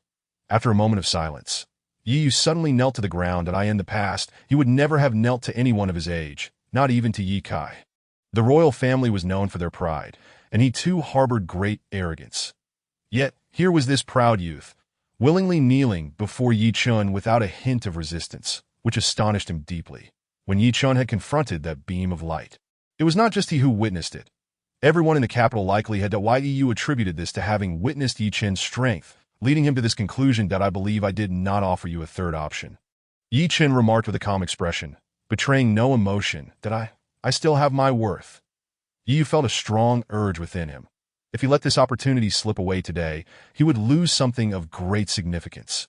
This feeling was so intense that he resolved to take the risk, despite the potential wrath of Yi Chun. "State your reasoning." Yi Chun narrowed his eyes, gazing at Yi Yu. "If I were to govern Yi Kingdom, the resources of Yi Kingdom would be at your disposal." In truth, my role as the emperor of Yi Kingdom does not conflict with following you. In my view, merging these two choices into one is the more prudent option. Yi Yu's gaze steadied as he respectfully addressed Yi Chun. Indeed, a heart as exquisite as the 7 apertures Linglong heart is truly remarkable. Yi Chun smiled gently and said, "Very well, I accept 7 apertures Linglong heart." Yi Yu was taken aback. However, if the people of Yi Kingdom were to discover that their emperor is a girl, would they not be utterly astonished? Yi Chen smirked, glancing at Yi Yu's delicate features with a playful smile. In all the martial nations, it is always men in power, without exception. This is also the mischievous intent that drives my thoughts that why Yi Yu's expression shifted as he took 3 steps back, his body trembling slightly. It is known far and wide that Yi Kingdom's third prince is named Yi Yu, yet few know that Yi Yu is, in truth, a girl, the sole princess of Yi Kingdom. Fear not, I shall not disclose this matter. Yi Chen assured, casting a glance at Yi Yu. However, I hope that when the time is right, you can boldly remove your mask and embrace your true identity. The 7 Apertures Linglong Heart is one of the most complex physiques in existence. With proper cultivation, one's progress can be astonishingly swift. Yet if one becomes stagnant, they may struggle for a lifetime to make any advancement. Success or failure stems from the Linglong Heart. To put it plainly, it requires the honing of one's heart. This is an imperial-level technique, the 9 Turns Linglong Art. Whether you can master it depends on you. Yi Chen tossed a scroll to Yi Yu and turned to re-enter the room. The 9 Turns Linglong Art, an imperial-level technique, consists of 9 levels, each divided into 3 smaller realms. The first 3 levels perceive mountains as mountains, the middle 3 levels perceive mountains as not mountains, and the last 3 levels perceive mountains as mountains once more, emphasizing both artistic conception and the state of one's heart, an imperial-level technique. Yi Yu's hand trembled slightly, waves of astonishment surging within her. As a member of the royal family, she was aware of secrets unknown to ordinary mortals. The imperial-level technique, also known as the Emperor's Law, far surpassed any earthly techniques by a considerable margin. It was extremely rare for anyone to even glimpse a yellow-tier technique. Yet here lay an imperial law before her. How could he possess such a law, and how fortuitous that it was precisely the law she required? What a gamble! Yi Yu's thoughts raced, her face revealing a mix of emotions that by the way, Yi Chen, having already stepped halfway through the doorway, suddenly turned back to say, "In 2 days, I want Yi Kai dead. It does not matter who is around him or where he is, but I do not wish for him to be absent." Now that Luo'er had been taken from the Thunder Domain, Yi Chen felt a sense of gloom within him. His original plans had been thoroughly disrupted in 2 days. Yi Yu regained focus, her eyes flickering momentarily before a smile graced her lips at Yi Kai. Your retribution has finally arrived. Chapter 32. Let us revel together upon entering the room. Yi Chen resumed his cultivation. The following day, a rumor spread throughout the capital of Yi Kingdom, claiming that the divine punishment which had devastated half the imperial city was entirely instigated by Emperor Yi. Brother Lu, have you heard? The divine punishment that wreaked havoc yesterday was all due to Emperor Yi. Brother Wang, your news is outdated. It is said that the guardian of the Thunder God Pavilion, Wang Su, is furious and demands an explanation from Emperor Yi tomorrow. Otherwise, he will strip Lord Yi Kai of his title. That's so. Within the capital of Yi Kingdom, nearly every gathering place for martial artists buzzed with discussions regarding the insider details of the divine punishment that had transpired the day before. Inside the imperial palace of Yi Kingdom, bang, curse it. Yi Kai's face contorted with rage, his entire demeanor exuding a furious aura as he kicked a court attendant across the chamber, his roar shaking the grand hall.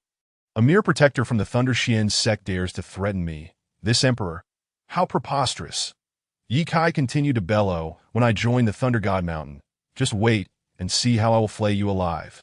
Zhu Li stood at the foot of the throne, his head bowed in trepidation, beads of cold sweat forming on his forehead, not daring to move. Though he was a figure of great importance in Yi Kingdom, ranked just beneath the emperor, he remained cautious in the presence of Yi Kai.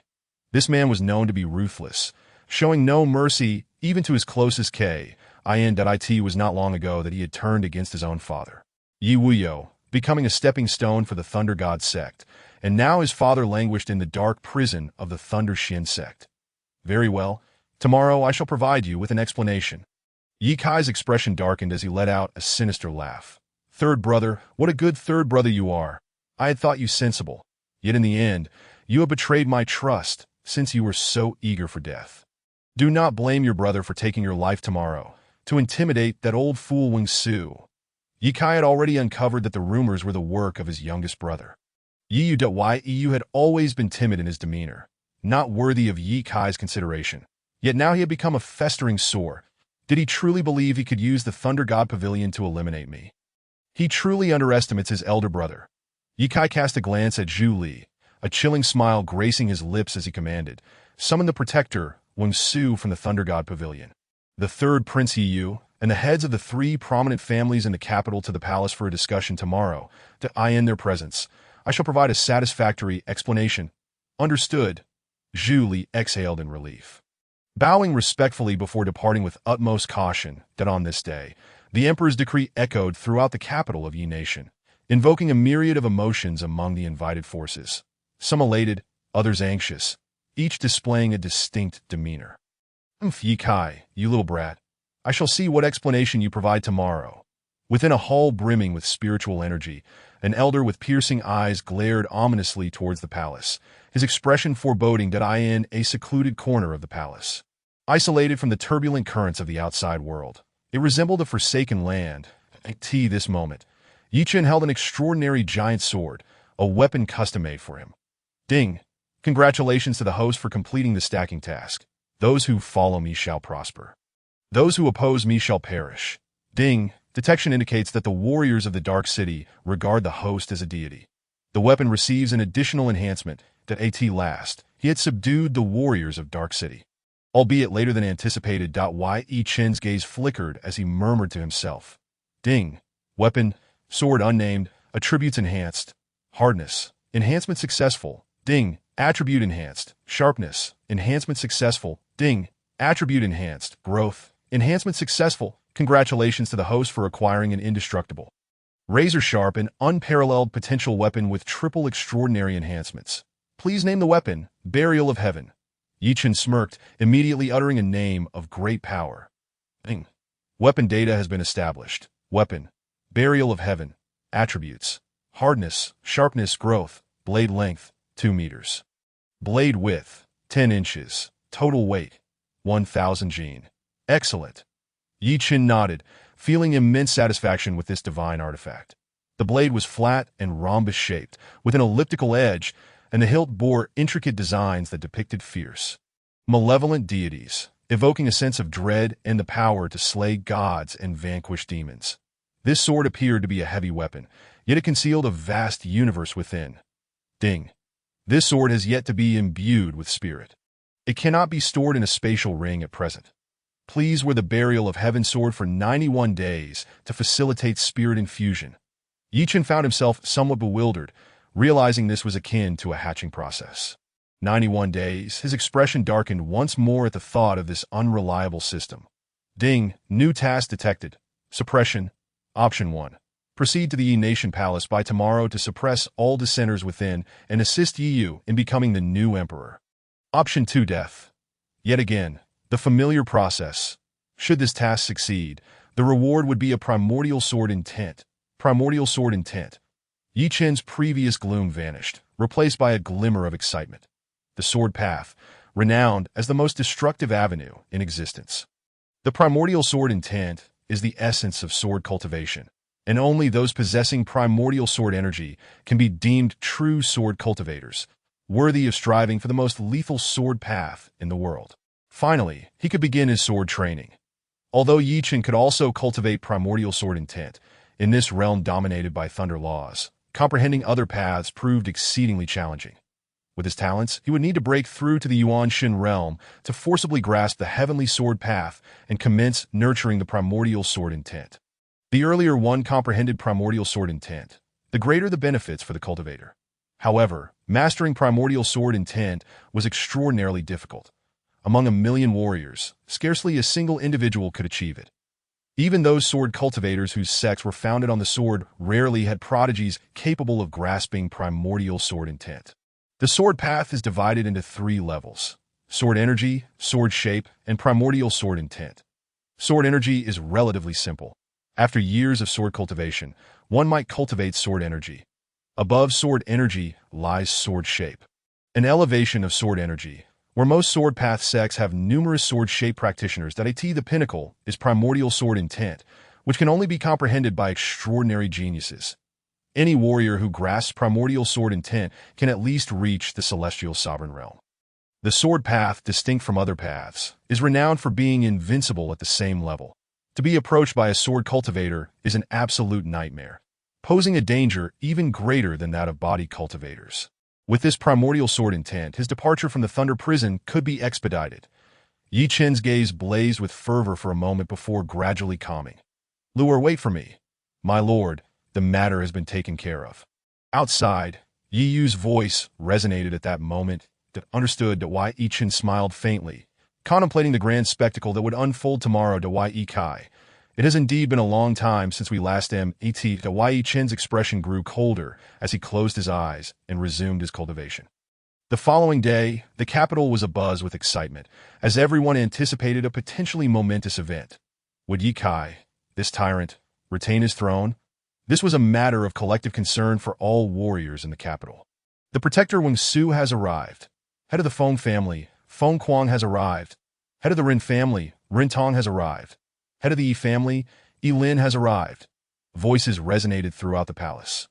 While outside the gates, the area was teeming with people.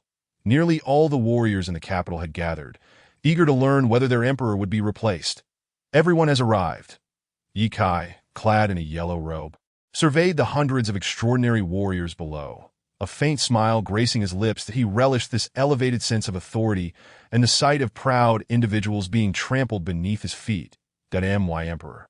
The third prince and prince you have yet to arrive, that a court official in ceremonial attire stepped forward, his demeanor tense. That why you had not come. Anger flickered across Wang Su's face. This Yi Yu had the audacity to act so haughtily. Regardless, today I seek Yi Kai. A fallen royal family is of little consequence. Yi Kai, your arrogance knows no bounds. You dare summon me to this decrepit palace. Do you intend to rebel? Wang Su bellowed, shattering a nearby chair with a single palm strike, pointing accusingly at Yi Kai Yi Nation. Wang Su held the highest authority. Yi Kai's increasing insolence signified that he no longer regarded him with any respect. He deserved to die. Yi Kai was momentarily taken aback by Wang Su's words. Rebellion. This term denoted treason, the gravest crime in the Thunder Realm.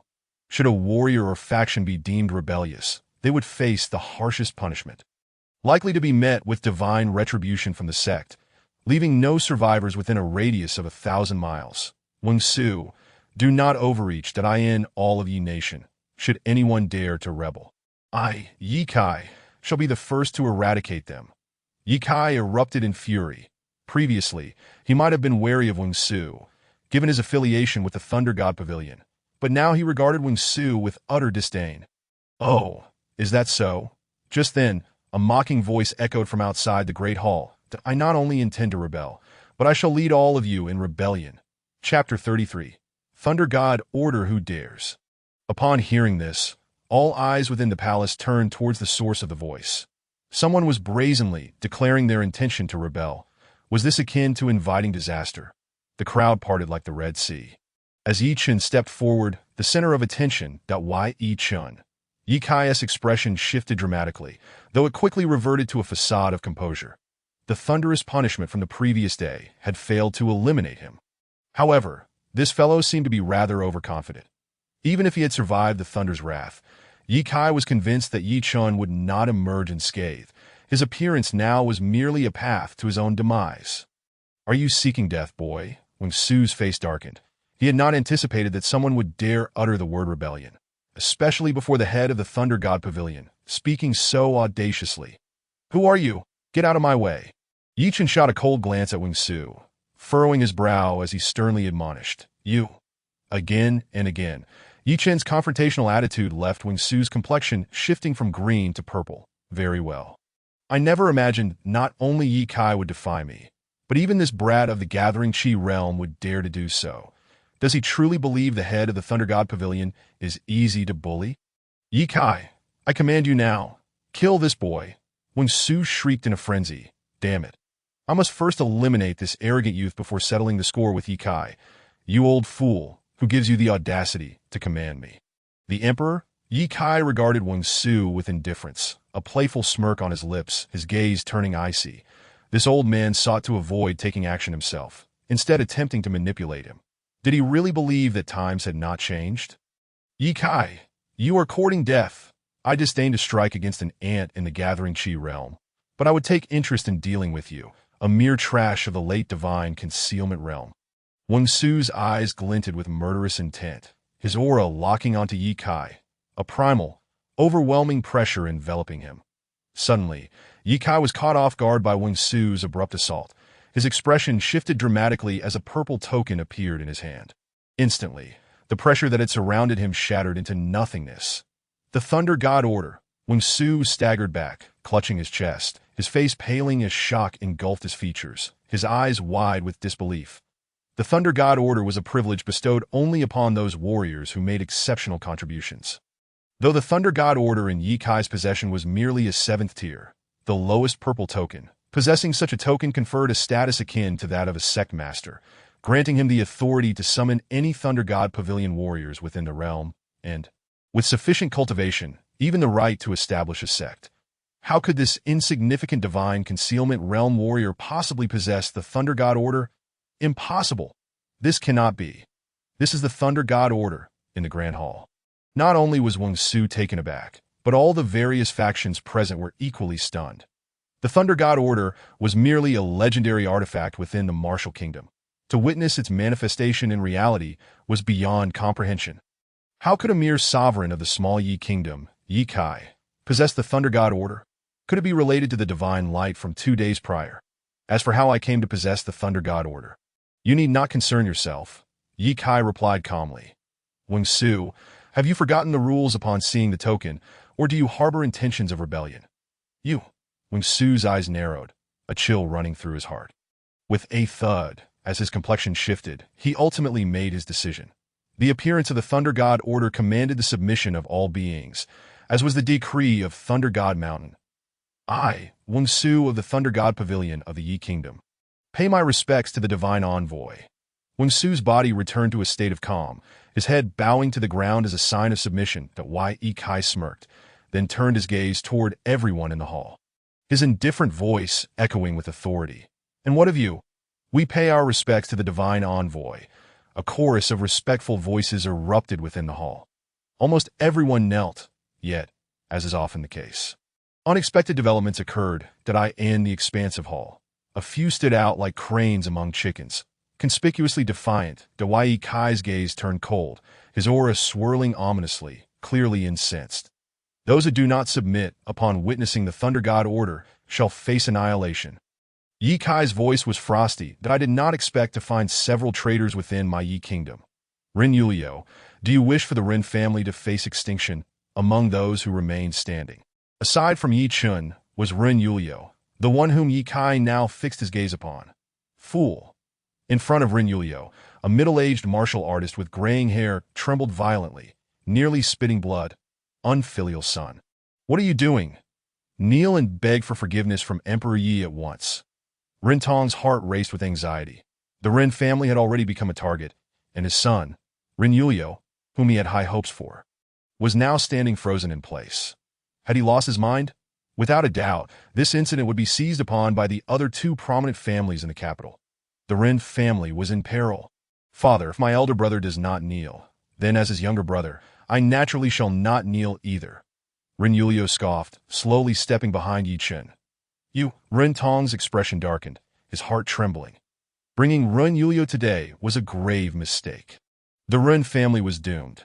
Wang Su, what should be done about those who dare to challenge the rules set forth by the Divine Lord?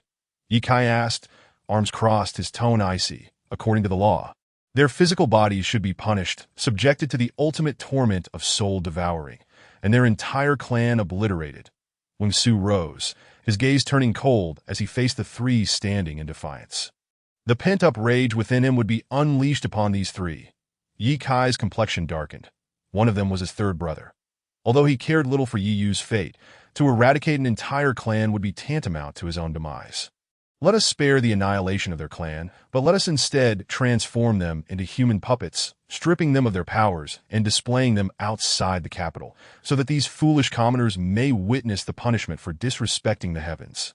Yes, Wang Su, transformed, exhibited none of his prior disrespect, but he understood that failure to carry out his duties now would lead to his own demise, serving as a cautionary tale. Emperor Yi, my son Yulio, is still young. I beseech you to show mercy. Ren Tong's eyes darkened upon hearing this, realizing that Ye Kai intended to kill his son. Presumptuous, Wen Su unleashed his formidable aura, striking Ren Tong, who immediately coughed up a mouthful of blood. Father! Ren Yulio swiftly positioned himself in front of Ren Tong. Fury etched across his features. Oh, the plight of parents. Ye Kai raised a hand, temporarily halting Wen Su. Thank you, Emperor. Despite Ren Tong's pale complexion, he felt a slight relief upon hearing Ye Kai's words. Ye Kai's lips curled into a sinister smile. Since the head of the Ren family is so protective of his offspring, I shall not force your hand, that I end my magnanimity. Let the entire Ren family accompany Ren Yulio to their demise. Ah, Ren Tong was momentarily stunned, a surge of blood escaping his mouth. The Emperor is wise. The Emperor is wise. Feng Kuang, the head of the Feng family, and Yi Lin, the head of the Yi family, exchanged glances, their faces lighting up with delight. Ren Tong has allowed his son to act with impunity. My Feng family is willing to relieve the Emperor of his worries by eradicating the entire Ren family. We of the Yi family are willing to join in this endeavor to eliminate the traitors of the Ren family. The Ren family had long been a thorn in their sides, and the greatest beneficiaries of its downfall would be them. You scoundrels! Ren Yulio stared at the two family heads, feeling a deep chill within. These two old men had always greeted him with smiles, yet now revealed their true colors. How amusing! Yi Chen observed coldly, unable to suppress a chuckle. I end the 34th chapter. You are a demon. Yi Chen's words once again captivated the attention of the crowd. You impudent whelp! How dare you speak here? Feng Kuang bellowed, unleashing his mid-stage divine concealment aura upon Yi Chen in an attempt to extinguish him. That a mere mid-stage divine concealment dares to act recklessly? Yi Chen scoffed, shaking his head in disdain, his demeanor unruffled by Feng Kuang's oppressive aura. You little brat, you possess some skill. Feng Kuang's gaze darkened, his aura growing increasingly dangerous, as one of the heads of the three great families in the capital. Feng Kuang had access to top-tier cultivation resources that he had not expected. That his mid-stage divine concealment aura failed to affect this young man, indicating that he harbored secrets. You are worthless, even if you team up with that waste beside you. It will change nothing. Yi Chen casually glanced at Yi Lin, the head of the Yi family, mocking him. You are seeking death. Yi Lin roared in fury, summoning a gust of spiritual wind that howled towards Yi Chen. Though furious, Yi Lin was measured in his approach, fully aware that Yi Chen was peculiar, and this attack was essentially a test. Yi Chen lazily waved his hand, a powerful gust of wind erupting to dispel Yi Lin's attack. Ye Kai observed the unfolding scene with a detached gaze, his thoughts inscrutable. Wen Su did not rush to intervene. If the two family heads could eliminate Yi Chen, it would save him the trouble. The other martial artists present dared not speak, hastily retreating to the periphery, creating a vast space around Yi Chen. Feng Kuang and Yi Lin exchanged glances, their eyes flashing simultaneously, having lived in the capital for decades. They understood Ye Kai's temperament. Since he had yet to voice his thoughts, it was clear he was allowing them to deal with Yi Chen. Yi Chen's name had been whispered in the past 6 years. Thus, the two family heads, seasoned from decades of struggle, dared not underestimate him. Together, Feng Kuang focused his aura, whispering to Yi Lin. Good. Yi Lin roared, his fists raised, launching a direct attack against Yi Chen at the same time. Feng Kuang coalesced his aura, extending his hand into a palm strike, swiftly severing Yi Chen's escape route. Yi Chen showed no fear, maintaining his lazy demeanor. Ordinary punch. The detached words slipped from Yi Chen's lips. And in an instant, a sharp surge of spiritual energy erupted from his right fist. The punch surged forth, seemingly ordinary, yet in Feng Kuang's eyes, it appeared insurmountable. Boom. Indeed, with a low rumble, Feng Kuang was sent flying, spitting several mouthfuls of black blood mid-air. Fragments of his internal organs mingling within. Yi Lin's expression momentarily froze before joy filled his eyes, for his punch was closing in on Yi Chen. He was confident that this strike would surely kill. With a resounding impact, Yi Lin's expression shifted from joy to sheer terror. Impossible. This cannot be. Yi Lin's pupils constricted, his face paling rapidly. Yi Chen had somehow seized Yi Lin's fist. An overwhelming force surging within, ruthlessly invading Yi Lin's body. A piercing scream erupted, followed by a series of violent explosions. The force raged within Yi Lin, and in mere moments he could not withstand the onslaught, resulting in a violent internal explosion. Staggering back several paces, he collapsed to the ground, lifeless. That they're dead. The two family heads are dead. How could this be? The surrounding martial artists were struck with disbelief. Two of the foremost experts in the martial kingdom had perished just like that. Crack! Ye Kai's heart sank, his fists clenched tightly, that he had not anticipated such incompetence from these two old fools, who fell without even exchanging a single blow. Damn it. Wing Su, what are you waiting for? The situation had exceeded Ye Kai's expectations, instilling a sense of dread within him. Yes, a high and mighty ruler. He would not allow such occurrences. You little brat, you truly seek death, Wing Su's fury erupted. He cared little for the deaths of Feng Kuang and Yi Lin, but now his gaze toward Yi Chun was laced with unprecedented murderous intent. You dare to become a demon? Wing Su's foot slammed down, causing the entire hall to tremble violently, that he had not anticipated the emergence of a demonic cultivator within the confines of his Thunder God Pavilion. What? Ye Kai's expression shifted slightly, his brow furrowing once more. Very well. I wondered why your strength has escalated so rapidly. So you are a body cultivator.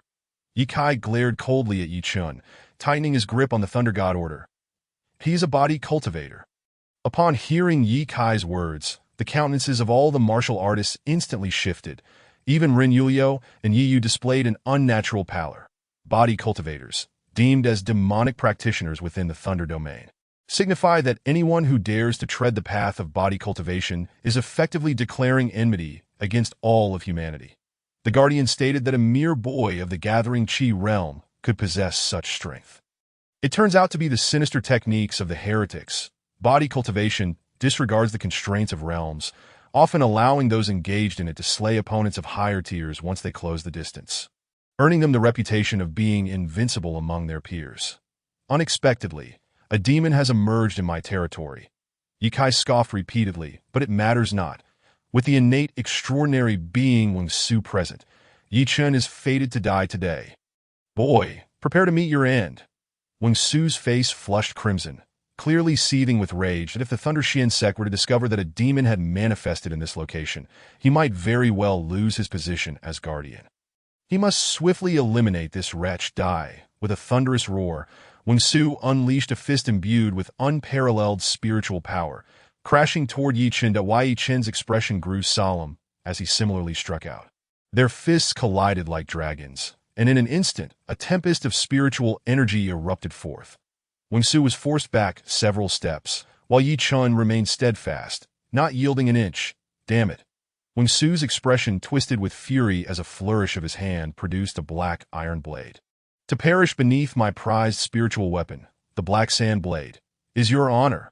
Wing Su's voice dripped with menace, furious that his previous strike had faltered.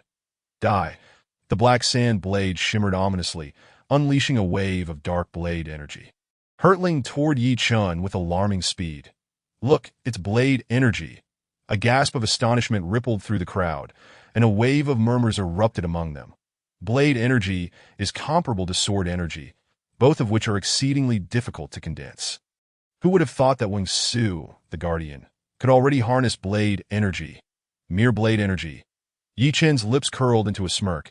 Now was the perfect opportunity to test the might of the heavy sword. The Zhong Tian sword slid from his back, positioning itself before him. Bang! A crisp sound resonated as, to the onlookers' astonished gazes, the heavy sword that shielded Yi Chun did not shatter. Instead, it scattered the blade energy entirely. That was blade energy. How is this possible? Boy, you possess a spiritual weapon as well. Wing Su's pupils dilated, his gaze fixated on the massive sword before Yi Chun. Blade energy, overwhelmingly dominant, was unleashed from Wing Su's prized Black Sand Blade. Logically, a mundane weapon should never withstand it. The fact that this heavy sword remained unscathed surely indicated it was a weapon of remarkable quality. Where did you acquire this spiritual weapon? Wing Su's eyes gleamed with avarice. He understood all too well how significantly a weapon could amplify a martial artist's prowess, and this blade was something he coveted. What concern is it of yours?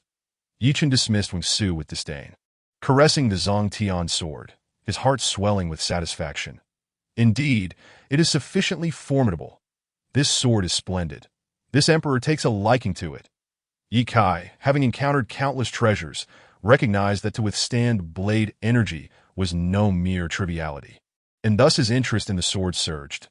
Wing Su, Guardian, why do you not swiftly eliminate this individual and procure this treasure for this emperor? Chapter 35. Ye Kai's leverage. Wing Su's expression darkened, his body trembling imperceptibly. Yet in this moment, he dared not question Ye Kai, kneeling on one knee with a demeaning demeanor, uttering, "Yes, divine envoy." Ye Kai's demeanor radiated arrogance. The title of divine envoy allowed him to stride unopposed throughout the Thunder domain. Divine? Yi Chen scoffed coldly, mockingly declaring, "You, a mere cur of the heavenly Tao, dare to presume to be divine. The master of this Thunder domain presumes to be a deity. How utterly ludicrous, seeking death." Ye Kai's smile froze, for the divine master was his object of reverence. He was the most loyal servant of the divine master, and anyone who insulted the divine would face divine retribution. Ye Kai glared furiously at Yi Chen, a chilling intent to kill rising within him. Quickly, eliminate him. Wing Su's countenance twisted, and he too harbored an insatiable desire to kill Yi Chen. Kill. Wing Su brandished his long blade, unleashing a crescent-shaped blade energy that tore through the air, descending heavily upon Yi Chen. The blade light was frigid, imbued with terrifying pressure. He exerted all his strength in this strike, such a chilling blade energy. Ye Kai's eyes sparkled, a cold smile gracing his lips. The innate extraordinary realm is indeed remarkable. The biting chill made even him shiver, and the power displayed was incomparably beyond that of a postnatal martial artist. All around, countless martial artists hastily retreated, as the cold emanating from the black blade light pricked at their backs, the pressure surpassing their limits. Should they remain, they would surely suffer grievous injuries or worse. Is this what you call blade energy? Yi Chen's gaze narrowed slightly, shielding Yi Yu and Rin Yulio behind him. Today, let me show you what true sword energy is. Yi Chen drew the Zhongtian sword, raising the heavy blade, and began to swing it slowly. The Zhongtian sword seemed languorous yet urgent, and in an instant, a unique aura began to converge, rapidly enveloping the sword's surface. Slash. This strike bore no special technique. To the spectators, it appeared as the most mundane of swipes. Just this. Ye Kai's smile became even more pronounced, filled with a hint of mockery. That at this moment, Yi Chen was merely engaging in a futile struggle. That terrifying blade light was not something he could withstand. Not only Yi Chen, but even all those within the Grand Hall combined could not possibly resist Wing Su's chilling blade energy. Seeking death, Wing Su exhaled, a cruel expression emerging upon his face that he could already envision Yi Chen being shredded to pieces by his blade energy, a sinister grin creeping onto his lips. Buzz, time seemed to slow down. And finally, the sword energy clashed with the blade energy, yet it did not unleash the horrific sound that everyone anticipated. The Yi Chen smiled, a radiant grin illuminating his face, for at this moment, Wing Su was already dead. Indeed, the sword energy effortlessly pierced through the black blade light, instantaneously appearing before Wing Su, vanishing without a trace after a fleeting flash. Ha! Yi Chen, who would have thought you were merely a master of bluster? Ye Kai released a sigh of relief. Initially, upon witnessing Wing Su's blade energy being effortlessly dismantled, he had broken into a cold sweat, but now it seemed Wing Su had merely been testing Yi Chen. Wing Su, if you do not unleash your full strength now, do not blame this emperor for being heartless. Ye Kai felt Wing Su was overstepping, repeatedly toying with him. Was this a challenge to his authority? All eyes turned to Wing Su, as most believed that the previous strike should have sufficed to eliminate Yi Chen. To their surprise, they realized from Ye Kai's words that Wing Su had acted with intent. And they collectively breathed a sigh of relief. That Yi Yu's gaze remained fixed on Wing Su, her intuition piqued by something amiss. This old Wing Su's expression has not changed for some time. Could it be? At this moment, the head of the Rin family, Rin Tong, observed Wing Su with a complex array of emotions, like the majority of others. Boss, do you have confidence in winning? Rin Yulio stepped forward. Regarding Yi Chen with a furrowed brow, he had staked his very life on Yi Chen and could not afford to underestimate the situation. That we have already won half. Yi Chen slowly turned, addressing Yi Yu and Rin Yulio with authority. Retreat to a distance of 10 zhang. 1/2? Rin Yulio was perplexed, but was swiftly led away by Yi Yu, possessing the 7-aperture Ling Long heart constitution. Yi was not only adept at discerning minute details, but also possessed an acute sensitivity to danger. Since entering the Grand Hall, she had remained silent, for the ominous aura radiating from the place unsettled her.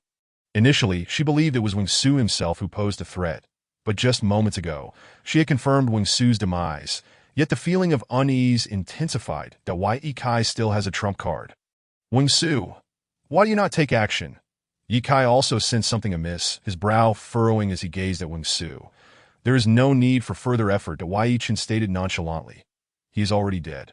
As if to affirm Yi Chen's words, indeed, just as he finished speaking, with a resounding bang, Wing Su's body erupted with a terrifying fissure, followed by an explosive sound, leaving not a trace of his remains.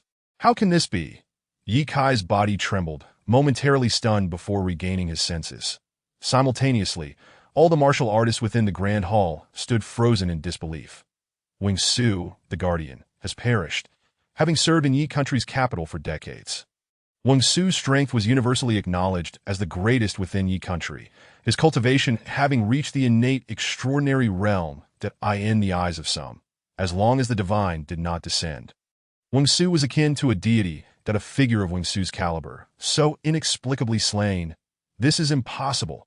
It must be a dream. Step, step, step. Yi Kai retreated several paces, the first to react, subconsciously gripping the Thunder God token. His fear began to dissipate, but he was well aware of Wing Su's strength. Thus, upon receiving this token, his foremost thought was to subjugate Yi country's strongest warrior. Wing Su's events unfolded as he had anticipated. Wing Su's allegiance stirred him to trembling excitement. Yet in less than a quarter of an hour, Yi country's mightiest warrior had met such a bizarre end before him. Yi Chun, for the first time. Yi Kai regarded Yi Chun with seriousness, though his body quivered in fear that he has slain Wing Su, infuriating the divine. You all must eliminate him for this emperor. Yi Kai pointed an accusatory finger at Yi Chun, issuing a fierce order to the martial artists of the three families and the assembled guards that I end this moment. Yi Kai had lost all reason to attempt to kill me. These worthless fools are not even worthy. Yi Chun surveyed the surroundings, emitting a disdainful laugh. The three patriarchs of the great clans have fallen, and the remaining warriors are no match for Yi Chun, rendering them mere refuse. I present you with an opportunity. Today, announce your submission to Yi Yu and honor him as the emperor, and I shall grant you a path to survival. Yi Chen's words were spoken with an air of indifference, yet they stirred a tempest within the hearts of every warrior present. It became clear that his purpose today was to elevate Yi Yu to the status of Emperor Yi. Ladies and gentlemen, 6 years ago, Yi Kai audaciously rebelled against the throne, and I trust you have all suffered the consequences. At that moment, Yi Yu's voice thundered forth, resonating with righteousness. I, the Emperor, hereby vow that anyone who abandons the tyrant Yi Kai shall be forgiven. However, those who remain obstinate shall face my full wrath. In times past, Yi Yu's proclamations would have been disregarded, with a higher likelihood of her being captured and delivered to Yi Kai. Yet now, she stood behind a killing deity, and the current circumstances were fraught with peril. A misstep could lead to utter annihilation. Ah, my dear third brother, do you truly believe you have triumphed? Yi Kai, regaining his composure, cast a scornful glance at Yi Yu. Who dares to address me as your emperor in my presence? Begone! Who do you think you are, my third brother? Yi Yu retorted fiercely. Since the moment you betrayed our father, you ceased to be my elder brother. You are a beast unworthy of such a title. Very well. Yi Kai laughed, a cruel grin spreading across his face. It is my fault for showing leniency, allowing you, this scourge, to persist until now. But better late than never. Yi Kai turned his gaze to the assembly, his voice chilling. Anyone who sides with Yi Yu shall face the annihilation of their entire clan. I offer you all a chance to choose. Do you truly wish to remain enslaved by this tyrant? Yi Yu exuded an imperial aura, her regal might rivaling that of Yi Kai, as she addressed the warriors with authority. Yi Yu, aligning oneself requires strength. Do you think that with merely Yi Chun, you stand a chance? In my eyes, you are already dead. Is that so? Yi Chun interjected suddenly. Your incessant prattle merely serves to buy time, to activate the device in your hand, does it not? Yi Kai's heart raced. This was knowledge known only to him. How could Yi Chun be so astute? Yi Chun smirked coldly. Had I not granted you this opportunity, you would not survive 3 seconds in my presence. Just the fact that Ye Kai leaked the news of Yi Lingluo to the Thunder God Mountain was enough for Yi Chun to eliminate him outright. However, for the stability of Yi Nation, Yi Chun had chosen to let Ye Kai live, thus FA is done. Though Ye Kai was shocked at how Yi Chun knew of his contingency, he could never have anticipated that his trump card could annihilate all warriors below the spirit realm. Chapter 36, We Choose Death. Buzz. A beam of spiritual light suddenly enveloped the entire Great Hall, and in an instant, everyone felt an unprecedented pressure. Under this oppressive weight, they felt as insignificant as ants. Divine might. This is divine might. Within the hall, some warriors knelt, trembling in fear. Indeed, those who knelt felt the pressure diminish significantly that Yi Chun has offended the heavenly decree. Today, this divine envoy proclaims the utter annihilation of all who oppose him and their allies. Ye Kai raised the Thunder God order high, his tone dripping with authority, amplified by the terrifying pressure, causing everyone's hearts to tremble. Why are you still waiting? Kneel and submit at once. Ye Kai's voice was cold, like that of a true divine messenger, declaring the divine judgment that we are willing to submit. The divine cannot be insulted, and the heavenly decree cannot be resisted.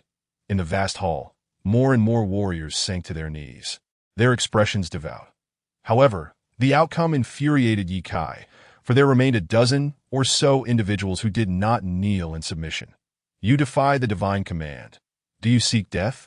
A chilling glare emanated from Ye Kai's eyes as the sharp pressure descended upon the remaining defiant warriors, eliciting pained groans that Ye Kai, you have killed your brother and rebelled. You shall be condemned by all. 6 years ago, we made one grave mistake.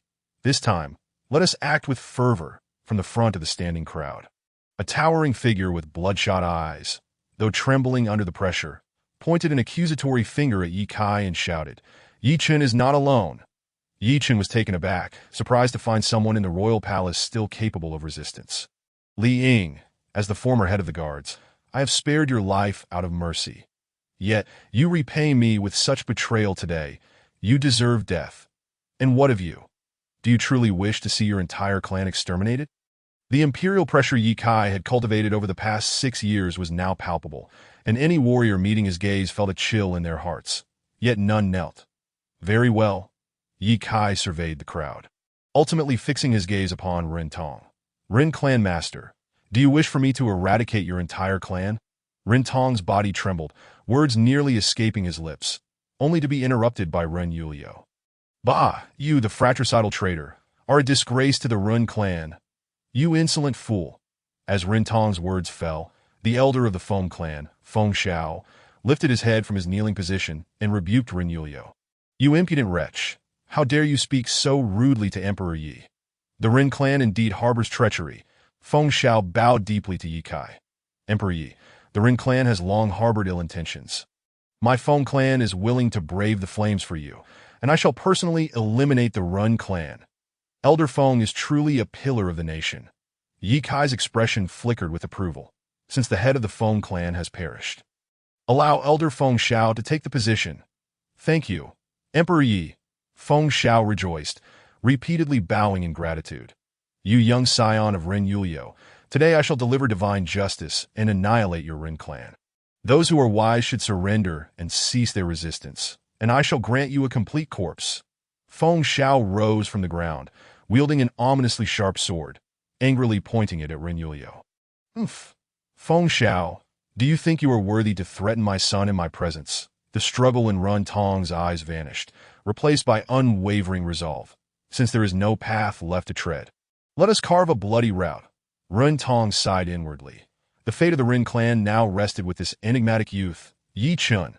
If Feng Xiao cannot, then perhaps Yi Sheng from the Yi clan can. Behind Feng Xiao, Yi Sheng, the elder of the Yi clan, slowly rose, his aura surging, evidently planning to join forces with the Feng clan to eliminate the Ren clan. You may certainly try. Ren Tong stood resolute, his own aura surging, prepared to fight. Insolent. You are ordered to heed my command. The rebellious scourge within the palace must be eradicated. All of you, join me in slaying the traitors, executing divine justice. Zhu Li stepped forward, brandishing his long sword and pointing it at those who opposed Ye Kai, bellowing loudly, "Kill! Kill!" Instantly, chaos erupted within the great hall. Dawei Yichen observed the spiraling chains of spiritual energy surrounding them, clenching his fists tightly. "What say you, Yichen? You have forced me to resort to this final measure. You may take pride in that." Ye Kai disregarded the turmoil around them, instead directing his gaze at Yi Chun and taunting him. "Do you believe this mere fourth-tier formation can contain me?" Yi Chun smiled faintly, retorting, "Oh so, according to your reasoning, this fourth-tier killing formation cannot possibly slay you." Ye Kai's smirk deepened. This fourth-tier killing array was a treasure bestowed by the Thunder God Mountain, its power rivaling that of an ordinary fifth-tier formation. How audacious for Yi Chun to boast so. Then let us see how you fare against the might of this fourth-tier killing formation. Ye Kai brandished the Thunder God Order in his right hand and crushed a violet spirit stone in his left, unleashing a torrent of purple spiritual energy that was swiftly consumed by the Thunder God Order. Yi Chun watched with calm composure, not a trace of panic upon his face, that he had experienced a fourth-tier killing formation before, yet it paled in comparison to the one before him. This one now had the semblance of a true formation. Boom! The entire great hall trembled violently, and the combatants halted upon witnessing this spectacle, staring each other down. "Humph!" Yi Chun scoffed, as a formidable array of spiritual energy encapsulated him. "Very well." Ye Kai exhaled, relief washing over him. Simultaneously, his warriors felt a wave of reassurance. This was a being capable of effortlessly slaying the guardian Wing Su, now trapped within this terrifying formation. His threat had been entirely neutralized. Ren Tong's expression darkened. Witnessing the power of the formation, his confidence in Yi Chun plummeted. Was the Ren clan's fate sealed under his watch? Yi Yu's eyes bore worry. Should Yi Chun fall, she too would be swept into calamity. "Big brother, you cannot perish. I have wagered my life and fortune on this." Ren Yulio's gaze was filled with trepidation. While he trusted Yi Chun, encountering such a formidable formation left him uncertain. Why, dear third brother? Do you harbor any regrets for your treachery today? Ye Kai reveled in his good fortune, observing the panicked expressions of those around him, unable to suppress the arrogance that crept onto his face. "Ye Kai, even if you survive today, your future will not be bright." Yi Yu remained unperturbed, gazing coolly at Ye Kai that he will have no future. Just then, trapped within the formation, Yi Chen's complexion grew increasingly pale as he calmly spoke. "You, a wretch on the brink of death, what audacity fuels your arrogance?" Zhu Li bellowed, pointing his cold sword at Yi Chun. "I offer you two choices." Yi Chun disregarded Zhu Li and turned his gaze towards Ye Kai. Ye Kai slightly raised his brows and began to sneer. "You want me to make a choice? How amusing. I shall indulge in your audacious words. What harm could it possibly do?" Yi Chun replied. "First, open the formation, and I shall leave you with a complete corpse." Ye Kai was taken aback for a moment, then burst into laughter, thinking Yi Chun must be out of his mind, asking him to voluntarily open the formation. The martial artists surrounding Ye Kai also laughed heartily, finally understanding what it meant to hear a fool's dream. "Boss, even Ren Yulio feels a bit embarrassed. Your words are indeed imposing, but why do they sound so juvenile?" Ye Kai laughed heartily. "And what is your second choice?" "Second, I shall shatter the formation, and you shall all perish." Yi Chun smiled faintly. "That we shall all perish." Ha! At that moment, even the more composed martial artists among Ye Kai's group were amused by Yi Chen's arrogance. "We choose the second option. Come out then." Yes, we choose death. Come forth." Ha! The martial artists of Ye Kai were nearly laughing themselves into fits. It had been decades since they had heard such a ridiculous joke, and Yi Chun had granted them the opportunity for a hearty laugh. This scene would surely become the talk of the capital, and perhaps the martial artists there would not forget Yi Chun for decades. For he was the most arrogant person in the Yi Kingdom, as well as the most boastful. "I am eagerly anticipating your emergence from the formation." Ye Kai laughed heartily, but then his gaze turned icy, a cold smile gracing his lips. "However, you will not have that chance." With a crack, Ye Kai exerted all his strength to activate the Thunder God Order, causing the formation to operate at its utmost capacity, unleashing a catastrophic wave of energy that bore down upon Yi Chun. With a thud, even with Yi Chun's current physique, upon being touched by this overwhelming pressure, he immediately spat out a mouthful of fresh blood. "Boss, are you all right?" Ren Yulio exclaimed in alarm, wanting to rush forward but was halted by Yi Chun. With such meager prowess, you cannot kill me. Yi Chun wiped the blood from the corner of his mouth and sat cross-legged. Having surprisingly withstood the first wave of spiritual energy attack, Yi Kai's smile faded, and his brows furrowed slightly. Even if you can endure the first wave, what of it? This formation is far from simple. Boom! An unexpected change occurred within the formation, and bolts of lightning surged forth, thick as a man's arm, piercing into Yi Chun's body, causing plumes of blue smoke to rise. Boss, you're not getting scorched. Are you? Ren Yulio sniffed the air, his face turning woeful. Yi Kai, having some understanding of the formation, began to smirk. The fourth-level killing formation bestowed by the God Master not only encompasses spiritual energy bombardment, but also wields true divine retribution. Rumble. The sky became densely populated with thunder, and above the capital, an endless expanse of dark clouds gathered, pressing down upon the martial artists below, making it difficult for them to breathe. What is this? All the martial artists in the capital were shaken to their core, gazing at this divine might, feeling both terrified and awed. Boom! The thunder began to rage violently, not indiscriminately bombarding the capital, but instead converging upon the grandest palace within the imperial compound. It as striking the imperial palace. Is that tyrant Yi Kai receiving his comeuppance? The martial artists surrounding the palace were filled with confusion and began to speculate. Within the grand hall, the thunder shattered the roof and converged into the fourth-level killing formation, instantly amplifying its terrifying power to rival that of a fifth-level formation. Haha, now you shall surely perish. Shung cackled with glee. Puff. Inside the formation, Yi Chun spat out another mouthful of blood, his aura once again waning. He is still alive? Zhu Li was astonished. Even he, who was outside the formation, felt a chill run through his body from the overwhelming divine might, let alone Yi Chun, who was presently facing such formidable power. To endure under this terrifying pressure, he must be a monster. Yi Kai's group of martial artists lost their laughter, their expressions collectively turning dazed. Damn it.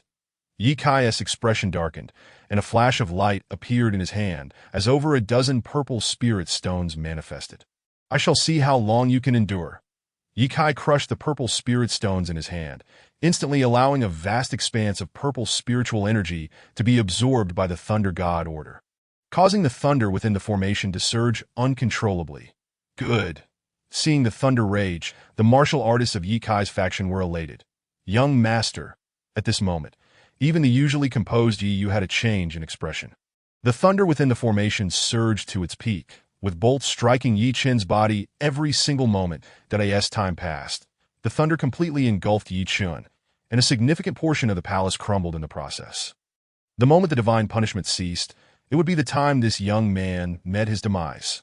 Feng Xiao stroked his short beard, excitement evident on his face that we simply need to await the end of the divine punishment.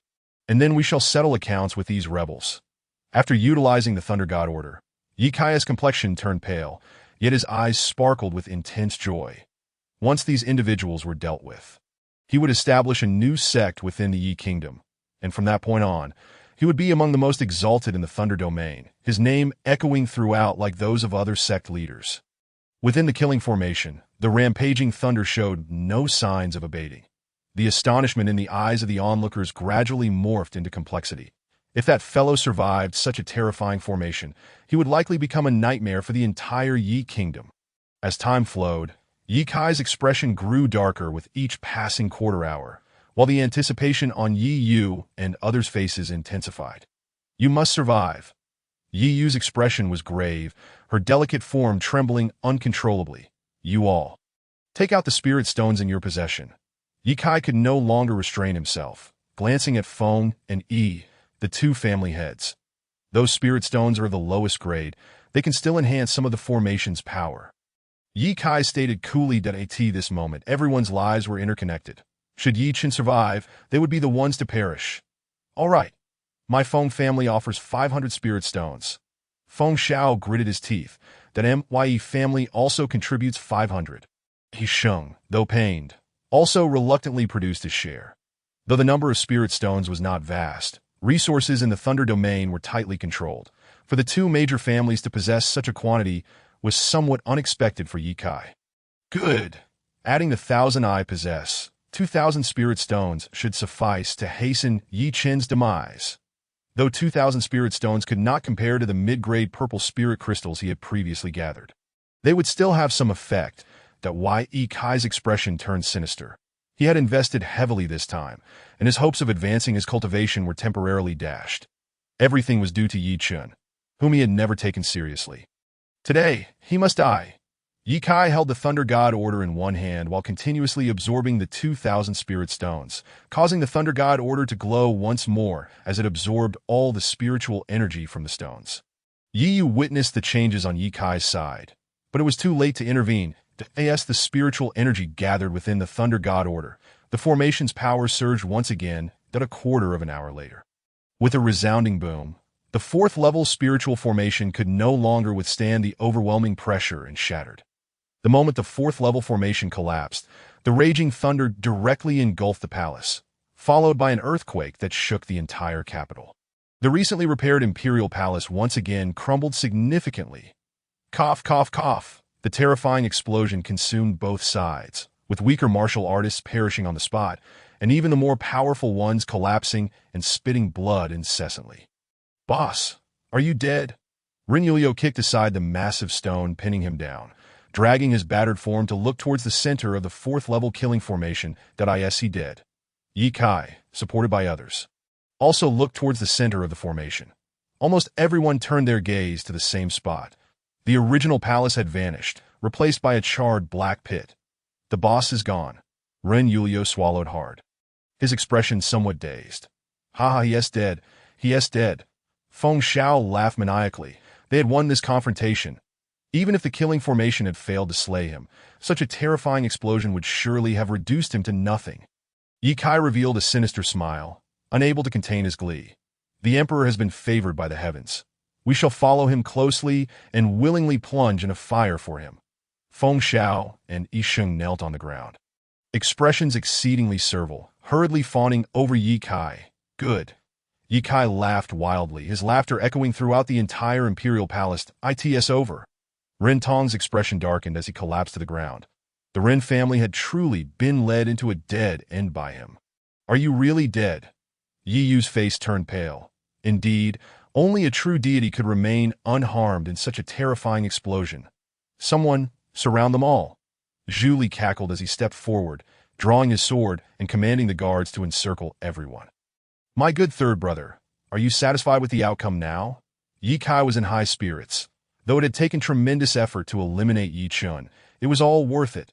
"Third brother, it seems your helpers are inadequate."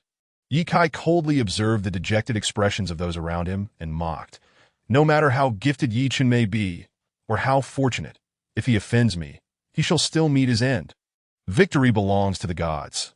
Any who dare to obstruct the steps of the divine shall be met with death." Yi Kaishan, with a sinister smile, continued, "Now, the waste that is Yi Chen is dead. Are you all prepared to embrace death? Once we eliminate the people before us, no force in the capital will dare to defy him. The divine messenger cannot satisfy him. He is destined to become a god of unparalleled height." "Waste? Are you referring to me?" At that moment, a figure seated atop a palace in front of the crowd abruptly opened his eyes. Chapter 38. The Nine Tribulations Sword Body, his gaze like a bolt of lightning, struck fiercely upon the imperious Yi Kai, Yi Chen. Feng Zhao's body trembled, and he fell to the ground. "Impossible, impossible." A gaping hole exploded on Yi Kai's body as he clutched his chest, stumbling backward only to be tripped by a massive stone, crashing to the ground. How can he still be alive? Yi Kai was nearly driven mad. His tumultuous emotions, fueled by fear, made him forget the excruciating pain in his chest. "Ghost," one of the surviving warriors in the palace screamed in terror, clutching his head before fainting. In such a terrifying explosion, how could anyone survive? It must be a ghost. "Young master." Yi Yu's beautiful eyes shimmered with tears, her spirit trembling as a hint of color returned to her pallid face. Ren Yuli, overwhelmed with emotion, cried out, "Boss, you're so handsome. Is this real?" This thought simultaneously dawned upon everyone. That horrific explosion, could someone truly have survived? Is he even human? You have been given a chance, but regrettably, You did not cherish Yi Chun, unbeknownst to the crowd, had changed into a new set of garments, the previous ones reduced to ashes in the explosion. Gently shaking his slightly stiff neck and feeling the surging power within him, Yi Chun smiled faintly. He is not human. Yi Sheng's face reflected his fear, his legs beginning to tremble. The fourth-level killing formation had failed to eliminate him. And that terrifying explosion had not claimed his life. He must be something other than human. Yi Chun's expression darkened. You, sir, are the one who is not human. To dare insult my boss is to seek death. Contrary to his earlier despondence, Ren Yuli shouted with fervor, brandishing a standard long sword he had somehow acquired, charging into the crowd. Kill! Ren Tong and the others quickly responded, their gazes turning dangerous as they too advanced towards the two families that had lost their fighting spirit. Yi Chun disregarded the others, taking several steps in midair until he stood directly before Ye Kai. Looking down from his elevated position, IT truly felt splendid to be high above, possessing the ability to command the fates of others. Yi Chun shook his head slightly and said nonchalantly, unfortunately, you have no opportunity left at no, Yi Chun, you cannot kill me. Ye Kai looked up at Yi Chun. Just moments ago, he had been the supreme ruler. His power unchallenged. Now, in the span of mere breaths, everything had changed. He did not wish to die. His dream of establishing a sect remained unfulfilled. He had not yet ascended to divinity, and he had not savored enough of the lofty feeling of superiority. He could not die. Do not kill me. As long as you spare my life, I will do anything you command. Blood continued to seep from the wound in his chest, the injury deep enough to expose bone. His heart had been utterly shattered, and even if Yi Chun refrained from striking, Ye Kai would not survive. I possess many secrets. If you spare me, they will all be yours. I have countless treasures and many women. As long as you do not kill me, everything will be yours. Ye Kai sank into the depths of fear, failing to notice that his strength was waning. Yi Chun regarded Ye Kai coldly. Intrigued, everything will be mine? Yes, yes. Everything will be yours. Seeing Yi Chun's interest piqued, Ye Kai grasped at this lifeline, his body trembling with excitement as a miraculous strength began to surge within him. Returning light? Yi Yu stood silently behind Yi Chun, observing Ye Kai's fate with a look of relief. Though I have many questions to be answered, regrettably, I do not wish to learn them from your lips. Why, no, do not kill me. I know many secrets, secrets that others are unaware of. Spare me. Yi Chun's gaze turned icy, filled with murderous intent as he declared, because you have harmed Luo Air, with a flick of his finger. A small arc of lightning tore through the air, piercing Ye Kai's consciousness, plunging him into an endless darkness. That why Ye Kai was slain. Yet, upon his demise, Yi Chun felt no joy. He looked up at the sky, his heart silently voicing its regrets that if only he had been stronger, Luo Air would not have been captured. This world, governed by the law of the jungle, is brutally harsh. The weak have no choice, while the strong can act as they please. The battle concluded swiftly. Feng Xiao and Yi Sheng were slain by Ren Tong, while the remaining loyalists of Ye Kai were decimated by the uprising forces led by the former commander. Li Ying. Yi Chun paid no heed to the aftermath, as an unprecedentedly terrifying aura locked onto him.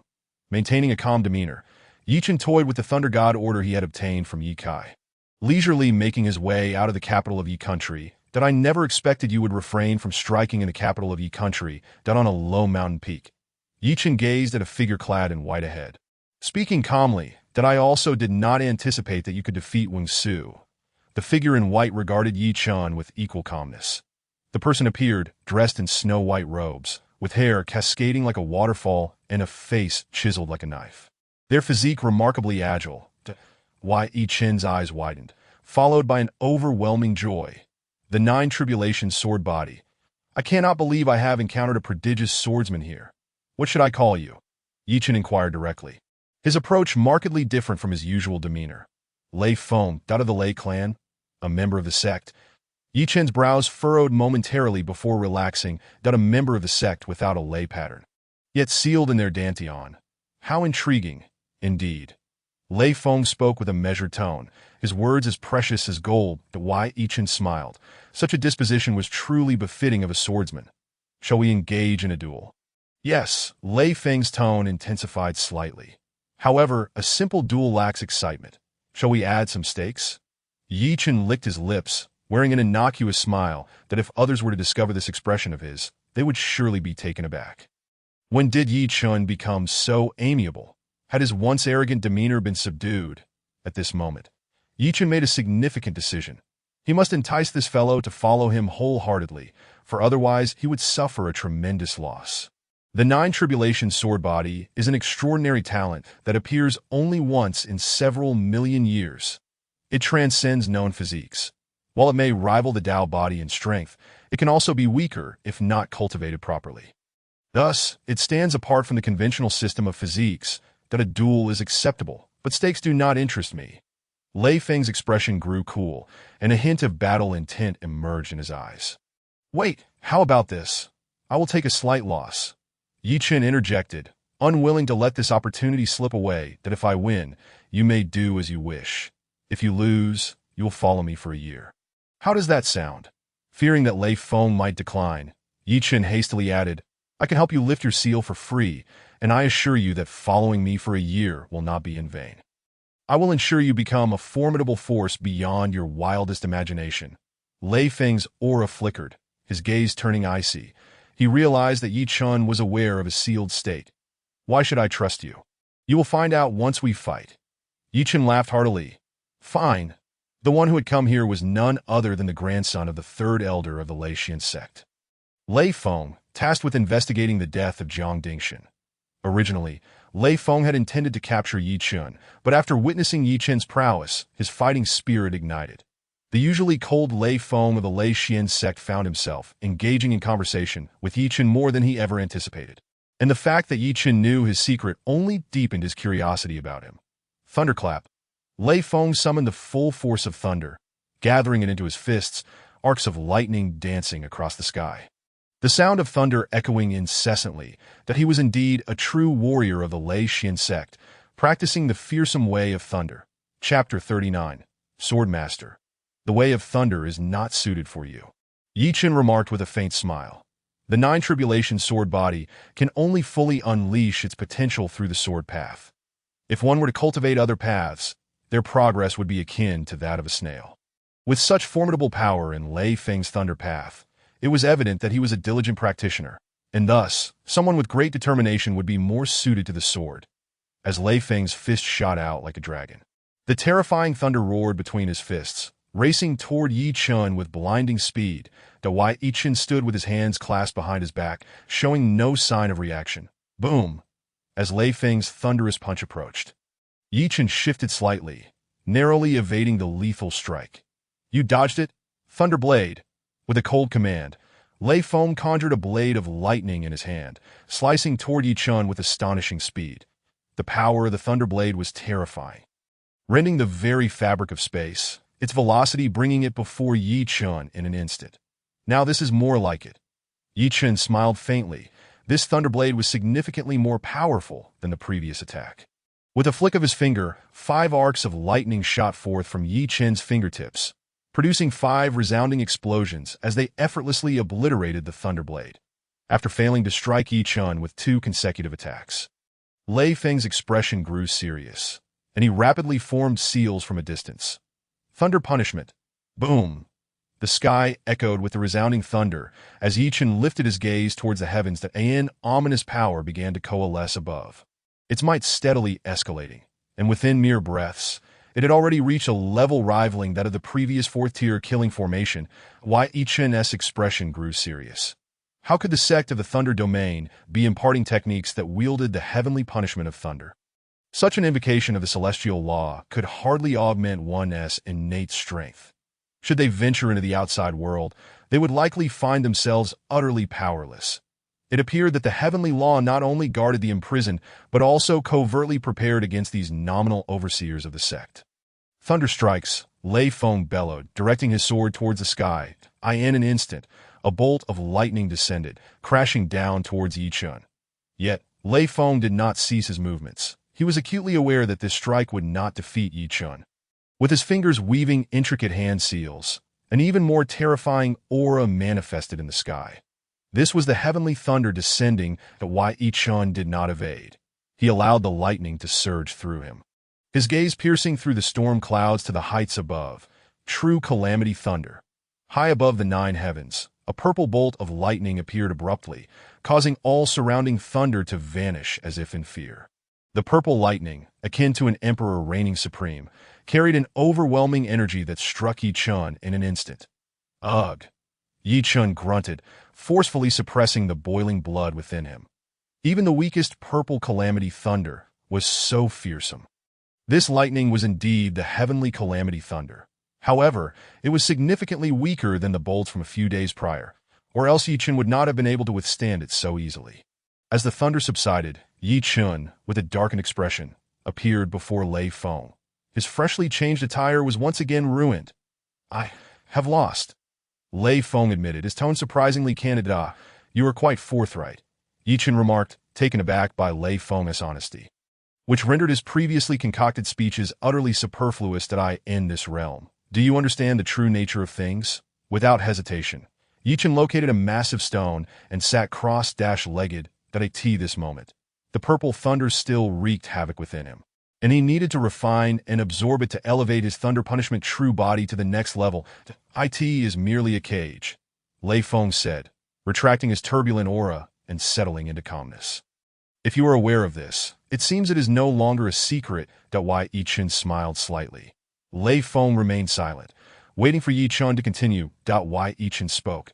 "Now that the heavenly law has changed, selfishness has taken root. Any who poses a threat to it, if not exterminated, is confined within this prison. To speak of anything else, you possess the nine calamity sword body, one of the physiques the heavenly law fears. And that seal must have existed since shortly after your birth. I am curious. As one with the nine calamity sword body, how is it that you are a martial artist of the sect? This does not seem in keeping with the Thunder Domain's rules." Yi Chun gazed at Lei Feng, a hint of confusion in his eyes. The heavenly law regards any threat as an enemy. It stands to reason that Lei Feng's physique would have no future, which is likely why he was sealed. The nine calamity sword body? Lei Feng fell into silence. His physique was a secret within the sect, rumored to stem from his grandfather, Lei Tan, who was once an elder of the Thunder God Mountain, though he had been inexplicably demoted to this thunder-profound sect, given the indifferent attitude of the sect leader towards his lineage. Lei Feng sometimes speculated whether his lineage had committed some transgression. Now it seemed likely that it was precisely because of his possession of the nine calamity sword body. "All right, you should have grasped a portion of the matter. Do you wish to unseal your Dantian? Consider it carefully." Yi Chun waved his hand and closed his eyes, focusing on refining the power of the calamity thunder. Subsequently, both fell into a tranquil silence. In the Thunder Domain's thunder prison, Lei Feng's gaze turned icy as he looked up at the sky. "A cage. What lies beyond the Thunder Domain? Have you made up your mind?" A quarter of an hour later, Yi Chun awakened from his meditative state, the purple calamity thunder within him having completely dissipated. "You were able to absorb the calamity thunder." Lei Feng stared at Yi Chun, momentarily forgetting to respond, astonished. The calamity thunder could actually be absorbed. After a long pause, Lei Feng furrowed his brow in confusion. The calamity thunder, the most terrifying punishment of the Thunder Domain, would leave those struck by it either dead or crippled. The fact that Yi Chun could withstand it had already shattered Lei Feng's understanding. Now, not only could he withstand it, but he could also absorb and refine it. This thunder is a precious resource. It is merely that you have been indoctrinated with erroneous beliefs that have prevented you from realizing it. Yi Chun waved his hand, sighing. Thunder is a tool for body tempering. Although the calamity thunder carries the power of punishment, it is an excellent nourishment for cultivating the thunder punishment true body. Very well, I will explain this to you later. How have you been contemplating? Yi Chun, taking this matter seriously, inquired once more. As soon as I admitted defeat, the wager came into effect. Lei Feng returned to his composed demeanor, his expression earnest. "Wait, what?" Yi Chun was taken aback, slapping his forehead in realization that all his earlier rhetoric had been for naught. Had he known this, he would not have wasted so much time. "It seems I was the one who was anxious." Yi Chun continued. "The heavenly law is unjust and no longer worthy of being called heaven. I beseech you to assist me in breaking the seal, to seek justice for the world and for all martial artists." Lei Feng bowed deeply, his expression resolute. "As a martial artist, one must possess the conviction to defy the heavens." "Excellent." Yi Chun laughed heartily, 5 arcs of lightning shimmering between his fingers. Upon closer inspection, each arc seemed to carry an inexplicable resonance of the Tao. Quite remarkable. This was the method he had long envisioned for unsealing. 5 elements unsealing. Yi Chun's demeanor turned solemn. Logically, given his current cultivation, he should not be capable of assisting Lei Feng in breaking a seal. Fortunately, after undergoing the baptism of several thunder punishments, Yi Chun could utilize the destructive force of the thunder punishment, combined with the foundational attributes of the 5 elements, to gradually erode the seal within Lei Feng's body. As time flowed slowly. After an hour, Yi Chun felt somewhat weak. At that moment, the vast spiritual energy within him had been entirely depleted. It is known that with the aid of Yi Kai's 4th-tier killing formation, Yi Chun had already broken through to the pinnacle of the divine concealment realm, and with a further step, he could enter the innate realm. Even with his current perfected divine concealment energy, he could only help Lei Feng crack open a fissure in the seal. The rest would depend on Lei Feng's own efforts. Thank you. Lei Feng sensed the peculiar change in his body. A mere crack had opened in his dantian, and a sharp aura was subtly threatening to break free. Is this the 9 Calamity sword body? Lei Feng was astonished. This 9 Calamity sword cannon suits your physique perfectly. Consider it a welcoming gift. Yi Chun beamed with delight, fully aware of the power of the 9 Calamity sword body. Once fully realized, it would undoubtedly become a nightmare for the heavenly law. From now on, you shall be a true swordsman. Chapter 40. In the Yi Kingdom, all gather qi. After Lei Feng departed, Yi Chun returned to the capital of the Yi Kingdom. Before his departure, Lei Feng had mentioned that in half a month, there would be a grand tournament among the disciples of the Thunder Profound sect, where all martial artists of the sect would participate. The sect was Yi Chun's next target. Such a grand event could not happen without him. Yi Chunding. Just as Yi Chun returned to the palace, the voice of the system resonated in his mind once more. Congratulations to the host for completing the task. Suppression. The system detected that all rebel martial artists in the palace had been subdued, and Yi Yu had become the new emperor of the Yi Kingdom. The system noted that the martial artists in the capital were fully supportive of the host, regarding him as their savior, resulting in a reward for the host. Congratulations to the host for obtaining the Origin Sword Intent. The reward is cumulative, granting the host a precious opportunity for enlightenment. Ding. The enlightenment period is 1 hour. During this time, the host's comprehension of the Tao will increase, and the host may gain a boost in the Tao. That a stream of heat suddenly surged within Yi Chun. This was the Origin Sword Intent. With the Origin Sword Intent, Yi Chun could practice the Sword Path, a path even more formidable than the Thunder Path. A smile crept across his lips. To comprehend the Tao, once again in Yi Yu's previous courtyard. It was serene and tranquil, not easily disturbed by outsiders. Sitting cross-legged, Yi Chun plunged into profound enlightenment. This moment, within the Yi Kingdom's palace, Yi Yu had not anticipated that her ascension to the position of emperor would be so seamless. The martial artists outside the capital rejoiced at the demise of the tyrant Yi Kai, exclaiming that heaven was indeed watching. Now, Yi Yu had garnered the support of all martial artists in the capital with little effort. By Yi Yu's direction, tales of the palace battle spread widely, claiming that Yi Chun single-handedly saved the entire Yi Kingdom, a narrative that grew increasingly exaggerated, with the entire capital expressing profound gratitude towards Yi Chun. His prestige surpassed even that of Yi Yu, being heralded as the savior of the Yi Kingdom, with some even viewing Yi Chun as a deity. Under the full moon, in the deep night. An hour of comprehension has actually deepened my understanding of the Thunder Path. Yi Chun chuckled, stroking the Zongtian sword in his hand. To defeat the master of the Thunder Domain, he would undoubtedly need to combat the warriors of the Thunder Path. If his understanding of the Thunder Path had progressed, then breaching the Thunder Domain was already a foregone conclusion. It was merely a matter of time. Ding.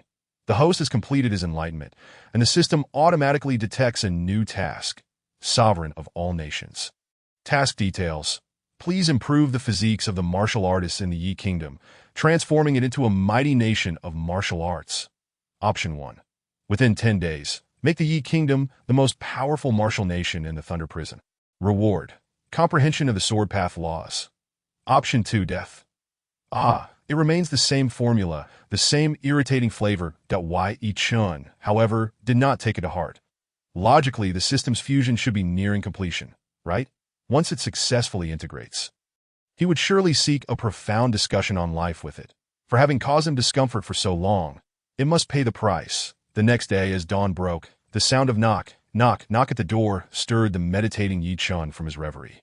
"Come in," he called. Yu entered, clad in a yellow robe, approaching with a respectful demeanor. "Young master." Although he had ascended to the throne of the Yi Kingdom, Yi Yu's respect for Yi Chun had only deepened. "I wish to elevate the Yi Kingdom to become the mightiest martial nation within 5 days. What are your thoughts on this?" Yi Chun spoke with a calm demeanor. 5 days. The most powerful martial nation? Yi Yu's heart raced. Though the Yi Kingdom was one among the myriad martial nations of the Thunder Domain, it ranked merely in the middle tier. To become the strongest martial nation seemed utterly implausible. Yet his master defied all logic. "Only by your command." Yi Yu bowed deeply. Yi Chun smiled slightly and remarked, "To become a dominant force, ambition is indispensable. The foundation for such dominance lies in national strength." Rising, Yi Chun produced a pre-prepared jade slip and declared, "Mobilize the entire nation to gather the herbs listed within this slip within 3 days. More is better." The herbs documented within were essential for body tempering. Having previously proven effective on the martial artists of the Dark City, possessing the ability to refine one's essence and marrow. With this formula, the Yi Kingdom could swiftly enable its populace to refine their essence. Undoubtedly a potent means to enhance national strength. Understood. Yi Yu bowed slightly. "That I also possess various martial arts techniques, encompassing the realms of heaven, earth, and the mysterious yellow, that we can bestow these upon trusted individuals to form an intelligence network that spans the entire Thunder Domain."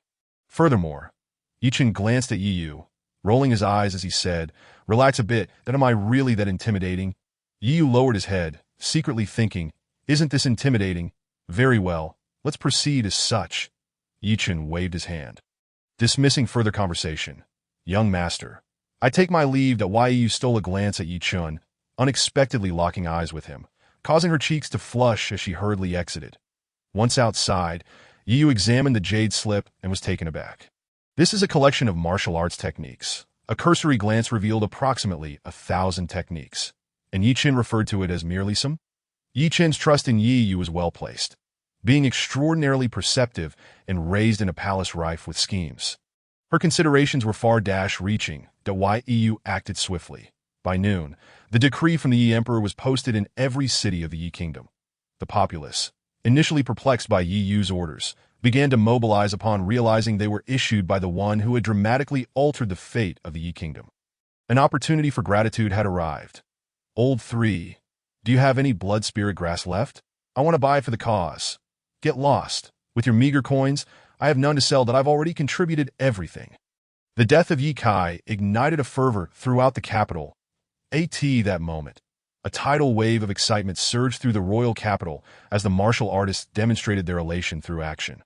Yi was pleasantly surprised by how smoothly events unfolded. Vast quantities of spiritual herbs had already accumulated in the national treasury. Most of these herbs were donated by the martial artists of the royal capital, to whom money was of no concern. Order it. Tomorrow, in the city, east, west, south, north, and center, construct medicinal pools for the martial artists of the entire capital to use freely. Yi promptly commanded, asserting that these herbs, having been sourced from the people, must be returned for their benefit. By early morning, she had concocted some medicinal liquid, which the palace's elite guards had already utilized with astonishing results, originally at the body refinement stage. They had all ascended to the Qi gathering stage that if resources permitted, they could all advance to the divine concealment stage. Yi felt a surge of excitement, envisioning a Yi kingdom where every martial artist possessed at least the strength of the Qi gathering stage.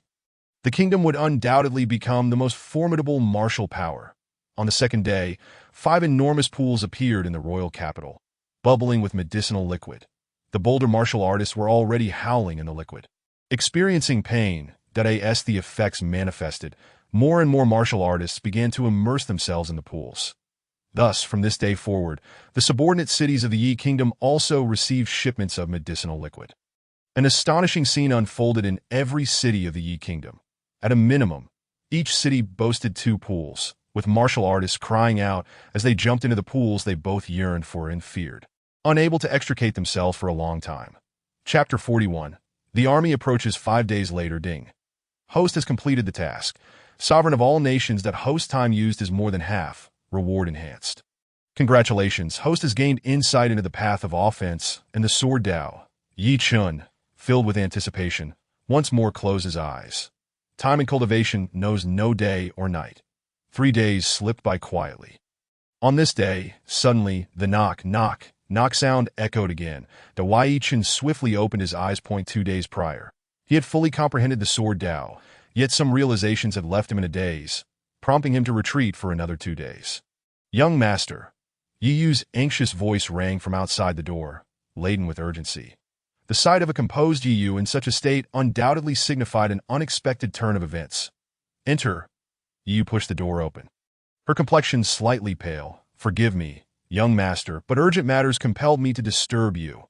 With urgency, Yi Yu continued, the enemy nation, the Chu Kingdom, dispatched envoys to declare war on the Yi Kingdom just yesterday.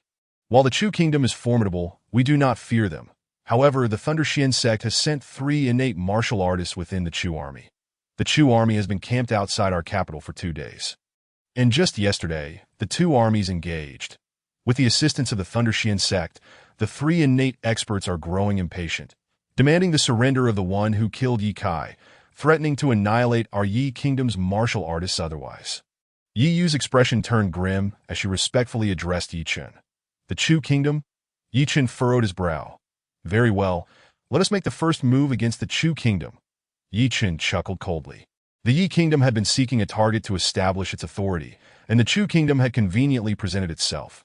Let us go and assess the situation. On their way, Yi Yu introduced the Chu Kingdom to Yi Chun.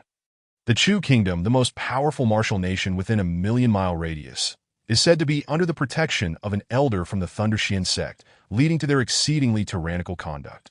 This expedition was reportedly ordered by one of the elders of the Thunder Xian sect. Thunder Xian sect? Yi Chun's gaze flickered. Lei Feng had returned to the Thunder Xian sect 3 days ago. He had come precisely to address the matter of Jiang Ding's death. Logically, he should have resolved the issue. Why then had the Thunder Xian sect sent someone anew? Before leaving, Lei Feng had informed Yi Chun that he was there for the matter regarding Jiang Ding. And upon learning of Yi Chun's actions against Yi Kai and Wang Su, he had assured Yi Chun that he would take responsibility. The arrival of the Thunder Xian sect's representatives was indeed intriguing. Could it be that something unforeseen occurred on Lei Feng's end? Yi Chun mused that he was confident in Lei Feng's character. Such a person would never betray them. That it seemed that something had indeed transpired within the Thunder Xian sect. Outside the Yi Kingdom's capital, Divine Envoy, the Yi Yu's ascension appears highly suspicious. I suspect she has usurped the position. A young martial artist, standing before the Chu Kingdom's ruler, Chu Ju, garbed in yellow robes, reported respectfully. According to my spies, the protective envoy of the Thunder God Pavilion, Wang Su, encountered an accident within the palace, surely due to the sorcery of this Yi Yu. That I implore you, Divine Envoy, to discern the truth. How could our sect's esteemed protector fall victim to treachery? Lei Yu's expression turned fierce as he glared at Chu Ju, rebuking, Are you questioning the strength of the Thunder Xian sect? And no, I dare not. Chu Ju, reprimanded by Lei Yu, almost spat blood in response. However, for this divine envoy to be kept waiting so long, the audacity of the Yi Kingdom's ruler is astonishing.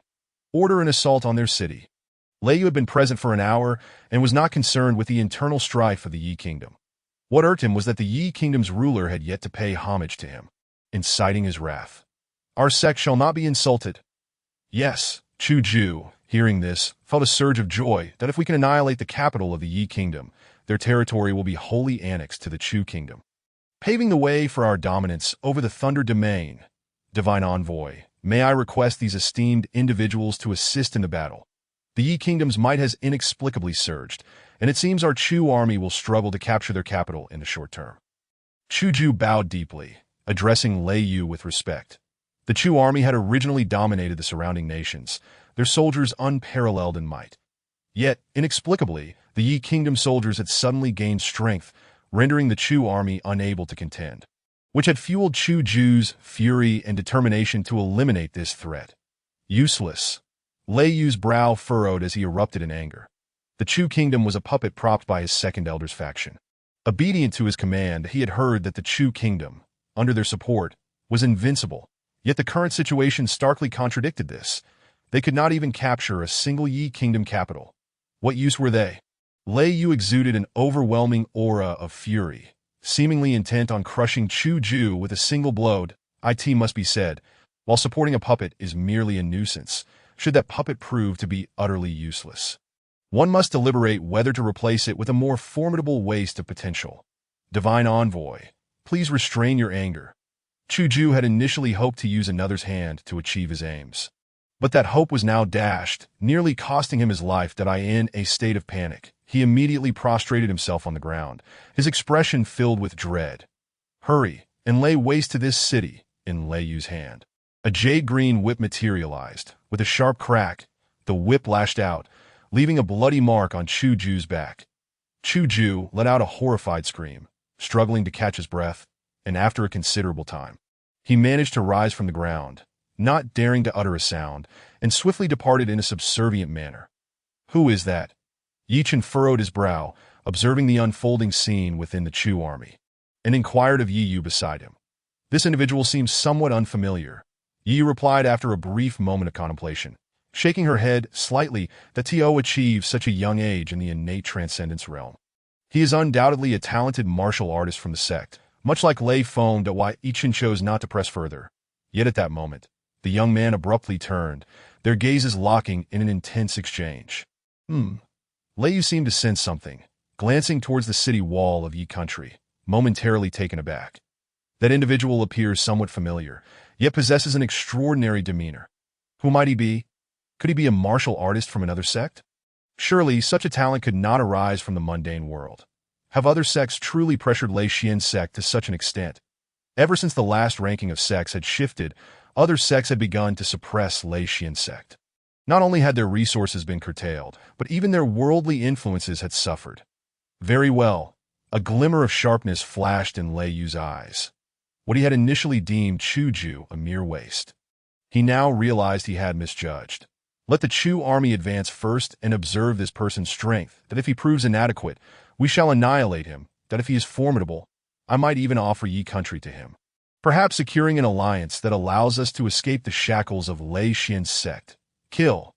The command of Chu Ju reverberated throughout the ranks of the Chu army. Kill. At this moment, the 30,000 soldiers of Chu country roared in unison, their voices echoing like the sound of thunder. Once again, the 30,000 strong surged forward, having already launched 5 or 6 assaults, each returning empty-handed. This current momentum was even more formidable, presenting a daunting challenge. Chu Ju stood atop a colossal beast, glaring fiercely at Yi Yu. It is all because of Yi country that I have faced the divine envoy's punishment. This humiliation must be repaid 100-fold. Let the iron cavalry of Chu country slaughter every last soul of Yi country. Only then can my wrath be quenched. Annihilate the city, slaughter every inhabitant of Yi country. Chapter 42. The name of the heavy sword kill. Chu Ju's voice rang out loudly, clear enough for Yi Chen atop the city wall to hear. He is quite arrogant. Yi Chen scoffed coldly. Arrogant. He pales in comparison to you, Yi Yu remarked, momentarily surprised, but soon dismissed the thought. What needed her attention now was how to defend against the Chu army. Yi Chen remained still, gazing at the surging tide of the Chu forces, his countenance calm and inscrutable. Lost in contemplation, standing beside him, Yi Yu, perhaps influenced by his demeanor, found her own restless heart settling into tranquility. With Yi Chen present, the threat posed by the 30,000 soldiers seemed trivial, and even the looming danger from Lei Xian's sect no longer troubled her. Was this, perhaps, the sense of security a woman craved?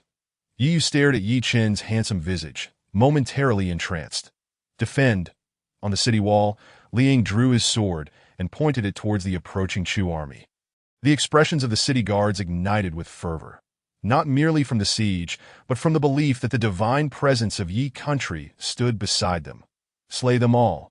Massive stones were hurled downwards, and swords and blades were brandished, fiercely repelling the Chu soldiers from ascending the walls. That Yi Chen observed quietly, knowing that martial artists must endure trials to become true powerhouses. Yet, Yi Yu's brow furrowed once more as casualties began to mount within Yi country. In comparison to Chu's assault, the losses suffered by the Chu army were exponentially greater, yet Chu Ju remained indifferent.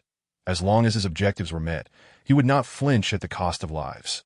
With comrades falling around them, the Chu soldiers displayed no trace of emotion, functioning like machines of war, rushing towards the city wall of Yi country with reckless abandon. Not even a single Yi country city, let alone 10 or 100, could deter them from their murderous intent. Each soldier of the Chu army was drenched in blood. They had long since grown numb to slaughter, only finding exhilaration in the act of killing, willing to stake their lives for it. Yi Qin's expression darkened, not due to the casualties of Yi country, but because of the Chu army. This force had lost all semblance of humanity, driven solely by the desire to kill. Were they even still human? Was the ruler of Chu country one of them? Yi Qin's gaze shifted to Chu Ju, who stood atop the beast, and he inquired, "Is he the ruler of Chu country?" Chu Ju. It is said that he was chosen by the elders of Lei Xian sect, that Yu clearly had extensive knowledge of Chu Ju and replied promptly. It is no wonder that he could cultivate such a formidable army. Indeed, the purpose of a martial nation is to ensure domestic tranquility and protect its people. Even if Yi Qin aspired for Yi country to become a hegemon, it would be for the sake of preserving peace. Only through stability and peace could martial artists pursue their paths without concern, fostering a flourish of martial prowess. Those who delight in slaughter have long forsaken their humanity, living solely for their selfish desires. They would be better off dead. Such an army could no longer be regarded as human. Yi Yu feared that Yi Qin too desired an army of this nature, and her heart seized with alarm. If the martial artists of Yi country were to transform into such beings, would Yi country not become the next Chu country? I will not permit such a thing to exist, Yi Qin declared coldly. Before Yi Yu could respond, the massive sword, Buried Heaven, which had been resting on Yi Qin's back, was now firmly grasped in his hand. But do you know why it is called the Heavy Sword? Yi Qin asked, looking at Yi Yu. To protect. She ventured that it is said that the heavy sword is a sword of guardianship. Any martial artist who bears it possesses a sacred place in their heart, something they wish to protect. Indeed, it is considered a sword of protection, Yi Qin replied with a slight smile. Few in this world wield the heavy sword, not only because it is difficult to master, but also because martial artists often lack that sacred place within their hearts.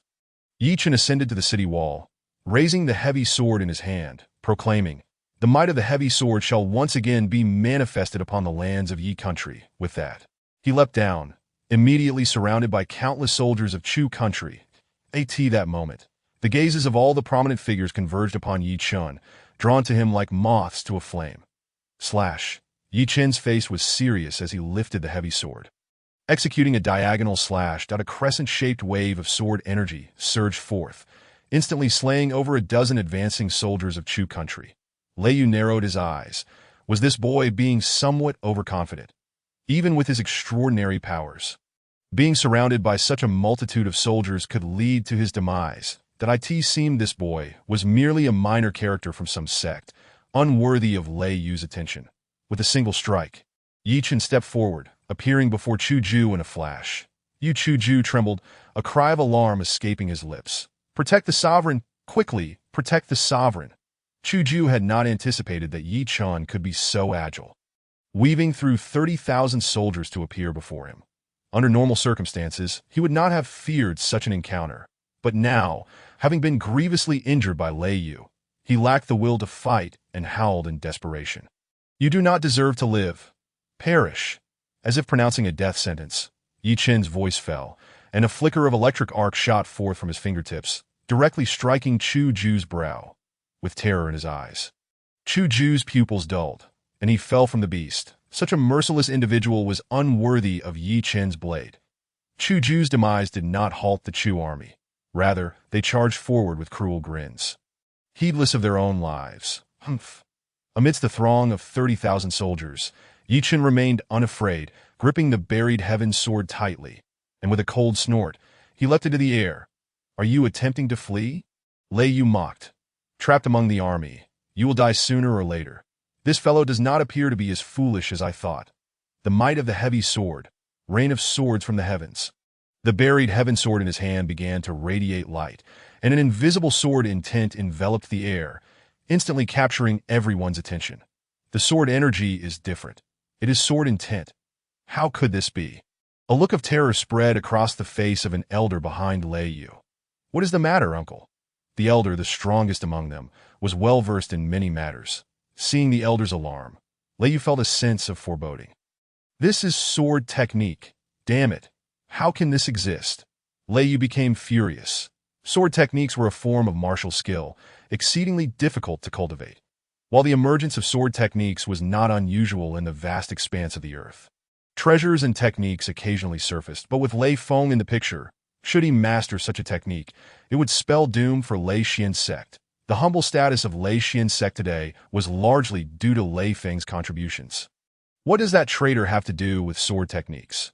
Upon hearing Lei Yu's words, Lei Yu's expression turned cold. It was precisely the discovery of the traitor Lei Feng that had led to their current predicament. Who would have thought they would uncover such a clue? With this, can we finally eliminate the third elder of the Lei Tan lineage?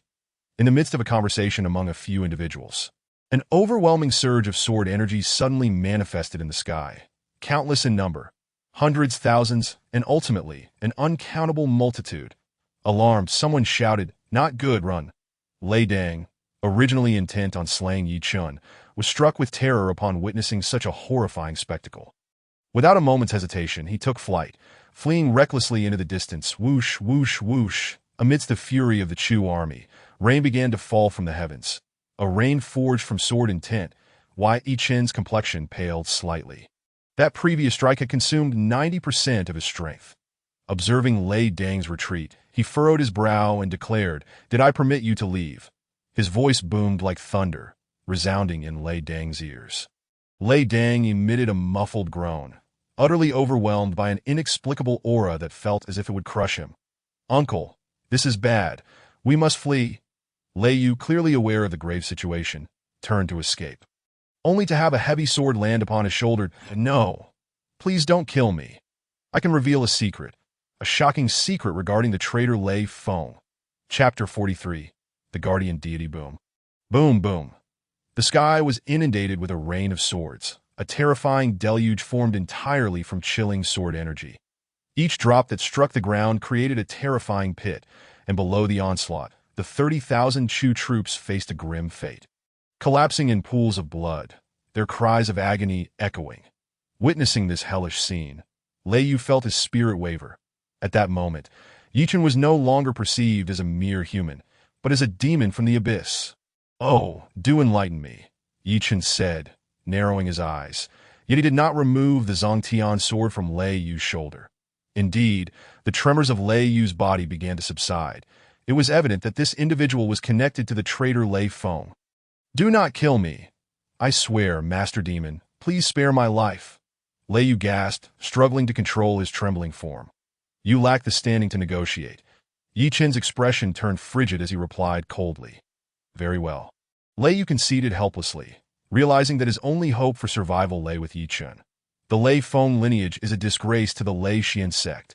It is precisely due to them that the sect has fallen to its current state.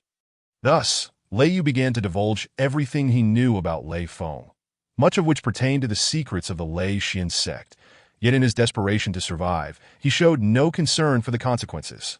It turned out that Lei Feng's grandfather, Lei Tan, had once been a law enforcement elder of Lei Shen Mountain, but in his youth, Lei Tan had taken a liking to a mortal warrior, a seemingly innocuous affair, until it was discovered that the woman bore a forbidden bloodline. This forbidden bloodline manifested at the birth of Lei Tan's grandson, Lei Feng. Because of Lei Tan's contributions to Lei Shen Mountain, the mountain's divine lord personally sealed Lei Feng and demoted the Lei Tan lineage to the Lei Xian sect. As for why it was the Lei Xian sect, Yi Chen understood well. The sect was situated in one of the regions where the laws of thunder were most oppressive, allowing for greater suppression of bloodlines and cultivation levels. Thus, the Lei Xian sect became the ideal prison for the great evil. 3 days prior, Lei Feng returned to the sect, but he never anticipated that upon entering, he would be attacked by the malevolent spirit mirror that hung at the sect's entrance. That day, the entire Lei Xian sect was shaken. Lei Feng had audaciously awakened the forbidden body. The sect's leader immediately ordered the capture of the entire Lei Tan lineage for questioning, imprisoning them all in the Black Prison. Lei Yu had come precisely because he had received orders from his grandfather, Lei Xiao, to investigate the reason behind Lei Feng's awakened bloodline. The Black Prison? Yi Chen's gaze turned. "I see why Yi Wuyo must be incarcerated within. It seemed he had inadvertently caused harm to him. Dawai Yichun furrowed his brow, realizing that the Lei Xian sect possessed such a formidable artifact as the malevolent spirit mirror. This mirror could track any special physique. And Yichun had heard much about it was said that every year, the sect's warriors would take the malevolent spirit mirror to various imperial capitals of martial nations to pass judgment on great evildoers. This mirror had undoubtedly brought ruin to countless talented warriors, a truly fearsome instrument. It pertains to him. Upon hearing Yichun's words, Lei Yu was struck with alarm. Indeed, he was connected to that traitor Lei Feng. Realizing this, Lei Yu quickly lowered his head to avoid drawing Yichun's scrutiny. Continue speaking, Yichun said indifferently that in 10 days, the grand competition of the sect will commence. And on that day, the traitor Lei Feng will be publicly executed. Along with the judgment of Lei Tan and his kin, Lei Yu remarked, casting a glance at the scene behind Yichun, his head recoiling in trepidation. 10 days. You say? Yichun squinted slightly, realizing he must make his way to the Lei Xian sect ahead of time. This information is insufficient to spare your life. What more do you have to say? Proceed. That Yichun was not in a hurry. He knew little of the Lei Xian sect and planned to use Lei Yu as a point of leverage. With determination, Lei Yu resolved to reveal all the secrets of the Lei Xian sect. As the grandson of the sect's second elder, Lei Xiao, he possessed a wealth of knowledge. Lei Yu, you must not divulge. As he began to speak of the Black Prison, an elder behind Lei Yu changed countenance and bellowed, "The Black Prison is the most critical forbidden area of the Lei Xian sect. It must not be compromised. Begone." Yichun's expression darkened as he slightly waved the Zhong Tian sword. A stream of sword energy slicing through the air, effortlessly slaying that innate transcendent elder, just like that. He is dead. Lei Yu's legs turned to jelly, feeling a dampness beneath him. The chilling sword energy had made him acutely aware of death's proximity, and with that thought his sense of crisis surged, causing his breaths to quicken. This moment, only one innate transcendent warrior remained behind Lei Yu. This remaining warrior felt a chill run down his spine. No one could disregard the threat of death. Thus, he promptly knelt on the ground, trembling uncontrollably. With a single strike capable of slaying an innate transcendent warrior, this individual realized he was no match for Yichun and could only plead for mercy. "I will speak. I will speak." Lei Yu cried out once more, utterly devoid of dignity, revealing every secret he knew about the Lei Xian sect, even disclosing which sect's female disciple his grandfather had taken a liking to, causing Yichun to break into a cold sweat. Kill. Just then, among the 30,000 troops, nearly 20,000 Chu soldiers remain alive, encircling Yichun and his group, launching a direct charge that Yichun's brow furrowed. Like a bolt of lightning, he soared into the air. "I will not kill you." Yichun smiled coldly. Although he himself would not slay Lei Yu, he could not guarantee the same for the bloodthirsty Chu soldiers. "We survived." Lei Yu collapsed to the ground. As long as that killing god did not take his life, he was essentially safe. The warrior behind Lei Yu also breathed a sigh of relief, believing they had escaped today's calamity. However, if the Lei Xian sect learned of this, the law enforcement hall would not be easily deceived. Upon returning, he would need to orchestrate a scheme to pin the blame on the unfortunate Lei Dang. Just as Lei Yu reveled in his fortuitous survival, he was horrified to discover that the charging Chu soldiers showed no signs of halting, barreling towards them with fury. "Insects! I am your god. How dare you act so recklessly? Do you not wish to live?" Lei Yu's countenance changed as he erupted in curses. "These damned fools, the killing god has already ascended into the air. Why do they not stop?" Moments later, Lei Yu's face drained of color as he realized that the Chu soldiers had not heard his furious shouts. They raised their weapons and struck towards him. This cannot be. By the time Lei Yu reacted, he had already been struck by several blades, and the innate transcendent warrior behind him was equally astonished that the very ants they had supported were now turning their weapons against their god. Yichun observed with indifference, devoid of any compassion. The sect's warriors had never regarded others as human, and thus, these Chu soldiers had long ceased to be human, transformed into instruments of war driven solely by slaughter. Though injured by multiple strikes, the innate transcendent warrior was not one that these body-refining warriors could withstand. Ultimately, they could not endure for long. Within mere breaths, the bloodthirsty Chu soldiers hacked Lei Yu and his companion to death in a gruesome spectacle. Your existence only serves to amplify other suffering. You deserve to die. Yi Chen hovered in the air, the Zhongtian sword pointed skyward as he began to summon boundless punishment thunder, the second layer of divine retribution. Drawing lightning into the body, the heavens once again reverberated with terrifying thunder, bolts of lightning converging from the nine heavens and crashing into Yi Chen's body to why Yi Chen remained motionless as the thunder continued to gather. His form began to emit an endless radiance, resembling a deity of thunder descending, holy and incomparable. Look, it is our God, our guardian deity of the Yi nation. Upon witnessing Yi Chen's divine might, the warriors of the Yi nation erupted in cheers. Is the guardian deity about to punish this accursed Chu army? Chapter 44. Constrained thoughts as the thunder surged into Yi Chen's body. His complexion grew pale. Below, all the Chu soldiers turned their gaze towards Yi Chen in the sky, brandishing their weapons in an attempt to strike. Yet their blows fell short, unable to reach Yi Chen's altitude. The thunder within Yi Chen's body surged relentlessly, filling every drop of his blood with wild, thunderous energy that rampaged through his limbs and bones. Just a bit more. Yi Chen gritted his teeth, determined to present these Chu soldiers with a grand spectacle, allowing them to witness true horror. Simultaneously, he sought to provide the warriors of the Yi nation with an opportunity to bear witness to the formidable power of body refinement. Is body refinement a taboo? No. Yi Chen aims to awaken the Yi nation, shattering the shackles in their hearts and defeating the insurmountable deity within. Time flowed, seconds, minutes, a quarter of an hour, until an entire hour had passed. At this moment, a surge of thunder engulfed Yi Chen for an entire hour, the lightning being compressed to its utmost limits, eventually merging with sword energy, which Yi Chen infused into the Zhongtian sword in his hand. Boom! Yi Chen descended from the heavens, crashing into the midst of 200,000 Chu troops, instantly throwing the battlefield into chaos, as the terrifying force elicited tremors that resulted in the death of many at the very center of the Chu army. Is this the prowess of the young master? Yi Yu felt as if she were seeing Yi Chen anew, her fists clenched tightly atop the city tower. Big brother, how magnificent! Ren Yu Lu swallowed hard, struggling to find words that could express his admiration, ultimately settling on the simple phrase of how magnificent he was. Is this the kind of power one can possess? On the city walls of Yi Kingdom, every warrior widened their eyes in disbelief, feeling parched with it cannot be human. This is truly the work of a deity. Yi Chen slowly rose to his feet, the Zhongtian sword in his hand seemingly weighing 1,000 pounds as he raised it with deliberate slowness. Kill! Boom, boom, boom. The earth trembled once more, as the 200,000 Chu troops charged forward, Dan O1 commanded them.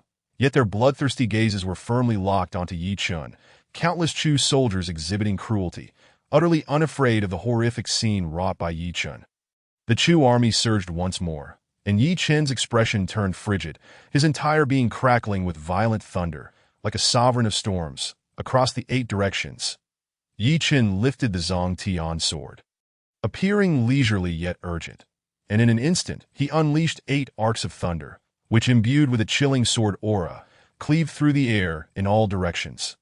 Ziz! As Yi Chen's sword technique descended, the area outside the capital of Yi Kingdom was enveloped in lightning, resembling a vast pool of thunder, the terrifying spectacle only beginning to dissipate a quarter of an hour later. Pfft. Yi Chen plunged the Zhongtian sword into the ground, spitting out a mouthful of blood. Thankfully, my thunder punishment true body has broken through to the 3rd level. Otherwise, such an overwhelming amount of lightning would have been enough to burst me apart. Yi Chen touched his nose, his heart still racing with lingering fear. At this moment, the thunder punishment true body had achieved the 3rd level, and combined with sword techniques, it could unleash this terrifying assault. However, as fearsome as this attack was, it still fell short of annihilating the 200,000 Chu troops. At this instant, all the warriors atop the Yi Kingdom's capital were collectively petrified, having maintained this stance since a quarter of an hour ago, remaining in shock until the thunder began to fade. Such a thunderous assault. Surely no one in the thunder domain could withstand it, right? In the eyes of the crowd, the area within a 10-mile radius was completely charred, bearing the scars of the thunder's wrath. All of this was caused by that young man. He is the guardian deity of the entire Yi Kingdom. As the dust settled, there were no warriors within 1,000 zhang of Yi Chen. Yet beyond that distance, the Chu troops slowly began to rise. Wei Yi Chun was not surprised. With his innate extraordinary strength, it was impossible to wipe out the entire army of 200,000. The casualties among the Chu troops were not substantial, but Yi Chen's goal had been achieved, to severely injure them, kill. Seeing the Chu troops slowly rise, Yi realized this as well and immediately commanded the city gates to be flung open. The warriors of Yi Kingdom surged forth like a torrent of steel, charging at the beleaguered Chu forces. Wei Yi Chun returned to the city gate, and no warrior dared to approach him, all gazing at him with reverence. Their excitement beyond words, the battle concluded swiftly. In less than an hour, the once formidable and ferocious 200,000 Chu cavalry had vanished entirely from history. We have won. Long live, long live, outside the city of Yi Kingdom. Countless warriors raised their weapons in jubilant celebration, simultaneously kneeling before the city tower. Bowing to their hero, bowing to their guardian deity. Yi Yu's expression was complex. She understood that these warriors were not bowing to her, the sovereign of Yi Kingdom, but rather to Yi Chen. Stand up. Although Yi Chen's voice was not particularly loud, every warrior could hear him clearly. I am not your deity, though gods may exist in this world.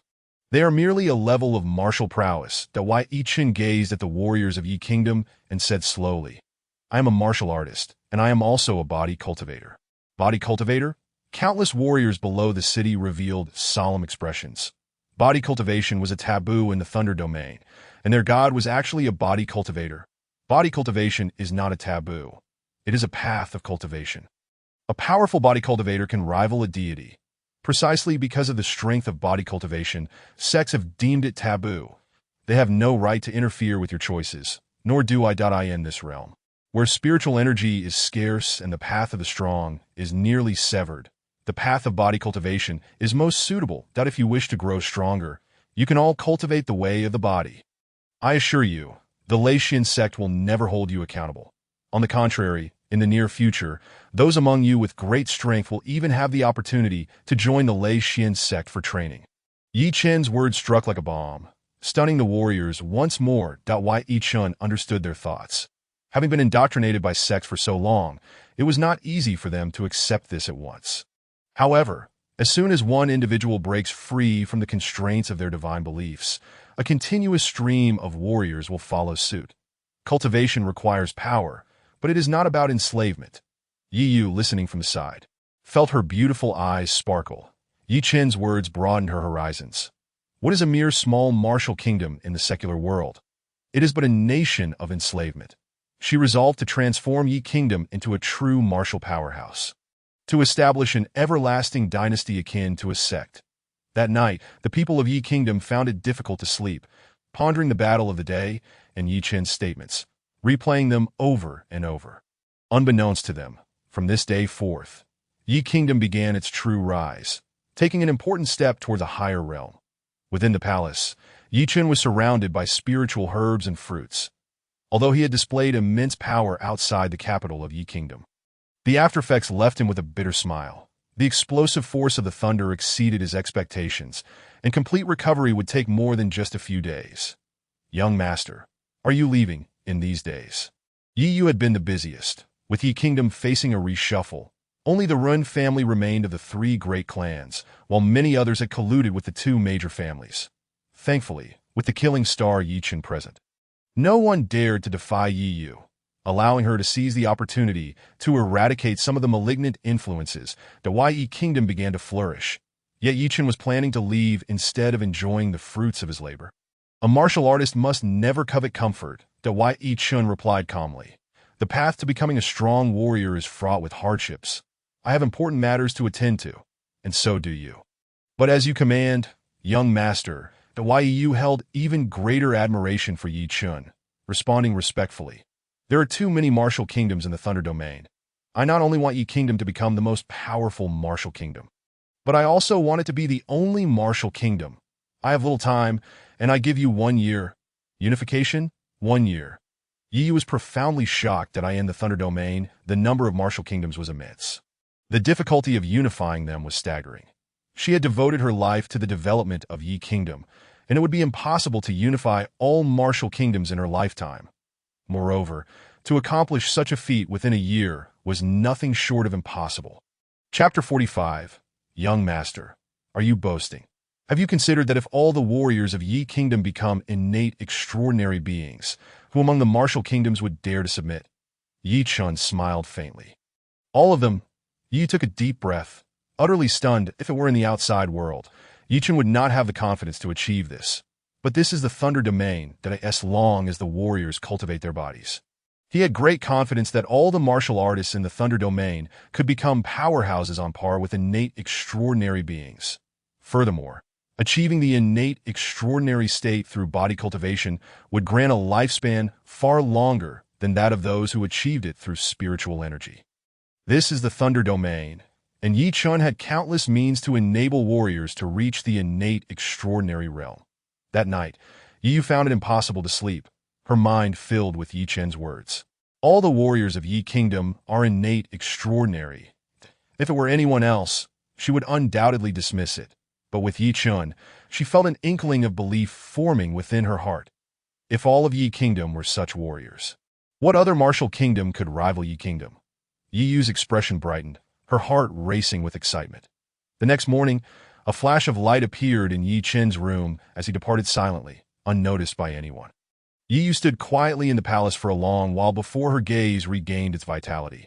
Her current strength was weak, and her ability to assist Yi Chun was extremely limited. She could only strive to make Yi Kingdom the strongest in the Thunder Domain, hoping that would catch the young master's eye. Thus, she resolved to do so. Yi Yu's gaze hardened with determination as she turned to enter the palace hall. The opportunity for Yi Kingdom's transformation had arrived. At this moment, Yi Chun appeared within a mountain range. Indeed, this was the Thunderous Mountain Range, a place Yi Chun knew all too well. Young Master. A group of warriors soared towards him. They were Yi Chun's dark dust guards. Yi Chun glanced at them, feeling a sense of joy at this point. Most of these dark dust guards had reached the divine concealment realm, demonstrating rapid progress. Ever since Yi Chun had gone to the royal capital of Yi Kingdom, the Dark Sky had led the Dark Dust Guards to the Thunderous Mountain Range for training after enduring the terrifying process of washing the marrow. After just over 10 days, they were pleasantly surprised to find that the martial techniques Yi Chun had chosen for them were particularly suitable, allowing their strength to advance rapidly while their foundations became remarkably solid. Which moved them deeply to follow the right person is immensely important. This was their chance, and they must seize it.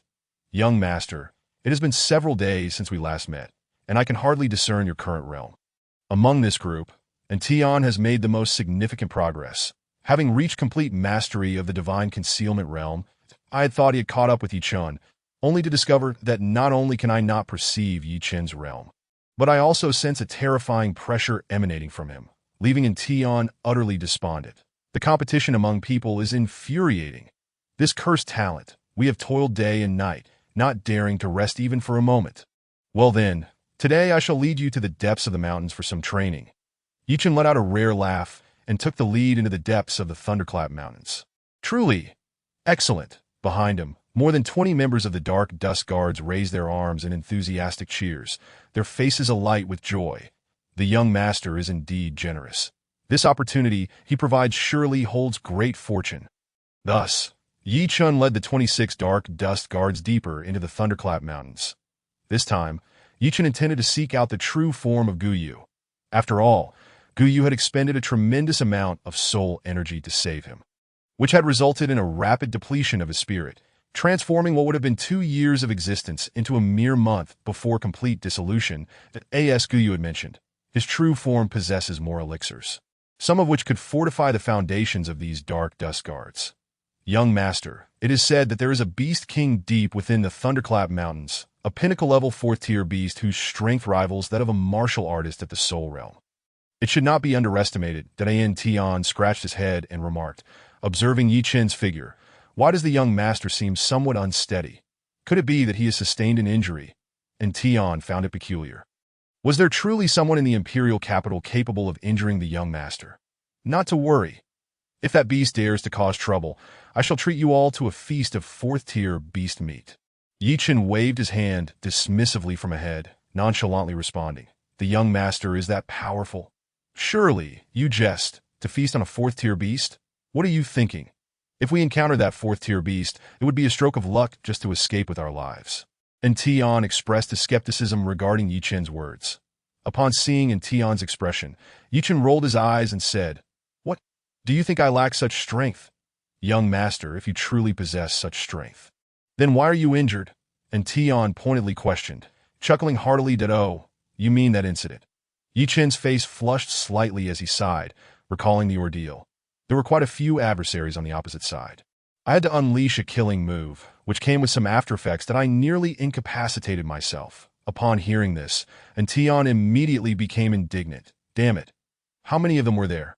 I shall seek retribution for the young master." And Tian was furious. How could his master be besieged by a mob? Not many, perhaps around 300,000. Yi Chen waved his hand dismissively. "Just 300,000? Brother!" And Tian turned to his companions in disbelief. "Stunned point 300,000. Young master, you must be exaggerating. 300,000, and you unleashed a devastating move. Surely it was a move for escape." And Tian's imagination ran wild, picturing 300,000 pursuing the young master, who then employed a technique akin to blood shield and nearly rendered himself incapacitated. Quite plausible. Get lost. Yi Chen was exasperated, his forehead adorned with a black line of frustration. That am I truly that weak? And Tian, undeterred, crossed his arms and teased, "Young master, then tell me, how many of those 300,000 did you slay?" And Tian secretly chuckled, suspecting that not a single one had been defeated, and that the young master had merely focused on fleeing. "I am uncertain of how many I killed," Yi Chen replied nonchalantly. Indeed, after unleashing that strike, who could tell how many had perished beneath it? As expected, you hardly killed any, and Tian mused with a sly grin. "But surely, you must have taken down at least 20,000. Yi Chen asserted with a nod. That strike had harnessed the power of lightning. Without the thunder from the heavens, he wouldn't have been able to eliminate so many foes. 200 would have been commendable. Only 20,000? And Tian was about to retort when he fell silent. "Boss, are you certain you're not exaggerating?" Behind Tian, all the dark dust guards looked on in disbelief, their expressions reflecting skepticism. To annihilate 20,000 with a single blow is no feat of man, but of a deity. Yi Chen had no intention of elaborating. Alas, the path of the strong is always replete with legend, and such matters hardly warrant boasting. Merely routine, one might say. Seeing Yi Chen's refusal to explain, the dark dust guards firmly believed their suspicions. See? No explanation means tacit acceptance. The young master is indeed boasting. At this moment, the group had traversed several dozen miles, delving deep into the Thunderclap Mountains, and the sky had darkened considerably that a flash of light emanated from Yi Chen's hand as a jade slip materialized. "It seems we are getting close," Yi Chen mused inwardly while examining the map inscribed within the jade slip. The map detailed a valley, which appeared to be enveloped by a natural formation. And the true form of Guyu was trapped within in the valley. There resided a black skeleton, the nature of which was uncertain.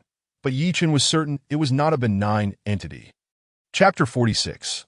Fourth-tier beast, Thundercloud Jiao. Yi Chen possessed numerous treasures within his spatial ring, and with some leisure at hand, he decided to indulge in merriment with the dark dust guards. The joys of man are often simple. They drank heartily until deep into the night, and only then did the dark dust guards sprawl across the ground, their snores echoing louder than the thunder above. Yi Chen, possessing a robust physique, had consumed over 20 jars of spirit wine. Yet even the spirit wine brewed from ethereal fruits could not inebriate him. "Young master, come drink." Before Yi Chen, and Tian was already inebriated, holding a jar of unfinished wine. Seemingly lost in dreams, toasting with Yi Chen. Gazing at the 26 before him, Yi Chen was filled with mixed emotions, savoring this rare moment of tranquility. Is it truly important to become a martial artist? To engage in endless conflict, vying for resources, battling for desires, when at what moment could life be extinguished, rendering even happiness elusive? Is a peaceful life merely a dream? Yi Chen gazed skyward, pondering the futility of opposing the heavens. Yet the way of fate is unjust. Inevitably, someone must rise to challenge it. As dawn broke, the 26 dark dust guards awoke in succession. "Boss, this wine is splendid. Not only do I feel no headache, but my realm seems to have experienced a significant enhancement. One of the dark dust guards shook his head excitedly. Indeed, that's right. Another echoed in agreement that it seems we must engage with the young master more often. And Tion chuckled, feeling his own perfected divine concealment realm begin to loosen. Could it be that he was on the verge of becoming a congenital being? A congenital being, where life undergoes evolution. Not only elevates strength, but also extends lifespan several-fold, and even allows one to soar through the skies. This was in Tion's lifelong dream. Becoming a congenital being is your dream. Yichen appeared from somewhere, speaking indifferently. Such dreams are too modest, and the vision is too narrow, that Tion felt somewhat embarrassed, replying sheepishly, "Well, this is merely a small goal I set for myself. Enough, since you are awake. Let us depart." The group continued onward, and the dark dust guards exhibited an exuberance, as though they were imbued with boundless energy. Hearing the discussions among the crowd, Yichen smirked. Consuming the spirit wine exclusively supplied by the Latian sect surely had its effects. However, such effects would diminish with repeated consumption, which was why Yichen had not restricted their drinking the previous night. Good things should be utilized well, that as they journeyed, encounters with fierce beasts increased. Yet fortunately, the group was skilled and had spent sufficient time within the Thunderclap Mountains, making them adept at slaying such beasts that by the way, this is for you. Yichen produced a green spatial ring from his waist and tossed it to Tion. A spatial ring? Tion's expression momentarily froze before he erupted with joy. Having seen spatial rings only a handful of times, this was his first close encounter, and his eyes glistened with excitement. "Young master, this treasure is far too valuable. You should keep it for yourself." Though he said this, there was no hint of reluctance to return the ring, that Yichen's lips twitched, despite Tion's burly appearance. His words seemed rather effusive behind him. The other dark dust guards cast envious glances, their expressions aflame with desire that if you all work hard, in half a month, those who rank within the top 3 will each receive a spatial ring from me. Yichen boldly declared, observing the fervent expressions of the dark dust guards. "Long live the young master." The dark dust guards erupted in cheers, each serious in demeanor, clearly yearning for the spatial rings. The ring Yichen gifted to Tion was obtained from slaying Lei Cheng, while the others had been devoured by his system's rewards, for reasons unknown, after consuming Lei Yu and the others' rings. The spatial ring had ceased to respond. It seemed Yichen's ring had reached a certain capacity. Logically, it should have upgraded automatically, yet it remained silent, which was perplexing that it was only upon recalling this ring that Yichen decided to give it to Tion. Had his ring absorbed this one as well, Tion would surely be left in tears. "Hey boss, we haven't encountered fierce beasts for quite some time, have we?" As Yichen's group continued forward, they had indeed slain a few unwise beasts. Yet most were merely second-tier monsters that at this point, they had gone half an hour without any signs of beasts. "Perhaps your ominous words have come to fruition," Yichen remarked, his eyes gleaming as he turned to Tion. "Young master, what do you mean?" Tion questioned, puzzled, but Yichen had already come to a halt ahead. Hiss! The expression on Tion's face changed abruptly, for before him lay a vast valley, suffused with an extraordinarily rich aura. Tion's countenance brightened with delight as he exclaimed, "My lord, this is indeed a treasure trove. Indeed it is a treasure, yet it is also a perilous place." Yichen surveyed the surroundings, and before anyone could react, the nearby forest suddenly quivered, revealing a colossal beast before them. Hiss! Is that a dragon? One of the ancient guards stood in astonishment, staring blankly at the enormous creature that had appeared, murmuring in confusion. Roar! Suddenly, the beast let out a furious roar, having detected the presence of the 27 individuals, who were far too conspicuous. The beast's acute sensitivity to unfamiliar auras caused it to fixate on them almost immediately. The roar was reminiscent of neither dragon nor serpent. It was a 4th-tier beast, the Thundercloud Jiao. Its neck bore white markings, its tail was long and sinuous, and its claws were unmistakably those of the Thundercloud Jiao. With its menacing gaze fixated on the group, the Thundercloud Jiao's demeanor turned dangerously threatening. Roar! Another thunderous roar echoed as the beast soared into the sky, vanishing into the storm clouds that it fled. Tion expressed his confusion, for he had been prepared to take flight himself. Could it be that the Thundercloud Jiao was intimidated by our numbers? Perhaps this beast is skittish. It appears to be preparing for battle. Yi Chen remarked, glancing at Tian, bemused by his train of thought that to the beasts, humans were often regarded as precious resources, akin to a panacea. The sudden appearance of over 20 individuals would undoubtedly thrill the thundercloud Jiao. Yet, as it dove into the storm clouds, it was not shyness that motivated it. And Tian gazed upwards at the thundercloud Jiao darting through the clouds, insisting, is it not simply shy, hiding its face? Yi Chen's expression darkened, his desire to engage with the foolish in Tian waning. It is absorbing the thunder from the clouds, intending to bestow upon you a thunderous baptism. And Tian's expression shifted to one of realization. But then he exclaimed in alarm, "My lord, if we do not flee now, when will we?" A fourth-tier beast at its pinnacle was terrifying. Moreover, this creature was rumored to possess the bloodline of a legendary dragon. The Jiao, also known as the Jiao Long, could transform into a dragon if it reached a certain level of cultivation. Fear not, Yi Chen waved his hand dismissively. This beast appears to be significantly suppressed in its cultivation, only capable of exhibiting the strength of a fifth-tier beast. Observe as I personally capture it for you, so you may savor the taste of meat imbued with true dragon blood. My lord, you are once again boasting. Chapter 47. My lord, are you even human? My lord, you are once again boasting. And Tian's anxiety was palpable as he watched Yi Chen's nonchalant demeanor. This Jiao Long is formidable. Although it is a fourth-tier beast, its strength rivals that of a fifth-tier beast. We could still escape while we can. He had long heard tales of a terrifying beast dwelling in the Thunderclap mountain range. And it was clear that this was indeed the Thundercloud Jiao. Although his lord's strength was unfathomable and he had achieved miraculous feats, and Tian did not believe that Yi Chen could contend with this fearsome creature. Especially given his injuries. Watch closely. Yi Chen directed his gaze towards the Jiao in the storm, a proud smile gracing his lips as he leapt into the air, ascending into the sky. My lord has become a being of innate life. The Inchen guards had speculated as much, but witnessing Yi Chen soar through the air left them utterly astonished. To be able to fly was undoubtedly a mark of transcendent existence. They recalled that merely half a month prior, Yi Chen had been at the body refinement stage, yet he had now leapt 3 major realms to become an innate being.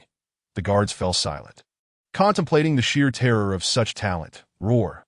The thundercloud Jiao sensed an overwhelming force and thrust its monstrous head from the clouds, roaring angrily at the approaching Yi Chen. You must be the guardian of this place. Having attained intelligence as a fourth-tier beast, Yi Chen stood suspended in midair, coldly regarding the gigantic thundercloud Jiao, asserting, this place is not merely superficial. This beast cultivates lightning. Having reached the 4th tier, I would be remiss to believe it lacks the backing of a powerful sect. Roar! The thundercloud Jiao's gaze turned icy, its eyes gleaming with insatiable greed. Do you wish to devour me? Yi Chen narrowed his eyes, sneering. You dare to think yourself worthy? Beasts are innately powerful, often deemed invincible among their kind when compared to human warriors. Yet, they possess many limitations, such as a slower cultivation speed and a far greater consumption of resources. The precious treasures of the Thunderclap mountain range had largely become sustenance for the Thundercloud Jiao. Yet they had only allowed it to reach the pinnacle of the 4th tier, never grazing the threshold of the 5th tier. Without extraordinary circumstances, ascension was impossible. However, Yi Chen's arrival ignited hope within the creature, a hope to become a 5th-tier beast. Once a warrior enters the Qi gathering stage, their entire being begins to be transformed by the spiritual energies of the world, nurturing within them the purest essence of the heavens and earth. Upon becoming an innate being, their life essence itself transforms, rendering them a rare and coveted treasure in the eyes of beasts, a living elixir. The thundercloud Jiao had fixated its gaze on Yi Chen. Despite sensing an overwhelming danger emanating from him, its beastly instincts prevailed, driven by its ferocity as the king of the Thunderclap mountain range. Not only are you interested in me, but I too find you intriguing. Beast at Yi Chen's voice dripped with menace as his fists crackled with violent thunderous energy. With the 3rd layer of the Thunder Punishment True Body, he could now harness the lightning from the heavens above. The thundercloud Jiao let out a furious roar and lunged from the clouds, unleashing a torrent of raging lightning that crackled ominously as it surged towards Yi Chen. Yi Chen scoffed, advancing rather than retreating. And he swung his fist directly at the lightning sphere, the MY Lord. Below, the Incheon guards felt their hearts race as they anxiously watched the battle unfold in the sky, unable to relax for even a moment. Could Yi Chen truly withstand the might of the thundercloud Jiao with merely his physical form? Doubts plagued their minds. Boom! A blinding flash of lightning erupted as Yi Chen obliterated the lightning sphere. Its terrifying energy ravaging the skies. That MY Lord is formidable. And Tian clenched his fists, a surge of excitement coursing through him. Should news of Yi Chen's confrontation with the fearsome beast of the Thunderclap Mountain Range reach the warriors of An City, it would undoubtedly astonish all. In the sky, Yi Chen had closed the distance to the thundercloud Jiao. The Jiao's enormous eyes fixated on Yi Chen, its two menacing claws glinting with lethal intent as they clashed against Yi Chen's punch.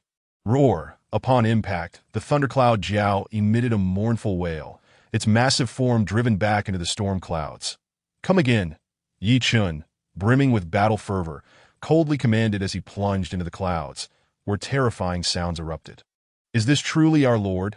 Witnessing the thundercloud Jiao fail to withstand a single strike from Yi Chen, the Incheon guards stood in a daze. Pa! This thundercloud Jiao seems to be all bark and no bite. Utterly pathetic. They collectively grumbled, convinced that while their lord was indeed powerful, the greater reason for the Jiao's defeat lay in its own weakness. What a waste for such a grandiose creature. The sky was filled with the anguished cries of the thundercloud Jiao. Yet the guards could not discern the battle's outcome through the storm. Nevertheless, they could surmise that Yi Chen was soundly overpowering the beast. Brothers, we cannot remain idle. And Tian rallied them, declaring, You lot, quickly fetch some mountain spring water. You lot, prepare a large pot. You lot, set up the grill. Tonight, our lord shall treat us to a feast of Jiao long meat. And Tian's face shone with joy, his heart ablaze with anticipation. Just the thought of relishing the delectable meat of the Jiao Long made his mouth water. This Jiao Long had resided in the Thunderclap Mountain Range for centuries, yet it would soon find itself on their plates, a culinary delight. What bliss! What sheer bliss! Look, the sky has fallen silent. One of the Incheon guards exclaimed. Instantly, the entire group paused in their tasks, their eyes filled with eager anticipation as they gazed skyward. Before long, a massive shadow emerged from the clouds, hurtling towards them with great speed. Is the beast not dead? The guards were horrified. Their lord was nowhere to be seen, yet the thundercloud Jiao was approaching. Could it be that their lord had met with misfortune? Wait, look beneath the Jiao. Someone with keen eyesight spotted Yi Chen beneath the thundercloud Jiao. A wave of relief washed over the Incheon guards as they realized it was merely a false alarm. The thundercloud Jiao was simply too large, making it difficult for them to spot Yi Chen holding it aloft. Thud! Yi Chen hurled the thundercloud Jiao to the ground, causing the earth to tremble beneath them. The Incheon guards gazed at Yi Chen with awe, their admiration palpable. The MY Lord's might is unparalleled. He has slain this fourth-tier thundercloud Jiao without sustaining any injuries, his garments untouched. Does this not mean our lord utterly dominated this fourth-tier beast? My lord, are you truly human? At that moment, the corners of Tian's mouth twitched as he gazed at the utterly lifeless Lei Yun Jiao not far away. Subconsciously, he voiced the unspoken thoughts of all the Incheon guards. Although the Lei Yun Jiao was deceased, the residual pressure of its presence still lingered in Tian, who had already reached the pinnacle of the divine concealment realm. Felt a chill run down his spine under this lingering might. That moment, he comprehended his error. It was not that the Lei Yun Jiao was too weak, but rather that the young master was truly formidable. You are no mere human. Yi Chen's expression darkened, his good mood instantly shattered by Tian's words, prompting him to unleash a torrent of curses. Chapter 48. The Eerie Valley. Shall we unleash a grand move? And Tian's face flushed red, realizing he had misspoken, and hurriedly forced a smile. Young master, the brothers have prepared the pots and stoves. You have worked hard. Please take a moment to rest while we indulge together later. As he spoke, and Tian couldn't help but swallow hard, but Yi Chen cast a sidelong glance at him, his expression darkening once more. Are you thinking of yesterday's spirit wine? He scoffed. What are a few barrels of wine compared to the young master's thoughts for his brothers? Caught in the act of revealing his inner thoughts, and Tian forced a few awkward chuckles. Exchanging a few sweet words for a chance to drink the spirit wine is worth it. Yi Chen stood up, surveyed the sky, and casually tossed out several weapons, remarking, Ordinary mortal weapons cannot pierce the skin of the Jiao Dragon. These few weapons are low-grade spiritual tools. They should prove somewhat effective. All right then, we shall use the spiritual tools. And Tian's expression changed, his heart churning with tumultuous waves. Spiritual tools were strictly prohibited by the sect, deemed contraband. Even in the capital of Yi country, one might not encounter such items. Unexpectedly, the young master casually produced 5 of them. Remarkable, truly remarkable. If he could so easily part with these 5 spiritual tools, it seemed that such items no longer held any allure for the young master. What then? Might the heavy sword on your back be classified as? And Tian mused, stealing another glance at the burial sky sword behind Yi Chun. The sword appeared weighty, yet he could discern no other sensation. To date, he had not witnessed the young master draw his sword. Could it be that this sword was merely for enhancing his image, a mere act of pretentiousness? Yi Chun had not anticipated in Tian's depth of thought. Had he known, he would have been unable to refrain from unleashing a fierce strike against him.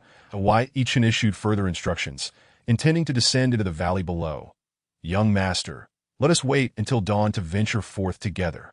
And Tian, feeling the impending danger within the valley, stood atop it, a prickling sensation coursing through his scalp. There was an inexplicable eeriness about this valley, a danger far surpassing that posed by the Lei Yunjiao. Yi Chun coldly laughed. If I permit you to enter, within a mere quarter of an hour, not even remnants will remain. And Tian's face flushed with embarrassment, his countenance darkening. Indeed, they were far too weak to be of any assistance to Yi Chun at present. A disgrace to the name of the Inchun guards that Yi Chun failed to notice the shift in Tian's expression. He waved his hand, saying, "Prepare the meat. Await my return. There will be ample spirit wine." Long live the young master. The Inchun guards erupted in raucous cheers from behind, clearly having heard Yi Chun's words. "Young master, be careful." And Tian, with a hint of concern, watched Yi Chun intently. "Rest assured, in this realm, no one can slay me, nor is there a place that can confine me." As Yi Chun's figure gradually disappeared, and Tian's expression grew solemn as he turned to approach the 25 Inchun guards. Meanwhile, Yi Chun leapt forward, plunging directly into the valley below. During his descent, a soft sound echoed as if he had passed through something, yet his expression remained unchanged. Prior to his arrival, he had formed a rough assumption about the valley. A place capable of ensnaring a half-sane alchemist was undoubtedly no ordinary locale. As Yi Chun continued his descent, the spiritual energy within him was suppressed, rendering him incapable of utilizing even a fraction of it. He could not even fly. Fortunately, he discovered that the power of thunder was still at his disposal, aligning with his expectations. With a resounding crash, Yi Chun landed on the ground, immediately noticing the incessant rustling sound surrounding him. Although the valley was shrouded in darkness, Yi Chun's gaze could extend a distance of 10 zhang, revealing the creatures lurking in the shadows. Dark beasts? Yi Chun's brow arched in recognition. He was evidently familiar with these entities. Dark beasts, a species that dwells perpetually in darkness, adept at utilizing the power of shadows to launch peculiar attacks. Their assault methods resembled poison, capable of disintegrating and corroding the flesh of any being they encountered, marking them as a terrifying race. Dark beasts come in all shapes and sizes, often hidden in darkness, making them exceedingly difficult to detect. However, wherever dark beasts thrive, it is invariably a place of despair for any martial artist. Nonetheless, if dark beasts were present, there must also be a heart of darkness. Yi Chun's lips curled into a smile, his heart racing with excitement. The heart of darkness, a rare treasure of the dark attribute.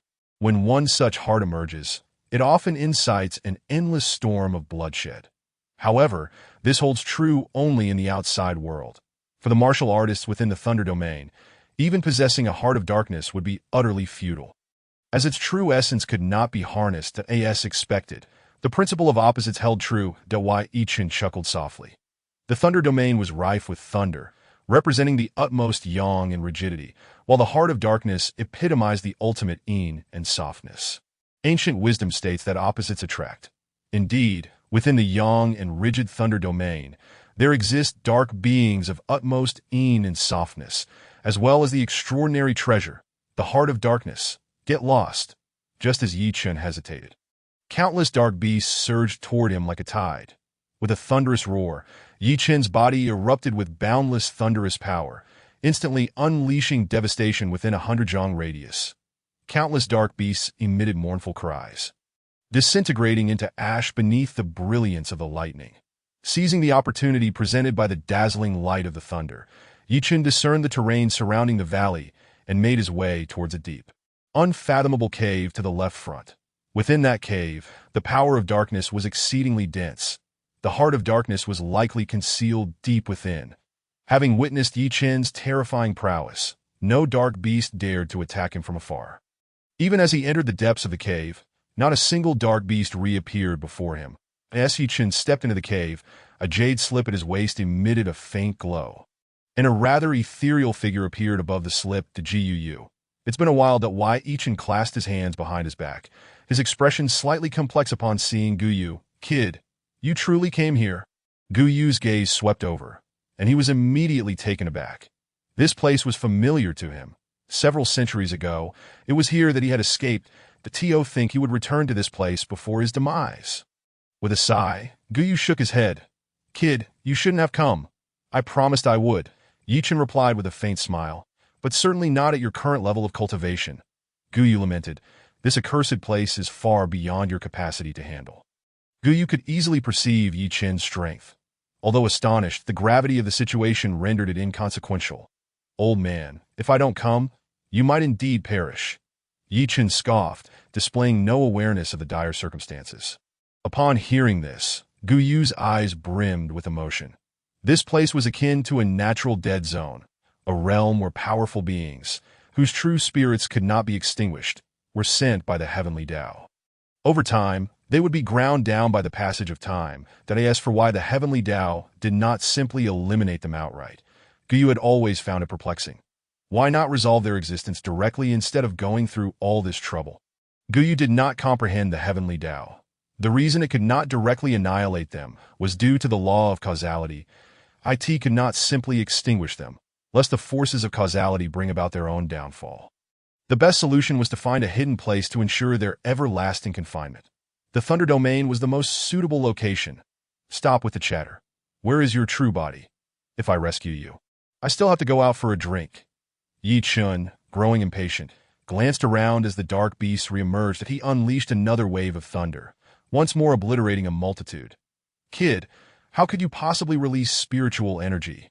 Guyu was taken aback by the power of thunder. It was not only harmful to dark beasts but equally devastating to spiritual entities. With a flicker, Guyu hastily vanished from the jade slip, reappearing only after the thunderous force subsided to AT that moment. His aged face bore an expression of profound disbelief.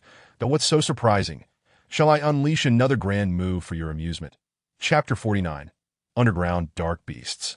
Kid, first tell me, how can you release spiritual energy in this place? Guyu's voice was urgent, tinged with tremors. Having spiritual energy here was undoubtedly akin to wielding a cheat code. If Yi Qin could unleash spiritual energy, then he had hope for escape. This is not spiritual energy. Yi Qin shrugged, responding candidly. Not spiritual energy? Guyu furrowed his brow. Could it be? Indeed, correct. Yi Qin grinned. That it is the power of the physical body. A body cultivator. In a moment of sudden clarity, Guyu regained his composure, yet his brows soon furrowed once more. Although physically robust, he had never heard of any physique capable of achieving such a terrifying level of cultivation in a mere month. Young man, be prudent. Tell me, can you unleash such thunderous power twice more, or just once? Guyu inhaled deeply, contemplating that Yi Qin's rapid advancement in just a month was likely due to the methods of the saints, or perhaps even the emperor's techniques. Otherwise, such formidable power would be inconceivable. Can you unleash it twice? Are you looking down on this young master? Yi Qin's lips tightened. What was this old man thinking? Was thunder something one could simply release at will, requiring conservation? 3 times? Guyu's expression brightened, that if Yi Qin could indeed unleash it thrice, he would have ample opportunity to reach the area where his true body was confined, thereby increasing his chances of escape by 30%. Yi Qin rolled his eyes, choosing to ignore the old man's lack of insight. Hurry up, move faster. Guyu urged, seeing Yi Qin's leisurely pace. The dark beasts are approaching swiftly. You must reach the area where I am trapped before they arrive. Only then can I assist you. You have no idea how terrifying those dark beasts are if your thunder power is insufficient. In the blink of an eye, you will be utterly doomed. Guyu prattled on, persistently urging Yi Chun. Unfazed, Yi Chun simply stored the old man into a spatial ring as predicted by Guyu. Only a few breaths later, the ominous rustling sounds echoed around Yi Chun. Now even more densely packed, he remained undeterred, maintaining his rhythm until the dark beasts were merely 3 feet away. Suddenly, a brilliant light, as bright as day, illuminated the cavern's depths, accompanied by a terrifying thunderclap that sent dust swirling throughout the cave. Deep within the cavern, a pair of crimson eyes abruptly opened, shimmering with a domineering and unruly light. Yi Chun sensed something amiss, furrowing his brow in confusion as he gazed into a specific area of the cave where a terrifying presence flickered and vanished, with a slight flicker of his gaze. Yi Chun regained his composure and continued his stride toward the direction indicated by the jade slip in his mind. That a quarter of an hour later, he came to a halt. I've arrived. With a flash of light in his hand, the jade slip floated upwards, and Guyu instantly appeared within the cavern. You're alive. Guyu's first words upon appearing were this, which left Yi Chun exasperated. Who did he think he was? Was he so easily doomed to death? Hurry and merge with your true body. Delay, even slightly, and you shall meet your end. Yi Chun retorted fiercely, seeing Yi Chun unharmed. Guyu sighed with relief. It had been hundreds of years since he had encountered those dark beasts. Could it be they had changed their nature? Unlikely. This young man must possess some secret. Guyu speculated about Yi Chun's identity, but dismissed each thought, for Yi Chun was truly extraordinary, far beyond the bounds of reason. Before Yi Chun stood a rudimentary stone chamber, its entrance sealed by a restrictive formation. Observing Guyu's familiarity with the setup, it was evident that the formation had been left by him. The dark beasts were not only interested in the physical forms of warriors, but also in their souls. Had Guyu not inscribed such formations, he surely would not have endured for long. Placing his hand upon the stone door, Guyu activated it with a flash of black light, to Yi Chun's astonishment. Within the formation, a soul identical to Guyu appeared suspended in midair. The soul's gaze was somewhat vacant, but Guyu's eyes sparkled with intensity as the two soul forms fused in an instant. Unexpectedly, this old fellow has devised such a method. Yi Chun mused, his gaze shifting to the intricate formation, a smile curling upon his lips. This formation was remarkably clever, possessing its own space. It was through this formation that Guyu's true spirit had been preserved until now. Yi Chun waited patiently, and soon after, Guyu's soul opened its eyes, looking at Yi Chun with gratitude. Enough, this young master has already stated that I saved your life, and you shall follow me. This is a transaction. Do not appeal to emotions. Yi Chun stated directly, turning to walk deeper into the cave. The Guyu's expression grew complex. According to his earlier words, this young man had saved his true form. Thus he regarded him as his master. Yet now, Yi Chun's insistence on having him follow was a different matter altogether. Following implied protection and loyalty, and in a sense, servitude. Your soul has not fully merged. Is it not time to enter the soul-nourishing jade? Yi Chun's languid voice drifted back, causing Guyu to shed tears of frustration. Appealing to emotions? Bah! Clearly, it is you, you little rascal, who was playing tricks on me. Guyu felt a surge of emotion, soaring toward the jade slip, poised to enter the soul-nourishing jade for recuperation when his expression suddenly shifted. Young man, what are you doing? Guyu exclaimed, his face paling. Instead of heading toward the exit, this young man was descending deeper into the cave, sending waves of fear through Guyu. There's something troubling you. Speak to me. Old man has seen much. Is it a young lady that you fancy, who does not reciprocate? I was once known as a romantic sage. Tell me, and I shall share my wisdom. Guyu, suppressing his fear, attempted to counsel in a calm tone. After such difficulty escaping, why venture into the den of demons? Yi Chun stumbled slightly, the old man's unrestrained demeanor nearly shattering his composed image. What are you doing going down? Guyu was furious. Do you even know what lies beneath? Of course, Yi Chun retorted. And yet you still descend? Guyu's heart raced. He knew he was not the only one imprisoned here. Countless warriors had suffered the same fate. After countless years, he could not ascertain whether any others remained alive within this place. Beyond these warriors lay the true lair of the dark beasts. All dark beasts originated from the depths of the cavern. No, from the depths of the earth itself. What lay deep underground? Guyu could not say, but he was certain it was something immensely perilous. Old man, are you afraid? Yi Chen smirked, a flicker of lightning dancing in his hand, illuminating Gu Yu's expression. That is a dignified half-saint. How could I fear such a mere cave? Gu Yu's body trembled, striving to maintain an air of dignity. Then let us proceed, Yi Chen thought with amusement. Stepping forward once more. Young man, wait. Gu Yu sighed. Is this child truly 16? Impossible. How could one so young be so resolute? Could he be a reincarnated powerhouse? Yet that too seems unlikely. Those ancient beings are notoriously cunning. How could one reincarnate in such a wretched place as the Thunder Domain? Little did Gu Yu know, his musings were the closest to the truth. Rustling sounds echoed as Yi Chen halted, for before him stood a dark beast the size of a small elephant, surrounded by countless other dark beasts, blocking his path. Human, take one more step, and you shall die. Chapter 50. The transaction. This dark beast possessed intelligence. Yi Chen's eyes lit up, although this creature was massive. Its form was entirely black, devoid of any color but that. Yet with intellect, negotiations became feasible, sparing him considerable effort. The Dark Beast King.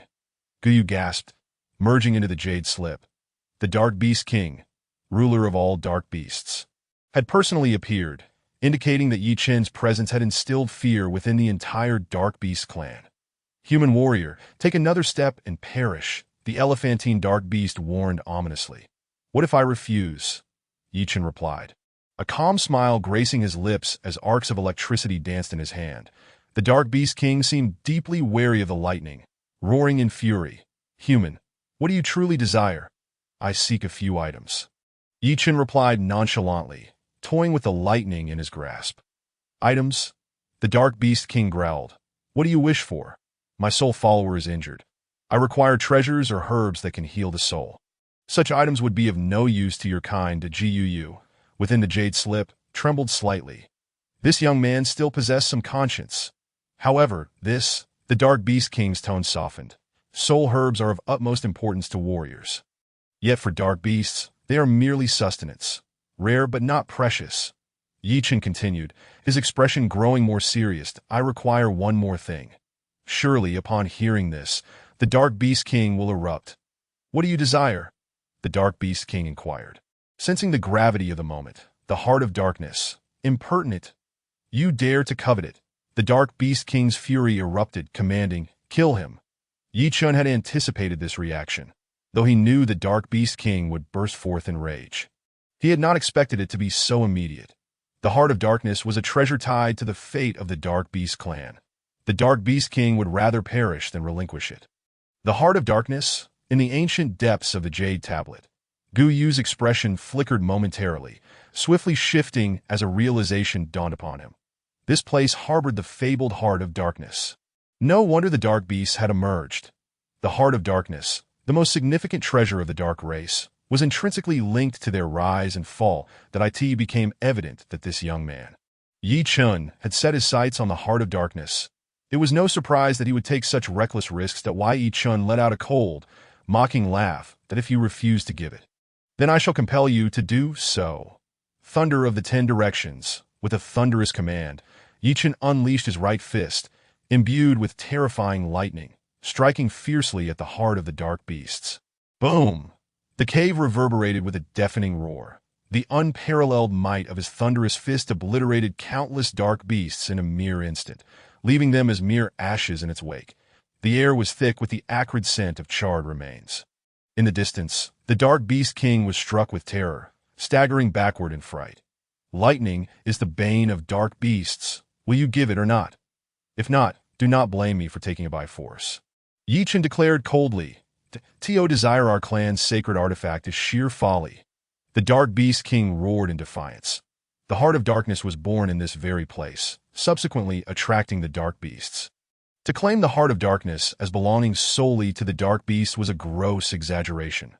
Furthermore, the Heart of Darkness could draw in such a multitude of dark beasts, indicating its immense power. Yi Chen only required a piece the size of an infant's fist, which would not threaten the existence of the Dark Beast clan. Attack! Behind the Dark Beast King, an endless tide of dark beasts surged forth.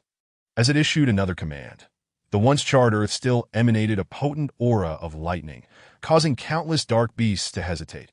However, upon the Dark Beast King's order, they recklessly charged forward, that I shall see just how much thunderous might you possess. Human, the Dark Beast King bellowed from behind, "My lightning is boundless." Yi Chen replied with a chilling smile, though the Dark Beast King remained unconvinced. 100,000 volts.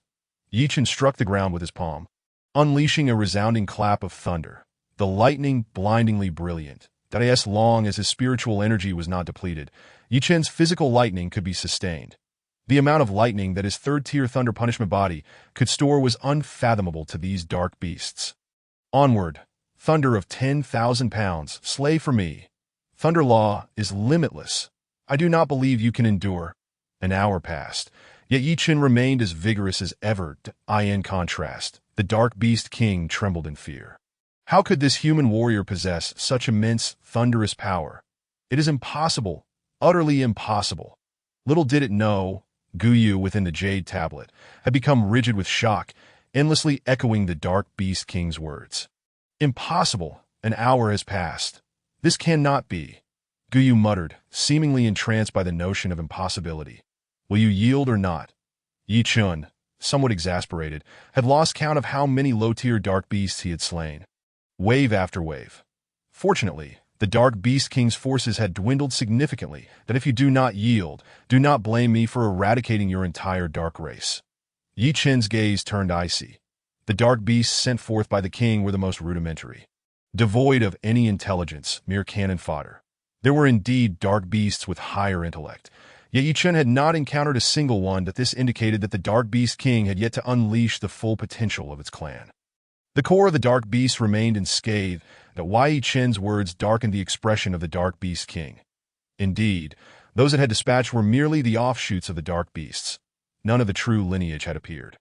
Yet, the relentless surge of thunderous power emanating from the human warrior instilled genuine fear in the Dark Beast King at the thought of Yi Chen continuing to strike, potentially leading to the complete annihilation of its race. It seems you are unwilling to yield. After an hour had elapsed, Yi Chen, tired of waiting, wore a frosty expression. Then do not blame my hand for showing no mercy. Yi Chen grinned ominously, and two terrifying thunderballs materialized in his grasp. Sensing the dread emanating from the thunderballs, the Dark Beast King's complexion drastically changed as it caught a whiff of death. Lightning is imminent. Human, cease your actions. Just as Yi Chen was about to unleash the thunderballs, a gentle voice resonated throughout the cavern. Yi Chen retracted the thunderballs, offering a faint smile. The main character has finally arrived.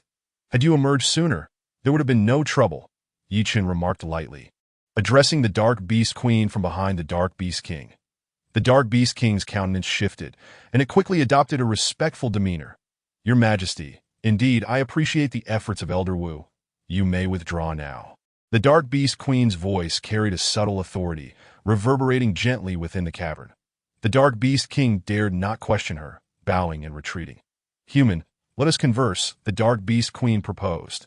What is there to discuss? Yi Chen replied coldly.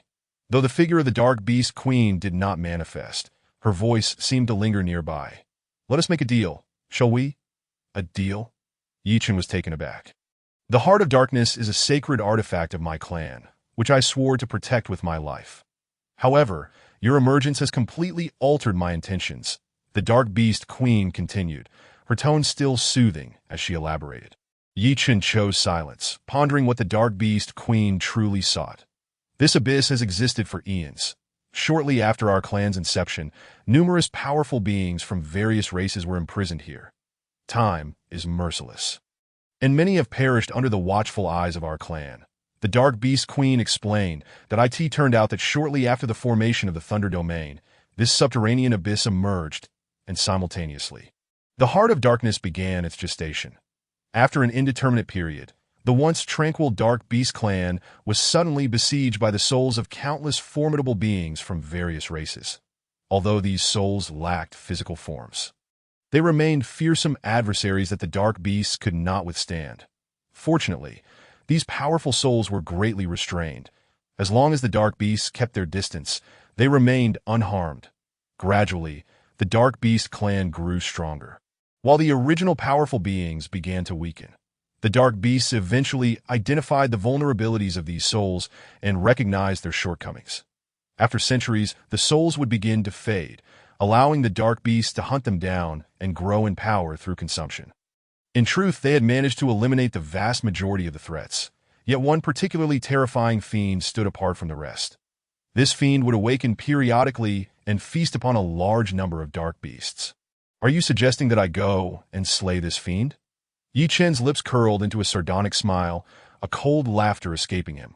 When the clam and the snipe contend, it is the fisherman who profits. Is it not? So, am I to wait until I vanquish this fiend before you relinquish the heart of darkness to me? Yi Chen derided. Human, you must understand that if I grant you the heart of darkness and you flee, I would be powerless to stop you. The Dark Beast Queen maintained her calm demeanor. Interesting. You certainly have devised a clever scheme. Yi Chen replied that if I fail to defeat the fiend and am killed, your threat is eliminated. If I succeed, you lose nothing. Ideally, we both perish in the process, and thus, both threats are resolved, allowing your clan to celebrate. Your proposition is entirely risk-free. After a prolonged silence, the Dark Beast Queen's voice returned. I concede that such a notion has crossed my mind. Yet I cannot compel you to proceed, that if you choose to withdraw now, I shall provide you with a wealth of treasures beneficial for your soul. Conversely, should you choose to slay the fiend on behalf of my clan, regardless of success or failure, we shall bestow upon you a piece of the heart of darkness. However, if you attempt to forcibly seize our sacred artifact, my clan shall unite their strength to thwart you. How intriguing! Yi Chen smiled faintly, about to respond when suddenly, a sound echoed in his mind. Ding! New task detected. Subjugate the Demon Emperor. Option 1. Please proceed to the depths of the earth and subjugate the Demon Emperor. Reward: accelerated system integration. Upon integration, the system will undergo a comprehensive upgrade, providing more benefits for the host to choose from. Option 2. None. The system autonomously revokes the death penalty as the host has grown more capable. This system has finally come to its senses. If this system tries to present me with another choice that leads to death, I shall consider switching to a different system. There are countless systems in this world, and none shall lead me by the nose. At least this system has shown some wisdom. I shall make do with it for now. Subjugating the Demon Emperor, however, is no simple task. Yi Chen furrowed his brow, but quickly reconsidered. Since the system was speaking, it implied a significant chance of success. System: open the task details. Yi Chen silently commanded. Ding! Task acceptance detected. Task details are as follows. The unruly Chaos Demon Emperor was suppressed by the pseudo-heavenly Tao in the depths of the Thunder Domain's abyss 100,000 years ago. Please proceed to the depths of the earth and subjugate the ailing Chaos Demon Emperor. Note: the Chaos Demon Emperor has a vendetta against the pseudo-heavenly Tao, which may serve as a potential breakthrough. The system's voice gradually faded away, and a smile slowly emerged on Yi Chen's face. It seemed that the system had indeed become more perceptive, even advising him on how to enhance his success rate. The Dark Beast Empress, noticing Yi Chen's silence, assumed he was deep in thought, and thus, her voice fell into silence as well. At this moment, aside from Yi Chen, the entire Dark Beast clan felt a sense of unease. Moreover, Guyu's fear surpassed that of the Dark Beast clan. In a flash of light, Guyu appeared in midair. Kid, what are you doing? Do you really think you can challenge that demon with your cultivation level? Guyu felt parched and terrified. He realized that this young man was audacious, and it was crucial that he understood the risks involved. Do you know what level that demon is at? Hurry up, I know, it's the Demon Emperor. Yi Chen replied nonchalantly. The Demon Emperor. Guyu's expression froze. At this point, he could hardly care that Yi Chen had interrupted him. All that occupied his mind were two words: Demon Emperor. Good heavens, a being at the Emperor realm. This was an individual standing at the pinnacle of the cultivation world. Fortunately, since this young man was aware that the demon was a Demon Emperor, he would not be foolish enough to provoke such a terrifying powerhouse. After all, the disparity in their realms was enough to instill despair in any warrior. Upon hearing Yi Chen's words, the Dark Beast Empress also fell silent. Although that demon was on the verge of extinction, a dying camel is still bigger than a horse. It was far beyond the capability of an innate transcendent human to withstand, Bring forth those heavenly treasures." Yi Chen's voice suddenly rang out, and instantly, both the Dark Beast clan and Guyu let out a sigh of relief. The Dark Beast Empress remained silent, relieved that this human youth had not chosen an extreme course of action, thereby sparing the Dark Beast from a great calamity. Oh, by the way, tell me about the situation regarding that demon emperor. Guyu furrowed his brow. Kid, why are you so concerned about that demon? Let me tell you, your choice here is undoubtedly the right one. What do you intend to do? Guyu felt an overwhelming sense of relief, beaming with joy as this young man seemed to have finally come to his senses. Opting to take the heavenly treasures and leave, choosing the most prudent path. However, after a brief moment of bewilderment, he suddenly sensed something was amiss. Could it be that this young man, upon realizing the situation, was contemplating something else? As this thought crossed his mind, Guyu felt his heart racing uncontrollably. Although he lacked a physical body, the sensation was unmistakable. The Dark Beast Empress was also taken aback, and then joyfully inquired, "Human youth, have you agreed? Stop with the nonsense, just speak." Yi Chun frowned. Guyu, at this moment, felt not only heartache but also a pang in his liver. Every thought brought him pain. If he had a physical body, he would surely spit out 2 pounds of fresh blood. That I know what I'm doing. Just obediently merge with your divine soul. Yi Chun impatiently shoved Guyu into the jade slip. Directly retracting it into a storage ring, the Guyu roared angrily within the jade slip. "You know what you're doing. What the hell does that even mean? Merging with my divine soul. Do I have the mood for that? That is a demon emperor, a terrifying existence that even my past self dared not provoke." The Dark Beast Empress spoke with excitement. "Human youth, I thank you for making such a decision. I represent the Dark Beast clan. I don't want to hear any more nonsense." Yi Chun waved his hand impatiently. "All right, here's the deal. After an hour, several hundred kinds of treasures beneficial to the soul will be added to your storage ring. The warrior's soul is of the Yin attribute, so deep within this abyss, there are many treasures beneficial to the spirit. These items are not particularly precious within the Dark Beast clan, but outside. Each one could incite a bloody storm." After hearing the Dark Beast Empress speak of the Demon Emperor, Yi Chun felt even more confident about subduing this Demon Emperor. "Empress, although this human youth possesses formidable lightning path strength, he surely cannot be a match for that demon, right?" Observing Yi Chun as he headed toward the demon's territory under the guidance of a dark beast, the Dark Beast King appeared in place, bowing towards the ominous abyss behind him. "Not at all. This human youth, though outstanding in the lightning path, I am well aware that he is not a match for that demon." The Dark Beast Empress's voice turned cold as she remarked indifferently, "Daring to slaughter so many of my kin, he is not worthy of pity. Moreover, what I need is simply a weapon capable of depleting the demon's strength. You send a few strong kin to keep watch. Should this human youth fail against the demon and attempt to flee, he will surely be gravely injured." The Dark Beast Empress's chilling voice resounded once more. At that point, I shall personally enjoy him. Chapter 52. The Chaotic Demon Emperor. At this moment, Yi Chun surveyed the dark walls surrounding him, his expression relaxed, as if he were leisurely touring a renowned landmark, utterly devoid of any sense of trepidation towards the fearsome Demon Emperor.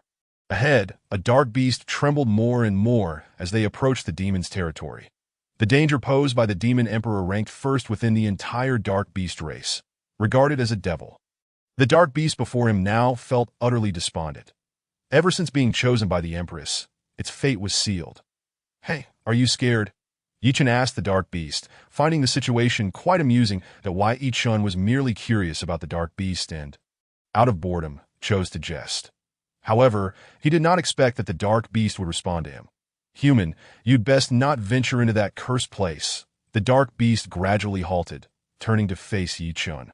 Yi Chun was taken aback, as this dark beast's voice was unmistakably feminine. That it was his first encounter with a female dark beast. The Dark Beast Empress did not count, as he had only heard her voice without seeing her form. Before Yi Chun stood a female dark beast who was not particularly large, but was comparable in stature to the small elephant-like Dark Beast King. After a brief assessment, this dark beast bore a striking resemblance to a human, possessing 4 limbs, and was slightly taller than Yi Chun, but regrettably, its entire body was pitch black. It had a flat appearance where it should curve, and was equally flat where it should not. If placed among the dark beasts, it would be indistinguishable. "Are you afraid of death?" Yi Chen asked with rising interest, not in a hurry to move forward, casually inquiring, I am afraid. The female dark beast admitted candidly. But my fate is already sealed. Even if I do not die today, I will not survive for more than a few days. Her words were laced with sorrow, a fate she could not alter. Yi Chen shook his head slightly. He was not concerned with the internal matters of the Dark Beast clan. You should flee. You stand no chance against that demon. The female Dark Beast seemed to have mustered great resolve as she spoke earnestly. Oh, Yi Chen smiled faintly, saying nothing further. The female Dark Beast appeared somewhat anxious. The Empress is a master of deception. She merely wishes to lead you to your death, using you to deplete the demon's strength. Yi Chen's gaze flickered. How intriguing.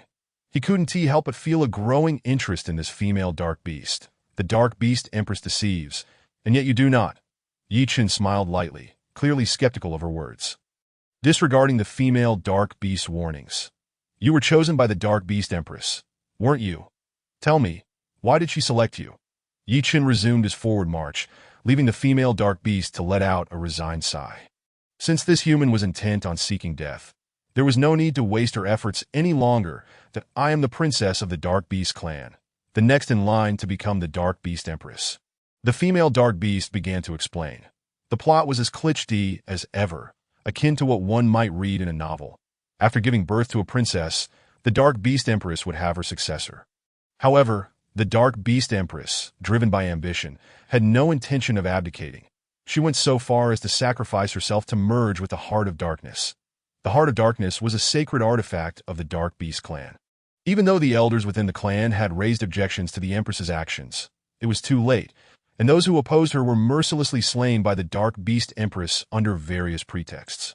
As the next potential Dark Beast Empress, the Dark Beast Princess was seen as a thorn in the Empress's side, leading her to plot with the Demon Emperor to eliminate this threat entirely. Even if Yi Chen had not come today, it would only be a matter of days before the Demon Emperor awoke, at which point the Dark Beast Princess would also be sent into the demon's territory as a sacrifice. Yi Chen couldn't help but click his tongue in astonishment. It seemed that absurdities were present in every clan. Let us go. Yi Chen gestured for the Dark Beast Princess to move forward. While in truth, he had already noticed several Dark Beast clan members lurking behind them. Along the way, the female Dark Beast fell silent, seemingly resigned to her fate, keeping her head down. Here we are.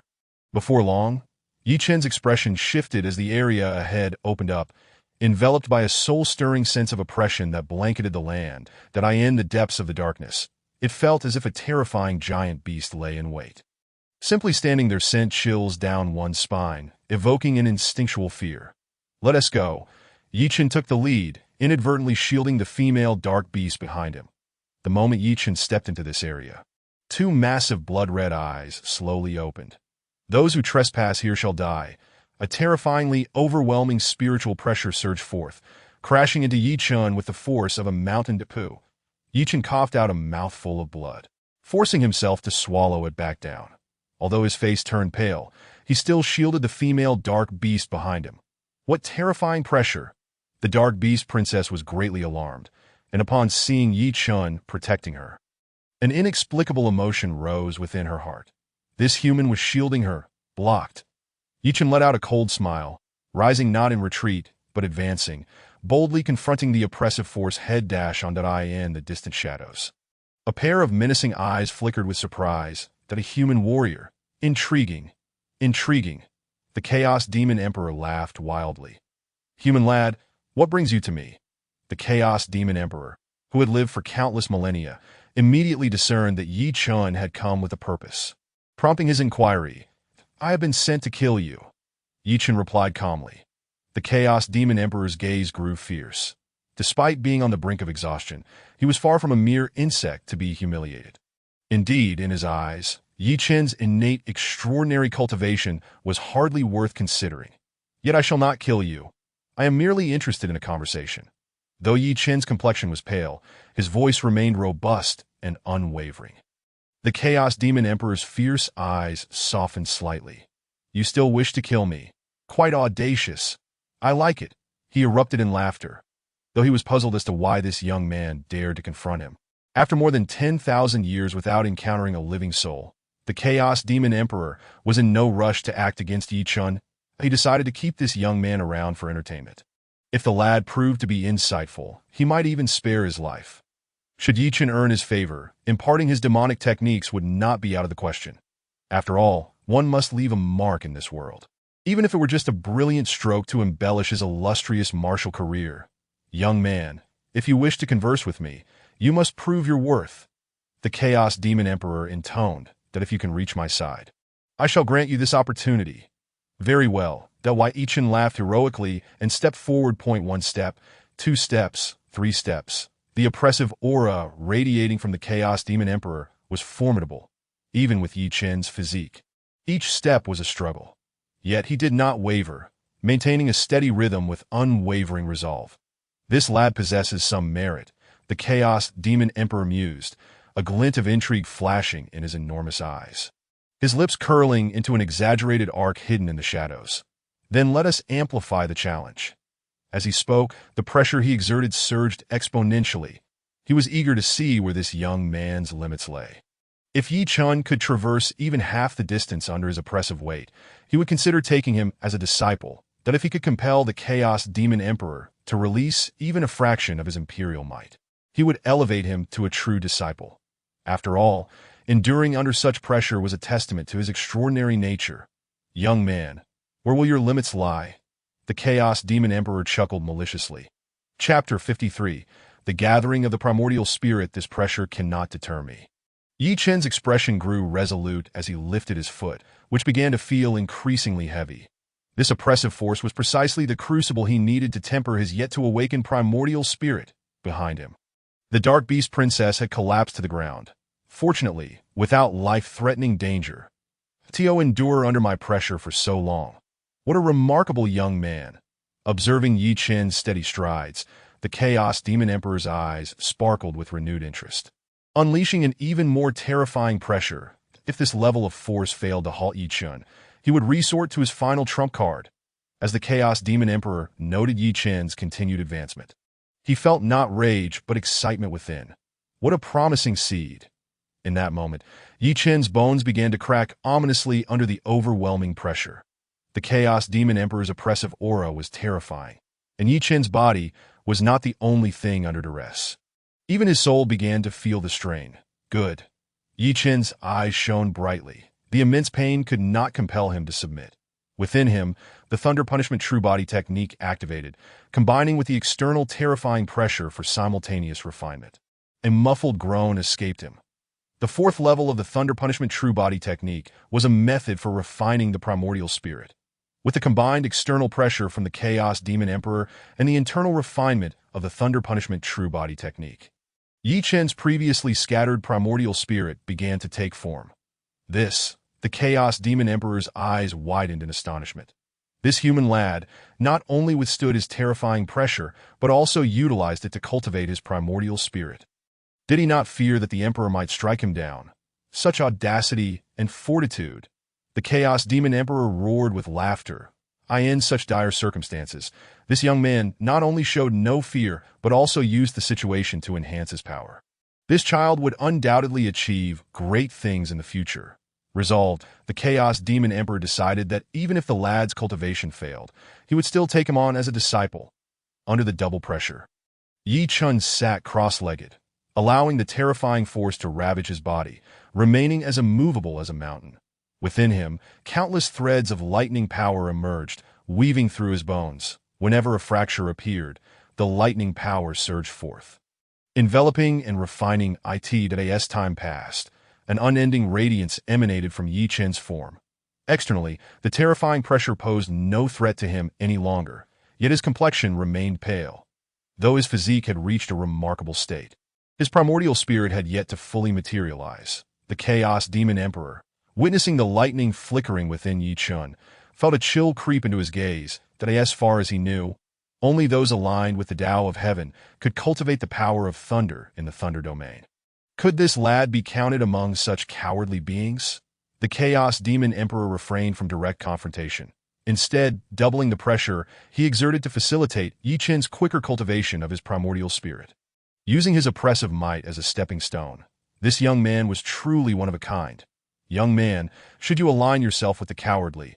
Even if I admire you, I would have no choice but to strike you down.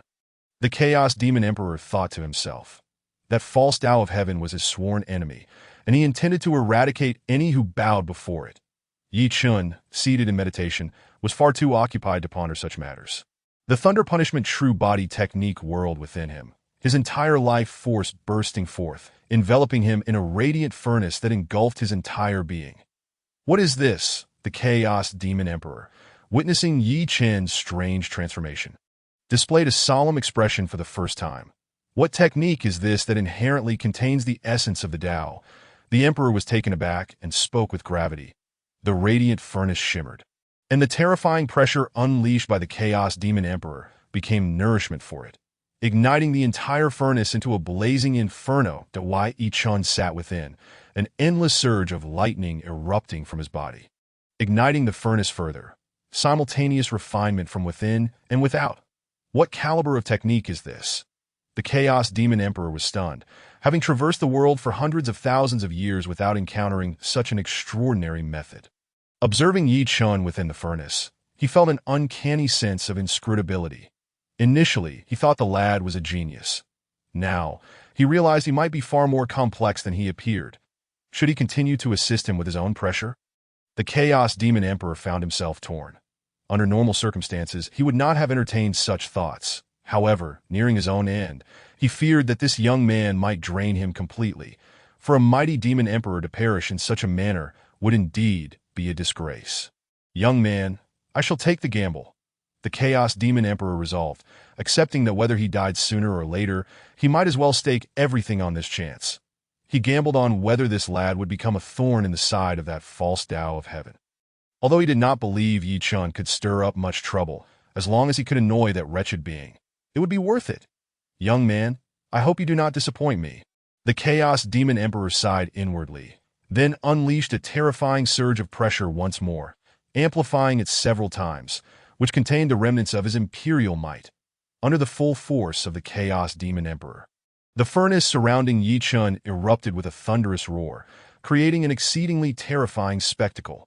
Inside the furnace, Yi Chun's brow furrowed as, within his sea of consciousness, the previously scattered primordial spirit began to coalesce into a humanoid outline. To others, this would signify the completion of the primordial spirit realm. Yet, Yi Chun was no ordinary individual. How could he be satisfied? Under the furnace's refining process, streams of innate primordial energy manifested in the air. While the figure within the sea of consciousness took a step forward, directly emerging from Yi Chun's body. Young man, are you seeking death? In the distance, the Chaos Demon Emperor was startled, his eyes nearly bulging out as he witnessed Yi Chun's audacious maneuver. It is well known that a warrior's soul is of the Yin nature, typically residing within the sea of consciousness, where gathering it into form qualifies as the primordial spirit, the realm of a warrior's spirit. Warriors who gather their primordial spirit enhance their senses and can utilize rudimentary spiritual attacks. However, those who condense their primordial spirit find it as fragile as that of an infant, lacking substantial strength. If the primordial spirit is exposed and struck by a powerful technique, it could easily result in the annihilation of the soul at this moment. Yi Chun was situated within the terrifying furnace, beset by both the Chaos Demon Emperor's oppressive pressure and the overwhelming thunder. Any interaction with either force would spell certain doom for him. Has this lad gone mad? The Chaos Demon Emperor felt an urgent need to retract his power and rushed to intervene. But in the next moment, he found himself frozen in place. Blocked? The Chaos Demon Emperor stood rigid, staring incredulously at the primordial spirit struck by the lightning, unable to comprehend what was unfolding in the preceding moment.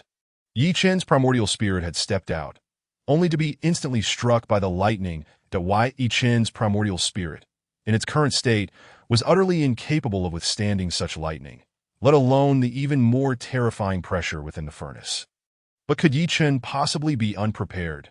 The primordial spirit embodies the essence of Yin, which is inherently subdued by the formidable might of thunder. However, exceptions do exist. The primordial energy, released into the external realm by Yi Chun, serves as a contingency that he prepared for his primordial spirit. This innate primordial energy contains the power of creation, capable of neutralizing the extreme attributes of the primordial spirit, making it ideally suited for the current predicament. Yet, this measure merely prevents Yi Chun from being annihilated by the overwhelming force. The circumstances ahead remain dire. Boy, cease this at once. The chaotic heavenly demon emperor exhaled a sigh of relief. Although Yi Chun had not been directly obliterated, he did not believe Yi Chun could survive for long in such a terrifying environment. That it had been 100,000 years since the chaotic heavenly demon emperor felt such excitement. And at this moment he felt his blood surging, truly exhilarating. Yi Chen's primordial spirit remained calm and unperturbed, disregarding the words of the chaotic heavenly demon emperor. Everything was under his control, and there would be no mistakes. Within the furnace, Yi Chen's primordial spirit sat cross-legged in the void, as terrifying bolts of thunder grew increasingly ferocious, gradually converging above the furnace to form a thundercloud. Boy, are you. Chapter 54. Do not overthink. Transcending the primordial spirit. The chaotic heavenly demon emperor's heart raced as he shouted, "Boy, have you lost your mind?" The spectacle created by Yi Chun resembled a martial artist undergoing tribulation, sending waves of terror through the chaotic heavenly demon emperor. After 100,000 years, had the cultivation world become so reckless? Inside the furnace, Yi Chen's primordial spirit gazed upward, his expression veiled and unreadable. Boom!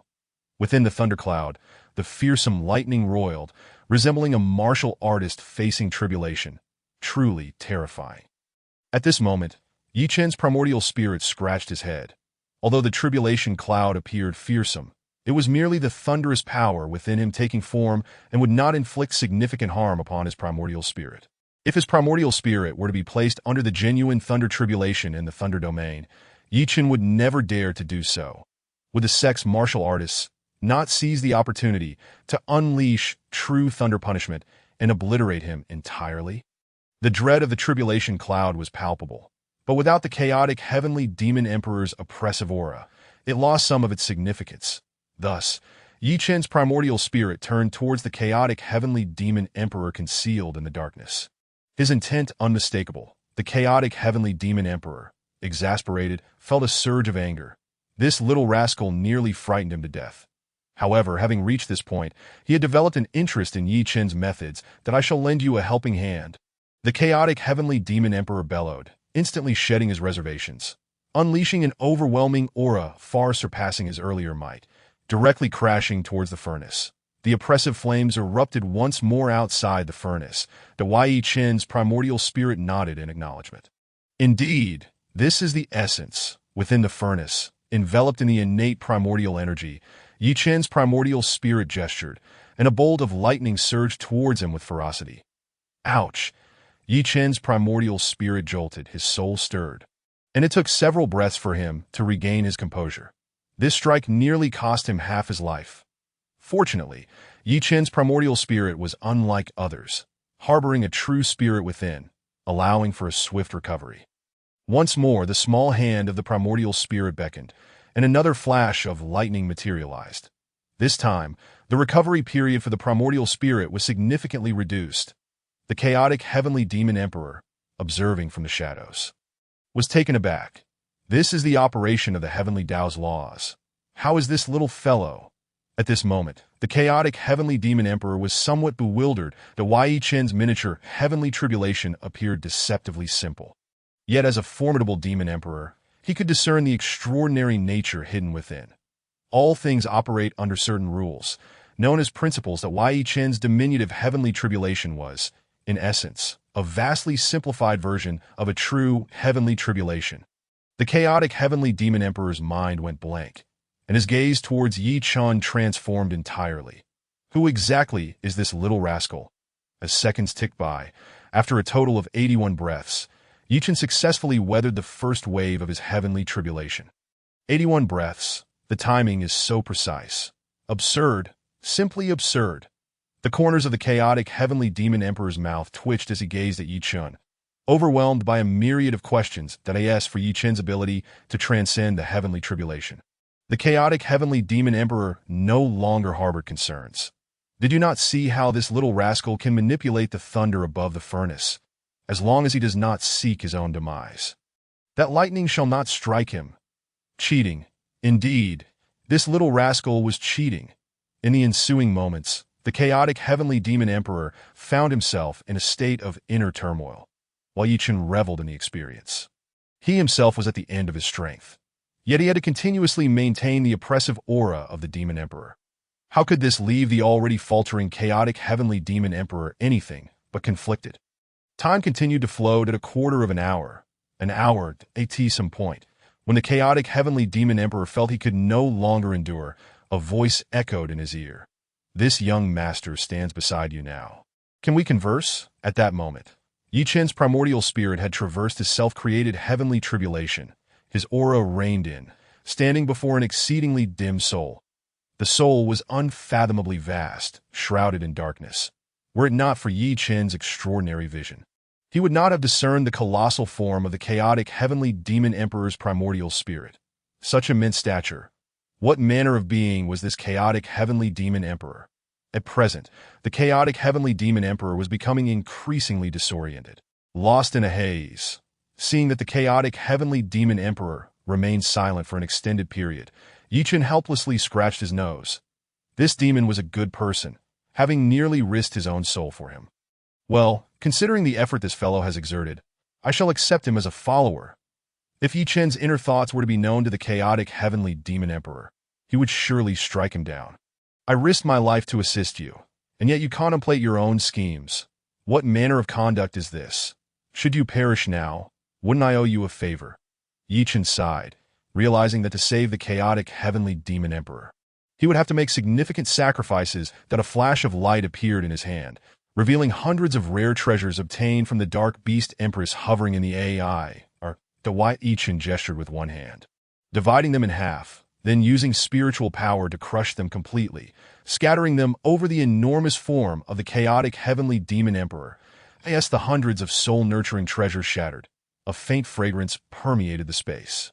Instinctively, the chaotic heavenly demon emperor inhaled, and in an instant his dim soul emitted a soft glow. Boy, you have saved this emperor. The chaotic heavenly demon emperor opened his blood-red eyes, his gaze fierce as it fell upon Yi Chen. Enough, this meager medicine can only extend your life for a few months. Do not feign ignorance. Yi Chen directly targeted the chaotic heavenly demon emperor's sore spot, speaking with disdain that an emperor-level powerhouse. This meager treasure could not possibly restore his soul. To fully heal the chaotic heavenly demon emperor's soul was practically impossible. Who are you, truly? The chaotic heavenly demon emperor's expression grew serious. That Yi Chen's arrival certainly had a purpose. What was he plotting? There is no such thing as a free lunch in this world, an axiom well understood by the demon emperor, who had traversed the mortal realm for countless years. If I were to say I could save you, how would you express your gratitude? Yi Chen's gaze flickered as he looked at the chaotic heavenly demon emperor, a smile gracing his lips. The chaotic heavenly demon emperor felt a surge of anger. Boy, are you jesting? He thought Yi Chen was mocking him, and his expression turned cold. As a great emperor of the demon realm, he was inherently arrogant. It was only after being imprisoned for 100,000 years that some of his temper had been tempered. Yet, demons were inherently rebellious. They would rather die than be ridiculed. I understand demons well. Yi Chen waved his hand, his expression serious. Since this young master has spoken, I shall certainly deliver on my word. The chaotic heavenly demon emperor fell silent. Had he not witnessed Yi Chen's extraordinary methods, he would not have believed him. However, after experiencing Yi Chen's bizarre abilities, an inkling of trust had begun to form in his heart. At this moment, even he did not realize that his initial desire to accept a disciple had gradually faded away. Accept a disciple? This little rascal just practiced a technique to manifest the thunder tribulation. He had never encountered anything like it before. Without even needing to speculate, he knew that the technique this little rascal practiced must be far superior to his own chaotic heavenly demon technique. What do you wish from this emperor? After a moment of contemplation, the chaotic heavenly demon emperor inquired. Who wishes to die? However, demons were somewhat different. Their hearts were rebellious, respecting only the powerful individuals they acknowledged, dismissing all others entirely. Provoking them was commonplace, whether it be the heavens, the earth, or even the air. When their tempers flared, there was no one they would not provoke that as the chaotic heavenly demon emperor, who belonged to the demon lineage. He held other beings in utter disdain, that he had been imprisoned for 100,000 years because he could not tolerate the so-called heavenly Tao. This young master knows that you, a demon emperor, have been trapped here by that wretched heavenly Tao, so I have come to rescue you. Wai Yichen cast a glance at the chaotic heavenly demon emperor, speaking with indifference, but do not overthink it. I simply cannot tolerate that wretched heavenly Tao and wish to assist you. Chapter 55. Since ancient times, schemes win hearts. Do you think this emperor is but a mere child of 3? From the chaotic heavenly demon emperor's perspective, Yi Chen's words were far from trustworthy. Given your current situation, would I deceive you? Yi Chen spoke with disdain. The chaotic heavenly demon emperor reflected on this. He was on the brink of demise, and did this little rascal truly have the need to deceive him? No. Why should I be on the brink of demise? This little rascal claimed he could save me. Moreover, could this little rascal also harbor a grudge against that wretched heavenly Tao? If that were the case, then it all makes sense. Little rascal, you claim you can save this emperor? The chaotic heavenly demon emperor's crimson eyes blazed with fire. Demons repay grievances tenfold. The chaotic heavenly demon emperor was unafraid of death. However, if he did not avenge the grievance of his 100,000 years of imprisonment, he would never find peace. Yes, I can save you. But to do so, you must practice an unparalleled martial art. Yi Chen hesitated as he spoke, that an unparalleled martial art. The Chaos Sky Demon Emperor was momentarily taken aback, but soon patted his chest and laughed heartily, declaring, "This emperor has traversed the realms for hundreds of thousands of years, amassing an innumerable collection of martial arts. Speak freely, young lad. What martial arts do you seek?" Unbeknownst to him, the Chaos Sky Demon Emperor had plundered countless formidable forces in the outside world, including offerings from various prestigious sections. The precise number of martial arts he had collected was a mystery even to him. Yet he was certain that among them, there must be the martial arts spoken of by Yi Chen. A faint smile played on Yi Chen's lips as he inquired, "Do you possess Dao Fa? Dao Fa?" The mention of such a term caused the corners of the Chaos Sky Demon Emperor's mouth to twitch. He had never anticipated that Yi Chen would open with such a request. "Kid, are you jesting?" The Demon Emperor retorted fiercely. "Any force possessing Dao Fa has been executed by that damned heavenly Dao. Where would this emperor procure a Dao Fa? Dao Fa. Under the jurisdiction of that accursed heavenly Dao, not a single Dao Fa exists. That if there were, would this emperor remain ignorant of it? You are merely displaying your ignorance." Yi Chen scoffed, observing the furious Chaos Sky Demon Emperor. "Enough with your nonsense. If you can tell this emperor where to find Dao Fa, I shall bow thrice in gratitude," the Demon Emperor declared. His pride wounded, that he was adamant that under the rule of the heavenly Dao, no Dao Fa could emerge. Even emperor-level techniques were as rare as phoenix feathers. What good would your 3 bows do? Do you think that 3 bows would be worth the information of a Dao Fa? Yi Chen retorted coldly. Moreover, even if you were to bow to me, what benefit would I derive from it? You. The words of Yi Chen rendered the Chaos Sky Demon Emperor speechless. Indeed, even if he were to bow to this young man, what would it change? He would merely sacrifice the dignity he held more precious than life itself, while the lad would gain nothing. However, if you were to divulge this information to this emperor, I would grant you the liberty to act as you wish. The Chaos Sky Demon Emperor bellowed in a fit of rage. "Doesn't that contradict my intentions?" Yi Chen replied with a smile. "Sharing this information with you would be of no consequence. The Dao Fa that can save you is in my possession," Yi Chen declared. "In your possession?" The Chaos Sky Demon Emperor's eyes gleamed with excitement. That truly the case. "Indeed," Yi Chen affirmed. Had it been anyone else, the Chaos Sky Demon Emperor would have dismissed the claim outright. Yet this young man bore an enigmatic identity, and judging by the cultivation technique he had previously practiced, it was highly likely he possessed Dao Fa. The possibility that this lad might have more than one Dao Fa on him was enticing. How reckless of me! If this matter is true, must I truly rely on this lad? The Chaos Sky Demon Emperor's mind was in turmoil. No, he must be intentionally provoking me. Consider this information a gift from me, and the Demon Emperor need not concern himself with prior oaths. Yi Chen interjected, seemingly aware of the Chaos Sky Demon Emperor's thoughts. "How dare you? This emperor's word is as solid as a mountain. I cannot go back on it." The Demon Emperor thundered. You need not worry. Yi Chen remarked nonchalantly that it was my oversight not to share this information with the Demon Emperor sooner. Had I done so, you would not have made such an absurd vow. The Chaos Sky Demon Emperor's expression softened slightly. Yet he insisted, demon cultivators are always bound by their words. Since I uttered it, I shall honor it. Truly a noble Demon Emperor. Yi Chen exclaimed with a hearty laugh. Since you are so magnanimous, I shall not withhold any longer. The Chaos Sky Demon Emperor understood well that the Tao should not be passed to outsiders unless they were kin or close allies. He fully agreed, for if he possessed Tao Fa, he would not disclose it lightly. However, seeing the Demon Emperor's generosity, Yi Chen resolved to risk familial repercussions to break the rule for the Demon Emperor's sake. With a flash of light, a jade slip appeared in Yi Chen's hand.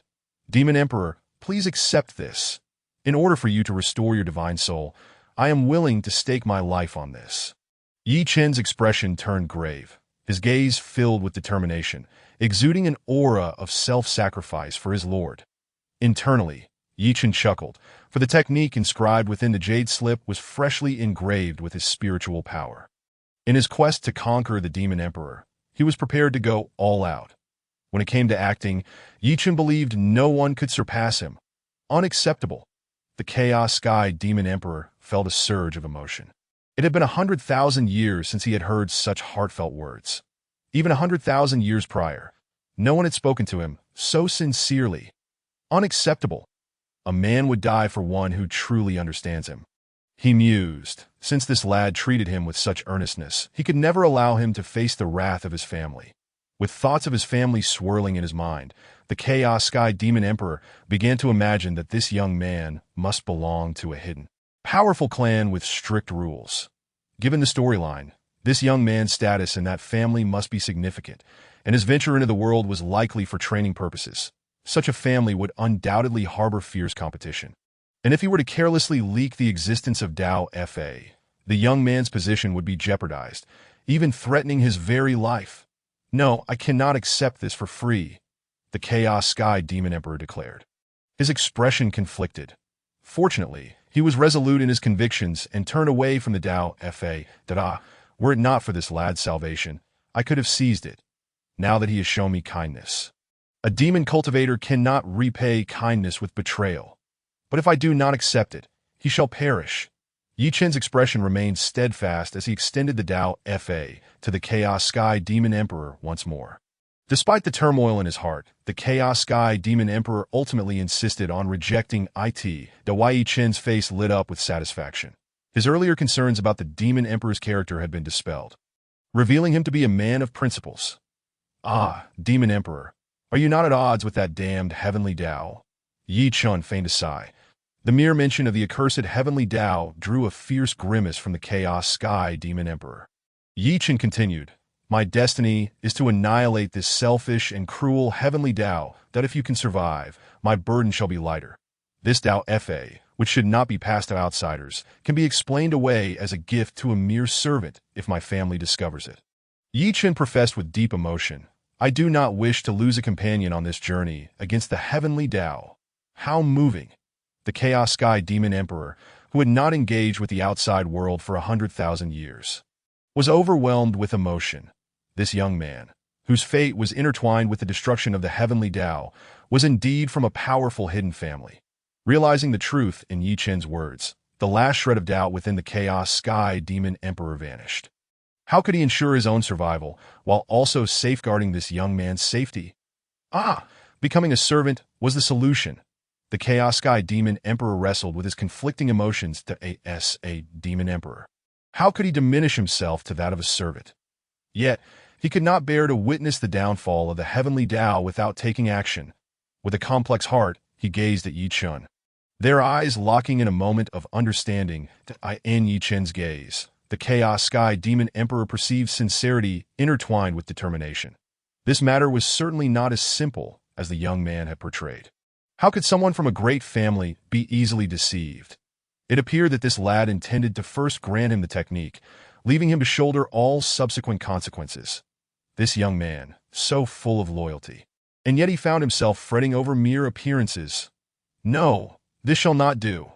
Young man, I have made my decision. Chapter 56. The Demon Emperor's Submission. I shall accept the technique. The Chaos Sky Demon Emperor inhaled deeply and stated, "However, this emperor shall not take it without due cause. From this day forth, I shall regard you as my master."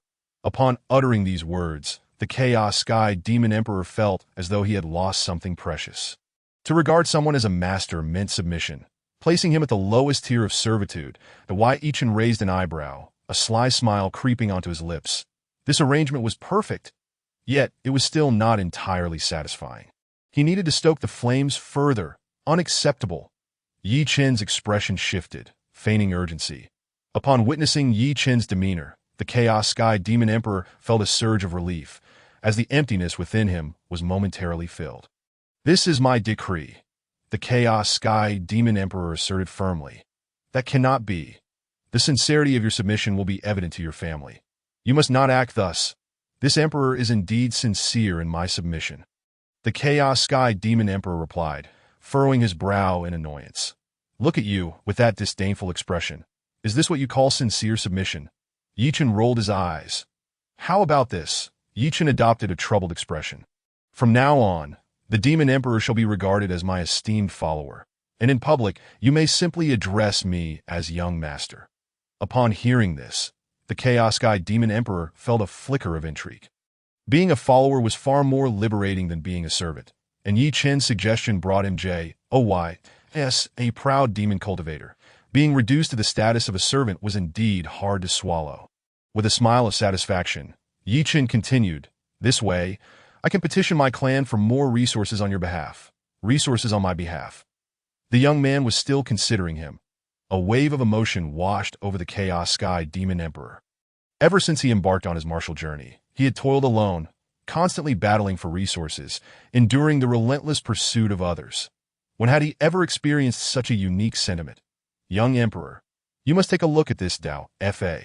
To ease the Chaos Sky Demon Emperor's heart, Yi Chen promptly handed over the jade slip.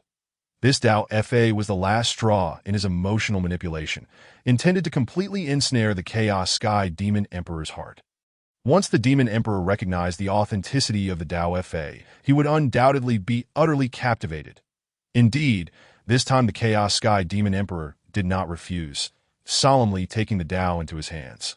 He divided a portion of his divine consciousness, and the Dao transformed into a beam of white light. Merging into the soul of the Chaos Sky Demon Emperor, Wai Ichun waited silently for a long time, during which the Dark Beast Princess awoke in confusion. I am not dead." Having endured the trials of life and death, the Dark Beast Princess was not particularly afraid at this moment. She raised her head to survey her surroundings and immediately spotted Yi Chen and the enormous divine soul behind him. "Is this the demon?" the Dark Beast Princess gasped, forcing herself to steady her mind. It was her first encounter with the true form of the Demon King that Wai Ichun beckoned, signaling the Dark Beast Princess to come closer. After a moment's hesitation, she overcame her fear and slowly approached Yi Chen's side. "Do you know where the Heart of Darkness is?" Seizing the opportunity while the Chaos Sky Demon Emperor was merging the techniques, Yi Chen turned his gaze toward the Dark Beast Princess. You seek the Heart of Darkness?" The Heart of Darkness was the lifeblood of the entire Dark Beast clan. Uncertain of Yi Chen's intentions, the Dark Beast Princess was unwilling to divulge its location. "But if your Empress fails to keep her promise, then I shall have no choice but to retrieve the agreed-upon reward myself." The Wai Ichun clasped his hands behind his back. Though his voice was calm, it sent a chill through the Dark Beast Princess. This human warrior harbored murderous intent toward the Dark Beast clan. However, could he truly eradicate the entire clan on his own? The Dark Beast Princess was acutely aware of her clan's strength. The Dark Beast Empress had not unleashed the true combat power of the Dark Beast clan, and the genuine warriors of her race had yet to reveal themselves. Although this young man was formidable, she believed he was no match for the Dark Beast clan, nor could he even hope to inflict serious injury upon them. "You should escape quickly," the Dark Beast Princess whispered. "You cannot possibly be a match for the Empress. What if I include myself?" At that moment, the Chaos Sky Demon Emperor, who had been meditating with closed eyes, suddenly opened his blood-red eyes. The Dark Beast Princess trembled uncontrollably. The Demon Emperor had existed in this realm for 100,000 years, relentlessly instilling fear in the hearts of the Dark Beast clan for an entire millennium.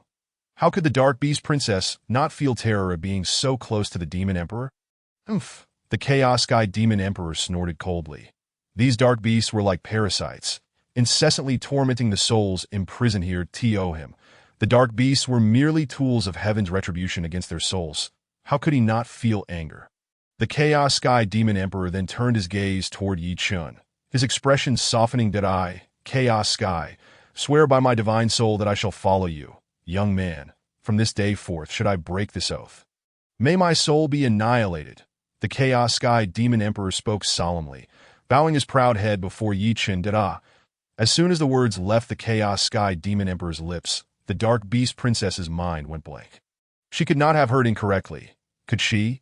The terrifying demon had actually submitted to this human before her. An overwhelming sense of disbelief surged within the Dark Beast Princess. That it must be a dream. It must be a dream. At this moment, the Chaos Sky Demon Emperor was filled with excitement. The technique bestowed upon him by Yi Chun was indeed genuine Dao, a true Dao. He, Chaos Sky, had found salvation. At this instant, the Chaos Sky Demon Emperor was utterly captivated by Yi Chun.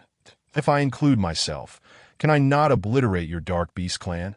The Chaos Sky Demon Emperor once again fixed his gaze on the Dark Beast Princess, his voice booming that he had long viewed the Dark Beast clan with disdain. Had it not been for his insufficient divine soul power, he would not have allowed them to grow stronger. Yi Chun let out a sigh of relief. Although the Chaos Sky Demon Emperor's divine soul was gravely injured, he was not without the power to fight. The Dark Beast clan was still beneath his notice. With the assistance of the Chaos Sky Demon Emperor, he now had the confidence to unify the Thunder Domain. Ding! The system detected that the host had completed the task, subduing the Demon Emperor. Ding! Due to the Demon Emperor's sincere submission to the host, the host perfectly completed the task and received an additional reward. The additional reward granted the host a super-quality soul-nurturing jade. Ding! The system is about to undergo rebirth. The task system is temporarily under maintenance. As the system's voice faded, a purple jade stone appeared out of thin air in Yi Chun's hand. A glimmer of light flashed in Yi Chun's eyes that he had been troubled about how to bring the Chaos Sky Demon Emperor with him. Unexpectedly, the system provided him with a soul-nurturing jade. The soul-nurturing jade could contain divine souls, and the super-quality variant was exceedingly rare, perfectly capable of accommodating the enormous divine soul of the Chaos Sky Demon Emperor. Demon Emperor, your divine soul is currently unstable. This trivial matter of the Dark Beast shall not trouble me. You may rest within the soul-nurturing jade for the time being, Yi Chun said with a smile. Yes, young master. The Chaos Sky Demon Emperor, with his extraordinary vision, was overjoyed to see the exquisite soul-nurturing jade in Yi Chun's hand, and he hurriedly expressed his respect. Hiss! The Dark Beast Princess inhaled sharply. Witnessing the demon in such a gentle demeanor was utterly bewildering. When did this demon become so amiable? Could it be that he truly submitted to humanity, as the Dark Beast Princess stared in disbelief? The Chaos Sky Demon Emperor transformed into a beam of black light, vanishing into the soul-nurturing jade in Yi Chun's hand. Let us go meet your Empress. Yi Chun, in high spirits, pocketed the soul-nurturing jade and began to retrace his steps. The Dark Beast Princess followed behind him like a puppet, still in a state of incredulity. What on earth had transpired during her unconsciousness? Yi Chun continued to stroll leisurely through the dark stone cave. Look, that human isn't dead. In a concealed corner, two dark beasts, blending into the shadows, exclaimed in astonishment. This human had actually emerged from the territory of the demon. How could this be possible? Could it be that the demon was already dead? What to do? By order of the Empress, kill him. The two dark beasts exchanged glances, and a murderous aura enveloped them. As they walked, Yi Chun's eyes turned icy. He coldly snorted, and in an instant 2 bolts of lightning shot from his fingertips, crashing into the darkness ahead. After a couple of crackling sounds, the 2 dark beasts that charged forth trembled and then disintegrated into ash. No, Yi Chun's actions finally jolted the Dark Beast Princess back to reality. But by the time she noticed, the 2 dark beasts were already utterly vanquished. The Dark Beast Princess shuddered. She clearly saw that the 2 dark beasts slain by Yi Chun were ranked among the top 50 experts of the Dark Beast clan.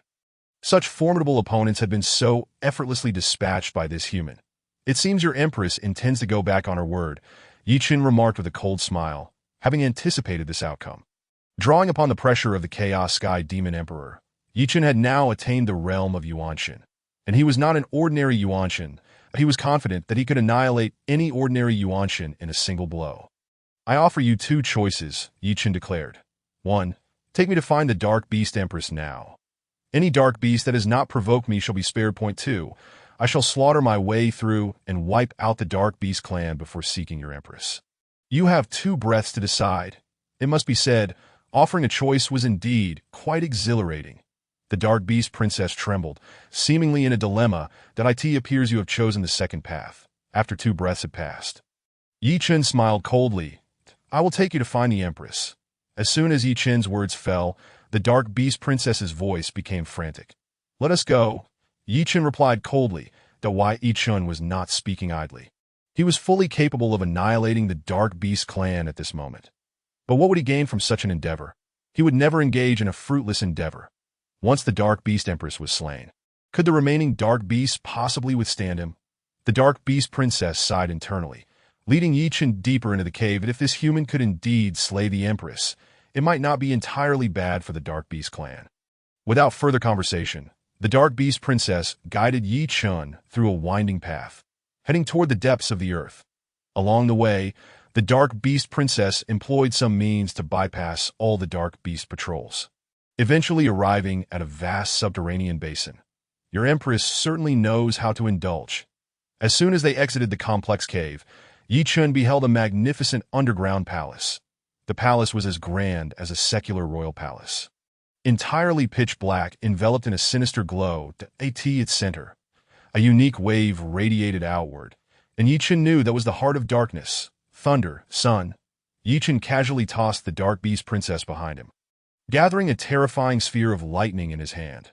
The sphere emitted a pale blue glow, akin to a sun, illuminating the entire basin in an instant. Bold human.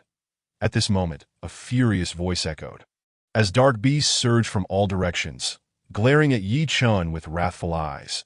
The lightning sphere in Yi Chen's hand hovered in midair as he fixed his gaze on the center of the palace. For that furious roar had originated from there. I have emerged. You may hand over the heart of darkness now.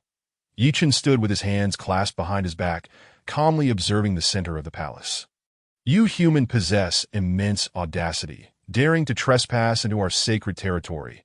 A voice filled with authority and fury rang out from within the palace, and Yi Chen understood that the Dark Beast Empress intended to renege on her promise. Warriors, kill this human. The Dark Beast Empress's voice resounded throughout the basin. Kill.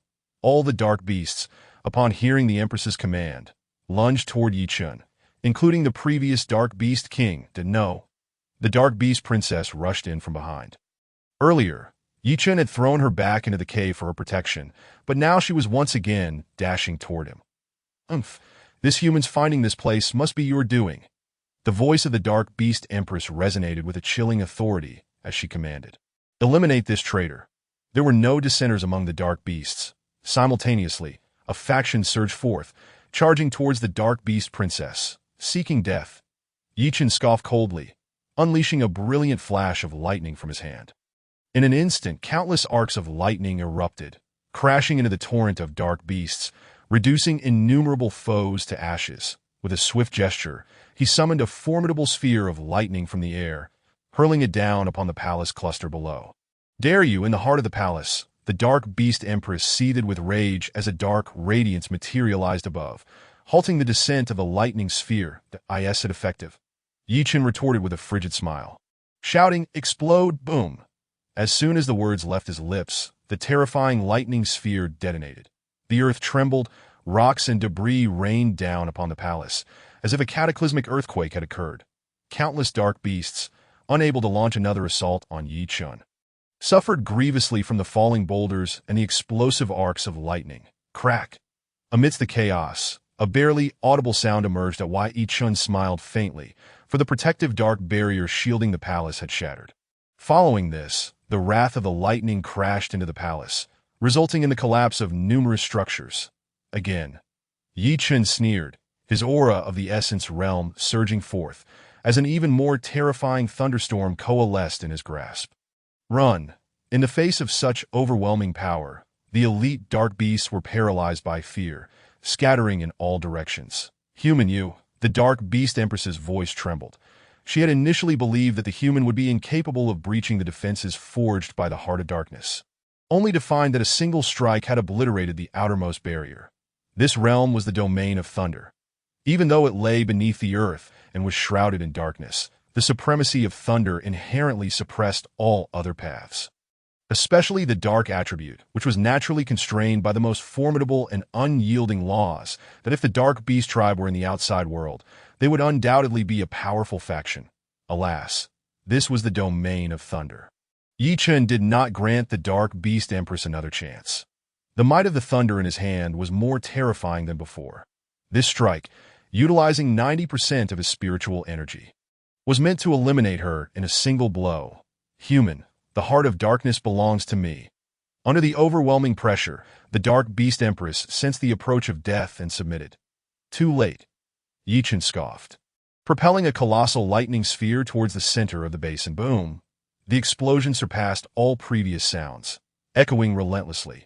The entire underground trembled violently as countless caverns collapsed, entombing innumerable dark beasts. The terrifying thunderstorm raged for a full minute before gradually subsiding.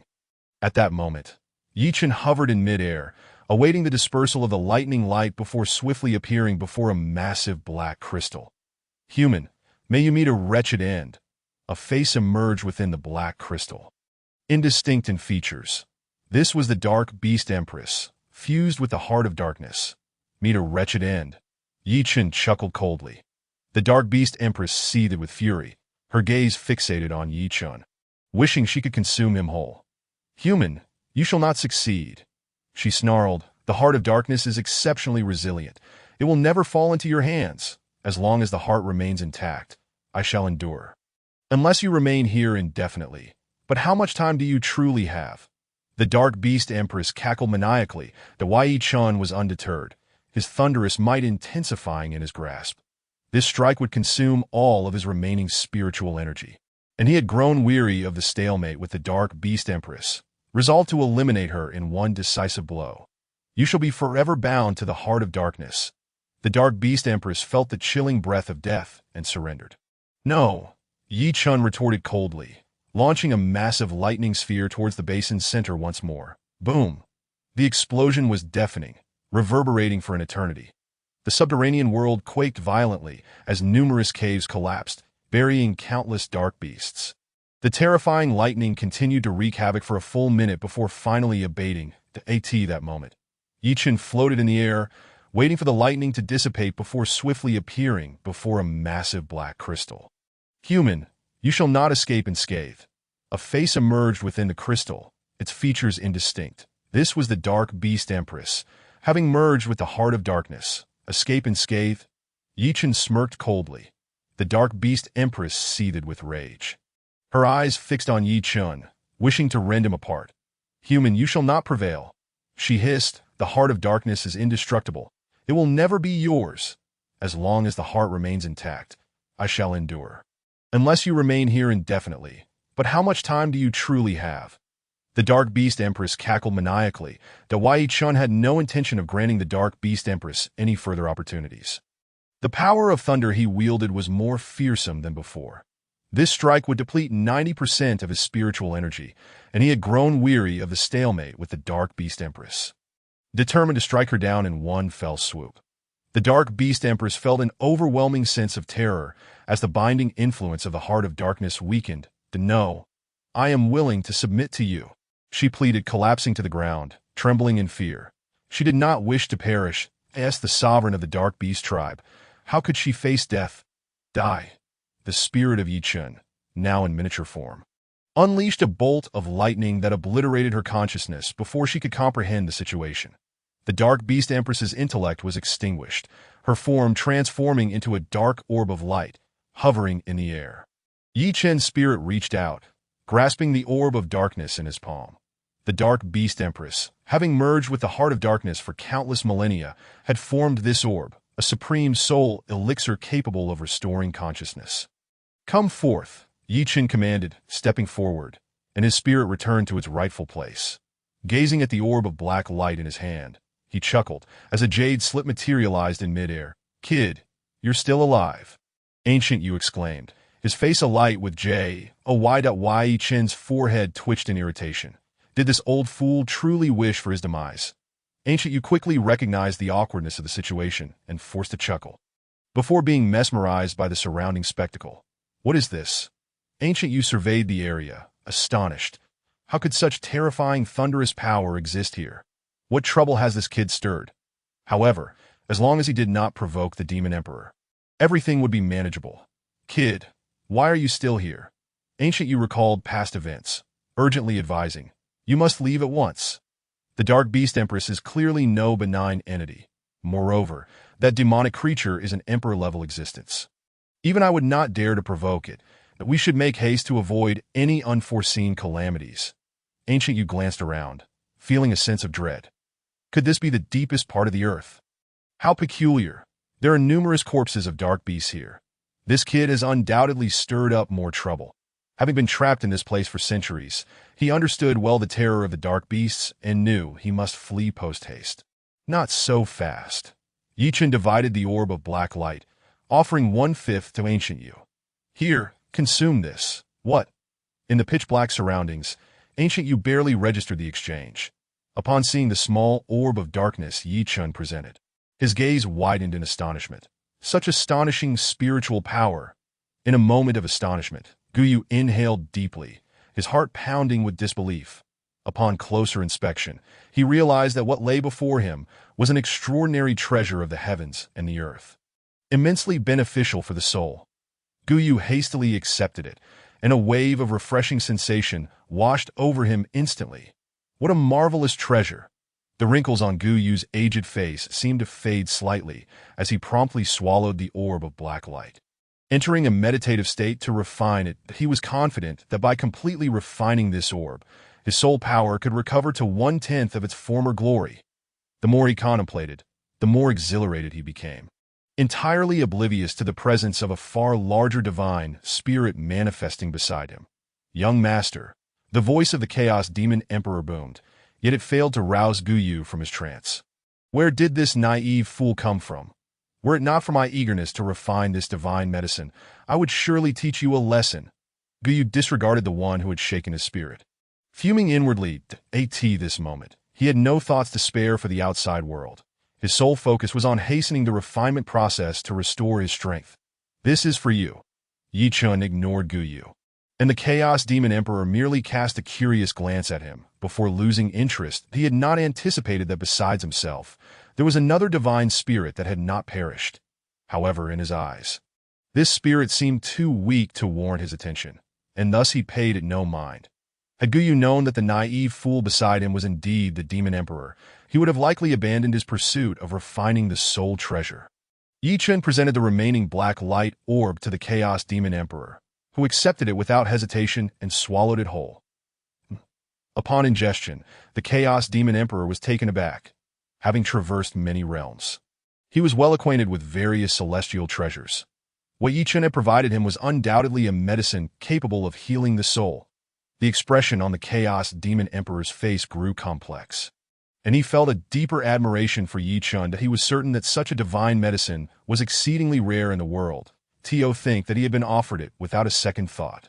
Thank you, young master, the Chaos Demon Emperor said, somewhat bashfully to Asa Demon Emperor. He had never uttered such bashful words in either his past or present life.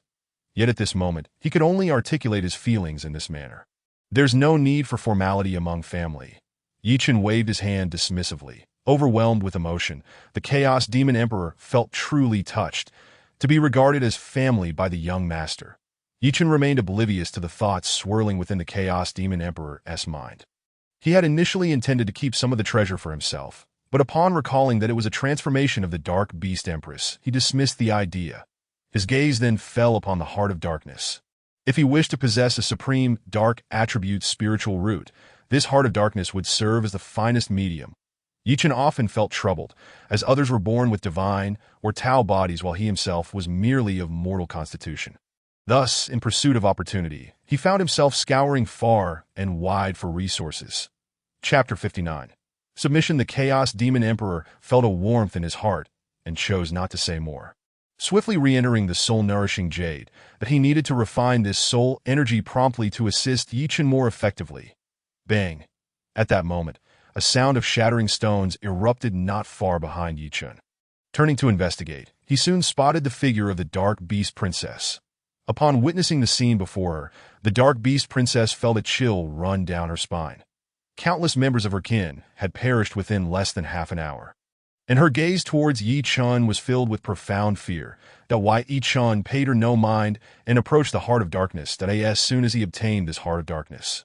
He intended to depart, that I beg you, please leave the Heart of Darkness for my clan. The Dark Beast Princess trembled at Yi Chen's actions. The reason her clan could dominate the underground world was precisely due to this Heart of Darkness. Although the Dark Beast clan had suffered significant losses, it was still merely a fraction of their elite members, that if Yi Chen were to take the Heart of Darkness, their clan would undoubtedly decline and might even vanish from the annals of history. How could the Dark Beast Princess bear to witness her kin's extinction? Yi Chen turned around, observing the dark beasts emerging from various caverns, and spoke helplessly, I never stated that I would take the entire Heart of Darkness. Previously, your Empress promised me a piece of the Heart of Darkness. I am merely here to collect my due. Rest assured, I only require a fragment the size of a fist. Though the Heart of Darkness stood a meter tall, Yi Chen only needed a small piece to cultivate a supreme dark spiritual root. Taking more than necessary would serve no purpose, and he was too lazy to do so. Just a small piece. The Dark Beast Princess was momentarily stunned, then elated. The dark attributes within the Heart of Darkness resembled a sun, while the Dark Beast clan was akin to beings dwelling beneath that sun. Should the beings lose their sun, they would be plunged into darkness, gradually fading away, that if only a small piece were taken from the Heart of Darkness, it would not significantly impact them. Reassured, the Dark Beast Princess inexplicably trusted Yi Chen's words. Since your Empress has perished, you must be the new Empress of the Dark Beast clan, Yi Chen remarked, not rushing to claim the Heart of Darkness, casting a keen glance at the Dark Beast Princess. Taken aback, the Dark Beast Princess nodded silently. The Dark Beast clan was traditionally led by an Empress, and with the former Empress's demise, as the only female of the clan, she would naturally ascend to the throne as the new Empress. Your Dark Beast clan is far too weak, Yi Chen stated nonchalantly. I can enhance your clan's combat power several hundredfold, but it requires the Dark Beast clan submission. Are you willing? The Dark Beast clan, with its ancient lineage, should not have been so weak. However, this was all due to their lack of understanding of cultivation, that if they were guided onto the path of cultivation, their entire clan's strength could indeed increase by several hundredfold. I am willing, without a moment's hesitation. The Dark Beast Princess knelt before Yi Chen. Dawai Yi Chen was momentarily taken aback, that he had anticipated the Dark Beast Princess would hesitate, considering she was bringing her entire clan into submission, not merely herself. Yet the Dark Beast clan revered their Empress above all else, and they never questioned her decisions. It was ingrained in their consciousness from birth. Thus, the key to securing the Dark Beast clan submission lay with the Dark Beast Empress. During the time of the Demon Emperor, Yi Chen had protected the Dark Beast Princess, and just earlier, he had thrown her back into the cavern to prevent her from being harmed. She had witnessed everything but regarded it merely as a personal favor. As the Dark Beast clan's Empress, she had to consider much more. The moment Yi Chen spoke of enhancing their strength several hundredfold, the Dark Beast Princess believed him wholeheartedly. Here, take this. Yi Chen's hand glimmered, and he tossed an item to the Dark Beast Princess, who quickly received it with respect. As she raised her head solemnly, the item transformed into a dark radiance, merging into her body, in an instant. Waves of comprehension surged within the Dark Beast Princess's mind, momentarily rendering her speechless. To enhance the strength of the Dark Beast clan, cultivation techniques were the sole path. Dawai Yi Chen bestowed upon the Dark Beast Princess several dark attribute cultivation techniques. Concerned that she might struggle with the human language, he directly utilized his spiritual energy to demonstrate, ensuring she would comprehend it effortlessly. The submission of the Dark Beast clan added another formidable force to Yi Chen's power within the Thunder Domain, a force that could not be overlooked. While understanding the cultivation techniques would take some time, Yi Chen once again approached the Heart of Darkness. The Heart of Darkness was exceedingly resilient, yet within the cycle of existence. There were always means to shatter it. The sword intent that Yi Chen cultivated was among the sharpest of attributes.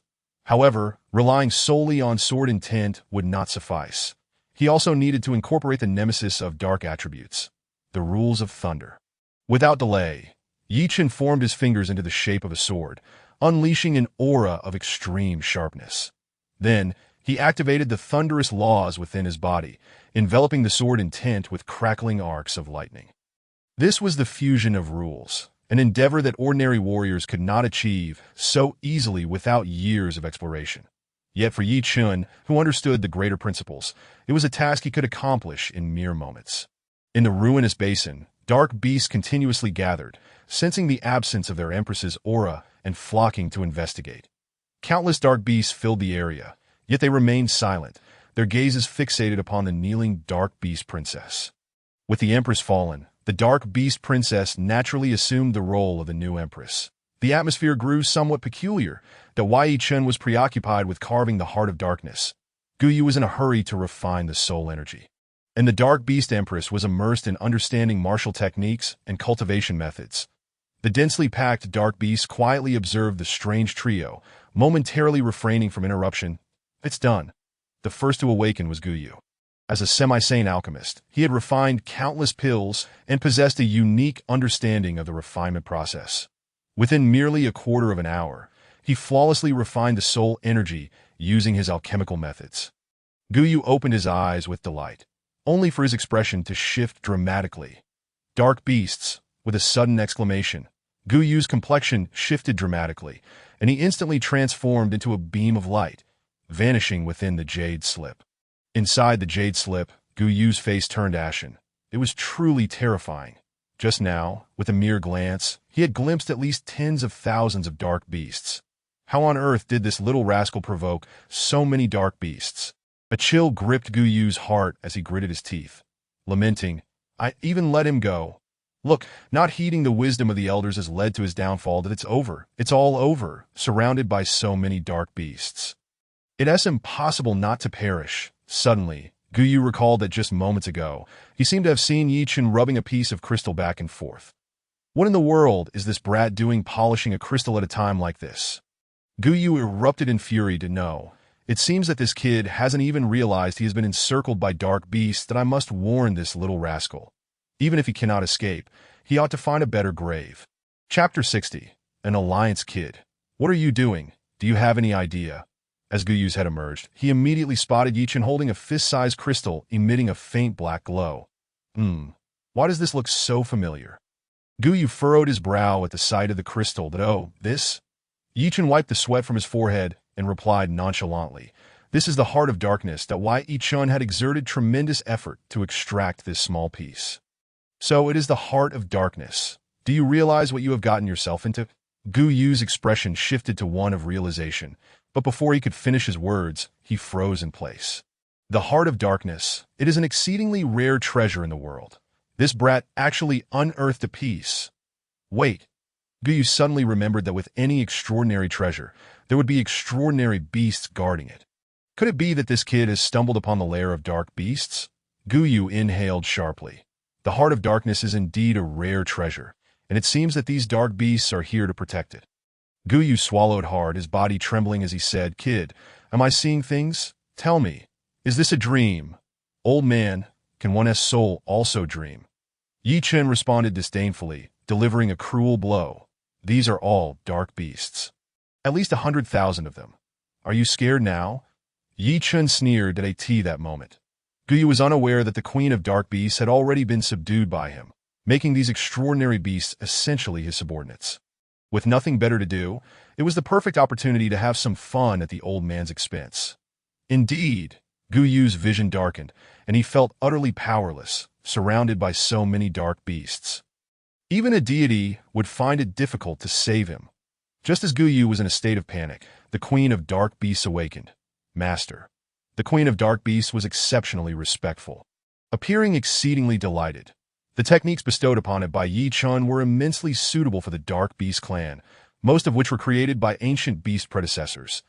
These techniques elaborated on how to cultivate dark attribute, spiritual energy, and how to utilize it. The Queen of Dark Beasts was confident that if the members of its clan practiced these techniques, their strength would undoubtedly increase by hundreds of times. Yichen nodded faintly, enduring Gu Yu's astonishment. A beam of light once again entered the body of the Queen of Dark Beasts. Yichen spoke coldly. This consciousness is attached to your body. Should you harbor even the slightest thought of betrayal, it will annihilate you. Yichen was clearly not at ease regarding the Queen of Dark Beasts. Living in the depths of the earth for so long, becoming a queen of a clan might cause one to lose their original intent. So some restraint was prudent to prevent unexpected occurrences.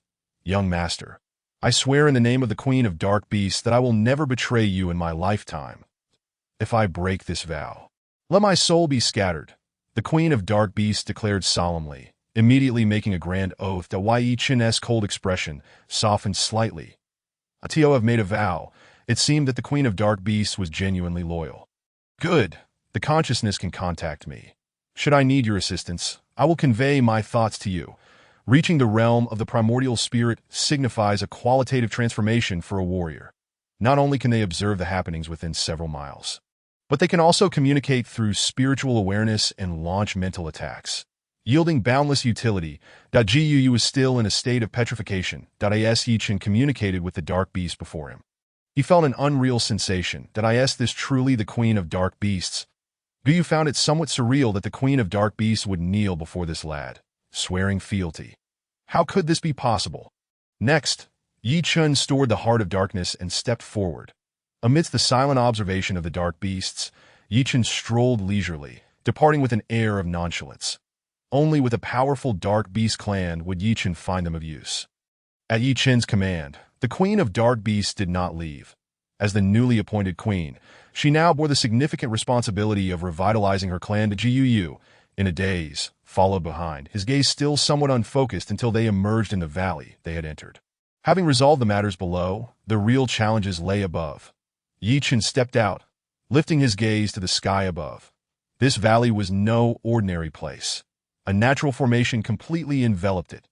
Previously, that thundercloud dragon had hidden above the valley, not daring to enter its confines, fully aware of the valley's terrifying nature. This formation was a naturally occurring trapping array that was likely designed to guard against those who would seek to disturb the spirits, as well as to prevent the dark beasts from escaping. With the fourth-order thundercloud dragon guarding the valley, anyone daring to approach would be mercilessly devoured. Within, the array was shrouded, with dark beasts keeping watch. Layer upon layer of protection, this heavenly path truly left no room for survival. Is this an array? Gu snapped back to reality, also gazing at the sky, his brow furrowing once more. He had a rudimentary understanding of formations, but was not an expert. They had already emerged from the abyss, yet within this valley, he still felt no breath of the outside world. Thus, it was highly likely that a massive array had completely enveloped this place. Several hundred years prior, he had managed to escape because of the divine punishment that descended, leaving the valley in ruins. It was by sheer luck that he had escaped with a fragment of his soul. He distinctly remembered that there had been no formations at that time.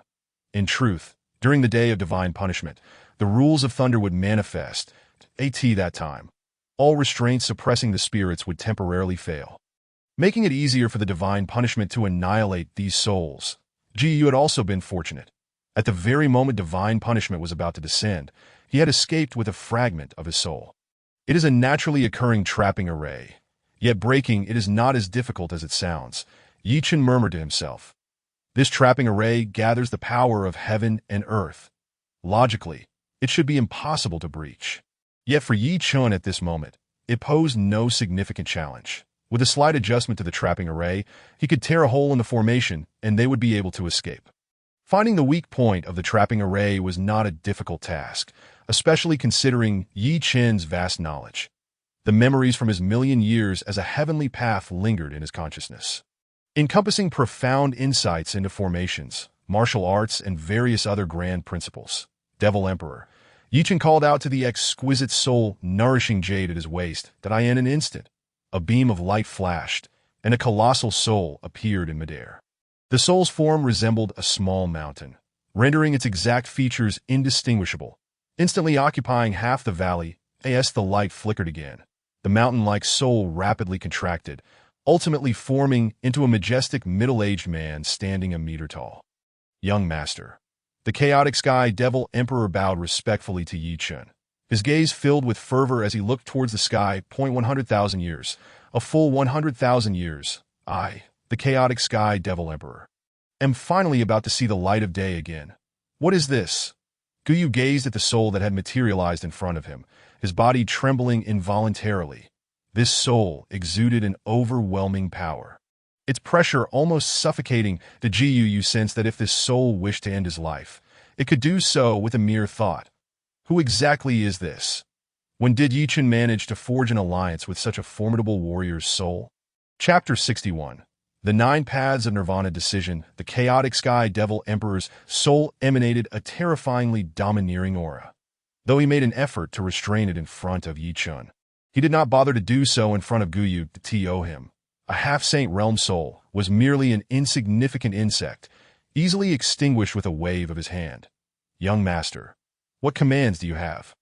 The chaotic sky devil emperor was currently refining the energy of his soul. Unlike Guyu, who possessed the experience of a pharmacist, he could only refine it gradually, resulting in a slower pace. Devil Emperor, this is a formation that I have identified its weak points and require your soul power to break open a passage. Yi Chen stated slowly. Within this natural trapping array, the terrain of the valley served as a series of array flags. As long as specific array flags were shattered, the formation would no longer remain intact, allowing Yi Chen to break through. This is simple. The chaotic sky devil emperor laughed heartily, thumping his chest. Hiss, devil emperor. At this moment, Guyu's mind was consumed by these two words. This lad actually referred to this soul as the devil emperor. Could it be? Guyu had been astonished countless times today. Yet he still found it hard to breathe, that if his conjectures were correct, the soul before him was indeed the very devil spoken of by the dark beasts. Seeing the devil emperor's soul treating Yi Chen with such deference, Guyu's astonishment deepened.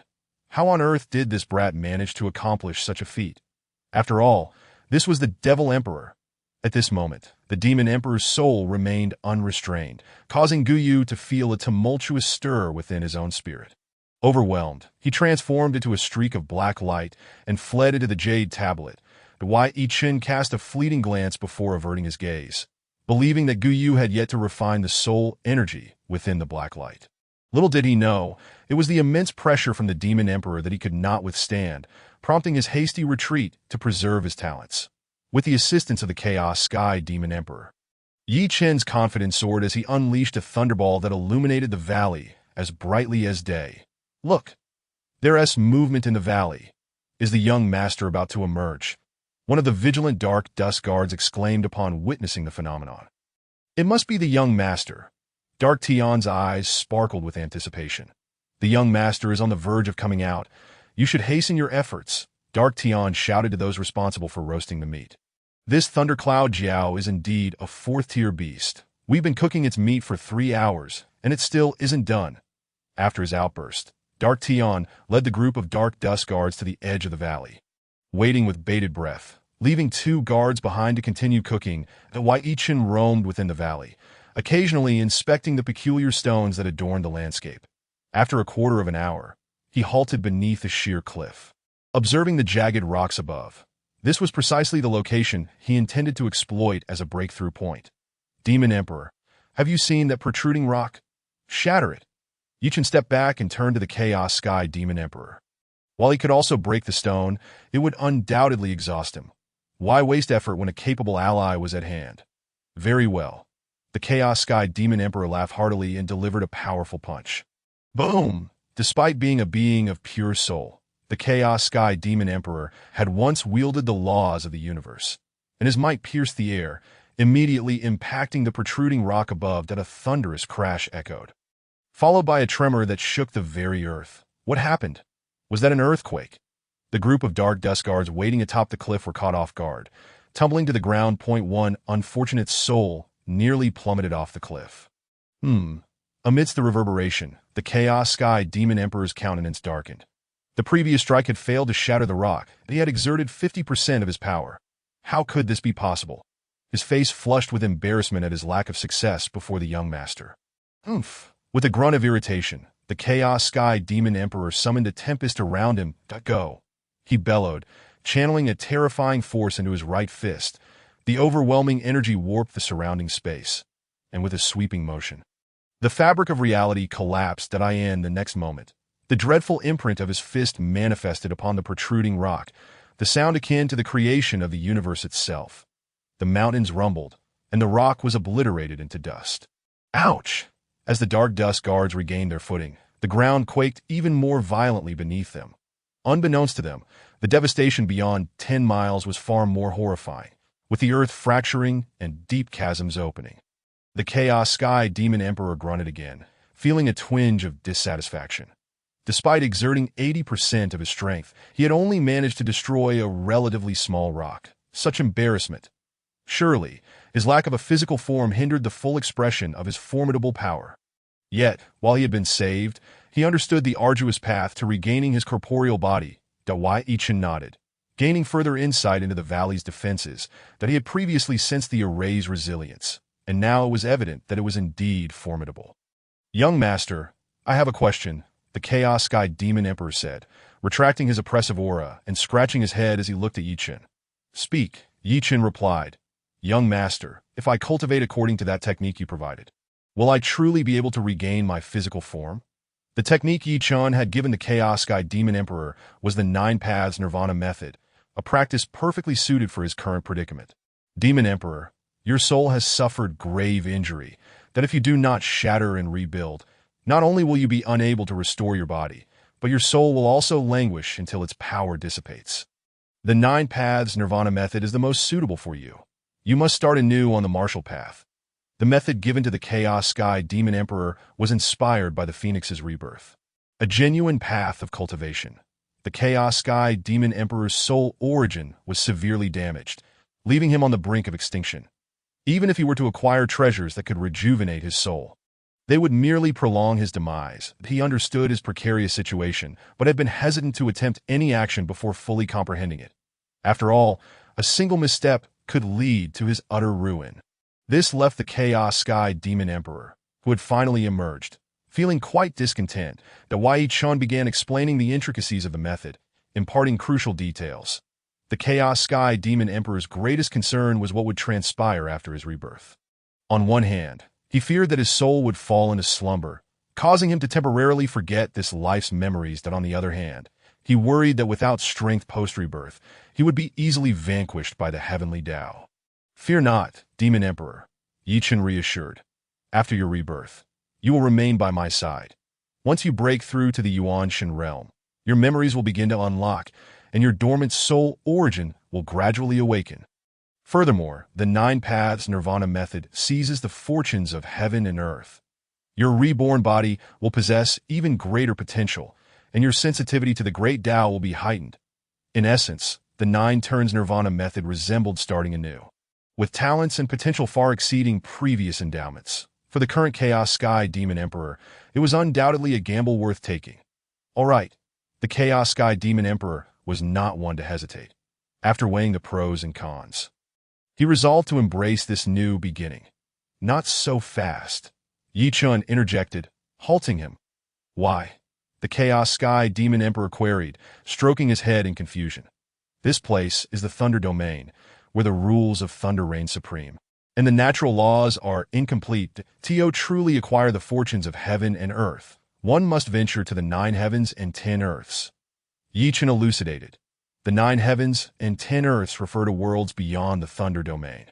The 10 earths, also known as the 10 domains, encompass the 10 realms beneath the current heavenly Tao, while the 9 heavens represent even more extraordinary realms, rich in spiritual energy that far surpasses the 10 earths. Within the entirety of the 9 heavens and 10 earths, the 3,000 great Tao laws are perfected, each differing in spiritual energy and the strength of their factions that in his past life. The Chaos Sky Demon Emperor resided within the demon realm of the 10 earths. "Once I unify the entire Thunder Domain, I shall journey to the 10 earths with you, where I will assist you in bathing in the complete laws of heaven and earth." Yichun declared that he spoke the truth. While the Thunder Domain was vast and boundless, it was merely a secret realm, incomparable to any location within the 10 earths, let alone the more powerful realms of the 9 heavens. Yichun planned to head to the Thunder Xian sect soon, marking the first step in his conquest of the sect. Only by defeating the sect could Yi Chen gain control over the Thunder Domain. At that time, he intended to unify the entire Thunder Domain, liberating its warriors to experience the grandeur of the 9 heavens and 10 earths. Unify the Thunder Domain. I see. The Chaos Sky Demon Emperor's eyes ignited with fervor, a fiery intensity that was indescribable. The Thunder Domain was under the direct jurisdiction of the Heavenly Tao. If he were to seize control of the entire domain, that accursed Heavenly Tao would surely feel wrathful. Just the thought of irritating that wretched Heavenly Tao brought the Chaos Sky Demon Emperor great joy. Very well, I shall heed the young Master's commands, he proclaimed in a deep voice. Demon Emperor, hasten your recovery of the soul. When the time comes to assault the sect, your strength will be indispensable. Yi Chen gestured, and instantly, hundreds of treasures beneficial to the soul floated in the air. If others were to witness such a trove, they would undoubtedly be consumed by envy that I in the outside world. Soul-enhancing elixirs were rare and precious, often elusive and unattainable. Yi Chen, however, had amassed over 1,000 varieties of exquisite herbs conducive to nurturing the soul within the palace of the Dark Beast Empress. The eyes of the Chaos Sky Demon Emperor gleamed as he swiftly gathered the treasures, but he well understood the young Master's generosity. These spiritual herbs and treasures were likely of little concern to him. After the Chaos Sky Demon Emperor returned to the soul-nurturing Jade, Yi Chen communicated the vulnerabilities of the array to the Dark Beast Empress through his Yuan Shun before soaring out of the valley. Young Master. Upon seeing Yi Chen approach, the Dark Dust Guards immediately saluted. Yi Chen was somewhat surprised. When had these Dark Dust Guards become so disciplined? Young Master, the meat of the Thundercloud Jiao has just finished cooking. We await your command. Dark Tian said with a slight bow. In a rush, Yi Chen paid little heed to their transformation, moving to the iron pot where the Thundercloud Jiao meat was being prepared. He withdrew over a dozen black herbs and tossed them in. What are these? Observing the peculiar herbs Yi Chen had thrown in, Dark Tian's eyes flickered with curiosity. The herbs emitted a dark aura. Surely, the young master did not intend to poison them. However, he quickly dismissed the idea, sensing a warm energy emanating from the black herbs. They must be treasures obtained by the young master in the valley. Regardless, even if Yi Chen were to offer them poison, they would consume it without hesitation. Yi Chen offered no explanation, instead beckoning everyone to indulge in the feast, with a sweeping motion of his hand. Jars of spirit wine were promptly laid out across the open ground, and the crowd revealed their unabashed eagerness. Tonight, intoxication was the order of the day. Yi Chen relished this atmosphere deeply, though he mused that such opportunities might become scarce in the future. Subsequently, the 26 members of the Dark Dust Guards drank heartily, devouring the several hundred pounds of Thundercloud Serpent in less than an hour. Yi Chen called upon everyone, distributing bowls of meat soup, which prompted a few of the Dark Dust Guards to voice their astonishment. This soup, upon consumption, feels so incredibly soothing. Skeptical murmurs arose among the crowd, questioning how anything could surpass the exquisite taste of the 4th-tier Thundercloud Serpent's flesh. Yet, as they sipped the soup with lingering doubt, their expressions shifted dramatically. What a remarkable delicacy! One of them exclaimed in a WAT that moment. Their curiosity intensified. What had Yi Chen infused into this soup? As the soup coursed through their bodies, a wave of comfort enveloped them, particularly within their consciousness, where a warm sensation spread, evoking an indescribable bliss, an elation that seemed to stem from their very souls. My lord, what exactly have you given us to drink? One of the Dark Dust Guards could not restrain himself from asking. Merely herbs gathered from the valley. Yi Chen chuckled, withholding the truth. The herbs that influenced the soul were exceedingly rare, and it was prudent for fewer people to be aware of this matter. However, even without his words, the guards recognized that they had stumbled upon something extraordinary. After several rounds of drinking, the Dark Dust Guards found it peculiar that not a single one of them succumbed to slumber. Instead, they adopted a meditative posture akin to Yi Chen. Have these fellows finally awakened? Yi Chen mused with a smile, gradually closing his eyes as dawn broke, casting its first rays of sunlight. Yi Chen roused from his meditation. Today marked the conclusion of his training in the Thunderclap Mountains. My lord, where shall we go now? Dark Tian hastened to catch up to Yi Chen on their way back, inquiring that I need to make a trip to the Thunder Xian sect. You all should return to the Dark City and rest for a while, Yi Chen replied. This time, he intended to refine the roots of the Dark Dust Guards once more. Given their current cultivation, they were still far from being able to contend with the sect's warriors. Thus, Yi Chen resolved to venture to the sect alone. My lord. Dark Tian hesitated, as if he had something to convey. We are brothers. Speak your mind. Yi Chen replied with a serene smile, turning his gaze toward Dark Tian. Brothers indeed. Dark Tian clenched his fists tightly, then looked up at Yi Chen with earnestness. My lord. Your pace of advancement is exceedingly rapid. Your Dark Dust Guards. If we cannot keep up with your progress, we fear we may be of no assistance to you. Dark Tian had previously discussed with the other Dark Dust Guards the rapidity of Yi Chen's growth. They realized they were struggling to keep pace with him. Should this continue, inevitable elimination loomed on the horizon.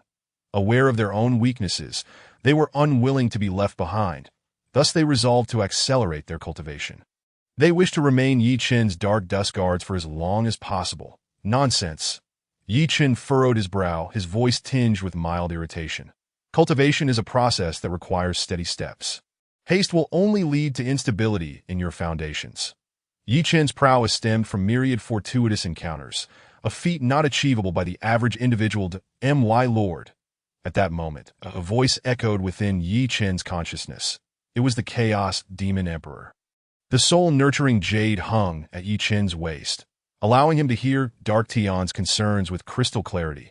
The sentiment of not wanting to be eliminated touched him deeply, prompting his interjection. In a flash of light, the Chaos Demon Emperor materialized beside Yi Chen. The other Dark Dust Guards were taken aback by his sudden appearance and quickly formed a protective circle around him. However, the Chaos Demon Emperor showed no sign of anger. Instead, he regarded the 20 with an appreciative glint in his eyes. What a familiar scene, he mused. Long ago, he too had possessed such loyal subordinates, the Chaos Legion. Young master, may I take these individuals under my wing for a time? The Chaos Demon Emperor proposed, directing his gaze at Yi Chen. Yi Chen's brow furrowed slightly, unclear of the Chaos Demon Emperor's intentions.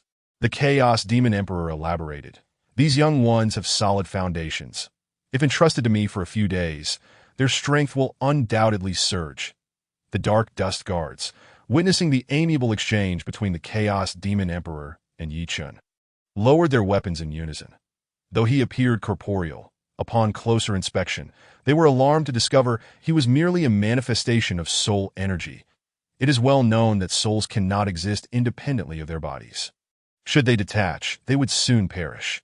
The figure before them had appeared at Yi Chen's waist. Could it be the spirit of a treasured artifact? Rumors spoke of certain extraordinary treasures possessing souls, known as artifact spirits. Good heavens, the young master actually possesses a treasure with an artifact spirit.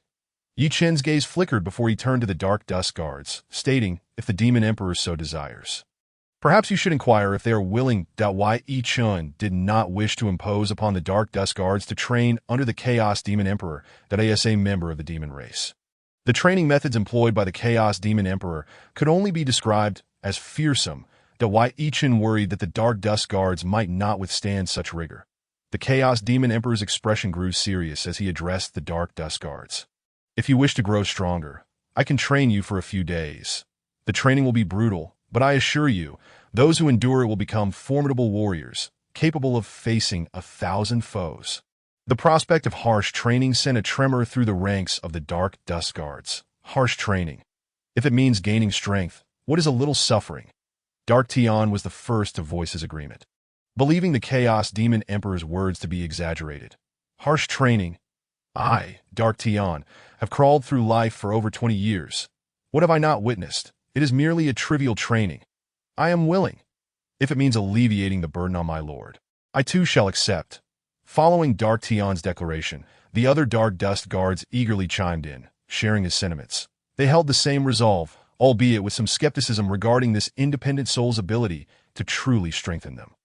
If he could do so, then they would submit to the Demon Emperor's guidance. Yi Chen regarded his companions with a sense of pride. Dark Tian spoke the truth. Should their cultivation stagnate, they would certainly be of no aid to him.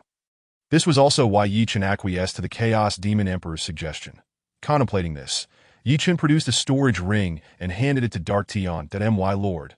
What is this? Dark Tian questioned, perplexed as he accepted the ring. You will find it useful in the future, Yi Chen replied solemnly, his expression tinged with complexity. Within the ring were an assortment of healing elixirs, vital supplies for the arduous training ahead. Following the Demon Emperor's regimen could prove perilous, and it was wise to prepare ample elixirs for emergencies. The path to becoming a formidable warrior must ultimately rely on oneself. This was all Yi Chen could do to assist. Anyone who successfully passes through the Demon Emperor's trials will be rewarded with a storage ring. Yi Chen entrusted the soul-nurturing jade to Dark Tian, leaving behind his final, weighty words before vanishing from their sight. The Chaos Demon Emperor loomed over the guards, his gaze transforming into one of ruthless intensity as he surveyed the 26 individuals. Little did they know, the month-long grueling training they were about to undergo would be an indelible memory for the rest of their lives. The Thunder Xian Mountains were a place of rarity, rich in spiritual energy. The highest peak was known as Thunder Xian Mountain, where the Thunder Xian sect was located. At present, the Thunder Xian sect buzzed with excitement. Throngs of people bustling about, each face alight with joy. Tomorrow marks the sect's grand competition. At last, we shall eradicate the blight that has plagued our Thunder Xian sect. Indeed, after 16 years of turmoil, we are finally poised to eliminate this scourge. Within the sect, disciples wept tears of joy that tomorrow's grand competition would not only allow outer disciples to qualify for entry into the inner sect, but inner disciples could also vie for the coveted position of core disciple. There were only 9 core disciples in the Thunder Xian sect, the finest among the younger generation. This year's grand competition promised to be extraordinary, with 3 significant announcements anticipated. Firstly, the core disciple Lei Feng had betrayed the Divine Master, and a verdict on his punishment would be declared following the competition. Secondly, the strongest among the 9 core disciples would be chosen to become the new deputy master of the Thunder Xian sect. While a few core disciples would be unable to participate, it would not hinder the selection process. Lastly, in the wake of the rebellion in the Yi Kingdom, the new deputy master would lead the disciples in a campaign to annihilate the entire Yi Kingdom, asserting the sect's inviolable authority. At this moment, Yi Chen had arrived within the Thunder Xian Mountains. Looking up at the towering Thunder Xian Mountain, he let out a cold chuckle, folding his arms behind his back as he ascended the mountain path. Due to the sect's grand competition, disciples were frequently seen traversing the mountainous trail. Halt! Just as Yi Chen reached the foot of Thunder Xian Mountain, he was abruptly intercepted by a disciple of the Thunder Xian sect. The disciple, observing Yi Chen's lack of sect attire, barked coldly. Any disciple of the Thunder Xian sect would be required to wear the designated uniform. You, on the other hand, not only lack the proper attire, but also exude no discernible aura, leading me to conclude you are not one of us. In the eyes of this Thunder Xian disciple, Yi Chen appeared to be merely a lost mortal who had inadvertently wandered to the foot of the mountain. Kid, this is no place for you. Hurry up and scram. The disciple, filled with impatience, remarked that while common disciples were seldom seen on Thunder Xian Mountain, such instances of accidental encounters had occurred in the past. Thus, he directly expelled Yi Chen. Indifferent to the disciple's words, Yi Chen continued on his path. You are seeking death, the disciple, seeing that Yi Chen ignored him, hardened his expression and launched a punch in front of him. Yi Chen paused momentarily, and just as the disciple's fist was about to strike his body, a hand as white as jade suddenly grasped his wrist. Like an eagle's claw, it seemed to sink into flesh, causing the arrogant disciple to emit a piercing scream of agony. You! The disciple's forehead was beaded with cold sweat, and his entire arm went into spasms. Stop! As they were at the foot of Thunder Xian Mountain. The observing disciples of the Thunder Xian sect saw their comrade suffer and immediately shouted, Who are you to dare act so recklessly within our Thunder Xian sect? In an instant, 5 external disciples of the Thunder Xian sect surrounded Yi Chen. Release senior brother Lei Jian now, and we shall spare your life. They yelled angrily. Your strength may be lacking, but your arrogance is quite pronounced. Yi Chen's gaze turned frosty, and in an instant, a surge of energy coursed into the disciple's arm. Bang! Lei Jia's arm shattered, exploding into a mist of blood. Lei Jia let out a howl of pain, unable to withstand the onslaught of energy, his cries echoing in anguish. You! The surrounding disciples of the Thunder Xian sect stared in disbelief. Previously, They had not sensed the spiritual energy emanating from Yi Chun and assumed he was an ordinary person. Now, witnessing their comrade's arm explode, they realized this youth was far from simple. How dare you injure a disciple of the Thunder Xian sect? You shall take your own life. At that moment, a young man appeared on the mountain path, speaking coldly. The disciples of the Thunder Xian sect looked up and rejoiced. It's senior brother Lei Zue. Lei Zue, the grandson of the second elder of the Thunder Xian sect and one of the 9 core disciples, was also the elder brother of Lei Yu. Upon seeing Lei Zue's arrival, the expressions of the disciples relaxed. Lei Zue was renowned within the Thunder Xian sect, having become a foundational figure in the early stages of the primordial spirit realm at only 25 years of age. Slightly weaker than Lei Zhong, the grandson of the Grand Elder, the martial realm does not solely define combat prowess. Thus the disciples understood that Lei Zue was among the favored contenders for the upcoming sect competition. You have wounded a disciple of the Thunder Xian sect. You shall take your own life. Lei Zue, clad in white, stood tall with a countenance like jade, though his eyes were filled with fury. Half a month prior, his brother Lei Yu had gone to Yi Nation, and for reasons unknown, news of him had vanished. Only today did he learn that his brother's soul token had shattered. The delay in receiving this news was due to the third elder, Lei Tan, being imprisoned for failing to guard the soul token hall after Lei Feng's betrayal, awaiting judgment after the sect competition tomorrow. As a result, the Soul Token Hall was sealed until today, half a month later, when it was reopened, revealing the shattered token of Lei Yu. How could Yi Nation defy the heavens and slay a divine envoy? Such transgressions are unforgivable. Lei Zue descended the mountain, his pent-up rage seeking release, and he stumbled upon this incident, but he set his sights on Yi Chun, the youth who had audaciously shattered the arm of a disciple from the Thunder Xian sect, perfectly allowing him to vent his frustrations. That why Yi Chun merely cast a sidelong glance at Lei Zue, then smirked. Lei Zue, is he related to that Lei Yu? I will kill you. Lei Jie writhed on the ground in pain, his gaze filled with hatred as he glared at Yi Chun, screaming in despair, I want you to suffer a fate worse than death. Yi Chun stood calmly, lifting a finger and making a sweeping motion in the air. Suddenly, a flash of sword energy spread across Lei Jie's neck. Lei Jie let out a muffled groan, his eyes wide with disbelief, as if shocked that this youth dared to kill him. With a thud, he collapsed to the ground, blood gushing from his neck, and thereafter fell silent, but he is dead. The surrounding disciples of the Thunder Xian sect were stunned, their eyes nearly popping out in shock. They never expected that this seemingly unremarkable youth would conceal such prowess and be capable of slaying one of their own. How is this possible? It's outrageous to dare kill a disciple of the Thunder Xian sect. Kill him! Avenge senior brother Lei Jie. After a moment, the disciples of the Thunder Xian sect regained their composure, each one consumed with fury. They believed that as disciples of the Thunder Xian sect, it was their right to slay others, and never did they anticipate that today one of their own would be killed at their mountain gate. With this thought, every disciple's eyes gleamed with a fierce, murderous intent. One by one, they exuded terrifying auras, the weakest at the initial stage of the divine concealment realm, while the strongest had already reached the mid-stage of the innate transcendence realm. Stop, just as the disciples were about to act. Lei Zue had already stepped forward. I will kill him. Lei Zue's gaze turned frigid as he fixed his eyes on Yi Chun as if he were staring at a corpse. Originally, he intended to cripple the youth and then torment him slowly. But now it seemed more satisfying to execute him outright. Senior brother Lei Zue, let us handle this. You need not trouble yourself. One disciple hurriedly approached Lei Zue, attempting to curry favor. Get lost. Lei Zue could barely contain his fury, bellowing in rage. The fawning disciple turned pale and hurriedly retreated, silenced at a mere clown. Yi Chun smiled lightly, glancing at the disgraced disciples of the Thunder Xian sect with a smirk. You, the disciple, publicly ridiculed, flushed with a mix of anger and shame. Are you finished? The crowd parted, leaving the ground clear for Lei Zue. The disciples of the Thunder Xian sect recognized that Lei Zue was not in a good mood and dared not provoke him. Lei Zue's notorious tyrannical nature was well known within the sect. Anyone who offended him during his displeasure would either lose an arm or a leg. Therefore, the disciples were cautious, realizing that this youth had truly drawn the ire of Lei Zue and was in grave peril. I had initially considered sparing your life, but it seems unnecessary now.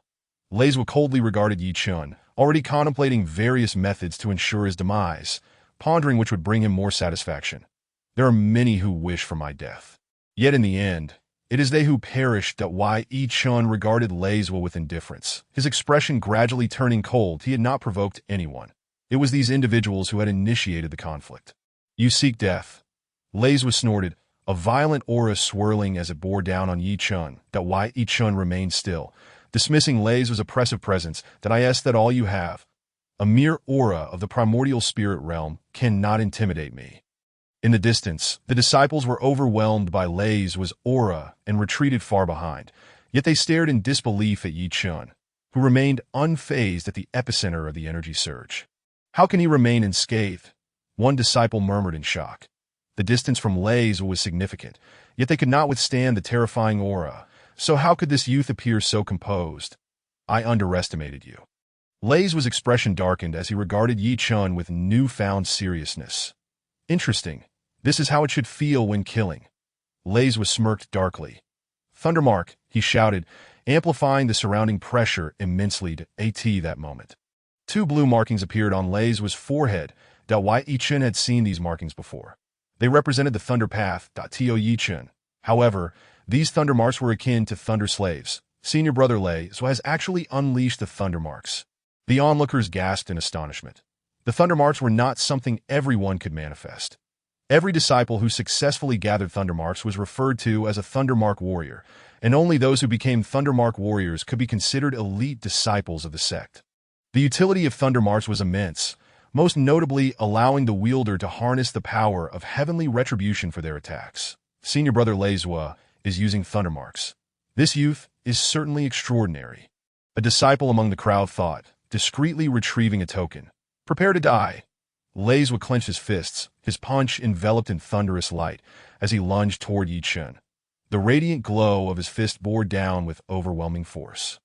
Yi-chun stood still, showing no sign of movement. Has this youth been rendered speechless by fear? Onlookers were left in stunned silence, and even Leiswa paused, questioning whether the youth was underestimating him or seeking death. Yet the power behind the punch showed no sign of waning. Just as the fist was about to strike Yi-chun, he moved as always. A delicate white arm rose from below, promptly grasping Leiswa's wrist. How is this possible? The scene was all too familiar to Leiswa. He felt a sudden numbness in his wrist, and the overwhelming force of his punch seemed to be seized by an invisible hand.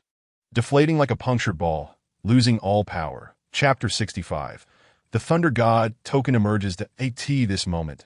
The disciples, hearing Leiswa's anguished cries, were astonished. Leiswa has been subdued in one move? All the disciples were utterly astonished. After all, he was the paragon of the younger generation of the Thundershian sect, a true prodigy of the clan. How could this mere boy possibly subdue him? He certainly did not appear to be particularly formidable. Let me go. Thunder's countenance turned pale, and rage swiftly consumed him. He was horrified to discover that no matter how much strength he exerted, he could not break free from the youth's grasp. You seek death. Do not blame me for what follows. Thunderswa was completely incensed, the lines between his brows growing increasingly pronounced, and in an instant, a resounding thunder echoed from the heavens above. Halt! Just as the thunderous uproar reached its crescendo, a voice of authority resonated from the end of the mountain path. Wei Yi-chun had already noticed the elder on the mountain path. He had merely incapacitated Thunderswa's arm. Indeed, just moments ago, the power of thunder within him had surged into Thunderswa's arm, which explained his furious reaction and his reckless resort to forbidden techniques. Thunder Pattern warriors are not permitted to wield the power of divine punishment at will. It can only be invoked when confronting a truly heinous soul. Otherwise, they risk being backlashed by the very force they seek to unleash. This moment, the figure on the mountain path stepped forward, directly approaching Yi-chun. Excellent. The second elder has arrived. The surrounding martial artists rejoiced at the elder's arrival. With the second elder here, how could the boy continue to act so arrogantly? Late stage of the Yuan spirit realm. Yi-chun's gaze flickered, and he murmured to himself. Who are you? Thunder Shao inquired coldly. Eyeing Yi-chun, he had received a summons and had come forth, yet he had not immediately revealed himself, believing that if Thunderswa could resolve the matter, there would be no need for his intervention.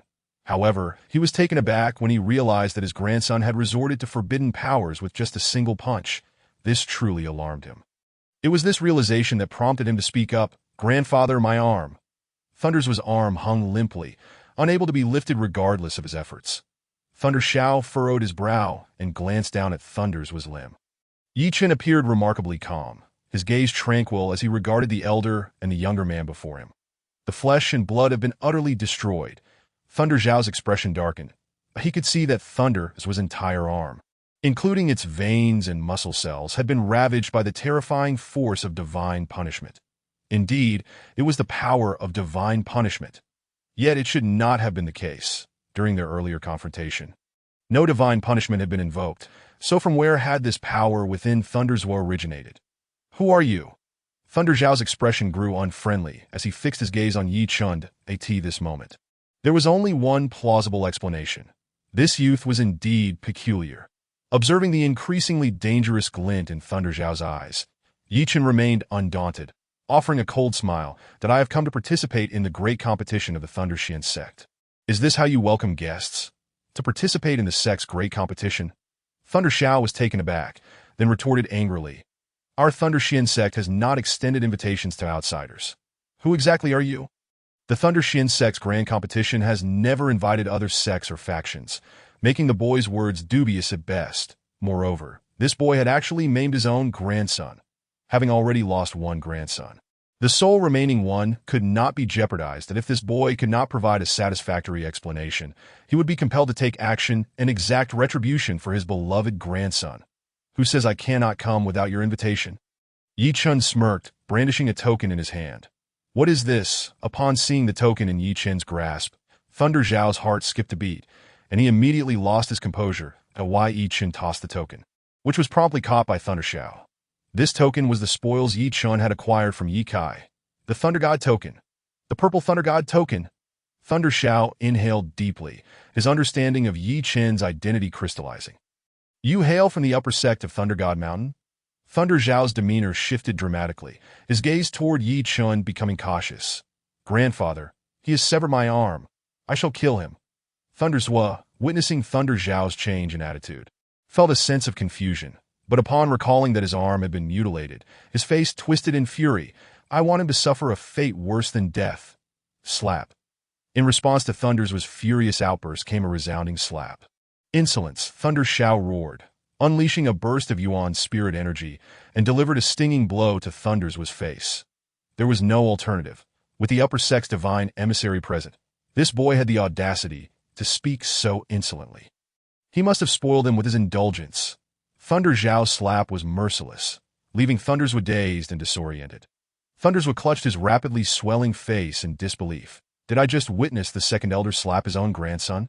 The surrounding disciples of the Thunder Xian sect were equally incredulous. How could the fiercely protective second elder strike his own grandson? Moreover, the blow was delivered with such precision that it appeared painfully effective. With a thud, Thunder Xiao knelt before the incredulous onlookers. "Divine emissary, please temper your wrath. The sect's disciples have acted thoughtlessly, and I implore you not to take offense." At this moment, Thunder Xiao was filled with dread. The Thunder God token was bestowed directly by the Divine Lord, and there were scarcely a few such tokens in existence that, as far as he knew, to establish a sect, one must possess a Thunder God token. Otherwise, they would not be safeguarded by the Thunder Domain, nor would they be recognized. However, once a sect is established, the Thunder God token would vanish.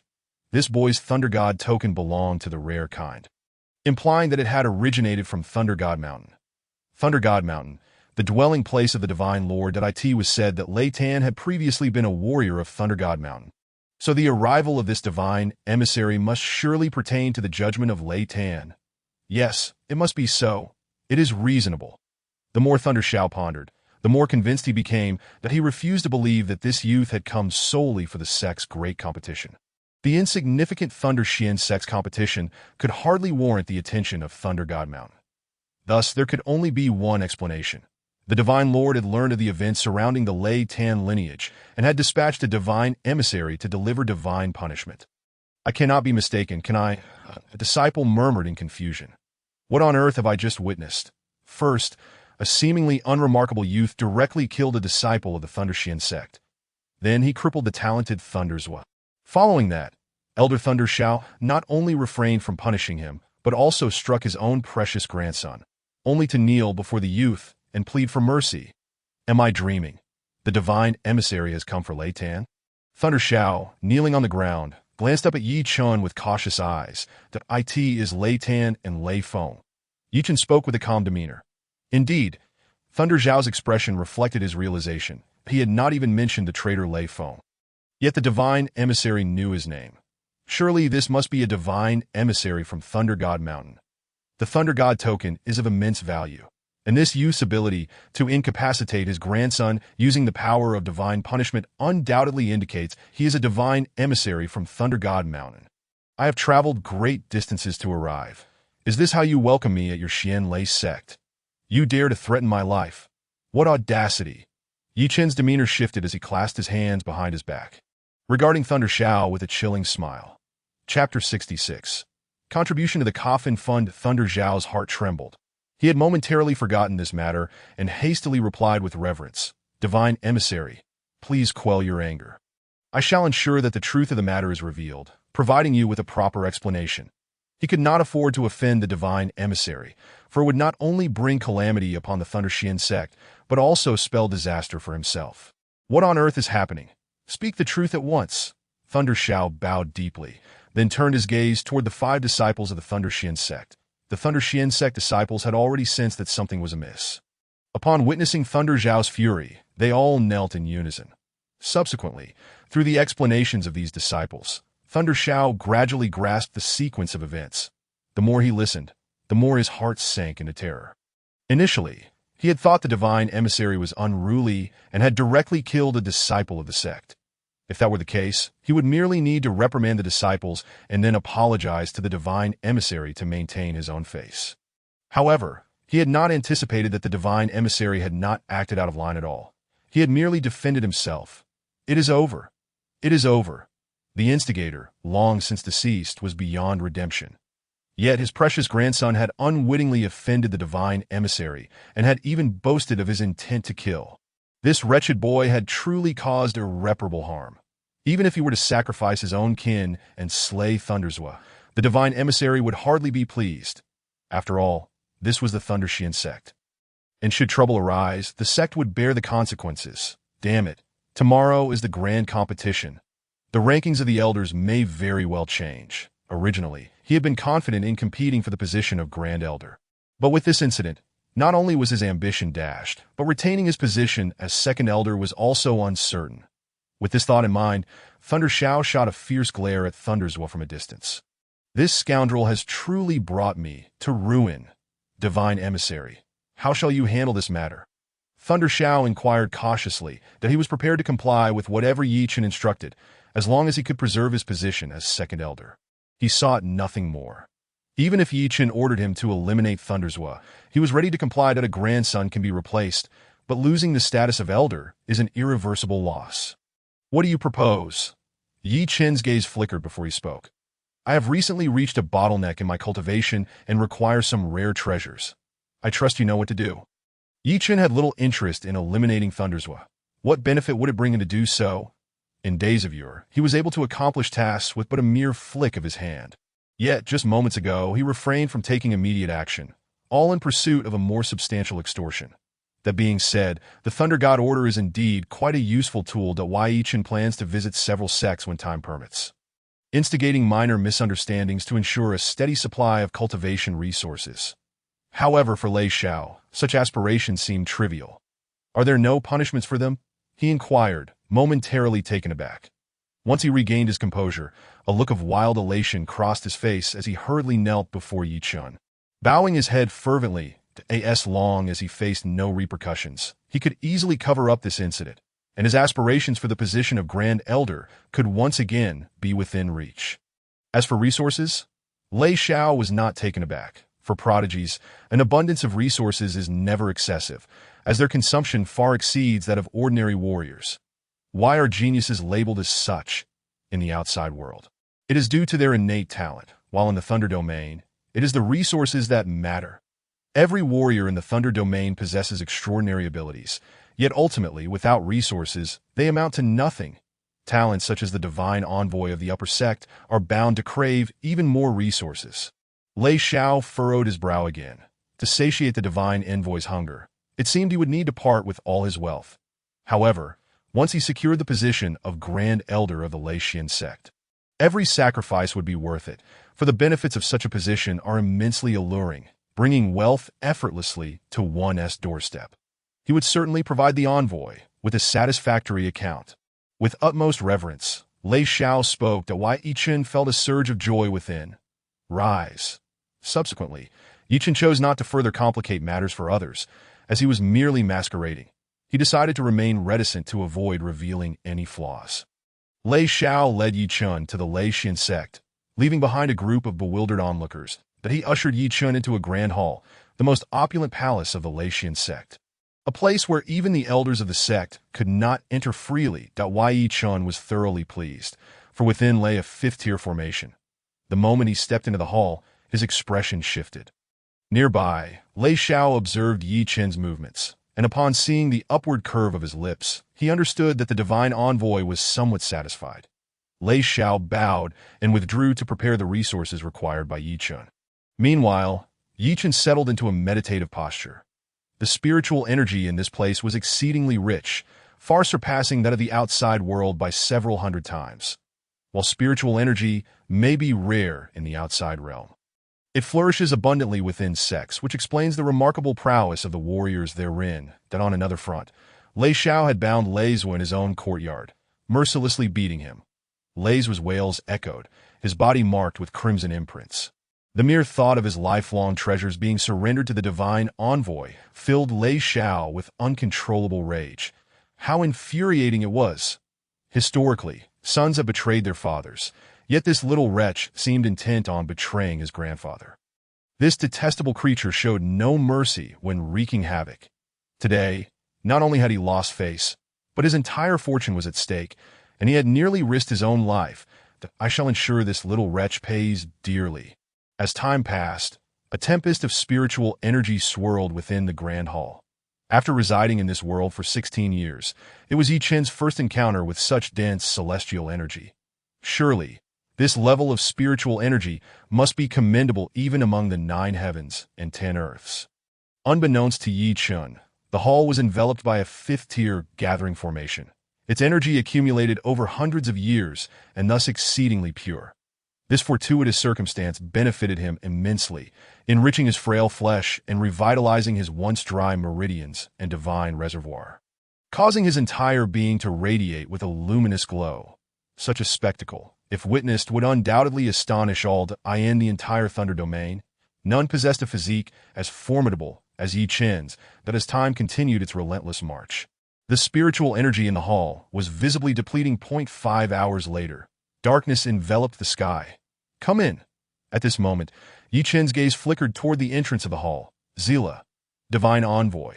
Lei Xiao beamed as he knelt before Yichen, his previous ferocity entirely absent. What is it? Yichen inquired coolly. Lei Xiao felt a twitch within. Was this not a case of feigned ignorance?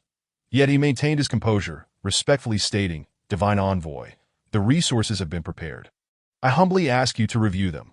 He presented a storage ring to Yichen, his gaze betraying a hint of unease, uncertain whether the prepared items would satisfy the envoy's appetite. This was all his wealth. Having left no savings behind, Chapter 67. Lei Xian Sect, Black Prison. Yichen received the storage ring with a calm demeanor. After a brief mental scan, he revealed no discernible expression, leaving Lei Xiao feeling increasingly anxious. This young master has accepted it. Fortunately, he did not have to wait long, as Yichen nodded and stowed the ring away. Upon hearing Yichen's words, the weight in Lei Xiao's heart finally lifted. Divine Envoy, if there are no further matters, I shall take my leave. Lei Xiao bowed deeply. It seemed the Divine Envoy was quite pleased with the resources he had provided, yet one must remember that envoys are often capricious. And Lei Xiao feared lingering too long might provoke unreasonable demands from Yichen. One must understand that being dispatched by the Thunder God Mountain carries its prestige. Such warriors often possess exceptional talent and may harbor peculiar preferences. Wait. Yi Chun regarded the bowing Lei Xiao, a smirk tugging at the corners of his mouth. His visit to the Lei Xian sect served multiple purposes, one of which could be resolved this very night. Upon hearing Yi Chen's words, Lei Zhao's expression stiffened. Truly, one fears what comes to pass. What commands does the divine envoy have? He inquired, maintaining his usual gentle tone. Yi Chen replied, this young master has several matters to attend to in the Lei Xian sect. One of which is to inspect the Black Prison. The Black Prison is where the Lei Xian sect confines its most heinous offenders.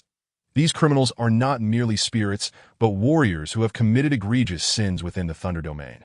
Among them is Yi Wuyo, currently imprisoned in the Black Prison. Yi Chun was unaware of Lei Feng's whereabouts, yet given that he had been deemed a traitor by the Lei Xian sect, it was likely that he too was confined in the Black Prison. Inspect the Black Prison? Lei Xiao was momentarily taken aback, but quickly acquiesced. The divine envoy's inspection of the Black Prison was entirely reasonable, and thus Lei Xiao did not dwell on it further. That is only proper. Divine envoy, however, the hour is late. I shall personally guide you tomorrow. Lei Xiao spoke respectfully. He was well aware of the upper sex prodigies.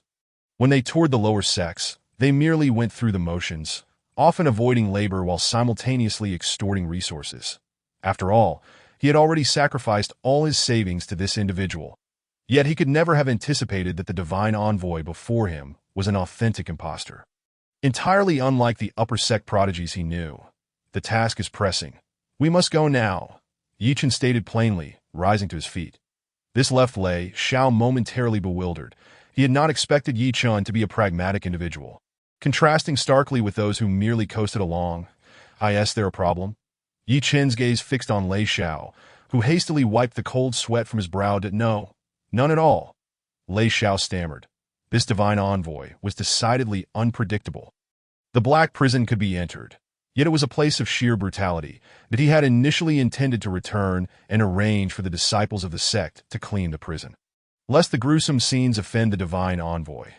In Lei Zhao's mind, he imagined Yi Chun had grown accustomed to a life of luxury, unacquainted with the horrors of the world.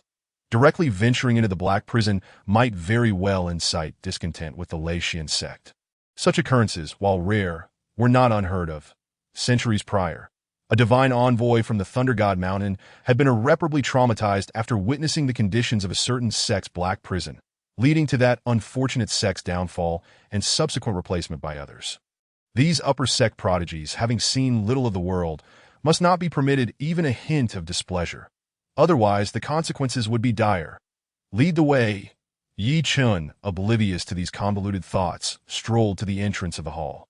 Hands clasped behind his back. Divine envoy, I shall make the necessary arrangements. With no choice but to comply, Lei Xiao resigned himself to guiding Yi Chun. Exiting the hall, Lei Xiao produced a token, murmuring incantations before sluggishly leading Yi Chun toward the sect's rear mountain. Yi Chun made no effort to rush him, seizing the opportunity to observe the Lei Xian sect. Noticing Yi Chun's lack of urgency, Lei Xiao exhaled in relief and took on the role of guide. Introducing the Lei Xian sect. Through subtle inquiries, Yi Chun learned that the sect leader was named Lei Yu, a peak-stage Yuanshan realm warrior, the strongest within the Lei Xian sect. Following him was the Grand Elder, Lei Kuang, at the pinnacle of the Yuanshan realm, slightly beneath Lei Yu. Then came Lei Xiao himself, in the late Yuanshan realm, just a step away from the pinnacle. And what of Lei Tan's cultivation? Yi Chun inquired as he listened to Lei Zhao's narrative. Lei Tan's prowess is considerable, matching that of sect leader Lei Yu in realm. However, due to his exile from the Thunder God Mountain, he was granted the nominal position of Third Elder, primarily overseeing the Soul Tablet Hall. Given what you've said, Lei Tan's cultivation seems impressive. How then does he willingly reside in the Black Prison? One must understand that entering the Black Prison typically results in a fate worse than death. Would a warrior of such stature truly resign himself to such a fate? Yi Chun yearned to comprehend the extent to which these individuals had been indoctrinated by that false heavenly doctrine. The martial artists within the Lei Xian sect possessed exceptionally remarkable talents. From Yi Chun's observations, it appeared that 8 or 9 out of 10 were of extraordinary constitutions. This was indeed terrifying. For what was a rarity in the outside world, seen once in a century or a millennium, was as common as dirt here, a veritable sea of exceptional beings, should he manage to recruit these warriors. It would not take long for them to coalesce into an overwhelmingly formidable force that he dared not defy. Lei Tan's grandson had been captured. Should he resist, we would execute Lei Feng on the spot and obliterate his entire lineage. Lei Xiao remarked with a cold smirk. Lei Tan had been at the Lei Xian sect for a full 16 years. During this period, their lineage had flourished and dwindled, with hundreds of members having come and gone. Lei Tan's actions bewildered the members of Lei Xian sect. Not only had he not fled, but he had also surrendered willingly. Lei Xiao felt a twinge of disdain for Lei Tan. What was family worth when one's own life was at stake? Lord Divine Envoy, it seems Lei Tan must have lost his mind. Were it me, I would have fled long ago. Lei Xiao's words had barely escaped his lips when he suddenly felt alarmed. How could he have let slip such an unguarded thought? Forgive me, Lord Divine Envoy. My words were unintentional. I beseech you to pardon my thoughtless utterance. Lei Xiao hastily knelt, bewildered at his own lack of restraint. He had inadvertently revealed his post-betrayal intentions. Such a statement could be seized as leverage by the Divine Envoy. Would he threaten me? As Lei Xiao trembled with trepidation, he caught sight of Yi Chen observing him silently. It was over. The expression on that fellow's face clearly indicated that he was doomed. It seems you are ready for the Black Prison now, Yi Chen remarked, exasperated by Lei Xiao's propensity to kneel. Where was the warrior's spirit? Where was his backbone? Thank you, Lord Divine Envoy. Lei Xiao's face paled. He had frightened himself with his own words. Following this exchange, Lei Xiao's demeanor became markedly cautious at why Yi Chen was tight-lipped. And they traversed one towering peak after another, ultimately halting beneath a mountain shrouded in crackling thunder. Chapter 68. Yi Wuyo, is this the Black Prison? Yi Chen inquired, gazing at the ominous black peak. Feeling the terrifying thunder overhead, the entire mountain was the Black Prison. Such grandiosity. He had envisioned the Black Prison as a mere cage, but it turned out to be a colossal dark mountain. Lord Divine Envoy, please, Lei Xiao said, producing a token from his hand and waving it before him that a transparent barrier materialized, revealing a narrow opening through which only one person could pass. You stay here. I shall proceed alone, Yi Chen declared, stepping forward. Just as he was about to enter the barrier, he turned to Lei Xiao. Yes, Lord Divine Envoy, please be cautious. If anything arises, you may directly communicate with me. Lei Xiao responded without hesitation. This was merely the customary procedure of the Divine Envoy, who would inquire about the prisoners within the Black Prison before returning. Lei Xiao handed Yi Chen a communication jade. Bowing respectfully as he did, Yi Chen nodded and swiftly vanished within the barrier. Upon witnessing Yi Chen's disappearance, Lei Xiao's heart, previously filled with dread, found a momentary reprieve. The sect leader, Lei Yu, was currently in seclusion, leaving him, the second elder responsible for the sect's mundane affairs, to accompany the Divine Envoy in his stead. With a sigh, Lei Xiao settled into a meditative posture outside the barrier, awaiting the outcome in silence. At this moment, Yi Chen strode through the Black Prison, feeling the infinite power of thunder coursing through him. Fortunately, his thunder punishment physique had reached the 3rd level, endowing him with formidable resistance to this thunderous force. As he walked, his expression grew increasingly somber, that if even his physique felt the pressure, what fate awaited the criminals who resided here? The Black Prison was vast, and along the way, Yi Chen encountered numerous bones, those of martial artists who had failed to endure, now reduced to mere remnants, starkly displaying their tragic fate. This was merely the outer layer of the Black Prison. He had yet to reach its true depths, observing the horrifying sights in the distance. Yi Chen did not linger. He stepped forward, transforming into a streak of lightning. Vanishing from sight, in a dilapidated cave, a disheveled figure lay motionless on the ground, his breath faint and tenuous. Lord Divine Envoy. The person you seek is right here. Suddenly, a series of indistinct voices reached this individual's ears that he recognized the voice. It belonged to the prison warden overseeing this place. You may leave, at that moment. A distinctly unfamiliar voice resonated, but the man paid it no heed. After 6 long years of imprisonment, he had endured every conceivable torture. Were it not for a singular obsession within him, he would not have survived to this day. Yu Wuyo teetered on the brink of consciousness. He suddenly heard his name being called. Who is it? Yi Wuyo struggled to lift his head, his blurred vision catching a glimpse of a stern young man. Are you here to interrogate me again? Yi Wuyo said weakly, having not faced an inquiry in 2 long years that it seemed the sect had abandoned him. For the past 2 years, they had neither questioned him nor provided sustenance. Now that they returned to interrogate him, it appeared his time of demise had arrived. I won't say a word. Yi Wuyo managed to sit up with great difficulty, his lifeless gaze finally focusing on the visitor. Consumed this that Yi Chun frowned, attentively sensing the situation. Upon closer inspection, he realized he did not perceive the aura of bloodline resonance emanating from Yi Wuyo. This suggested that Yi Wuyo was not his direct descendant. A pill appeared in Yi Chen's hand, shimmering faintly in golden light, its radiance indicating it was no ordinary elixir. The Yi Wuyo's brow furrowed suddenly. Was he truly willing to sacrifice a fourth-grade returning essence pill for the secret he harbored? Had they discovered something? The thought sent a shiver down his spine. Was a secret about to be exposed? No. With a surge of determination, Yi Wuyo's aura intensified, and his eyes regained clarity. Yi Chen's expression shifted as he forcefully placed the pill into Yi Wuyo's mouth. The audacity of this old man, suddenly exhibiting a resurgence of vitality, was truly alarming. Yi Wuyo felt an uncontrollable warmth surge within him, as a flow of vitality rushed into his body, nourishing his withered flesh and gradually restoring its fullness. Yet, rather than feeling joy, Yi Wuyo was filled with dread. Do you wish to die so badly? Yi Chen scolded vehemently. After all his efforts to reach the Black Prison, he found this old man not only uncooperative, but intent on ending his own life. What a tragic farce. I am not here to harm you. If you dare to entertain such morose thoughts, I shall strip you bare and display you at the gates of the capital for all to see. Showcasing the body of their former emperor. Yi Chen's expression turned grave, his gaze dangerous. Hearing this, Yi Wuyo trembled all over. Such cruelty. His complexion shifted through shades of blue and red as he began to envision the terrifying scene, his naked form suspended at the grand city gate. Surrounded by a sea of Yi Kingdom warriors beneath him, Yi Wuyo could hardly bear the thought, and panic surged within him.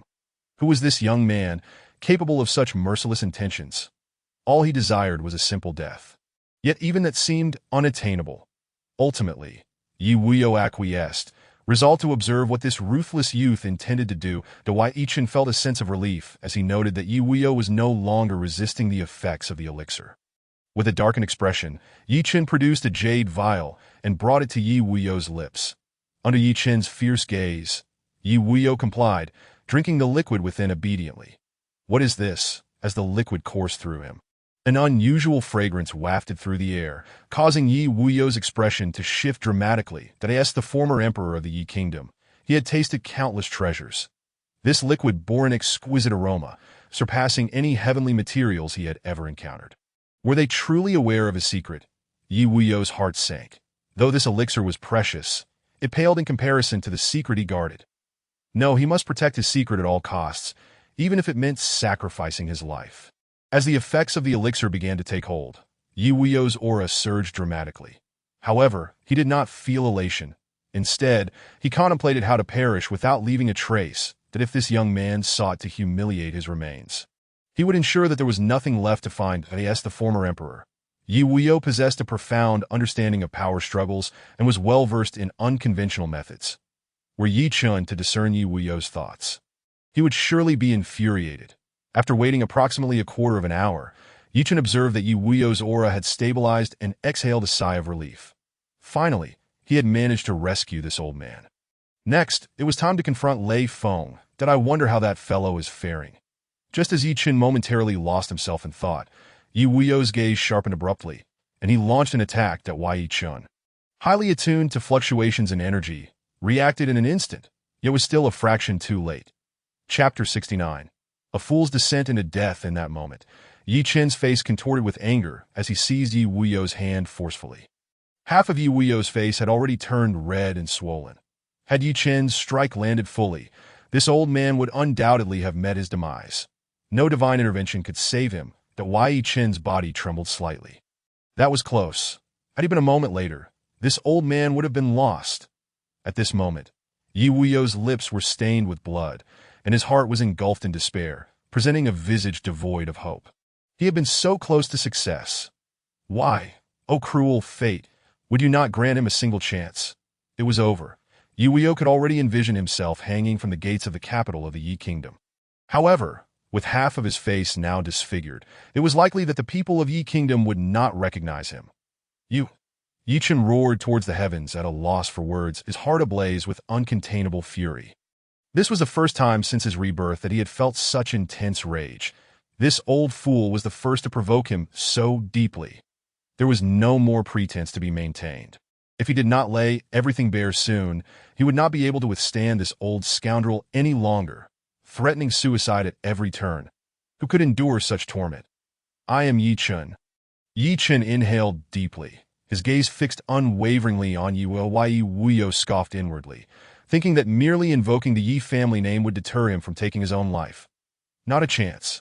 Yi Chen, even if you were named Yi too, it would make no difference. Huh. Yi Chen, why does that name sound somewhat familiar? Noticing Yi Wuyo's silence, Yi Chen's expression darkened as he reiterated, I am Yi Chen. The name Yi Chen was enunciated with profound weight, causing Yi Wuyo's eyes to suddenly chill.